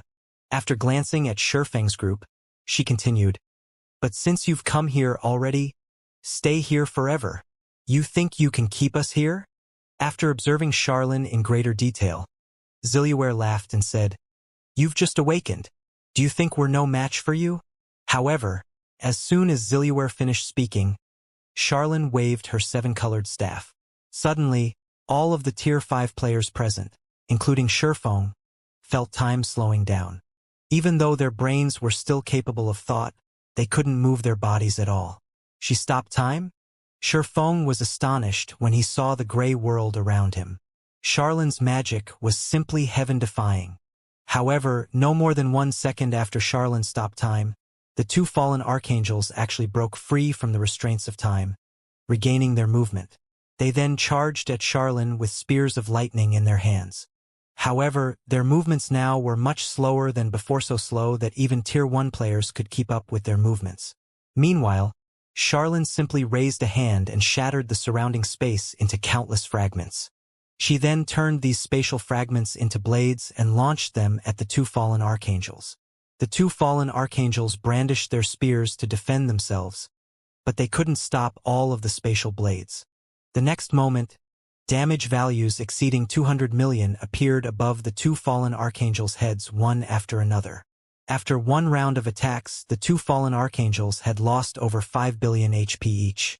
However, compared to their maximum HP of 900 billion, a loss of 5 billion was nothing but a scratch.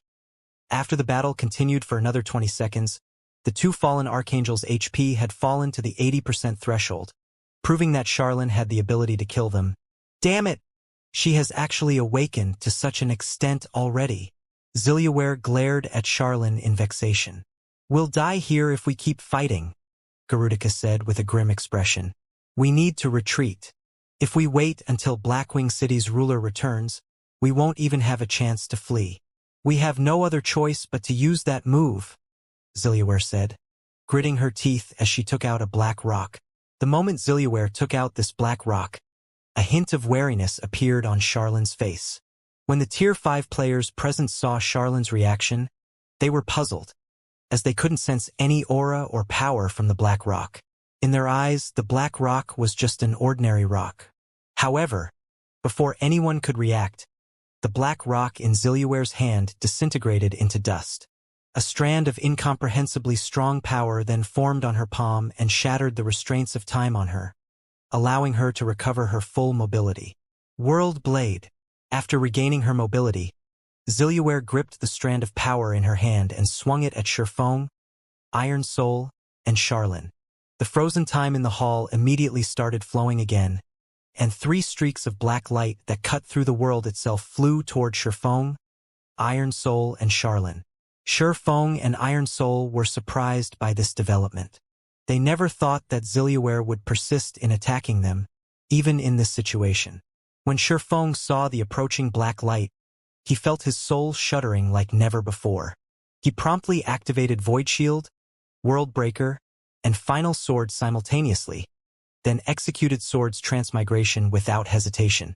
As for Iron Soul, he similarly activated his strongest trump card, his legendary shield transforming into a dark mist that enveloped him. Boom! Along with a powerful explosion, the figure of a person shot out of the dust cloud like a cannonball and struck one of the conference hall's iron walls, shattering the magic arrays strengthening the wall. Guild Leader. Fire Dance was startled when she recognized the person planted in the wall. Sherfong could cut apart even the world itself when using World Breaker.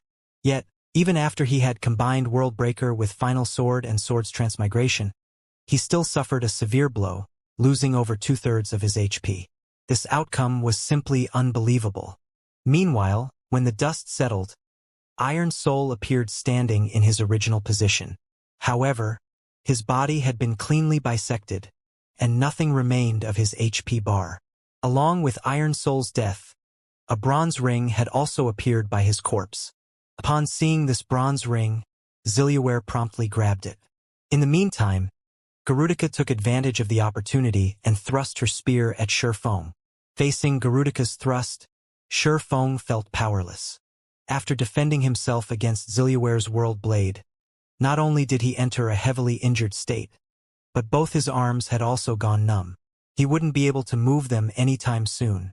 However, just when Garudica was about to hit Sherfong, Charlene suddenly appeared in front of him and stopped Garudica's lightning spear with the tip of her finger. Boom! The next moment, the lightning spear suddenly dissipated harmlessly. An invisible force then sent Garudica flying backward and smashing into the wall on the other side of the room, her HP falling by over 100 million. Not good. Run! Ziliaware shouted. She then tore space and disappeared into the opening together with the bronze ring she snagged. Garudica also tried to flee when she saw Ziliaware retreating, however. Before Garudica could even turn, Charlene was already in front of the fallen archangel, tapping her staff on the other party's forehead. Garudica found herself immobilized, her HP plummeting. After this situation continued for 30 seconds, Garudica's body transformed into a muddy crystal the size of a fist. Simultaneously, the intensity of Charlene's aura dropped off. After storing the muddy crystal, Charlene turned to Sherfong, who had just gotten back on his feet after much difficulty, and said, "You come with me. Everyone else, hurry back and get ready." You don't have much time left. After Charlene finished speaking, she waved her staff and summoned a teleportation gate. She then entered the gate, leaving behind Shifeng and the other Tier 5 players, who were still in a daze. After scanning the surviving players, Shifeng had Fire Dance and the others returned to Zero Wing first. He then contacted Melancholic Smile and had her use all the available manpower to produce the Blue Thunder flying ship and the mobile fortress. These mobile weapons of mass destruction would play a crucial role in hindering the Outer World NPC army's advance. Afterward, Shifeng stepped into the teleportation gate Charlene summoned. The remaining players in the conference hall also understood what Charlene's words meant. Now that the mysterious youth had acquired another of the 7 treasures, his strength would most likely soar. If that happened, they would definitely have a much more difficult time fighting the Outer World's NPC army. Hence, they needed to return and immediately initiate countermeasures. They would also need to accelerate their plan to hinder the Outer World NPC army's advance. For a time, all of the Eastern Continent's player forces seethed with activity. Even the Western Continent's player forces began sending reinforcements en masse to the Eastern Continent. This was because everyone understood that the Fire Dragon Empire's fall basically meant game over for the entire God's domain. Hence, they needed to defend the Empire at all costs. On the other side, after Shifeng took the teleportation gate, he found himself in the top-floor hall of the Stargazing Tower. Charlene was sitting on the throne at the end of the hall, her complexion a little pale. She looked much weaker than when she killed the fallen Archangel Garudica. The scholar has lost his mind. Now that he has obtained another of the 7 treasures, he will eventually recover a significant portion of his power, Charlene said, getting straight to the point when she saw Shifeng. You currently have 4 of the 7 treasures on you. He will definitely target you next. If he acquires all of the 7 treasures, he will be able to recover fully and regain control over the entire God's domain. At that time, none of you heaven-blessed individuals will escape his wrath. You'll even be banished from this world of God's domain. Regain control over God's domain? Shifeng was confused by Charlene's words. The ancient gods used to rule over God's domain but ultimately lost control over it in the final struggle. The scholar is one of those ancient gods, Charlene said, nodding. Currently, most of his power is sealed in the 7 treasures. Or to be precise, the 7 treasures were created using his power. Right now, only a Tier 6 heaven-blessed individual can prevent him from making a full recovery. And as you are only 1 step away from getting promoted to Tier 6, I hope you can accomplish this quest. As soon as Charlene finished speaking, the sound of a system notification entered Shifeng's ears. System, congratulations! You have triggered the mythical quest, Ancient God's Awakening. Quest content, prevent the awakening of the ancient god. Quest reward unknown. There will be no penalty for failing the quest. Do you wish to accept this quest? Shifeng was nonplussed when he read the quest content. Did he even have a choice? Charlene had already stated very clearly that all players would be finished if he failed the quest. In that case, there naturally wouldn't be a need to impose any penalties. I accept this quest, Shifeng said as he looked at Charlene. After further thought, he added, however, my concentration is currently stuck at the Tier 5 peak standard. Without it reaching Tier 6, I can't get promoted to Tier 6, much less stop that ancient god. Charlene smiled at Shifeng's attempt to bargain with her. She then said, just say it if you want benefits. I'm not a stingy person. Since you've already agreed to take on this quest, I'll naturally provide you with a certain degree of support. Currently, your concentration is indeed incapable of reaching Tier 6, and the reason for that is simple: you still lack accumulations. The gap between Tier 5 and Tier 6 is much greater than you think. At your current improvement speed, you'll probably need 1.5 years to elevate your concentration to Tier 6. A year and a half? Do I have that much time? Shifeng asked, frowning. Now, let alone 1.5 years, it would be a miracle if he had even 2 or 3 months to reach Tier 6. After all, the person targeting him was an ancient god. Of course not. However, the scholar has acquired the 3 treasures only recently. He also fears you somewhat. Until he recovers to a certain extent, he won't attack you anymore. If you're afraid for your safety, you can remain in Blackwing City. He won't dare barge into this place in his current state. However, the Fire Dragon Empire will probably be in trouble. There's a person sealed in the Fire Dragon Empire, and if this person is released, all of you will similarly be doomed, Charlene said, chuckling. As to how you can improve your concentration quickly, don't you have the treasure of illusion? You can use it to forcefully raise your concentration. After saying so, Charlene took out a muddy crystal, which was the crystallized form of the fallen archangel Garudica. This is that fallen archangel's soul. You should be able to produce a crystal of souls of incredible purity with it and break through to Tier 6 with her accumulations, Charlene said as she tossed the muddy crystal to Shifeng. Start your attempt now. You don't have much time left. When Shifeng accepted the muddy crystal, he could sense incredible soul power in it.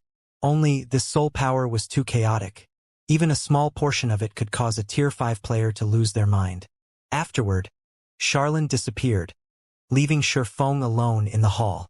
Shifeng did not hesitate for long. He took out the soul orb and began refining the fallen archangel Garudica's soul. The outcome turned out as Charlene said. When the soul orb finished refining Garudica's soul, it produced a 7-colored crystal of souls containing soul power of incredible purity. Everything is up to you now. After Shifeng took a long look at the 7-colored crystal of souls, he swallowed it without hesitation. Suddenly, an indescribable comfort enveloped his body as boundless energy flooded his mind, continuously expanding his sea of consciousness. 1 hour, 3 hours, 1 day. After 2 whole days, Shifeng opened his eyes and found that the world around him had changed. Compared to before, the various elements of mana in the natural environment looked much more orderly. Before, he had felt as if he were looking at a pile of rubbish when he tried perceiving the mana around him. Everything was a mess, and sorting through them required a lot of effort. Now, the various elements of mana were like items neatly displayed on a shelf. He could easily locate and reach out to any element he wanted, which made it much easier to control mana. Amazing! This is simply amazing! Just one of these 7-colored crystals of souls increased my concentration to the Tier 6 intermediate standard. Shifeng was filled with ineffable excitement. He had thought he would be fortunate if the 7-colored crystal could raise his concentration to the Tier 6 basic standard. He would have been satisfied with such a result, as it would qualify him to challenge his Tier 6 promotion. Although his chances of creating a superior divine body with Tier 6 basic concentration would be less than 20%, it was still better than nothing. However, now that his concentration had reached the Tier 6 intermediate standard, his control and perception of mana were much stronger than if he only had Tier 6 basic concentration. Now, his chances of successfully creating a superior divine body should be around 30%. Following this, Shifeng had Zero Wing frantically collecting 7 Luminaries crystals for the subsequent month. He even traded some of the Flame Beast puppets for 7 Luminaries crystals, with 1 Flame Beast puppet going for 4,007 Luminaries crystals, 200 magic elven cores, and all the materials needed to manufacture 1 Flame Beast puppet. Initially, Shifeng had not intended to sell the Flame Beast puppets. This was because Fire Dance and the others already had the strength needed to explore the top of the world, where they could acquire a lot of 7 Luminaries crystals. However, to strengthen God's domain's player forces enough to resist the Outer World's NPC army properly, selling the Flame Beast puppets became a necessity. After all, the secret silver combat puppets required highly skilled pilots to exhibit their full strength. Ordinary experts wouldn't cut it at all. It would take at least a Void Realm expert to display the Flame Beast puppets' Tier 5 combat power. There were only so many Void Realm experts in Zero Wing. Even if their numbers kept increasing, the rate of increase couldn't match the Flame Beast puppets' production rate. Zero Wing sales of Flame Beast puppets immediately boosted the overall combat power of the player forces, hindering the Outer World forces' advance. The guild even earned over 200,000 7 Luminaries crystals from the exchanges, increasing Shifeng's stockpile to 400,000. Apart from the players' side, the number of NPC armies gathered at the Fire Dragon Empire's borders increased a lot during this past month. On the Outer World NPC side, close to half of the NPC army had already assembled outside the Fire Dragon Empire, preparing to launch an all-out assault on the Empire. Blackwing City, Stargazing Tower. Looking at the pile of 7 luminaries crystals in front of him, Shi Feng took a deep breath and mentally prepared himself. During this past month, he had already fully mastered the law of destruction. He had also mentally simulated the creation process for his superior divine body hundreds of times to improve his chances of success. Without further elevating his concentration standard, he couldn't increase his success rate any further. However, raising his concentration standard was impossible within a short period. I have 4 chances. This should be enough with a 30% success rate. After saying so, Shi Feng followed the records of the ancient god's legacy and began constructing his superior divine body using the law of destruction. Constructing a divine body was much more complicated than constructing a mana body. This was because a divine body was akin to a miniature world, not something that could be completed with just a few magic arrays. It required more than 300 Grandmaster magic arrays as its core.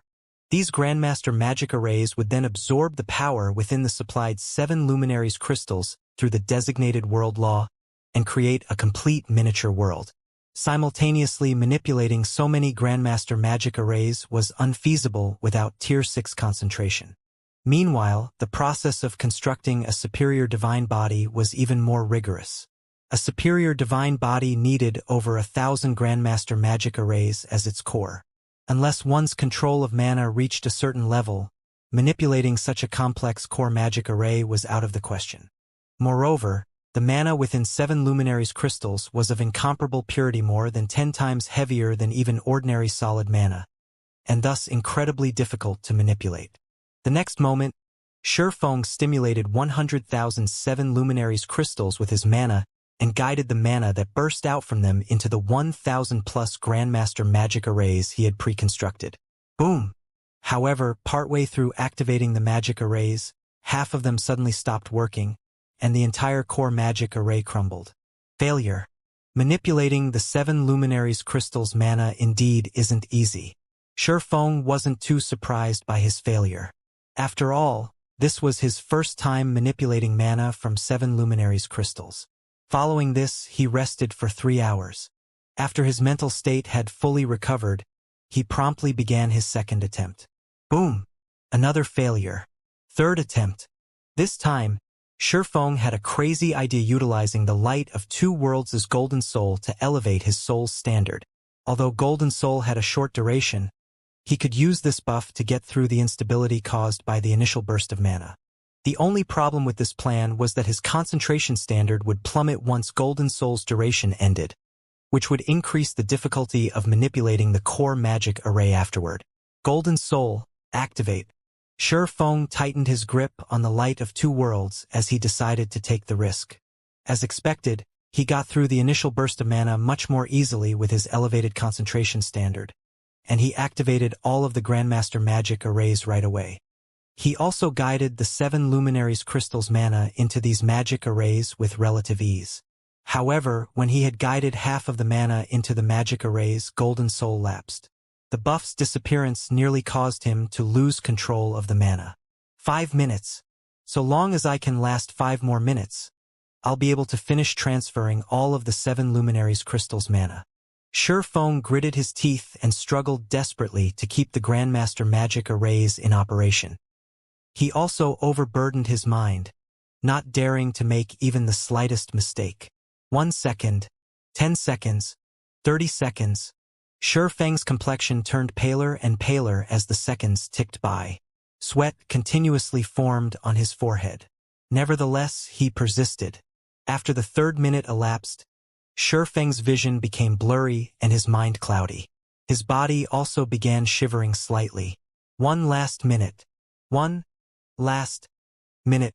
Shi Feng started feeling very sleepy, and even the system had begun warning him to log out and rest. However, he forced himself to remain conscious, going as far as biting his tongue and using the pain to stay awake. 10 seconds, 20 seconds, 30 seconds. At this point, the world around Shi Feng had become one big blur, and his mind was basically shutting down already. However, relying on instinct and his familiarity with manipulating magic arrays, He was barely able to continue guiding the 7 luminaries' crystals mana into the Grandmaster magic arrays and keep them operating normally. Shortly afterward, though, Shifeng's consciousness lapsed briefly, and he lost control of the core magic array. Did I fail? After Shifeng recovered from his brief lapse, his heart sank. At this time, though, the sound of a system notification entered his ears. System, congratulations! You have successfully constructed a superior divine body. The constructed superior divine body's completion rate is at 92% and has reached the Tier 6 standard. The constructed superior body is evaluated to be at the epic rank. Do you wish to get promoted to Tier 6? Fire Dragon Empire, Million Forest City. Currently, over 50 million expert players had gathered in Million Forest City, the largest city in the south of the Fire Dragon Empire. Even the weakest among these players was a level 100+ Tier 3 player. The number of Tier 4 players gathered even exceeded 10,000. However, an indescribably solemn atmosphere shrouded Million Forest City, and everyone looked tense. This was because Million Forest City was the biggest barrier in the south. If the Outer World NPC army broke through here, it could march straight for Flame Dragon City. The executives of the various player forces had gathered on top of Million Forest City's front wall. Their faces were pallid as they quietly observed the Outer World NPC army hidden in the distant forest. These Outer World NPCs are simply insane. They actually gathered 1/3 of their total forces just to attack Million Forest City. Are they planning to fight to the death? 16th Cloud, the second vice guild leader of Shining Tiger, and an expert who had reached Tier 5, said, frowning as she observed the Outer World's NPC army through a magic mirror. The Outer World NPCs and players had a numerical advantage over God's Domain's NPCs and players in terms of Tier 4 combatants. Logically, they should have split up and attacked multiple locations, as this would bring them the most benefits. The biggest advantage God's Domain's players had was their ability to get resurrected and rejoin the battle quickly. If the Outer World forces split up and attacked numerous locations simultaneously, God's Domain's players would likewise have to split up and guard multiple locations. Moreover, God's Domain's players would have to guard more locations than what was necessary to prevent ambushes. This would result in a huge waste of combat power. Hence, if God's Domain's players could gather all their experts in one location and have an all-out battle, it naturally couldn't be better for them.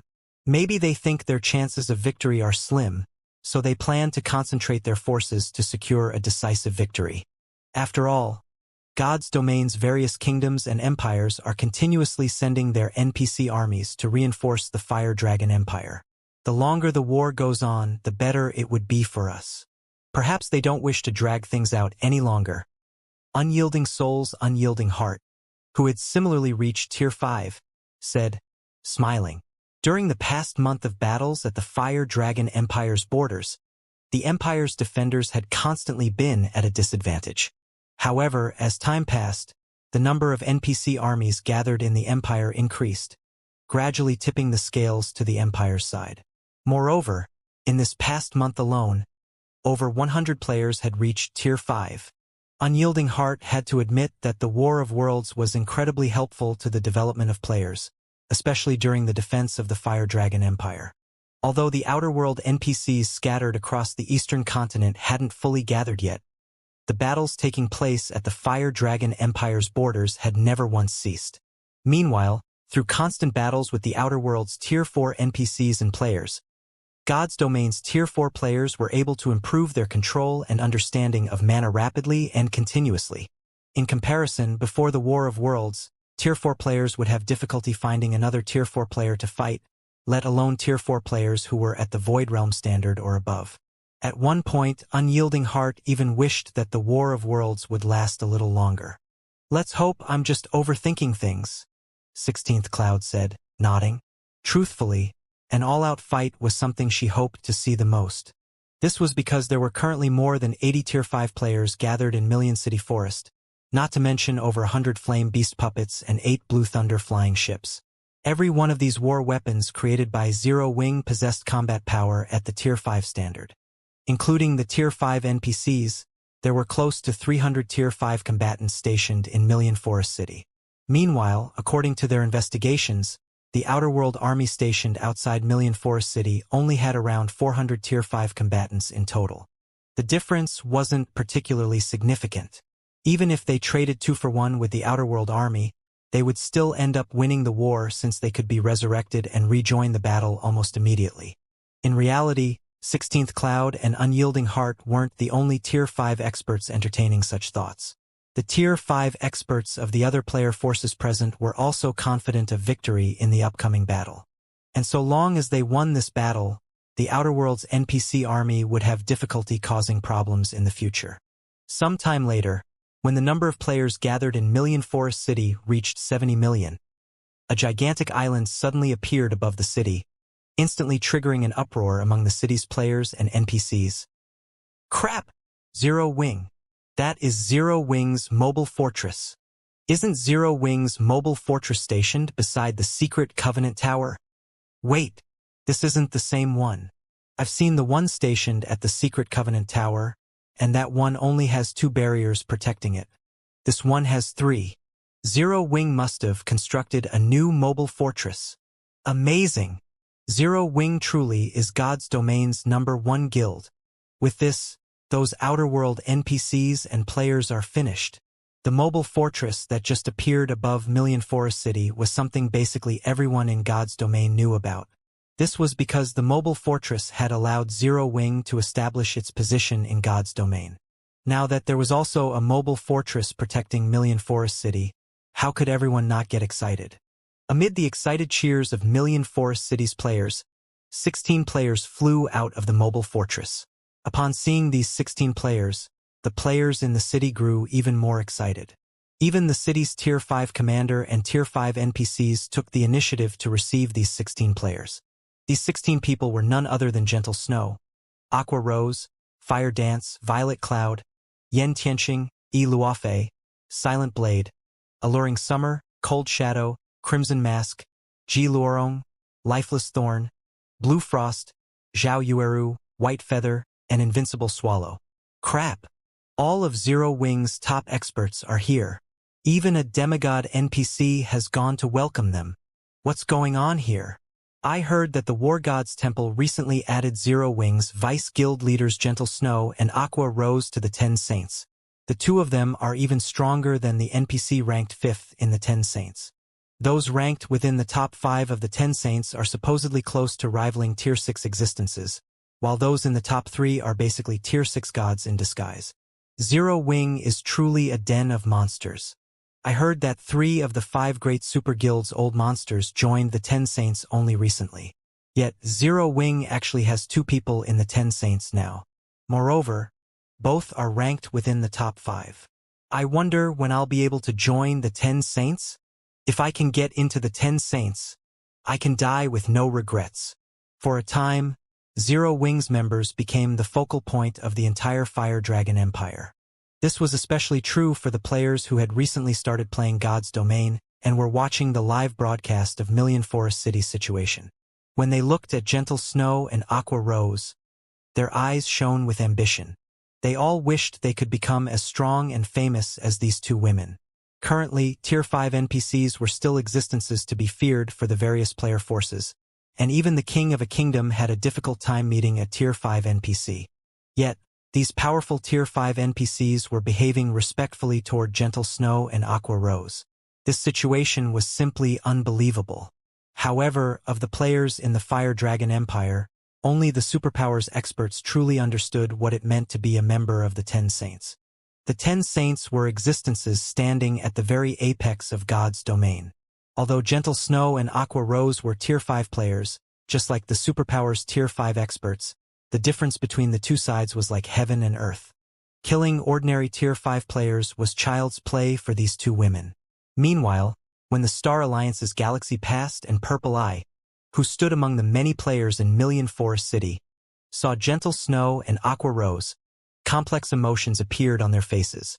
Back when Zero Wing's operations were still confined to Star Moon Kingdom, the 2 of them had treated Gentle Snow and Aqua Rose as their rivals. Now, although Galaxy Past and Purple Eye had gotten promoted to Tier 4 and were even top tier among Tier 4 experts, they were merely a part of the crowd gathered in Million Forest City. In contrast, gentle snow and aqua rose already stood at the apex of God's domain. They were now existences that countless players looked up to, and even Tier 5 NPCs and the 5 great super guilds' old monsters had to be wary of them. Galaxy Past and Purple I weren't alone in their feelings. Matt and Prosciutto from Mythology shared their complicated mood. When Feng Shihan had decided to betray Mythology and join Zero Wing, she had invited Matt to join her. However, Matt had refused her offer, believing he could develop much more rapidly in Mythology. Yet, reality turned out to be completely different. Matt was still stuck at Tier 4. In comparison, White Feather, who had joined Feng Shihan, had already reached Tier 5 and become an existence he had to look up to. As for Prosciutto, he was confused by Feng Shihan's rapid improvement. In terms of talent, he was much superior to Feng Shihan. Although he had also gotten promoted to Tier 5, there had been a huge difference between them when they were both still at Tier 4. However, his Tier 4 mana body's completion rate had only been at 118% when he had gotten promoted to Tier 5. Meanwhile, according to Mythology's investigation, Feng Shihan had gotten promoted to Tier 5 with her Tier 4 mana body's completion rate at 120%. Moreover, Odin had said that Feng Shihan was even under consideration as a reserve member for the 10 Saints, and that it wouldn't be strange if she managed to defeat one of the 10 Saints in the near future. Her strength already approached that of demigod NPCs. In comparison, Prosciutto's combat power was only at the Tier 5 peak standard, still nowhere near the demigod standard. While Prosciutto was in a daze, Zero Wings members had arrived above Million Forest City's gate. "You guys are finally here," Unyielding Heart said, smiling at Zero Wings members. "With you here, it's even less likely for the Outer World forces to take down Million Forest City." Even the weakest of Zero Wings' 16 Tier 5 experts present had combat power at the Tier 5 peak standard. Meanwhile, Gentle Snow and Aqua Rose could take on 10 to 15 ordinary Tier 5 combatants by themselves. Their participation in Million Forest City's defense had narrowed the gap in Tier 5 combatants between the two sides significantly. "What's our current situation?" Gentle Snow asked. At Gentle Snow's question, Aqua Rose and the others turned to look at Unyielding Heart. During these past few days, they had been fully focused on raiding a primordial ruin in the top of the world, so they weren't up to date on the Fire Dragon Empire's situation. Only after receiving the Secret Pavilion's notification did they rush over with the newly constructed mobile fortress. "While I can't say it's good, we definitely have a fighting chance," Unyielding Heart said. He then took out a memory crystal and displayed the information recorded in it. "According to our latest investigations, the Outer World's NPC army has over 130 million Tier 3 NPCs, around 150,000 Tier 4 NPCs, and over 200 Tier 4 NPCs. As for the player army, there are close to 200 million Tier 3 players, over 50,000 Tier 4 players, and over 100 Tier 5 players." Upon hearing Unyielding Heart's words, many of the Tier 4 experts nearby felt suffocated. Setting aside the Tier 3 players, the difference in Tier 4 players between the two sides was simply massive. Even now, Million Forest City only had around 15,000 Tier 4 players gathered. In comparison, the other side had over 50,000.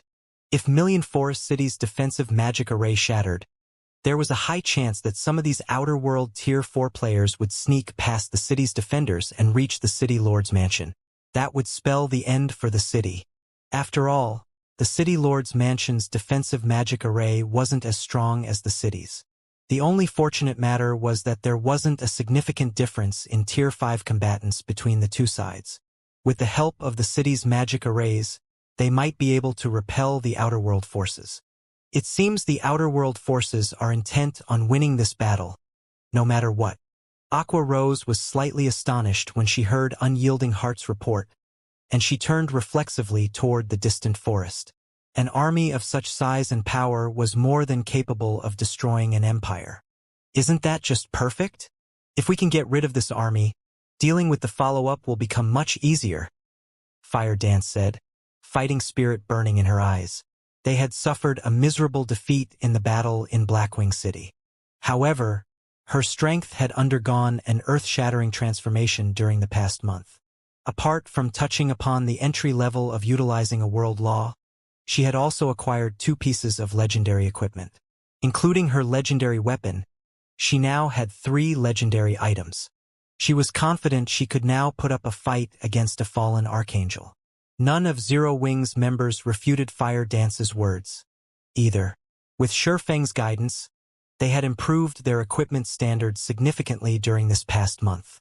Although they didn't gain any additional legendary weapons, they did acquire quite a few pieces of legendary equipment.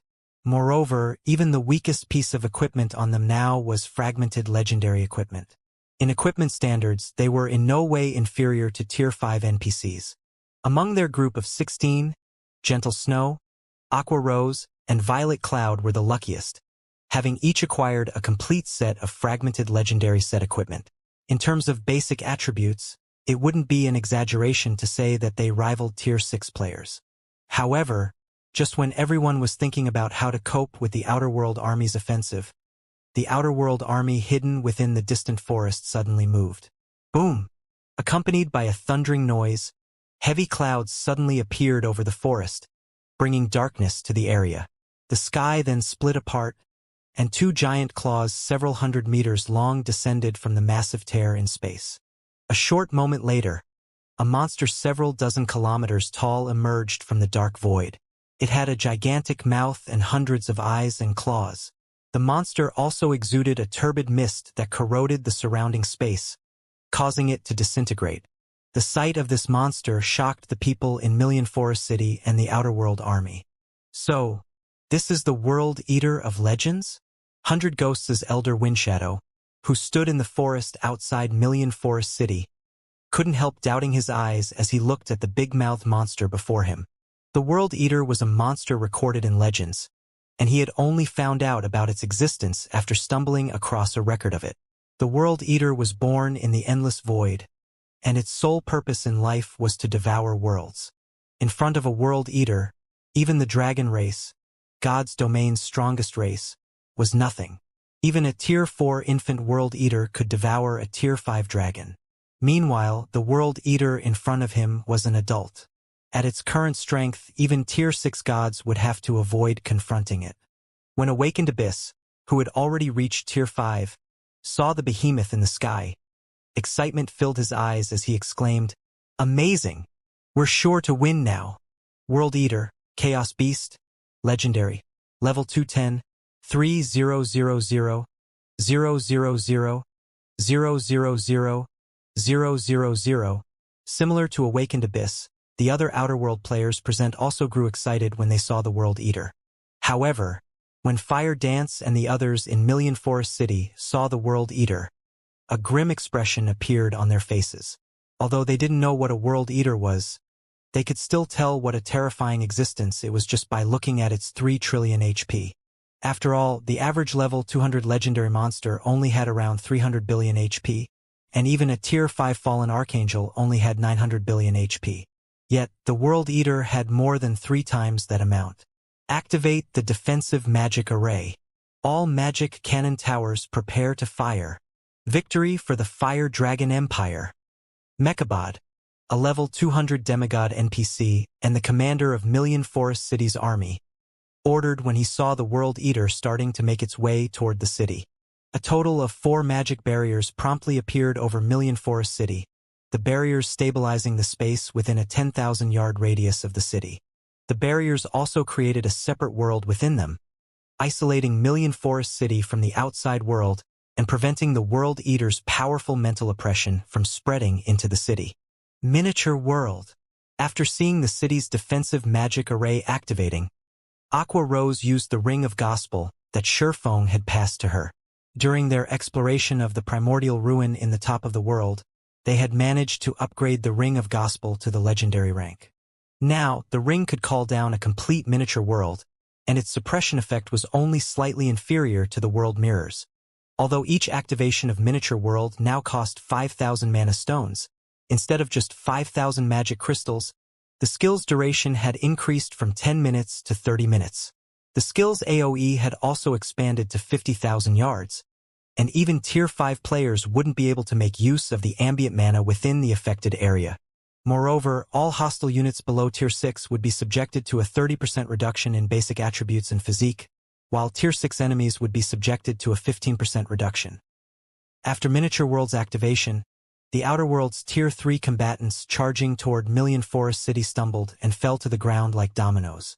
Their movements also became as slow as a turtle, making combat practically impossible for them. As for the Tier 4 combatants, although they retained a certain degree of combat power, they lost their ability to fly. Unfortunately, Miniature World had very little effect on the World Eater in the sky, the Chaos Beast losing only 10% of its basic attributes. Even so, seeing this situation still let Million Forest City's defenders breathe out a sigh of relief. With the Outer World's Tier 3 and Tier 4 combatants incapacitated for the most part, they could focus on dealing with the World Eater and the Outer World's Tier 5 combatants, 1,000 plus flying ships, and 10,000 plus Tier 4 flying mounts. Holy realm! However, the Outer World's various superpowers had come prepared for such a situation. Immediately, 1,000 Tier 4 magical class players cooperated to create a gigantic, three-layered barrier to counter Miniature World's effects. Although the three-layered barrier didn't completely nullify Miniature World's effects, it still allowed all of the Outer World's combatants to use the ambient mana. Only the debuff on basic attributes and physique remained. The next moment, hundreds of thousands of Tier 4 combatants and millions of Tier 3 combatants resumed their charge toward Million Forest City. In the sky, the World Eater lashed out at the city's defensive magic array with its several hundred claws, every claw carrying the power to crush time and space. Attack with everything you've got. Stop those claws. Seeing the approaching claws, Fire Dance promptly issued a command to the mobile fortress and all of the Blue Thunder flying ships present. Beams of destruction shot at the World Eater's claws one after another. Simultaneously, Million Forest City's magic elven towers and magic cannon towers also bombarded the World Eater. The series of attacks and explosions turned the sky outside of Million Forest City into an empty void. Unfortunately, these attacks managed to deflect only a portion of the World Eater's claws. Over 100 claws connected with the city's defensive magic array. The next moment, the four-layered magic barrier shattered under the World Eater's attacks, unable to withstand the World Eater's power. All hail the World Eater. It's time for you natives to go to hell. When the Outer World's players saw the city's defensive magic array shattering after only one exchange, they burst into laughter. Originally, they thought this would be a tough fight. However, the battle ended up entirely one-sided. Now, even if they did nothing, the NPCs and the World Eater could still destroy Million Forest City easily. Meanwhile, the players inside Million Forest City fell into despair at this moment. How were they supposed to fight with such a horrifying monster on the Outer World Army's side? There's no other way. Aqua and I will keep that World Eater busy. Everyone else, do everything you can to stop these invaders from entering the city, Gentle Snow said as she looked at the several dozen Tier 5 NPCs hindering the World Eater. So long as we keep the core magic array safe, more of God's domain's experts and NPCs will come to support us. The various guild executives present nodded in response to Gentle Snow's command and promptly went into action. They all took out their trump cards and readied themselves to fight a war of attrition with the Outer World Army. Although the World Eater was powerful, victory still wasn't out of reach. Currently, many of God's domain's experts had yet to reach Million Forest City. Hence, the longer they dragged out this fight, the higher their chances of victory. Subsequently, Gentle Snow and Aqua Rose flew toward the World Eater.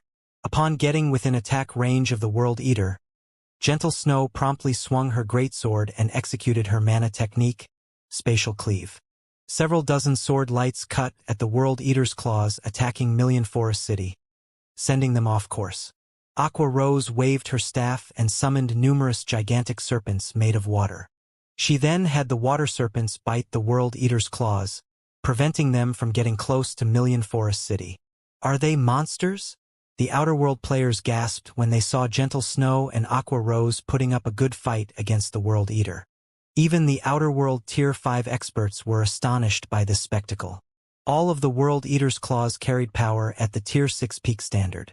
Even Tier 5 experts wielding legendary weapons could block only a few hits from these claws with their legendary weapons' active skills. However, Gentle Snow and Aqua Rose did not use their weapon skills. They stopped the World Eater's claws using only mana techniques and combat techniques. For a time, Gentle Snow, Aqua rose, and the World Eater became the absolute center of the sky. Even other Tier 5 players dared not approach the three of them, as even the shockwaves of their clashes could kill ordinary Tier 5 players. Apart from Gentle Snow and Aqua Rose, only Tier 5 combatants dared fight in the sky above Million Forest City. The two sides' Tier 4 combatants kept to the ground because those who tried to fly would get swept up by the shockwaves and turn into ashes the next moment. Hence, the Tier 4s could only become cannon fodder on the ground like the Tier 3 combatants. Currently, more than 700 Tier 5 combatants were fighting in the sky. Originally, Million Forest City's Tier 5 combatants should have been weaker due to their significant numerical disadvantage. Yet, the two sides turned out evenly matched in reality, confusing the Outer World Tier 5 combatants. Damn it! Why are these natives so strong? The speechless awakened Abyss glared at Ji Luorong, who was fighting him. Not only was Ji Luorong fighting two Tier 5 NPCs simultaneously, but she also managed to pin him down while doing so. The level of skill she demonstrated in mana utilization was simply unbelievable.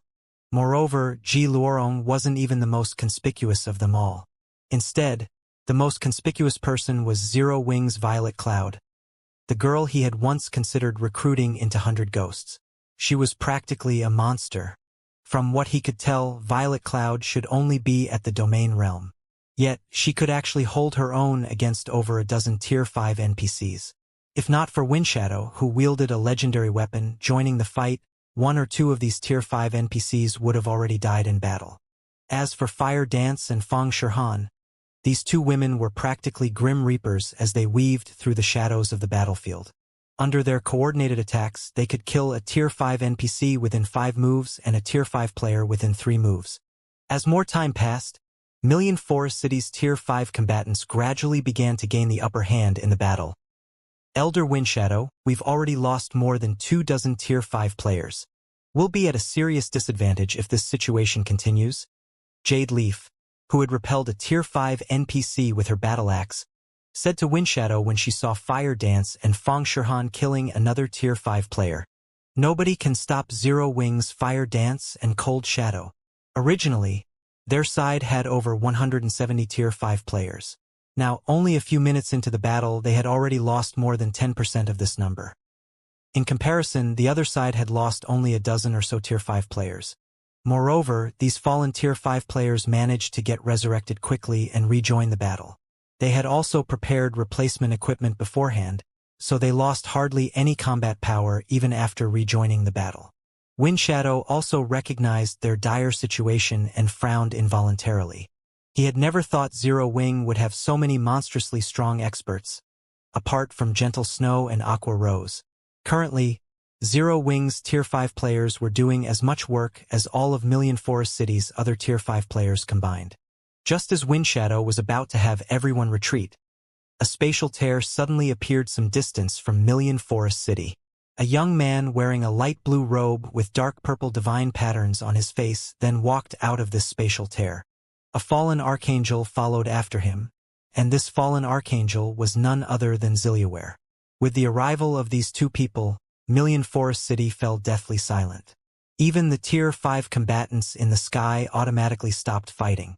This was because the young man's presence was simply too intense. His presence was akin to the midday sun. The aura he exuded while just standing still inflicted a stinging pain into everyone's soul. Not even the Tier 5 combatants present were immune to this pain. What a bunch of rubbish! You still haven't dealt with these ants even now? The scholar bellowed angrily as he glared at the Outer World Army's commander-in-chief. My lord, these heaven-blessed individuals are much stronger than we expected, and even the World Eater is incapable of going against them for the time being. Fez Tade, the Outer World Army's commander-in-chief and one of the 17 stars of the Holy Grail, said anxiously as he looked at the youth before him. Them? Scholar glanced at Gentle Snow and Aqua Rose, who were hovering beside the World Eater, a look of surprise appearing on his face. Transmigrators? No wonder they can deal with the World Eater.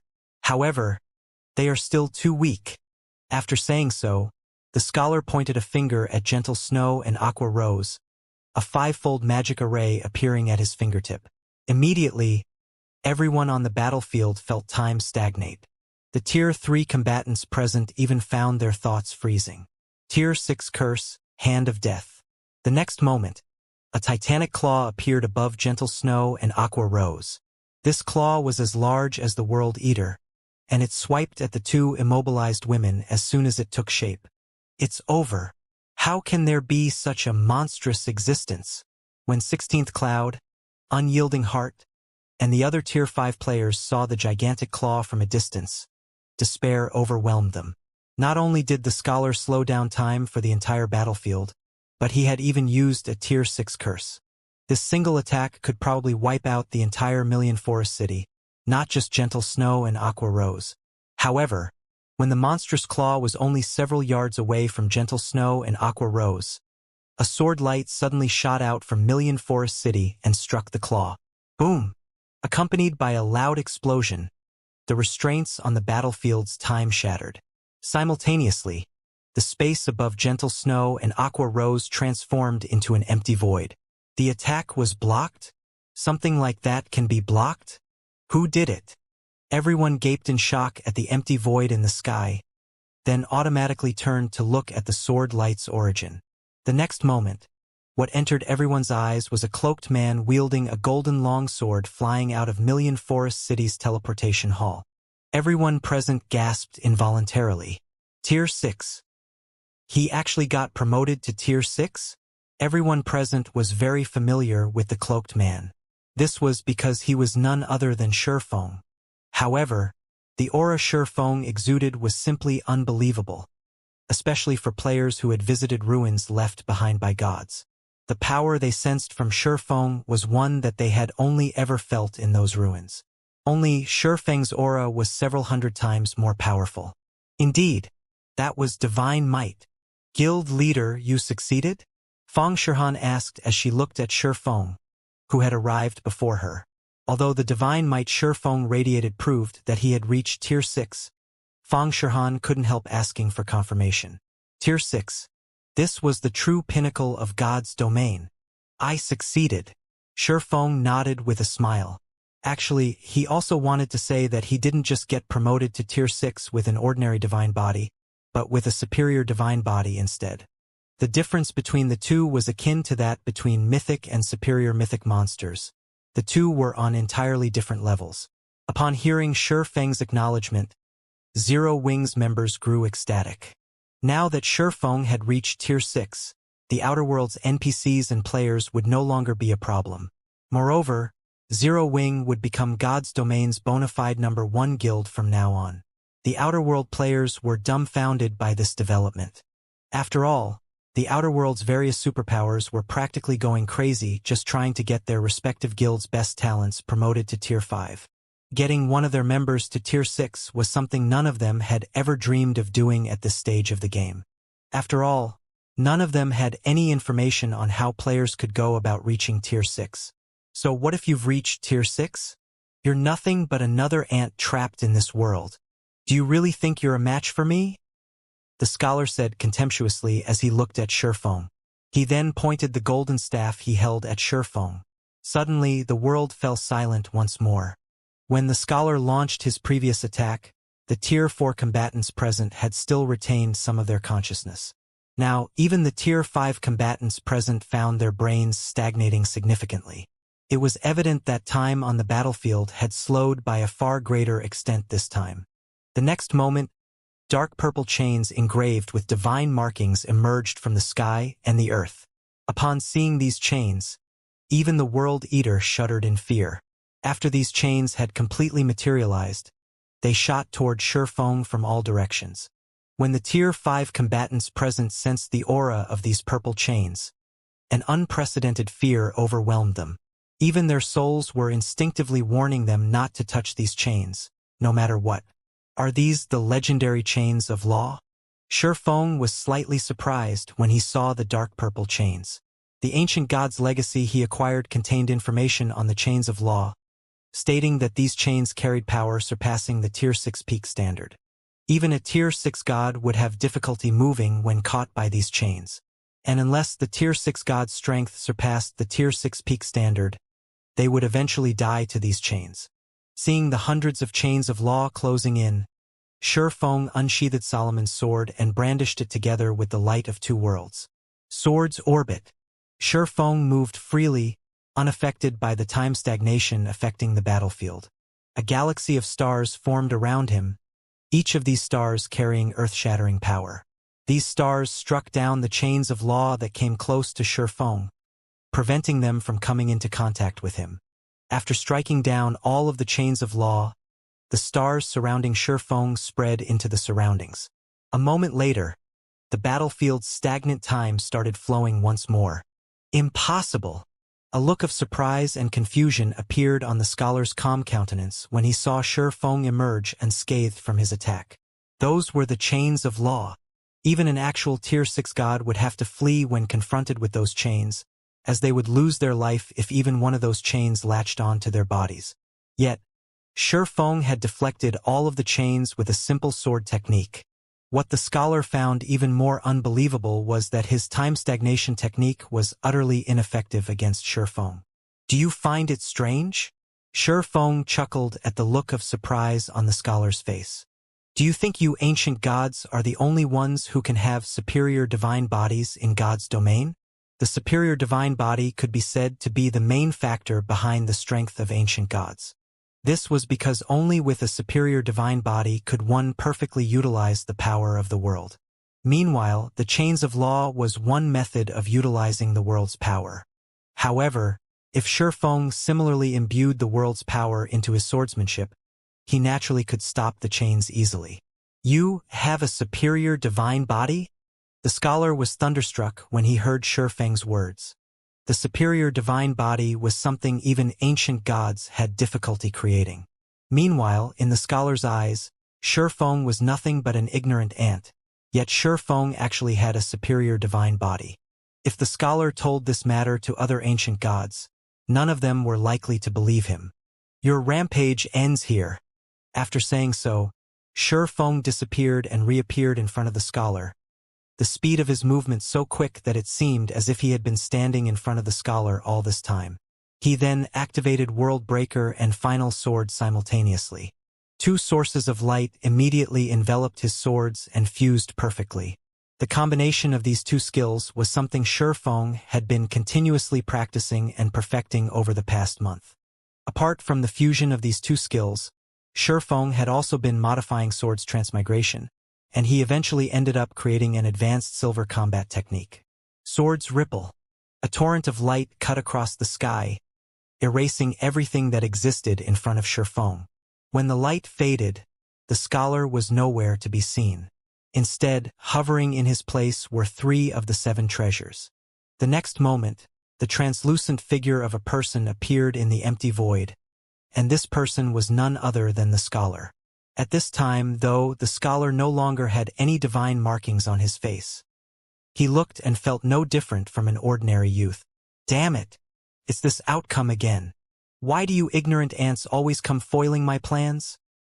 Bellowed the scholar, who had been reduced to a soul, as he glared at Feng with eyes full of resentment and anger. However, his anger soon faded, and he started laughing. Don't get too proud of yourself. You can't do anything to me even if you have a superior divine body. My soul is eternal and indestructible. What you have destroyed is nothing but a shell to house my soul. I can recreate more of such shells in no time at all. Sooner or later, I will have all of you ignorant ants disappear from this world. After saying so, the scholar laughed louder and louder, his mood getting better and better. The scholar's words made everyone on the battlefield shudder. If a monster like the scholar could resurrect infinitely, then it would be an absolute nightmare for them. That's right. You indeed have an immortal soul, and even true ancient gods can't erase your existence, Feng said, nodding as he looked at the scholar. He then chuckled and continued. However, while your soul might be indestructible, it can be infinitely weakened. I'm guessing it'll take you a long time to recover if that happens. Right? After saying so, Feng collected the 3 items in front of him. He then took out the other 7 treasures. Immediately, The 7 treasures resonated with one another and instantly recovered to their peak states, revealing their original brilliance. You! The scholar's expression instantly changed when he saw the 7 treasures, and he turned and tried to flee into the void. However, Shifeng did not give the scholar any opportunities to do so at all, grabbing the repaired soul orb and activating it. Devour! The soul orb immediately began absorbing the scholar's soul, continuously weakening it. After this situation continued for 4 minutes, the scholar's soul disappeared, and the soul orb produced a 9-colored crystal of souls. System, congratulations! You have completed the mythic quest, Ancient God's Awakening, rewarding 1 Ancient God Soul Crystal and 2 levels of World Authority. Ancient God Soul Crystal? After observing the 9-colored crystal of souls for a moment, Shifeng tossed it into his mouth and swallowed it. He wanted to see what effects the Ancient God Soul Crystal had. Moreover, doing so would prevent the scholar from regaining his power. The soul orb might have absorbed the power of the scholar's soul and made it seem as if the scholar had died. But that wasn't true at all. In time, the scholar would still gradually recover his strength. This was also what made Ancient Gods amazing. As soon as Shifeng swallowed the Ancient God's soul crystal, he felt a tingling and burning sensation in his brain. It was completely different from the refreshing sensation he felt when he swallowed the crystal of souls made from the fallen Archangel Garudika's soul. Only after this burning sensation had continued for several minutes did it gradually disappear. Is this the Tier 6 peak standard? When Shifeng looked at the world around him, he found its clarity and realism unprecedented. No, even if my concentration reached the Tier 6 peak standard, there shouldn't be such a significant change. Did I just reach the mental strength Grandmaster standard? Apart from a breakthrough to the mental strength Grandmaster standard, Shifeng couldn't think of any other explanation for this situation. This was because his current thought process was at least 10 times faster than before. He could also manipulate mana from 7 luminaries crystals as if it was soft cotton. However, Shifeng didn't pay too much attention to these changes, as he still had a bunch of enemies he had to deal with in front of him. Run! Everyone, retreat! Upon seeing Shifeng slay the scholar, the outer world NPCs and players started frantically fleeing the battlefield. All of them wanted nothing more than to run back to the world passage right now. They felt that only by returning to their own god's domain would they truly be safe from Shifeng. However, Shifeng had no intention of letting any of these people escape. With a swing of his sword, he effortlessly massacred the outer world forces and wiped out the forest ahead of him. Let alone escaping, the army of millions didn't even get to leave their ashes behind on the battlefield. The conclusion of this battle sent tremors across God's domain. The outer world NPCs and players in other parts of the eastern continent promptly retreated to their home world upon receiving news of Shifeng's achievements, none of them daring to stay behind for even a moment longer. In addition, Zero Wing became the undisputed #1 guild in God's domain because of this battle. As a result, countless players started trying to join Zero Wing, and Zero Wing's several guild cities became overcrowded with players. However, Shifeng paid no attention to these requests to join Zero Wing. Instead, he simply handed off his responsibilities to his vice guild leaders. After turning in the 7 Treasures main storyline quest, he chose to log out of the game and meet with Xia Wuyuan. After all, he was very curious to find out about Phoenix Rain's matter. And now that he had fulfilled the conditions Xia Wuyuan had given him, he should be qualified to find out more about the matter. Not to mention, after he devoured the Ancient God's soul crystal, he could sense things that he had never been able to sense before. He had many questions regarding these new findings, and he estimated that Phoenix Rain would have answers. Middle layer, Green God Courtyard. The Green God Courtyard was a place specifically reserved for the Green God Company's internal members. Apart from serving as a residence, it was also the office that handled the middle layer's various affairs. There weren't a lot of people in the Green God Courtyard. Even after arriving in front of Xia Wuyuan's residence, Shifeng had come across only several dozen people. From this, he could tell that the Green God Company didn't have many internal members. When Shifeng entered Xia Wuyuan's residence, he found the old man sitting in the living room and brewing tea in front of the coffee table. There was also a cup of freshly brewed tea on the other side of the coffee table, as if Xia Wuyuan had known ahead of time that Shifeng would visit him. Pointing at the sofa opposite himself, Xiaowen looked at Shifeng and said, "Have a seat. You knew I would come to find you now?" Shifeng couldn't help asking. "Of course. I know everything you do in God's domain," Xiaowen said. Taking a sip of tea, he smiled and continued, "I also know that you've long since broken through to the 3-star mental strength master standard, and that you've already reached the Grandmaster standard now." "You knew." Realization dawned upon Shifeng when he heard Xia Wuyuan's answer. "It seems the Green God Company really is the developer behind God's domain." "You're only half correct," Xia Wuyuan said, shaking his head. "What do you mean?" Shifeng asked. "The Green God Company didn't develop God's domain. Instead, we only run it," Xia Wuyuan explained.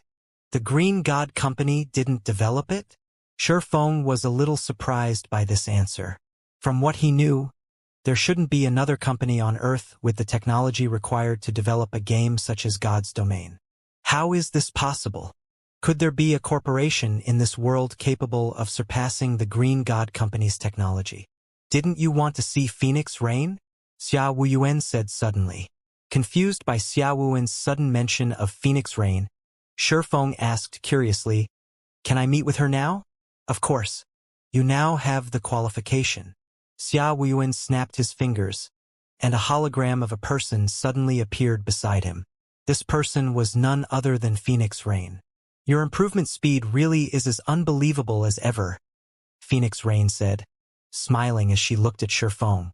"If not for Elder Xia keeping me updated, I wouldn't have dared believe you've already grown so much." "Where are you now?" Shifeng asked, getting straight to the point. He had been very curious about Phoenix Rain's sudden appearance. In their previous meeting, she had even spoken as if she had long since known that the scholar would cause a problem in God's domain. Hence, she had warned him of the scholar. Her understanding of God's domain was simply incredible. The Green God Company's refusal to let others meet with Phoenix Rain was also puzzling. "It seems you've already guessed that I'm not present in the world you live in." Smiling, Phoenix Rain explained, "You are correct in your assumption. I am currently living in neither Earth nor God's domain. Instead, I am in a world beyond God's domain. To be precise, I am living in the true God's domain." "You're not in the real world, but the true God's domain? What do you mean?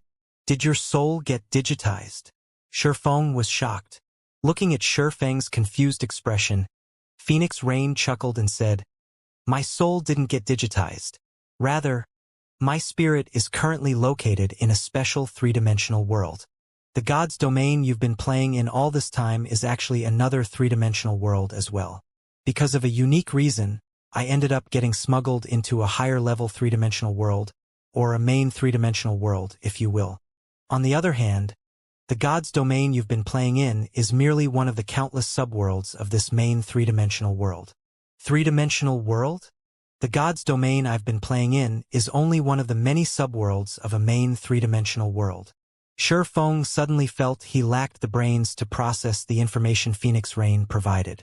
Although the various phenomena in God's domain could serve as proof that the world of God's domain wasn't just a simple virtual world, calling it a real 3-dimensional world was still a little too much of a stretch. Just what kind of technology was necessary to let someone mentally connect to another 3-dimensional world? "What she says is true. The God's domain you are playing in is indeed a 3-dimensional world.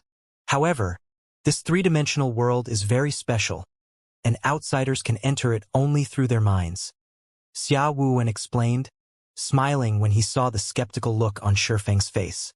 "Now that you're a mental strength grandmaster, you are also qualified to know the Green God Company's biggest secret. I previously told you that the Green God Company's founder is a mental strength grandmaster. He is also the first human in our world to develop his mental strength to the grandmaster level. After reaching the grandmaster level, he happened across a device that a 4-dimensional civilization left behind for all 3-dimensional civilizations. This device allows people to enter a special 3-dimensional world created by the 4-dimensional civilization. This 3-dimensional world is akin to a game world where everything is statisticalized, and people in this world can continuously grow stronger by training. In addition, the four-dimensional civilization left all its technologies in this three-dimensional world and made it so that whichever three-dimensional civilization succeeds in taking control of this world would inherit all its technologies. Therefore, any three-dimensional civilization that discovers this special world will try to compete for it. After all, with the four-dimensional civilization's technologies, not only can a civilization's citizens gain a near-infinite lifespan, but a three-dimensional civilization can also become the ruler of all other three-dimensional civilizations. A four-dimensional civilization?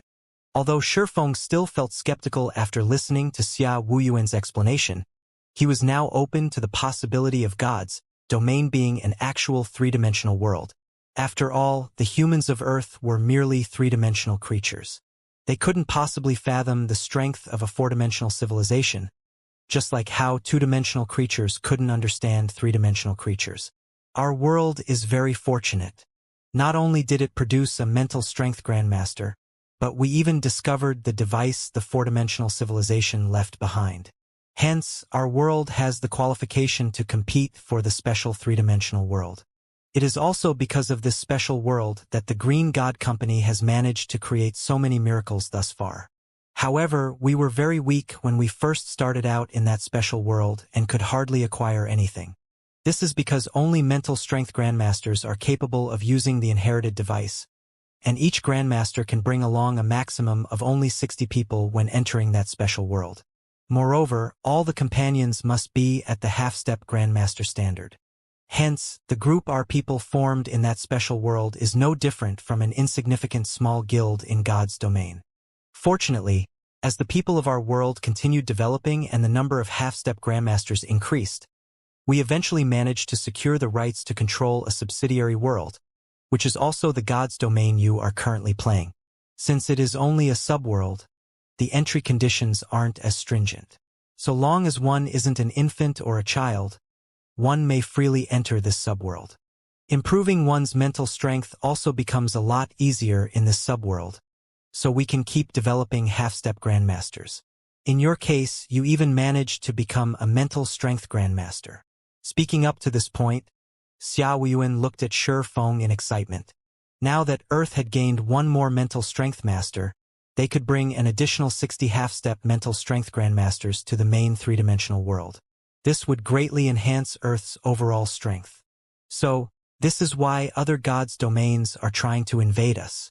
They were trying to gain the ruling rights to another subworld. Realization dawned upon Shifeng.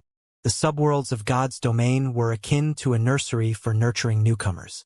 The difference between having and not having a subworld and between having one or more subworlds was massive. Entering the main world isn't an easy task. The more subworlds a civilization controls, the higher their chances of producing Tier 6 players or half-step mental strength grandmasters. In Phoenix Rain's case, she managed to enter the main world out of sheer luck. It's a pity nobody else managed to be that lucky, Xiaowen said, sighing ruefully. Phoenix Rain's entry into the main world can be considered a rare opportunity. If she logged out of the game, she would no longer have this opportunity. Thus, upon noticing the anomaly, we immediately transferred her body to the core area. With the core area's power, she won't have to worry about her physical body, even if she remains in the main world for a long period. Shifeng understood what Xia Wuyuan was trying to say. Since a mental strength grandmaster could bring only 60 people with them into the main world, every additional combatant Earth could get into the main world was incredibly precious. Hence, it was only natural for the Green God Company to want Phoenix Rain to remain connected to the main world. But it's fine now. With you here, we'll have a much easier time in the main world, Xiaowen said, smiling. It doesn't matter even if Phoenix Rain returns, since you have brought 60 additional slots to our world. Once news of your breakthrough spreads, the various upper zones old bastards will probably try to buy these slots from you. However, you mustn't sell the slots to them on a whim. Back then, those old bastards stole a lot of resources from Yuantian City's upper zone. Our upper zone will be relying on you to reclaim our reputation. If you wish to deal with Fu Zhizhong, you can also apply to get him banished from the upper zone. I bet that old bastard in Haitian City's upper zone won't dare say anything about it. Shifeng nodded at Xia Wuyuan's words. As for Fu Zhizhong, Shifeng was no longer concerned about the Infinity Master. This was because a mental strength grandmaster was many times more powerful than a 3-star mental strength master. He could even make Fu Zhizhong suffer a mental breakdown. Afterward, just as Xia Wuyuan said, the general managers of the various upper zones around the world all paid a visit to Yuantian City's upper zone, and every one of them wanted the entry slots for the main world of God's domain. Moreover, without Shifeng saying anything, Haitian City's upper zone had taken the initiative to banish and imprison Fu Zhizhong. However, Shifeng did not casually sell his entry slots. After all, now that he knew the main God's domain's importance, he naturally had to give zero-wing priority for these slots. In the end, he chose to sell only 10 slots to the top 10 upper zones in the world, gaining one favor from these upper zones: the creation of his own upper zone. The upper zones located around the world weren't natural occurrences. Instead, they were created using the four-dimensional civilization's technology. However, the creation of every upper zone required a lot of resources, many of which these top-ranking upper zones could provide. Once he had these resources, so long as he obtained a few more items from the main God's domain, he could create his very own upper zone. Once he had his own upper zone, he would no longer have to follow the rules of other upper zones. He could bring anyone he wanted into his upper zone. Time passed swiftly. In the blink of an eye, 3 months had already gone by since Shifeng became a mental strength grandmaster. During these 3 months, Shifeng had brought his family and Zero Wing's many core members into Yuantian City's upper zone one after another. Afterward, he had Zero Wing compete fervently for resources and players in God's domain. He had even tasked the guild with preparing to invade the outer world and plunder the resources there. In addition, thanks to the upper zone's resources and the ancient god's legacy, Gentle Snow, Aqua Rose, Violet Cloud, Fire Dance, Cold Shadow, Yen Tianxing, Lifeless Thorn, and Blue Frost also successfully reached Tier 6. This meant that they had become half-step mental strength grandmasters and were qualified to enter the main god's domain. Inside a large mansion in the core area of Yuantian City's upper zone, after looking at Gentle Snow and the others, who lay inside their respective special rest cabins, Shifeng entered the main cabin and readied himself to begin a new journey. Log in. The end.